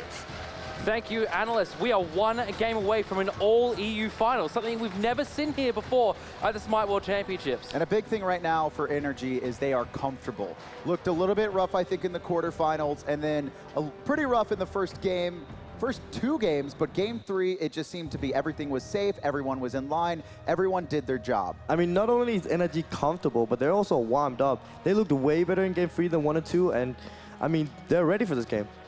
Absolutely. It's all on the line here. This is for your shot to go to the grand finals and face off against Obey Alliance. And what an experience that would be for Energy going up against their scrim partners. We do see the Mercury again picked up by Mast, and he did a great job first game. So I'm going to be interested to see if he's going to get online as before and really carry his team. Boots 3 for both Adapting and Mast this game. So Adapting showing it's not just the Fenrir going for the tank boots, just looking for that bonus. I think that one of the biggest things too about this is just the bonus movement speed you get when out of combat. It makes your rotation so fast across the map. I also love that Luminosity didn't pick up the Turek and then the Sylvanas instead. It gives a little bit better early game, but also Obey was comfortable playing into Terra, and so Energy is probably the same way. So not picking Terra is a really good job. Guys, here we are just before minion spawn. Luminosity up against Energy. Luminosity, the last hope of North America here. We've never had a non-NA finals. Like, we've never had just a purely EU finals. I mean, last year it was NA versus EU.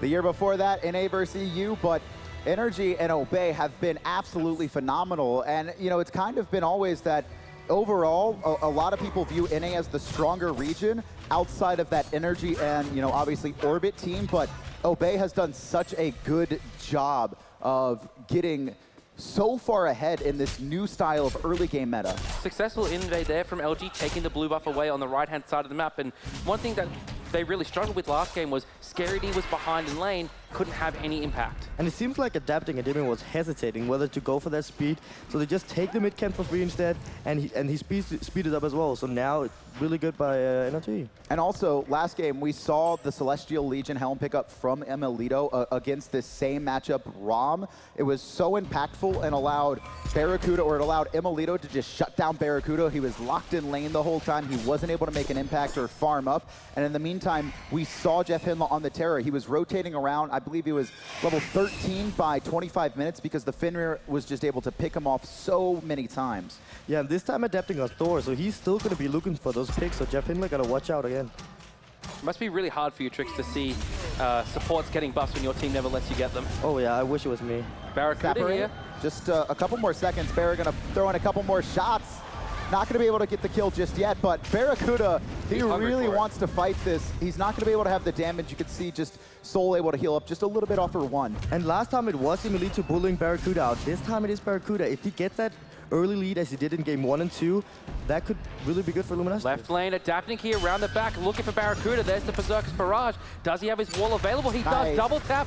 Lands here. Barracuda taking some damage. The wall disappears. Barracuda might fall down in a second. Emilito Adapting picks up the kill with the in-hand. Adapting just so good on that Thor, waiting with his wall so he can lock him off, and then getting Emilito up there, getting the damage in, and getting that first blood. So good. And just abusing his speed buff as well. And also, those Boots 3 so impactful. He's just able to walk past Barracuda to get the perfect angle to pin him off from his tower, and just nothing Barra can do at that part. Obviously, he can't roll through the wall. It was burned a little bit too early on, and a great early rotation. You don't see junglers rotate to dual lane too much so far this tournament. They've really just stuck around that solo lane side. Right, and now Barracuda no longer have the lead, so Emilito is once again going to be able to bully Barracuda out of this lane. So that's going to spell trouble for Luminosity.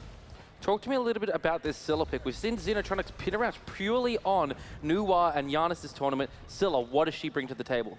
Xenotronic can now be able to carry a little bit more. I love the pick because Jeff Hindla have the knock up, so I'm going to be looking at the combo there with the Jeff Hindla ult into Xenotronic's ultimate. They can burst the target really easily down. It also synergizes really well with the Mercury because he has so many basically set up for. And the one thing though on the other side is that Energy do have that Geb, so the shield's going to be very important to hold for Raffer for that I'm a monster. And Energy have 2 Hawks on the side of them, so they're going to be looking for an early goal for here. And Raffer, again, going for that Wrath means he's not going to have that hard engage. So, again, the focus is going to be adapting, I think, looking for these early game picks. You can already see Energy doing a good job of controlling these mid-harpies, just trying to get as much poke off as possible. I think Xenotronics just stole those mid-camps away there. On the right-hand side as well, Scary D taking away the blue buff away from Dimmy. Energy got at least 1 because Raffer was 4 at the start of that fight, and he hit 5. So at the very least, it was traded out by Energy, but I love Scary D on this Amaterasu. He plays so comfortable, and now that he's got pressure onto Dimmy on an Erlang Shen who's trying to have that pressure early, he's able to keep applying invades onto those buffs. Yeah, and Energy want to keep this early pressure up right now and just basically take all the mid camp. They can't go too far down in their jungle because they are not in a big lead right now. So they're just going to be looking for the small leads, and then in the end, as they did it in the last game, they're going to be looking for the baits around the goal free and other Look at places. these wards, though, coming out from Energy on the left-hand side. We see this a lot more, that just this kind of belt around the bottom of Gold Fury. It just gives so much information and covers every single option for Emilito. If you're rotating in from those boars, you're going to get spotted out. If you're rotating from the mid lane, or if you're rotating from Gold Fury. So Emilito going to be relatively safe in this game. What is it your team calls it, Tricks? Right, Trumping up? they're getting the trump up right now. Basically a wall of wards. I absolutely love it. It's massive control right there, and they're going to be able to do whatever they want in the aggressive side here. Barracuda here, still just able to farm in lane. No real pressure other than that initial gank from Adapting, and he's actually seemed to come back a little bit in this one, not too far behind Emilito. And Adapting on his Thor looking so comfortable right now, looking for all the ones he can, and just basically looking for some poke. But they have Sylvanas to heal it up, so it's not going to do too much. And I love these sentries, not only on the Gold Fury, but at the mid camps. This is going to allow Adapting to just sit in these areas where he knows LG has zero vision and just look for opportunities to get pickoffs. And compared to last game where Adapting was camping the solo lane, this time he's putting so much pressure onto Barracuda. Oh, Demi, once again, just going to be an ult for ult trade from both of these guys. And I mean, that's just what happens with Erlong Shin. Just he basically utilizing that ult to either bait the opponent's ult or just constantly sustain and apply pressure, trying to force Scary D back to base. I think we're going to see Adapting rotating to the right lane now, maybe to the solo lane, because now his ultimate is down and he can maybe get that ultimate. Jeff Hindley gets the pull, Adapting gets the wall down on it to Mast. No follow-up damage, however, coming through there. Excellent blind pull from Jeff. We've seen those quite a few times from him this tournament. Oh yeah, every single support player here have actually been looking so comfortable under Sylvanas, and that's because he's so good in the middle right now. Oh, right now, Gold Fury going to be started up by Energy. Jeff Hindless spots it out. He's going to rotate in, and Barracuda cutting off. Sonic Boom, Mask finds 3. Rapper on the retreat. Barra rolls 4. I'm a Monster connects onto Rapper. Barracuda cleans him up. Emilito punt, but Adapting down on top of 3. Mast gets the kill there onto Emilito, Adapting forced to run away, teleports, and now LG can look towards his Gold Fury. Dimmy has rotated in, Scary D coming around the backside as well. Yama doesn't have his snipe available, it was used in that fight. There's the sustain from Jeff Hindler as well. NRG looking to contest this Gold Fury away from Luminosity. And no Mask with that free ult. Insane. Wrath is online right now. Oh, they baited. Dimmy going to be knocked up. Locked in place. Goodness. Jeff gets the kill. Luminosity does have the sustain from Jeff Hindley, so they can just keep baiting this, but they are going to give it up. Energy, it's a good call. Great work there from Xenotronics, hitting that I'm a Monster off the back of all the setup from his team, and the Crushers used perfectly as well. And Masked on this Mercury. I mean, he is phenomenal. He's so good. Getting that Freeman ult basically won them the fight. He did so much damage with it and set everything up for his team. Scary D, no mana. Nope, not just a little bit shy of the damage there.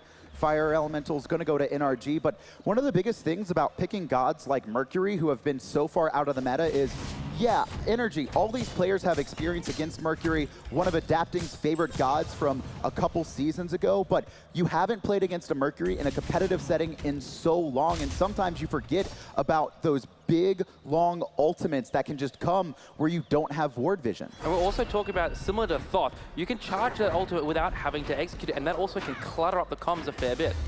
Right, I really think what you also said, Adana, that the fact that they haven't played against the Mercury yet, it's going to be so weird for Energy to play against it. They still don't know how to play against it, and Mask is playing it so well as well. It's just the angles he takes his ult off are in spots that Energy aren't expecting it to be. I mean, just there at that Gold Fury, it's just they all lined up in a row. They didn't expect Mask to be in the mid lane, and that just disrupted the team fight so much for them. We saw them. It looked like they were going to be the ones to hard engage. Adapting, takes it to Sky, finds Mask, but he's got to back off with Jeff around the corner. Mast looking to go in here, just channeling that ultimate, not going to execute it just yet. Right-hand side, Scary D looking for the solo kill here onto Dimmy. Dimmy, his heal is not available. Scary D choosing not to go for the kill. Not enough, just not ability timers right now. You can see 2 more seconds on that stance switch and on the shield here. Still going to be looking for, just short. Jeff was around the corner as well, and you could see just a little, Crush just over the wall too. I mean, Scary D's looking so comfortable in that amateur, so I'm considering if Luminosity wins the game, they might have to ban that out.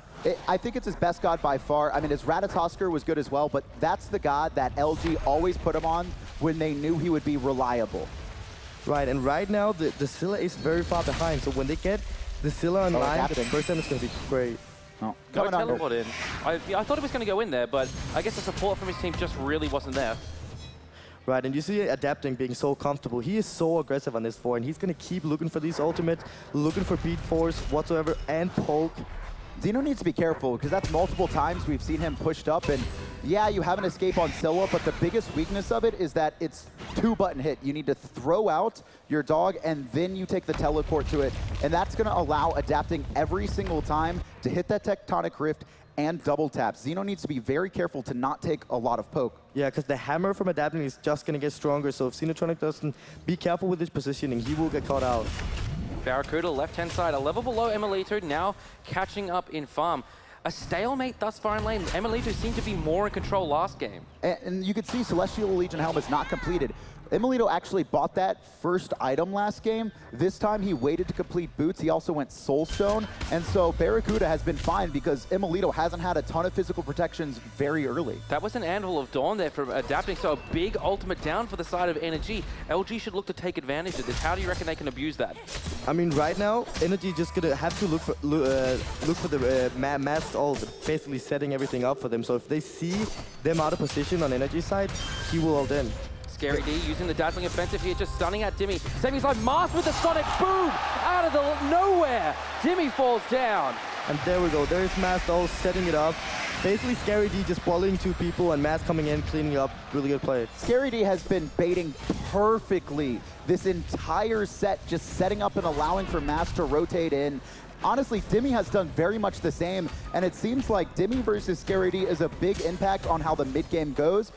Speed buff is secured by Yaman, but he does have to invest his ult to get it. But Luminosity's taken over this game. That's the hammer. This is teleport. Jeff Hinler misses the pull here. LG not looking to engage this deep into NRG's jungle. Super important there that Adapting was able to juke out that pull. He had no ultimate. His hammer was down. His purification was up, so he would have been able to use it, but he wants to make sure he has that because he has been so aggressive looking for these picks, trying to dive in. Energy's right side jungle is down now. The Go-Free is coming up soon. And Energy does have 2 hogs, so they might be looking for some war control around it and just taking that Go-Free immediately so they get up on the same goal as Luminosity. What's the most important thing for a team to do pre-Gold Fury in order to set up for it? It's definitely the war control. If you can't really set it up without the war control, because now when you have 2 hogs as well, you want to sneak it. So if you don't have that, you're just gonna get collapsed on, and they will fight you. And if you die 3 people, it's not worth getting the Go-Free. Luminosity here starting up the Gold Fury. Let's take a listen in with them as they try to take this objective. I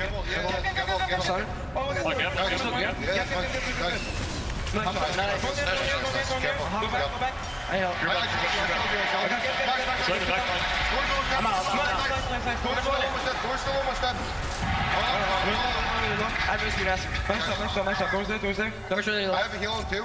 Where's Thor at? You went right jungle. You were like mid. Right there. Can we help her? Nice.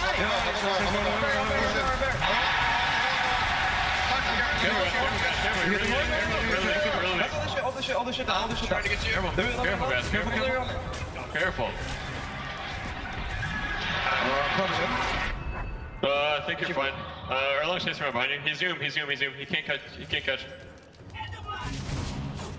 Okay, fight now. That was an okay fight. That was 1 for 1. Or 2 for 2. All right, we can hear there a lot of communication between the different members of the team, and even Barracuda wanting his teammates to play a little bit safer. That fight was absolutely crazy. Everybody was so low, and Luminosity forced that a little bit too hard. I mean, Barracuda was up in the ult, got the good pick on Yaman, and then everybody came in with a really low health. Adapting got out luckily, but they were just way too low to fight Energy at that point. And 2 big things for me were the start of the fight going LG's way, a lot of it because Energy investing everything into Scary D. He's able to juke out with his movement speed. Aura is so much, bait so many ultimates. But on the other side, LG immediately invest I'm a Monster into a Geb who's surrounded by 4 players, and then just Mast and Scary D going a little bit too deep on low health. They got so anxious. They really wanted to win that fight. And you could hear Barracuda, calm down. He's trying to get his team to not dive on that low of health. Also a great Thor wall in that fight coming out from Adapting, blocking that Mercury although. That's Dimmy's dash down. His taunt comes through as well. Jeff Hinler's here along with Scary D. And that's a free ultimate force there from the side of Luminosity. Just before as well, we saw Adapting's ultimate force out as well. Yeah, they see the ultimate and just turn their faces immediately to the jungle. And Mass just going to be stealing away this blue buff for the rest of his team. Focuses on the speed. Scary D working on it as Jeff Hindla zones out. Xenotronics around the corner, gets tapped by that ultimate. Jeff Hindla pulls one in. He's got a two-man knockup. Sonic Boom connects. Yamin here, healing himself up. Trying to peel away from Scary D. Scary D caught in a little bit of awkward situation. Knocked up, walled off, knocked up yet again. But Scary should be fine to get away. He dashes away between the eye of a needle between the members of Energy, and he's going to be able to get away. And Luminosity playing so aggressive right now, and they need to get all this jungle control because they're so good in the jungle with the masked ult. They're not going to see it coming. It just seems to be a little bit of miscommunication, though. We saw these players on kind of different pages. Xenotronics trying to leave the fight with Mask. Jeff Hindla walks forward by himself, gets a pull and a two-man ultimate, but LG were trying to retreat, so a little bit of communication error there. I think they didn't expect Energy to defend those buffs. Oh, and actually, they're going to look for the wall control here, Luminosity. I think they know they have 2 Hawk right now, so they want to make sure that they have the control as well, so that Gofu is not going to get sneaked. Xenotronics going Blink, surprisingly enough. He's been watching some MLC stealth streams. Yeah, I don't know how I like that, to be honest, because you need that Aegis. That Thor is going to be able to solo him late game, and I don't like it. I mean, it's great. Like, the Blink will work on the Scylla if you're the one, if you're ahead, right? If you're ahead, you can blink forward and get the 3-man route. That's great, but when you're behind, that Blink is basically useless unless you can juke out for 3 seconds and get out of combat to use it defensively. And they're only 400 gold ahead, so I think that buy was a little bit too soon. Look at Barracuda here, completely leaving the Ick Vial off the table here, going straight to Executioner, and what has to be a chin size next. I think he just wants to, I mean, at this point, right, there's anti-crit coming out for Emilito, so he just wants to invest into just very cheap, efficient attack speed. He's went for the attack speed boots as well. This is a great bridge into the mid game where he's going to be doing more damage instead of investing into the big item. Barracuda trading 1v1 here with Emilito. Rafa blinks in, but the purification for Barra is good. Up in the sky, adapting, he's looking for Barracuda, who's isolated by himself, but adapting, no of his team members are around. Crashes down onto 2, crashes down onto Mars, gets the wall, he's looking to fight Mars here, who's forced to dash away. Sonic Boom being charged as well, in case adapting can catch up. Oh, okay. Forced to blink there, but there's the hammer and there's Imam. Oh no! They completely whiffed! Jeff Hindla pulls adapting out of Xenotronics. Adapting did have Aegis, so I think he would have Aegis'd anyways, but still just such a miscommunication right there. And that's, again, going back to those invades on the right-hand side, Barracuda by himself going to get knocked up by the Soul Ultimate. Buying time with his Sanctuary, but that Relic's wasted. And now Xenotronics piece is down, so whenever Adapting's ult is up, he is going to be looking for him. He have no Aegis, so he's in such a squishy position. And we're starting to see as well, after that previous fight, on their previous attempt at the Gold Fury, which LG lost, Barracuda started to fall behind in farm compared to Emilito, and now Energy is slowly starting to establish their dominance in this game. Right. This definitely comes down to how Barracuda is going to do, but they are going to look for the Gold Fury now. And you can see Scary D TPing in, looking to stun out Raffer, wasting dazzling offense on a get. Could be worrying and adapting to the sky. Lands on the backline, but a 4-man ult from Jeff Hindla, and LG's pushing forward. Let's listen in with Energy as they try to defend this Gold Fury. Keep going. Aim is at the back, careful. I got crippled. Watch out, aim is at the back, aim is at the back. Okay, backing off. Hold, no. Backing off. I have ult still, I have ult. Give me one for them. Hey, touch your belt, touch your belt, touch your belt. Good job, thank you. I've got ult, so red. Fine. Backing. Still us there. Oh, thank you. I'm dead though, I think. Yeah. You love dash. I'm dead. Aim me dash. That's cool. I'm okay. I'm on the way. Come from base. That TP's down. That TP's down. You got TP, didn't you? Back to back, no I don't. Run red. They did red. Still a dash. I'm coming for him. Does he have dash? Yeah. No. Oh, she's so fucking close. Yeah. Get out, middle. Still is to the right. She's gonna dash you. I'm coming. I can pick for you. I blocked the dash. Just one shot. Walter? Okay, I'm in. I'm backing, guys. Okay. What's happening? Careful, boys. Don't get baited. Get towers. Calm and collected with Energy in those comms you just heard there, but still, Luminosity managed to win the fight. Right, and once again, just a crazy ult by Matt setting everything up for his team. But, I mean, the fact that they got the Ra immediately of the fight just took all the sustain away from Energy, and they had no chance staying there. And you can see both teams actually going in and out of the fights at very low health, so they're running these very risky play styles, really looking for every single inch they can. Scary D barely getting out there. But Energy look sounding really calm in their communication, which is really good even though you lose the fight. So if they keep that up, they're going to do good. Despite the fact that Luminosity have a kill lead, this game is basically balanced on a nice edge. No real gold lead between these two teams, and the levels are all relatively equal across the board as well, except in the solo lane, where Scary D has got a lead over Dimmy, who is now trying to fight here just underneath his tower. I feel like what NSG want to do right here is now they have the blink onto the gap. They want to force the Xenotronic speeds, and then so basically Adapting is able to solo him after that. One big thing here, actually, is the lack of team fighting relics for NRG. They've got the blinks here. We'll go back to the scoreboard and just show you what they have. It's just all defensive relics, or excuse me, all very selfish relics, 2 Wraths, a blink, and everything else is sanctuaries and beads. They don't have a shell, they don't have a meditation, they don't have a curse, they don't have a sprint. Yeah, and that's also why I love the weakening curse pickup from Def Hindler. They can knock, like, first of all, their healing reduction is huge, but this movement, the movement speed is going to be so reduced. And yeah, without a sprint, they're going to have to invest into winged blades, which 0 on the board right now. I really like the team fight just because of that for LG. Gold Fury started up. Great wall, Scary D. Sonic Boom, though, straight onto Adapting. Trying to get the kill there. Rafa gets a good Cataclysm snipe from Yaman. Doesn't hit anyone. I'm a monster off the mark as Barracuda's already got the kill. Looking for the snipes onto Adapting. Hits 1, hits 2. Can't find the 3rd on 2 Yaman, but LG turning towards now the Gold Fury. And this just comes down to Energy being 4v5. But Demi was in the right lane. He just teleported in. I'm not sure if they're going to defend this.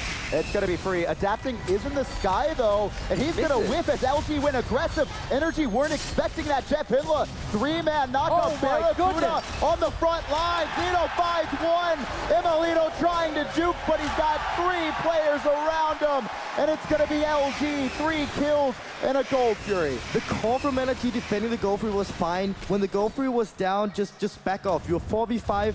There's still ultimates up from Luminosity's side. Just leave that. Jimmy getting caught here by Mars. Flung out back into the rest of Luminosity. Oh, no. Barracuda with the kill. Energy's completely falling apart, going in 1 by 1, and now they're going to be able to seek down another tower. Not the Energy we're used to seeing, especially, you know, not only last game playing so safe and so calculated, but even listening to their comms this game. Everyone seemed very calm, calling out everything they needed to. What has been for me is Adapting on the stall. We know how great it usually is, but this game, missing ultimates, missing walls, missing double tap. I mean, Energy thought LG were going to retreat. They didn't think LG was going to hard engage. Yaman ultimate is up, but not able to steal it away. Wrath secures it. I'm pretty sure Yaman wanted to steal that, but he was like, oh, you already got it? Yeah. Damn. There's 4 players around, too. If he tries to go in and it's already secured, he dies. Then he opens up the chance for the tier 2 on right. Yaman just can't risk that.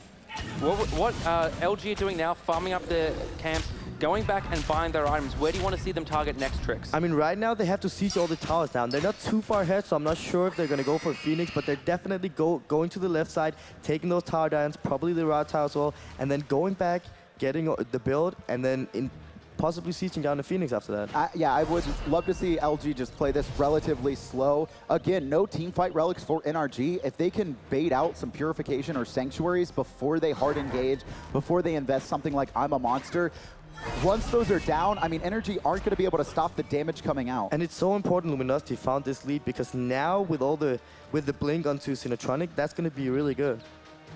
Xenotronics as well, this game, has absolutely showed up. You know, not necessarily getting a lot of kills. Caster's Curse right now as he's getting caught out by Dimmy, and Adapting manages to get away for now. Dimmy's still chasing him. I'm a Monster forced out as well, Adapting in the sky. Xenotronics needs to be careful here. He could be collapsed on. Adapting crashes down looking for Xeno. I'm a Monster lands. Xeno falls down, and there's the snipe from Yaman. Yaman picks up Mars as well, and now Energy putting this game back in their favor. Barracuda isolated, and you can see Dimmy trying to go aggressive. Adapting from the side. Barracuda, 2 snipes, finds Dimmy. Soul ultimate, though, ripping through. Sanctuary on Barra. He's just trying to juke out. Looking for Yaman, using that MS.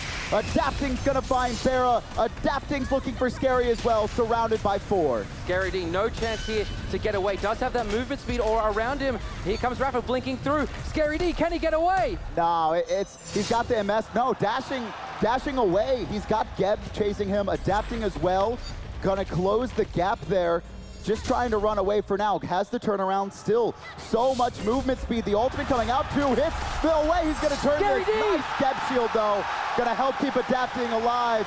Scary D, he's still running around the jungle. But Luminosity doing the one mistake you should never do when you have the Fire Giant, and that's splitting up. If they just grouped up immediately and went to the left side, they could easily have sieged it down.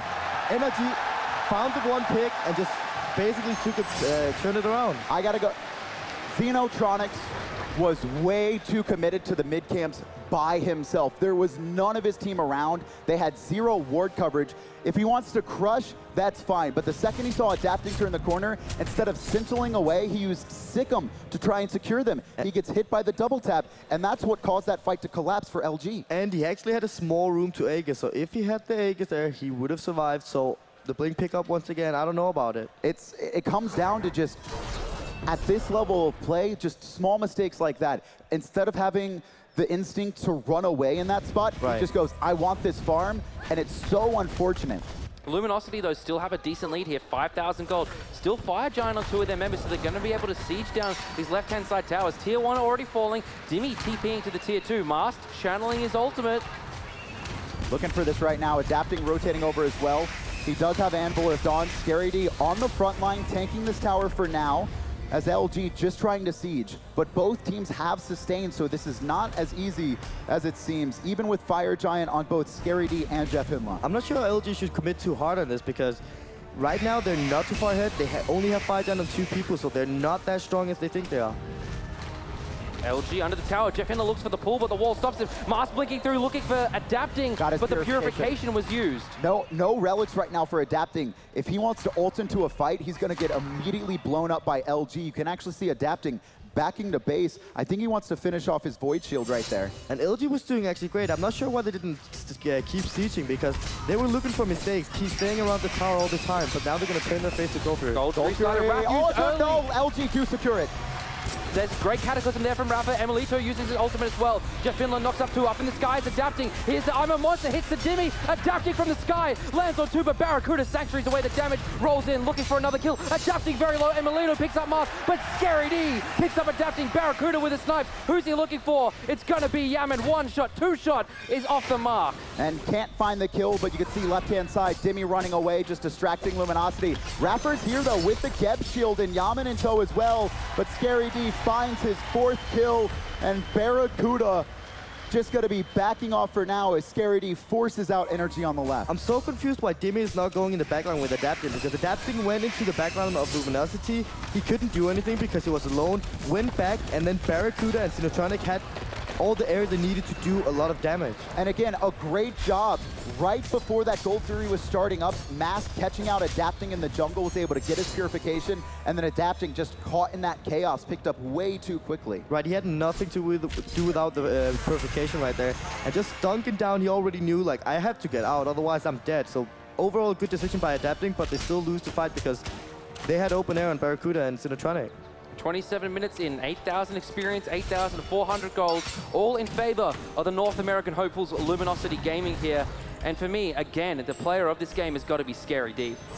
Oh yeah, Scary D just been doing great on this Amaterasu pick, but again as well, Masked on the Mercury is doing so great. He's getting some good ultimates, and right now, Luminosity ahead, they're probably going to look to force something when before Energy was forcing, so this is going to be interesting to see how they're going to execute it. They still have a 6K gold lead. Oh, there's the hammer. Oh, Jeff off the mark, but he does find the pull, and Adapting blown up! Still no purification onto Adapting, so they see that, Fire Giant pick and turn their face right to the Fire Giant. Fire Giant, 50% health here. Look at the burn here from Luminosity. They get the Fire Giant, the second one of the game. Emilito split pushing in the middle lane. Yaman's in the left. It's only Dimmy here in the right. They're going to catch him out. They are. Dimmy before he can teleport back to base. There's the ultimate as well. He's not going to heal in time. Scary D gets another kill. And that's the thing, too, we haven't talked about. That taunt coming out from Dimmy.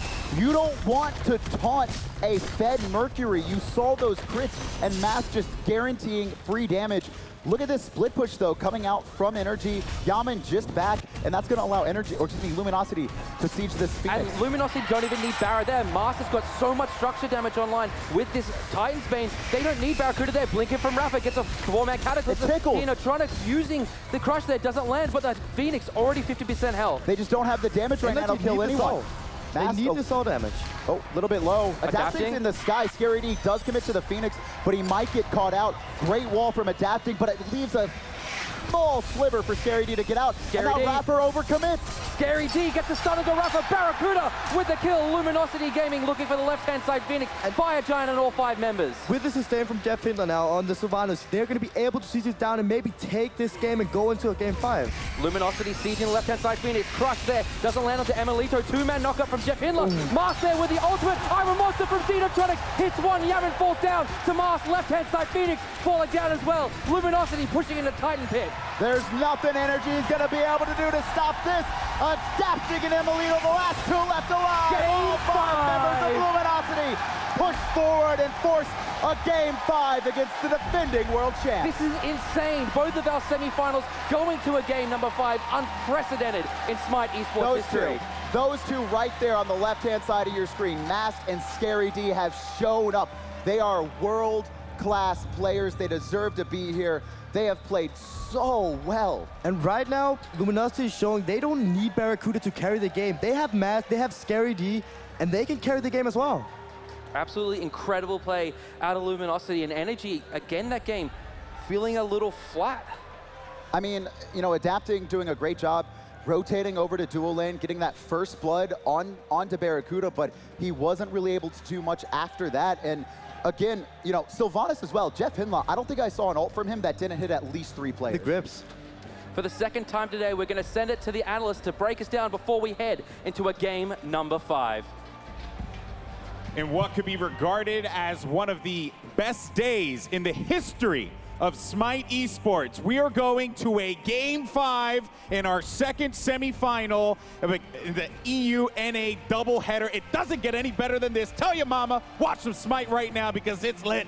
Now, boys, we have had some amazing moments in this competition, but none better, in my opinion, than Scary D literally straight living. I call that the great escape from Scary D. He was just being able to juke out 3 different people for almost a minute straight. I mean, that's the Amaterasu. We see the passive, the movement speed, incredible jukes coming out from him. And I mean, Scary D, he could be the MVP of the tournament if they keep playing like this. Absolutely. He's doing such a great job diving the backline anytime he gets a chance. We saw that one game that didn't really work out for him, but now he's been able to just synergize with the rest of his teammates. And now Luminosity pushing it to game number 5.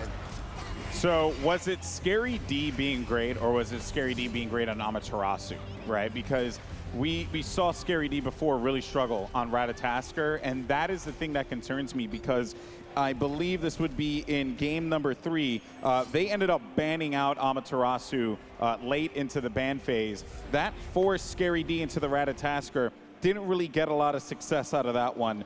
So I want to hear your thoughts on that. Do you feel like that is a factor, or was it just, or can Scary D do this again on another god? I think that Scary D can do it again on another god, but I think that it was more important for Mask playing the Mercury that was so successful for him, always diving the backline, doing the crits in the late game. Both of these 2 gods between Amaterasu and Mercury need each other side by side. Like you mentioned before, the synergy of the movement speed aura giving him the boost for the physical power. So I wouldn't be surprised if Energy either ban away one or both of those options. Hey, if Energy is going to be banning out AMA, though, you're leaving something open like a Barracuda Jingwei. I don't think they're going to be opting to do that. I think they're going to be definitely looking to ban it in the second phase. So I would love to see LG pick it up in their first 3 picks. Who cares if they know you're going to do it? It's working out so well for you.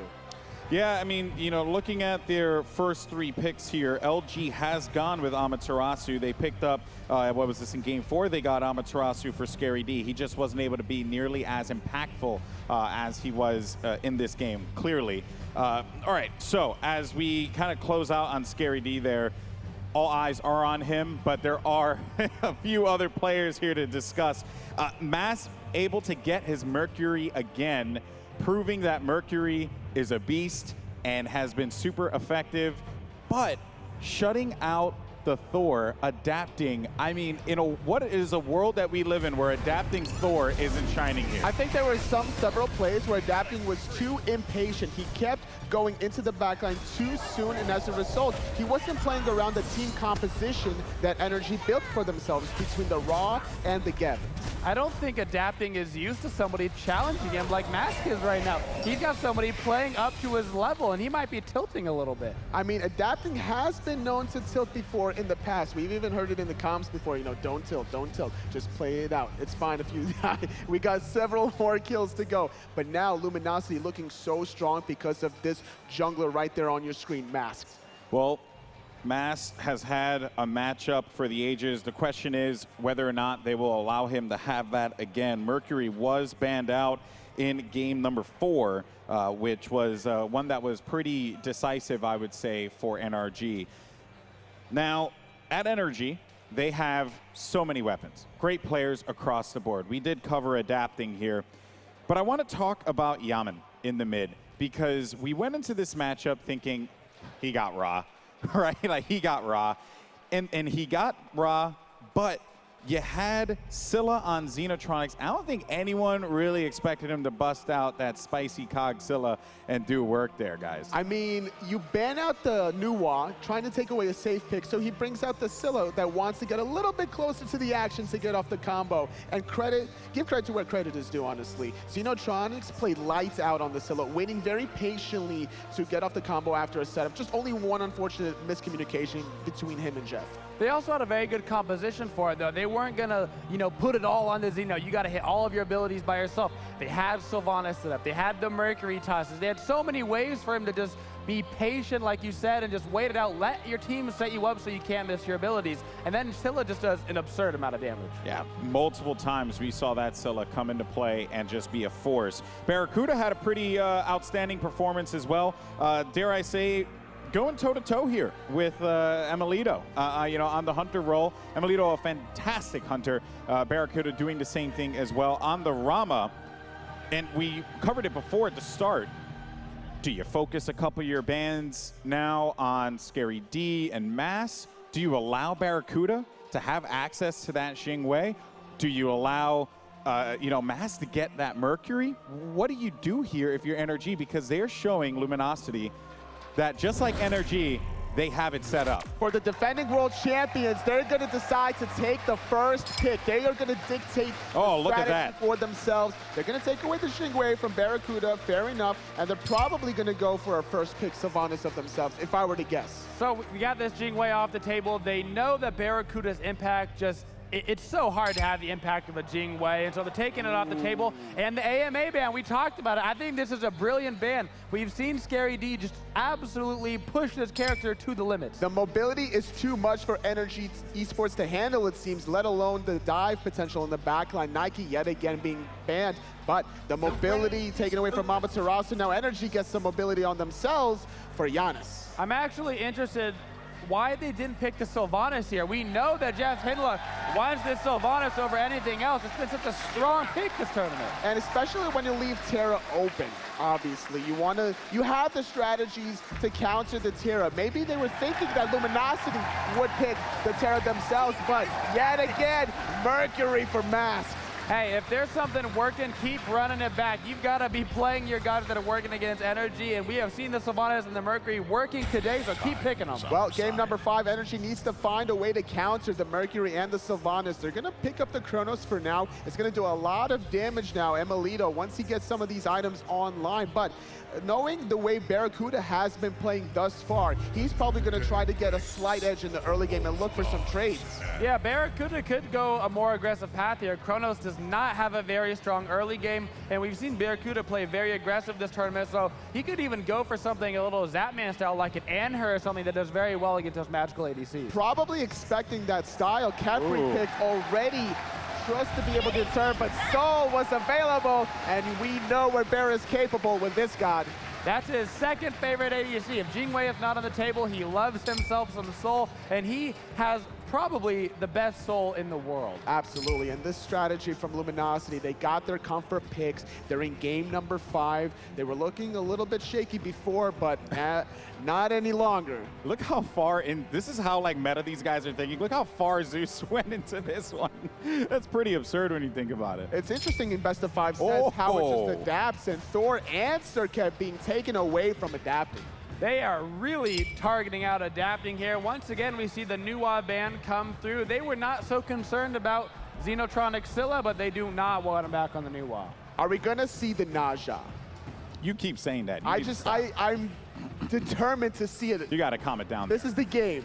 This is for adapting. This is it. This is all the marbles. Do you pull out the Naja? I mean, it's got decent combo with the Genet. You can ulti into the portal combo, which does an absurd amount of damage. We have Vamana looking over for Scary D. I like the option of this pick here.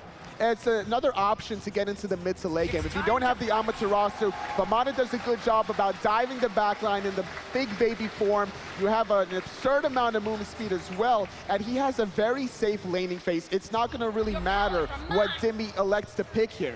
Nemesis.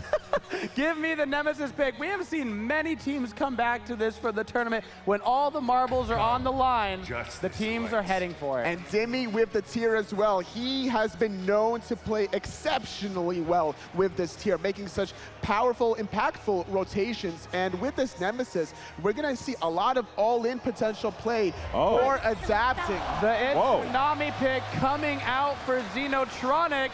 This is a risky pick for all the marbles. That's a god that can really, really get farmed or feed. It's a god that has several options. The escape is a little bit risky because obviously if you get hit, you get out of stealth, but Izanami has been known to be played for Xenotronics. Barracuda more than likely sticking with the soul. This is going to be very, very interesting. All right, everyone in the arena, we need your energy. Let's get loud. It's Game 5, last semifinal of the day. Who's gonna go to the Smite World Championships? North America's LG, Europe's NRG. Casters, over to you. How to match that hype coming off the analyst desk? Well, we can only hope the game is as exciting as our analysts are. I mean, this has been such an incredible day of Smite. Not only Obey, you know, coming out and defeating Eager after, you know, such a rough time in the European split throughout the season, but now NRG on the back foot. And that's one thing I don't think we've talked about that much, is that NRG have been so dominant. Now the pressure is on them, and also there is a ton of momentum on LG's side. And I mean, Luminosity looked so bad at the regionals, but now at Worlds, they stepped up. I'm very interested to see Xenotronics on this Izanami. We know he's liked to play Hunters in that mid-roll before. It does give a lot of early pressure having that Izanami. I'm interested to see what they want to do with it. They haven't done too good, but having that early pressure might be really good. And, you know, we've seen it in a couple of games, you know, the Oceania games, and it really seemed to me that a team comp is lacking burst damage when you run that Izanami in the mid. Right, but I feel like right now, Luminosity is just going to look for the early pressure. They're grouping up as 5-man right now. It doesn't seem like they're going to look for invades, though. That's interesting. I really felt like that they should do that with the Izanami and the Sylvanas, but all right. Okay. And it looks like, no, Mast is setting up for it. You can see him there, along with Jeff Hindla. Raffer spots him out with Dimmy and adapting in tow. And Mast and Jeff really seem like they want to invade this, but this is a 2v3. They're not going to be able to do anything without Scary D, and I think it's just going to be a safe start from both teams. And Scary D starting weakening Courage. That's going to be interesting here, how the 1v1 fight is going to go, or the 3v3. Did Energy spot out this weakening curse? I don't think they've seen it yet. Because they haven't seen Scary yet. And there's no Wrath on either side here, so this is going to be a coin flip. And there it is, the weakening curse. Rapper surrounded by 3, and it's going to be a 2-man Fearless. And the turnaround right now, Mass very low, trying to juke out Scary D on that front line, and LG force out Energy. Adapting here, forced to run away between his towers. They're looking for the blue buff. Now they're looking back towards their own lane. Invade successfully nullified. LG can give the speed up. They got to stay around here, try to look for the fight. They have the better fight. And there we go. Jeff Hindla just forcing them away. Mask and Scary D going to the lane farming. And Xenotronics getting the first wave in mid there, starting, and he's able to push actually Yaman out of lane, and that's going to allow for this blue buff invade. 4-way split though, so not very efficient in XP and gold. No, but still they get the jungle, and they still have their own jungle up, so there is a lot of XP right now on the map, and they're just going to be looking for everything. And this seems to really be the strength of the Izanami pick, is you're able to force the mid pressure in and then go into your enemy's jungle, steal it all away, and your own is all left up. But they are giving up a full wave here in middle lane, so that's gonna be a little bit rough. And right now, it's just going to be LG, just with about 100 gold lead, so relatively even, I would say, for both sides. Jeff Hinla and IRAF are still level 1, just roaming around with everyone else. Scary D, though, knocked up, being chased into his own tower. We haven't seen a solo kill in quite some time this set. Someone get that Twitter account going. Did Dimmy solo them? Answer is yes. Dimmy, he is so comfortable on the two, and right there we see it. But what I'm going to be really interested in here, it's going to be the soul pick from Barracuda. He's been doing so good this tournament with it. And we also see the soul pick always getting ahead versus that Chrono. So I think Emilito's going to have a hard time here. We see the Vamp Shroud coming out from Emilito's Chronos, and a starter item that's really kind of fallen in popularity. Right, I think it's just for the early sustain right now. He knows he's going to get poked out by Soul, so having that Vampire Shroud is going to give him a little bit more sustain and be able to stay in the lane a little bit longer. And he started Tiny Trinket as well, so getting a little bit more magical lifesteal. But you do see Barracuda just has already forced Emilito out of lane. He's going to lose a lot of golden experience under that tower in the left-hand side. Rough start for Scary D, though, on the right, because he did go that Weakening Curse. Also, he had a full wave he missed on the right-hand side. Dimmy was able to pressure him out under his own tower for that first blood. And now when Dimmy have all the control he needs, he's going to be so scary. Luminosity have to look out for these rotations now. I really am going to have to see Mask probably put some presence onto the right-hand side, because if you're looking at Energy right now, adapting, you have to expect he's going to be looking to gank Scary D. So effective against that big baby. Everybody is passive farming so well right now, and I think that's really good for Mask, because then he'll be able to go behind the tower and really look for these normal Mercury ganks as we used to see. And he's just had such a phenomenal performance on the Mercury in both the first and the last game we have seen. And just, you know, what about that pick do you think is just he's making work so well? I mean, I think it's mainly because Energy do not know how to deal with it, and then Energy just falls down. But also Mask being so great at that god and just finding those big O's. And you can see Adapting is going to be rotating over here, but not level 5. Dimmy just forced to ult as well, and Scary D doing a great job with that Weakening Curse, actually just trying to force out Dimmy in lane. Obviously, it's also going to reduce the healing coming out of that power cleave. It's also about re-establishing control of the lane, and you know, when Scary D last game on the Amaterasu was able to control his lane, he was then able to contribute in the mid team fight. And despite getting first blood, Energy actually behind in gold right now, because LG was so effective at stealing away that blue buff and the speed buff. They got mid-harpy control and fire gremlins. Not only are Energy behind in gold, but Scary D's actually ahead, ahead in XP, even though he got first blooded. Alrighty, blue buff has spawned here for Energy and their speed buff as well. Dimmy there, knocking up Scary D into the wall. Adapting's there as well. There's the ultimate big baby up, but he doesn't have the healing. Dimmy gets another kill onto his lane opponent. And that's the luck that's so scary. If Dimmy gets the Fearless and Adapting's all gets in, he will die instantly. Oh, speed buff invade coming out. Xenotronics here. Wrath does secure the speed buff through space and time. Yaman not going to rotate through right now. Jeff Hinla is going to be portaled and caught a little bit, but Unstable Vortex just off the mark. And we once again see the early hug coming out from IRAF. It's paying off right there, but overall the show coming out from Jeff Hinla is going to make those early fights for Luminosity so strong. That's the biggest thing. That I think was one of the biggest weaknesses of Energy last game, is they didn't have a shell. They didn't have any team fighting relics like Meditation or Sprint, and Jeff Hinla with that, not only the shell, but also the Weakening Curse. It was just so effective and hard for Energy to fight into. Yeah. I don't even think they went into Wing Blades, did they? No, they didn't. So they were basically just locked into that Weakening Curse, and the shell is just going to do so good things for Luminosity. I think Energy needs to pick that item up. Why do you think Jeff Hinla's gone for the Mark of the Vanguard after the Traveler Choose rather than something like a Watcher's Gift? It's just really good early protection overall. He does have the Teleria boots. They are ahead right now, so he's getting a lot of farm. He also sees there's a lot of aggressiveness, so overall the Teleria's boots is going to give him a lot of gold. Vanguard, it's just such a good bridge item. Supports, their biggest weakness is early game when they don't have any protections at all. They're very slow. They're very easily picked off, especially against a Nemesis. You know, as Energy here, they're probably going to be looking for these picks utilizing Yaman's ultimate and Adapting. Not only that, but also just the fact that Sylvanas don't have any mobility, so he can't get away from it, so he needs that early protection. Again, we're looking at the solo lane here. Scary D has an experience advantage over Dimmy. Dimmy only just hitting level 8. Master with the ultimate, but perfectly timed Lawbringer there from Dimmy.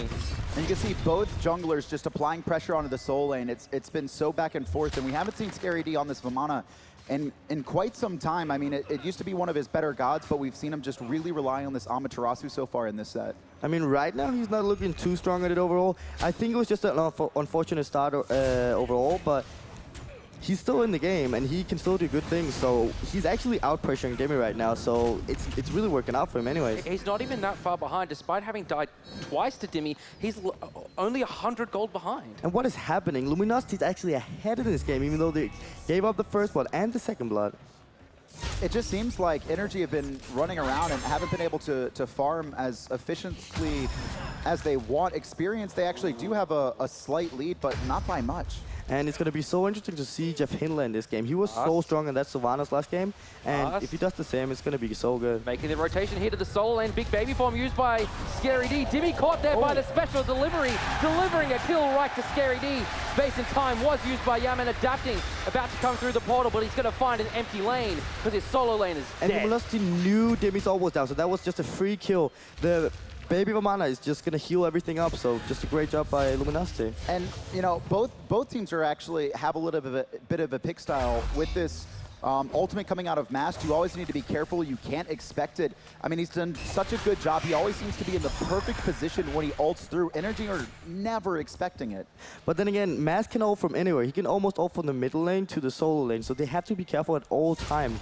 Then again, Energy does have the Janus ult, so if anybody's in trouble, they can possibly get a counter gang, and that's what I'm going to be looking at. Mid-camp control here, still fairly neutral, just all spawning right now. Right-hand side being looked at by LG. The left-hand side camps are up, and NRG should be able to get those for free. Just going to be splitting this out right now. Mid-harpy control going to be vital. You can see in the left-hand side, though, Barracuda has been continuously poking Imolito out. He's got about a 300 to 400 gold lead already, which is a lot of where Luminosity has gotten their lead from. And looking at him now, he's going into the Sash, going towards Warlock Sash to give him a lot of extra health. You know, Trick's tank health so important in these team fights. Right, just giving that extra protection to an ADC with the health is going to be so strong. And right now, the dual lane is left alone. There have been nobody in the left side, so getting the Warlock Sash is a pretty safe item in this game. Demi just getting poked out on the right-hand side, and you can see Mast again. He's sitting around that blue buff. I think he wants to set up for a gank, but Demi just playing safe under his tower right now. You can see very defensive wards on the right-hand side coming out for Energy. They're very worried about Mast ganking this lane again. That tells a little bit about the position Energy in. They are warding defensively. Oh. Just off the top mark with the ultimate there, but special delivery almost to the tower. Dimmy very low there. Ultimate was used there by adapting Scary D in the big baby form, chasing down adapting, but Dimmy escapes under his tower. Xenotronics and Jeff Hindler looking for the Gold Fury, spotted out though by Rafa. And right there, just again, both junglers, the focus has been on solo lane. A lot of it because Scary D has been the better solo laner so far in this set. There is absolutely no doubt in my mind. And we've seen not only adapting have to rotate over to protect Dimmy, but Mast knowing that this is where Luminosity can get a lead. Barracuda has been handling Imolito by himself, put pressure onto Scary D, get him a lead. Vamana is so good from ahead. His base abilities hit so incredibly hard. Right, and also in the early game, when the solo laner doesn't have any protection, it's way easier for the jungle basically to gank because you're going to take as much damage in as a normal carry. It's incredible to me how well Master's been playing in this set, you know, on the Mercury and also on his Wheelix games. We see him yet again ganking the solo lane. No ultimate available from Dimmy. Special delivery into the wall. Space and time does connect to Scary D. Yaman's coming through. Slow down there with the threshold. Waiting for the unstable vortex. Yaman, shotgun blast to the face of Mast. And now he's looking for Scary D. Oh, Yaman got the Capri revive. Scary D running away, but he's got no mana, no health left either. Yaman picks up a double kill. And that's what I was saying earlier. That's what I've been looking for. The counter gang coming with the Janus snipes. That's great. The biggest thing is the previous Janus Knights we saw over were after Dimmy was dead or right before he died. This time it actually clipped Scary D. Yaman's already ready for him. Rapper just going to take a little bit of poke. Should be fine here, but Jeff Hindler continuing to apply pressure to the mid lane. And that's the thing about the Izanami pick right now. They haven't really done a lot with it, so I don't know. It's just going to keep falling off, and I really don't like the pick. A lot of it comes down to, I think, just the Dark Portal. It's basically a mage ultimate, and it does so much damage. The silence is huge, but it is very good against Yaman. Obviously, it's going to be able to silence him out. He's not going to be able to portal, or he's going to be forced to purify to get away. It does give you a lot of structure damage in the late game, though, with the steroid available on his one. Right. Also good against Dimmy, actually, be able to lock him down with the silence. Gold Fury started up by Energy right now, and LG don't know. Look at this. Absolutely nowhere. LG just caught in mid and Energy sneak one away. Luminosity have been way too focused around the right side, so they've just given up the wall control of the left side. And, well, Energy notices that, goes right for the goal for you and get it. It's going to give them a little bit of a step back up into this game. You know, despite being ahead in kills, you know, Luminosity thus far has been winning the farm game. Now with this Gold Fury, Energy got a little bit of advantage. Jimmy into the wall, finds Scary D, but not able to get the kill. And right now, this is fine. Scary D wants to take boxing matches. He has his Breastplate of Valor. Dimmy's still tier 2. And again, these junglers camping the solo lane. Mars doesn't know that Adapting's waiting around the corner here. Special delivery though onto Dimmy. Scary D gets the kill. Big baby form comes up and there's nothing Adapting can do except look on in shame. And it doesn't even matter, yes. Adapting is there, he's ready to help, but Mass is just so fed already. They just killed him instantly. I'm wondering if Adapting is trying to wait for Mass to go in and then he's reinitiating. But the issue is, Dimmy, tier 2 Breastplate of Valor, he didn't have enough protection. Scary D and Mass just shredded through. Adapting rotates over. He's just been a few seconds behind every single fight in the solo lane. I mean, Adapting can't even do anything. Before he even goes in the solo lane, he's instantly dead. He's right next to them, but dead before he can even come. Xenotronics rooted there by iRafa, but good discipline there not to burn any abilities or relics.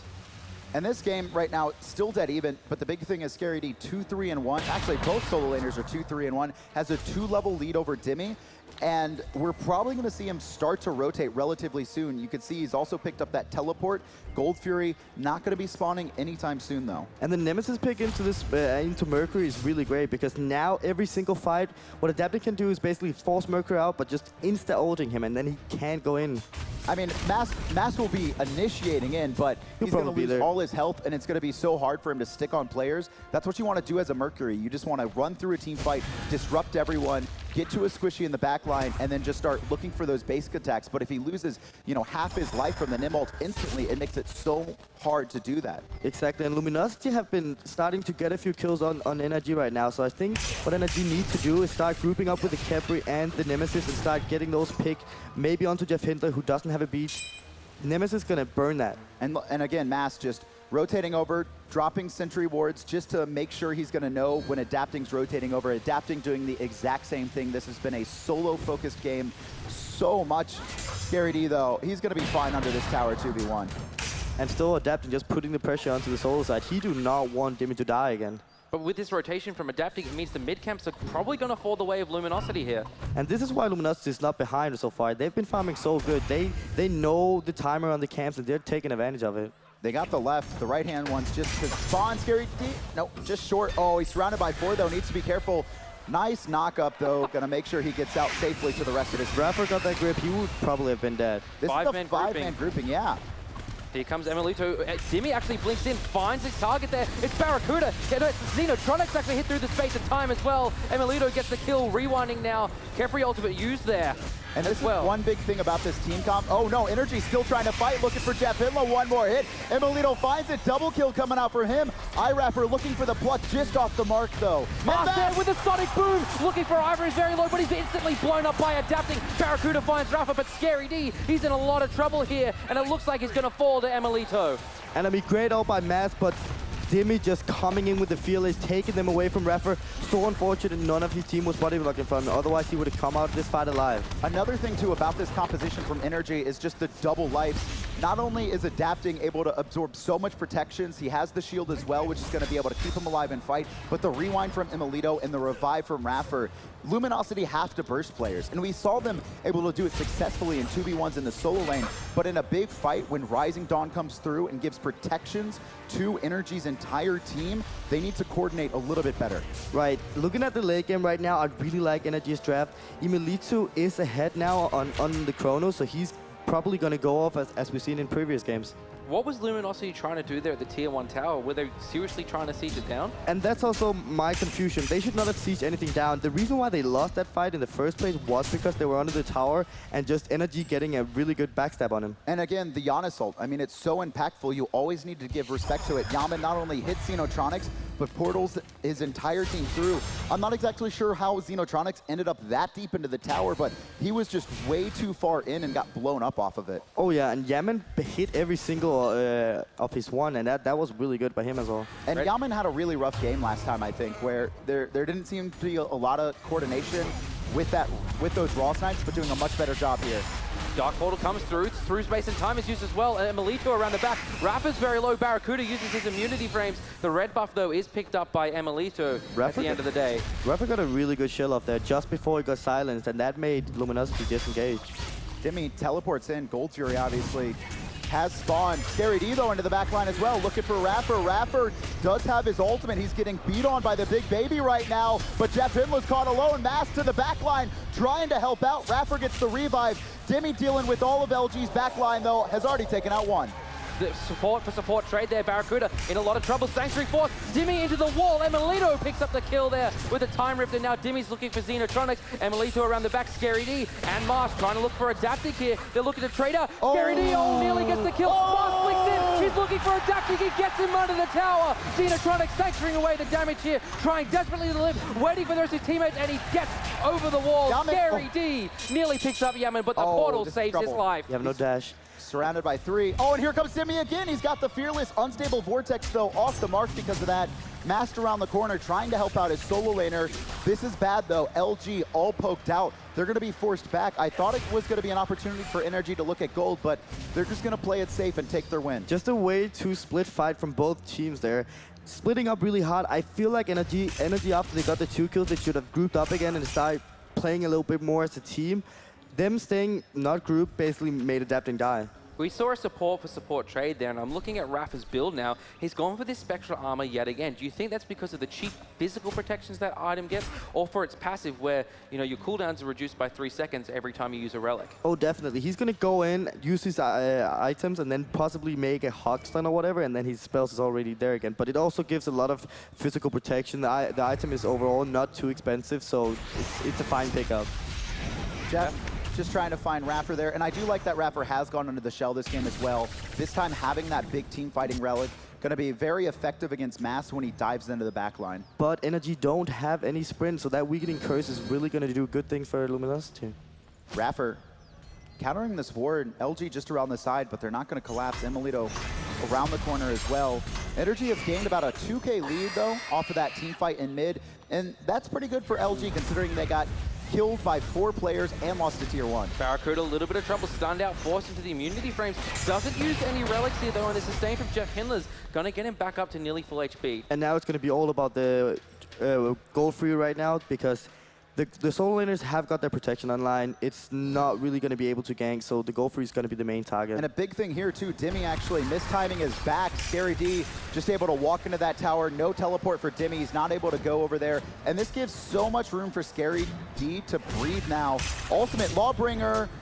Blue buff is secured by Dimmy, just barely, though. Ult for ult trade there as well. Scary D no longer having that big baby form online. Mast his purification force there as well, so Energy forcing out a few relics and ultimates from Luminosity. And that's what I would like to see Raffer do way more, forcing some beats with these grips. He haven't been playing too aggressive this game, and with the lead Energy have right now, I feel like he should be looking for it. And right now, there's not really a ton of purification burners on the side of Luminosity outside of Jeff Hindler, who, I mean, if he's going to go for a grip, he's got to plant himself, which can be dangerous. The root's very close range, and so they're really going to have to focus on these big team fights more than anything. And with no Aegis onto the Mercury right now, Adapting is going to be easily, he's going to have an easy timing at the Mercury. One ult and he will not be able to do anything. Scary D, low mana under his tower right there. Dimmy just doing a good job of establishing control in this lane back. I'm pretty sure Dimmy knows all 4 people is around the left lane, so he can just proxy farm really easy. Scary D is out of mana, so he can easily brawl him right at the moment. Scary D does have his blue buff though, so he is going to get some of that mana regeneration. I'm looking more towards the mid lane for this game. Yaman with a 3-level lead over Xenotronics. Both solo laners just back. We're going to see a teleport in from both teams. Oh, Mass. Nice dash, though. Remember, his purification is down. Jeff, 2-man knockup, but gets Nim ulted. Just trying to get out right now. It's completely wasted. There's Xenotronics here in the fight as well. Rewind. Scary D actually picks up Yaman in the backline. Barracuda's here as well. Sonic Boom from Mars. He's looking for Adapting, who uses a great shield, but Rafa's very low. Jeff Hindler's even lower because he's dead to Emilito. Rafa trying to escape. There's a Lawbringer there from Dimmy, but special delivery. Mars.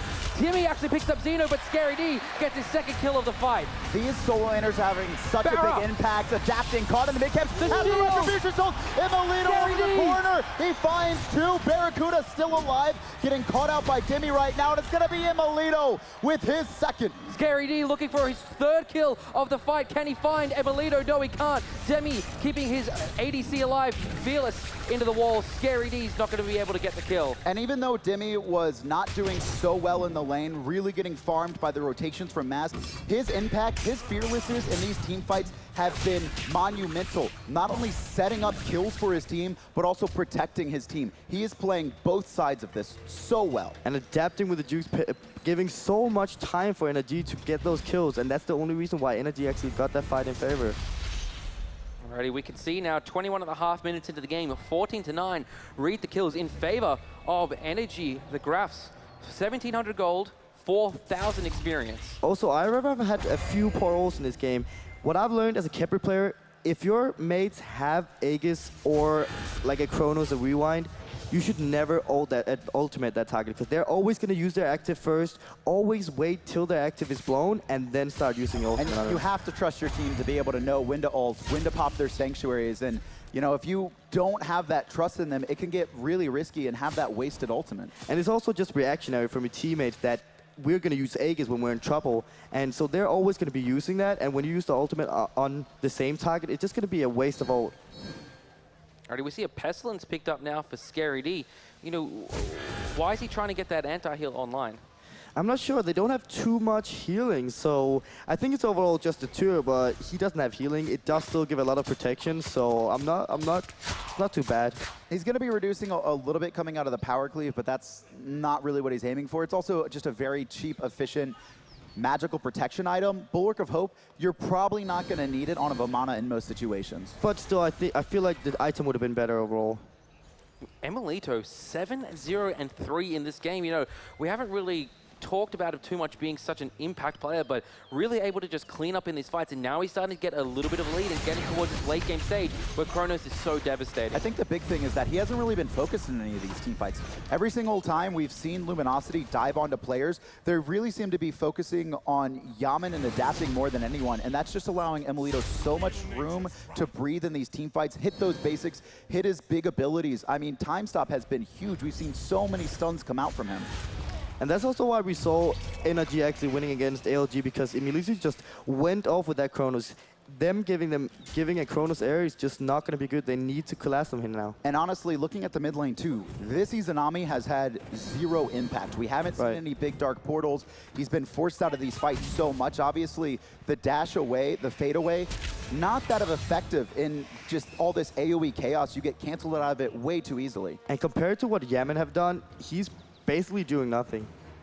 Gold Fury ward control here has been established by NRG, and that's really the next objective these teams have been looking at for such a long period of time, but no one's willing to commit. And still, the Gold Fury is going to be the main target right now.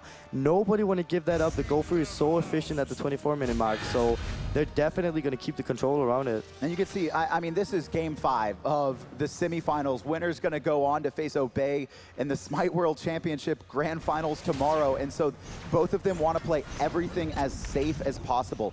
Neither of them want to give up this objective. Right, and right now, I'm just going to be looking at Mask.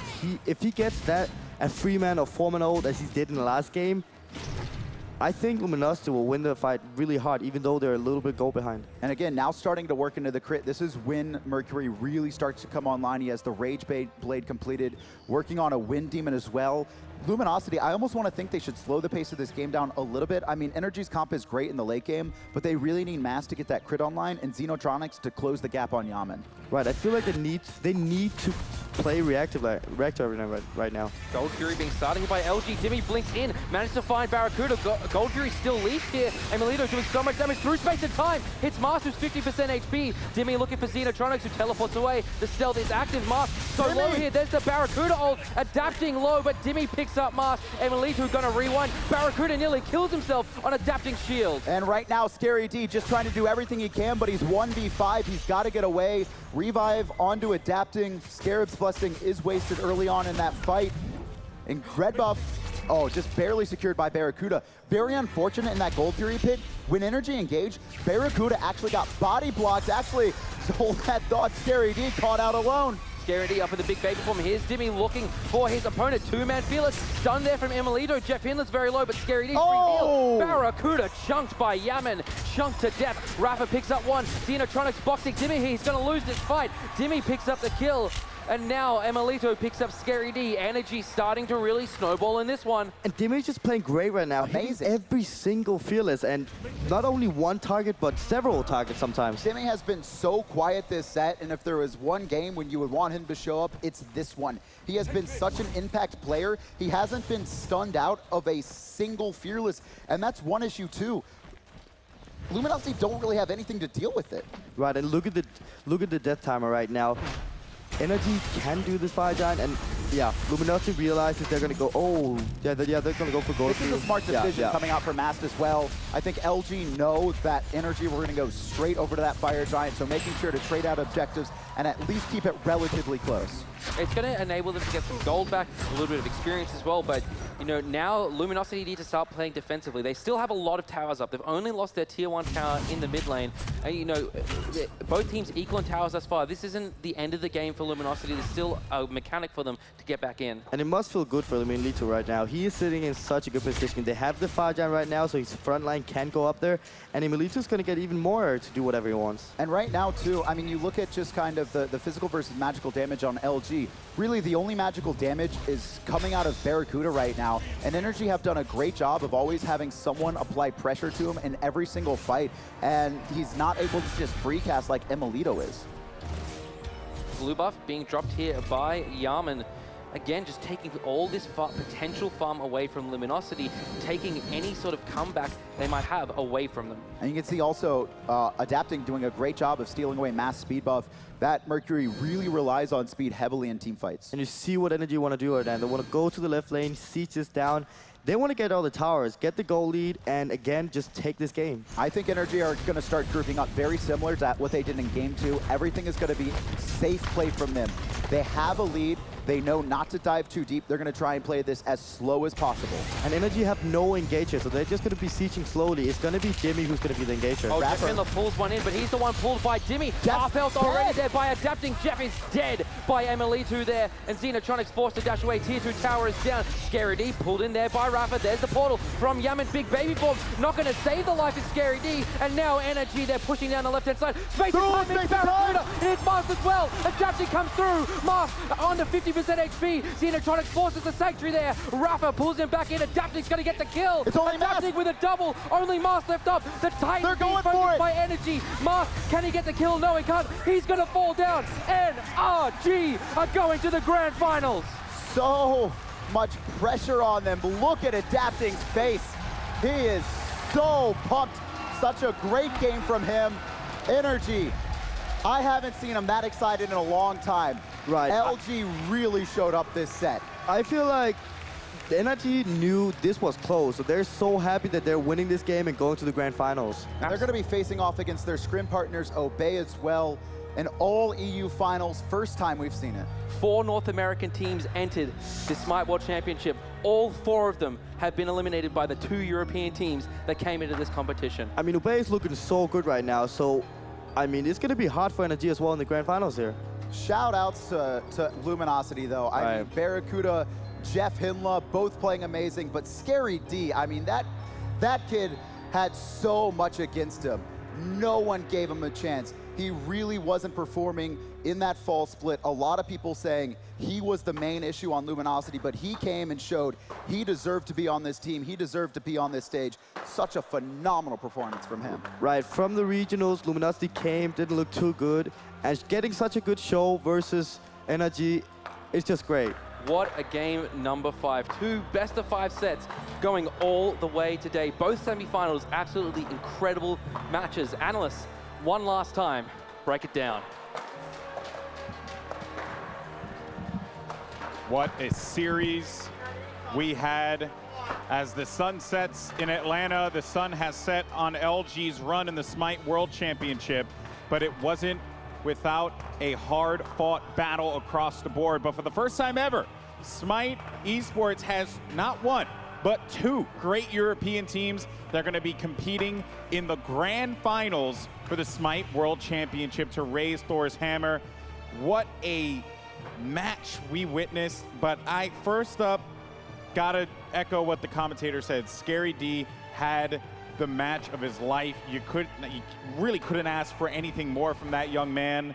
But on the other side, though, let's just jump straight into it. Adapting with that hype at the end, you could feel the passion that he had winning this game. The passion has never died with this man. He has just been on a tear ever since Super Regionals, honestly. You could tell, like, through his interview as well, like, he was talking about, everyone was talking about Cubo Fred at one point in time, and that was what sparked him, and we saw it right there at the end of the game, just screaming at the top of his lungs. You could see how genuine it was. This was the first time in a long time the energy has been challenged. I mean, they could have lost this series. And so to see his reaction of the fact that he knows that they had to play their hearts out, play their best game, and they are still the best. Well, it's quality over quantity. The 2 European teams stand strong and made it to the finals over the 4 North American ones. Yeah, I mean, I think it goes without saying European Smite is as strong as ever, and it is amazing to see. But you know what, though? There are a couple things about LG I do want to break down. First and foremost, I have to talk about Zeno, man. He just couldn't get anything going on the Izanami. It wasn't working at all. Unfortunately for him, the Itsunami pick never got online. He seemed very uncomfortable with it. His build was not a good Itsunami build to begin with for the mid lane. It seemed like he kind of got thrown into that pick. Maybe he tried to throw off energy, but it kind of threw off himself. Yeah, we saw that the soul was always prioritized for Barracuda, so you want to try to balance the magical side of things with the physical, so maybe that's why we saw him pick that physical hunter. He's been playing it before in the past, but just not too successful, unfortunately, today, compared to Yaman. Was that a Game 5 pick there? I mean, that's what I want to know, right? Like, Game 5, it's all against the wall. Like, was that the best choice? It could have been, depending on how they played it. If they developed a strategy to focus more on Xenotronics, assist them in the laning phase, but it didn't work out that way because of how much action there was at the beginning of the game in the solo lane. Yeah, it certainly seemed like a pocket pick, but maybe it was something that they should have kept in the pocket. Oh, man. Well, Barracuda couldn't get anything going either, but I want to give a huge shout out to Emilito. This guy, at the 27-minute mark, didn't get to see the final tally there. He was 8-0. I think he went, you know, without a death that whole game. On the Chronos, amazing. I mean, that's what happens when you're Chronos. You have the rewind, you have Rafter as well, playing the Capri to have that secondary life. So technically, he had 3 lives in that situation. So great performance overall by Emilito. It's not very often we call out his name. Well, we saw how hard the ADCs that game were just farming their lane. They were level 17, all the rest of the teammates are 14 and 13. And if you get Chronos to that stage of the game, he becomes a monster to deal with. And by the time he got a couple kills, he started to outscale Barracuda, and the rest was history. It was both the magical gods there between Yaman and Emilito. The Chronos and the Giannis were making highlight plays. The through space and times were just on point. So many snipes connecting. It goes without saying, that is why he is one of the best mid laners in the world. I mean, if you're Obey, you're looking at this one. Not only are you scrim partners, but you're looking at this one and you're thinking about, what do I have to do to stop him? It's going to be a very, very big challenge in front of him. But guys, thank you so much. Your insight has been incredible throughout the day. What a day of Smite Esports we've had lined up for us here. It honestly couldn't have been better than what we witnessed. We had 2 Game 5s in our semifinals. After 2 O's straight through, we had some juicy, spicy games to deep dive into. But that's going to do it for us here at the Analyst Desk. Now, we're going to send it over to F. to close out the show. Thank you very much, Golden Boy. Still working on my voice here a little bit, but something that you guys aren't working on is your trip to finals. You've already secured it. This obviously is Raffer, captain and support of NRG. And I'm also here with Gerard, the owner. I'll ask you one question, Gerard. You obviously took a trip to come here. What does it mean as the owner of a team to see them really perform like this? I mean, this is why we do this. These guys put in the work day in and day out, and I'm beyond proud of them. To see them do something like this is just super exciting. Drinks on you tonight? Damn right. Oh yeah, dude. So, Raffer, I mean, you guys are the boots on the ground. 5 games between you and LG. You're a confident guy. Did you expect the 5 games, and do you think that it was supposed to go 5 games? I personally expected 4, but you know, they brought it. They were really good today. I was honestly surprised. But I mean, I wasn't surprised because, of course, it was going to be a double EU finals. So, right now, I mean, you guys played out of your mind, and you said that they played very well. It's been a long time since I've heard you be really honest about that situation. So talk to me about LG. What makes them such a fierce opponent? I couldn't really answer that one. It was such a hard match for us. I'd say we outmaneuvered them in like team fights, but I felt like we were still losing. So they must have like dominated us in like the strategic values of the match. Like even the coach came and said that, so we had to definitely change it in Game 5. When it comes down to it, you guys are, I don't know if it's publicly known, but you guys are very hard on yourselves, and I think that's part of your success. Emilito comes off the stage and says to me, I played like, I probably can't say that word.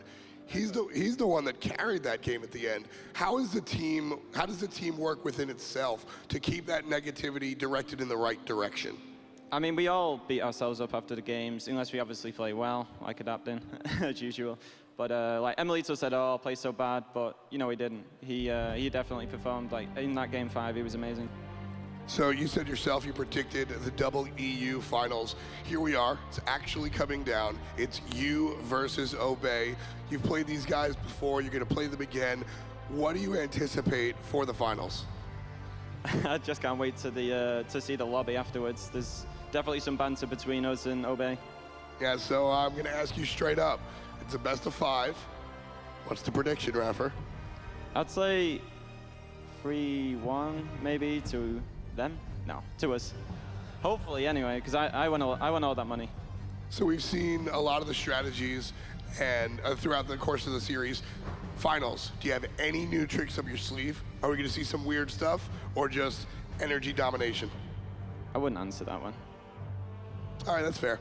So before I let you go, just straight up, man, do you have any shout outs to anybody out there or the fans at home? Shout out to my girlfriend who's up there watching. Shout out to my mother at home who's watching. Shout out to LG, they played amazing. Shout out to my team for giving me this opportunity. They're amazing, that's all. All right, thank you very much, Raffer. That's going to do it for us here. Thank you very much for watching the Smite World Championship, and we'll see you tomorrow.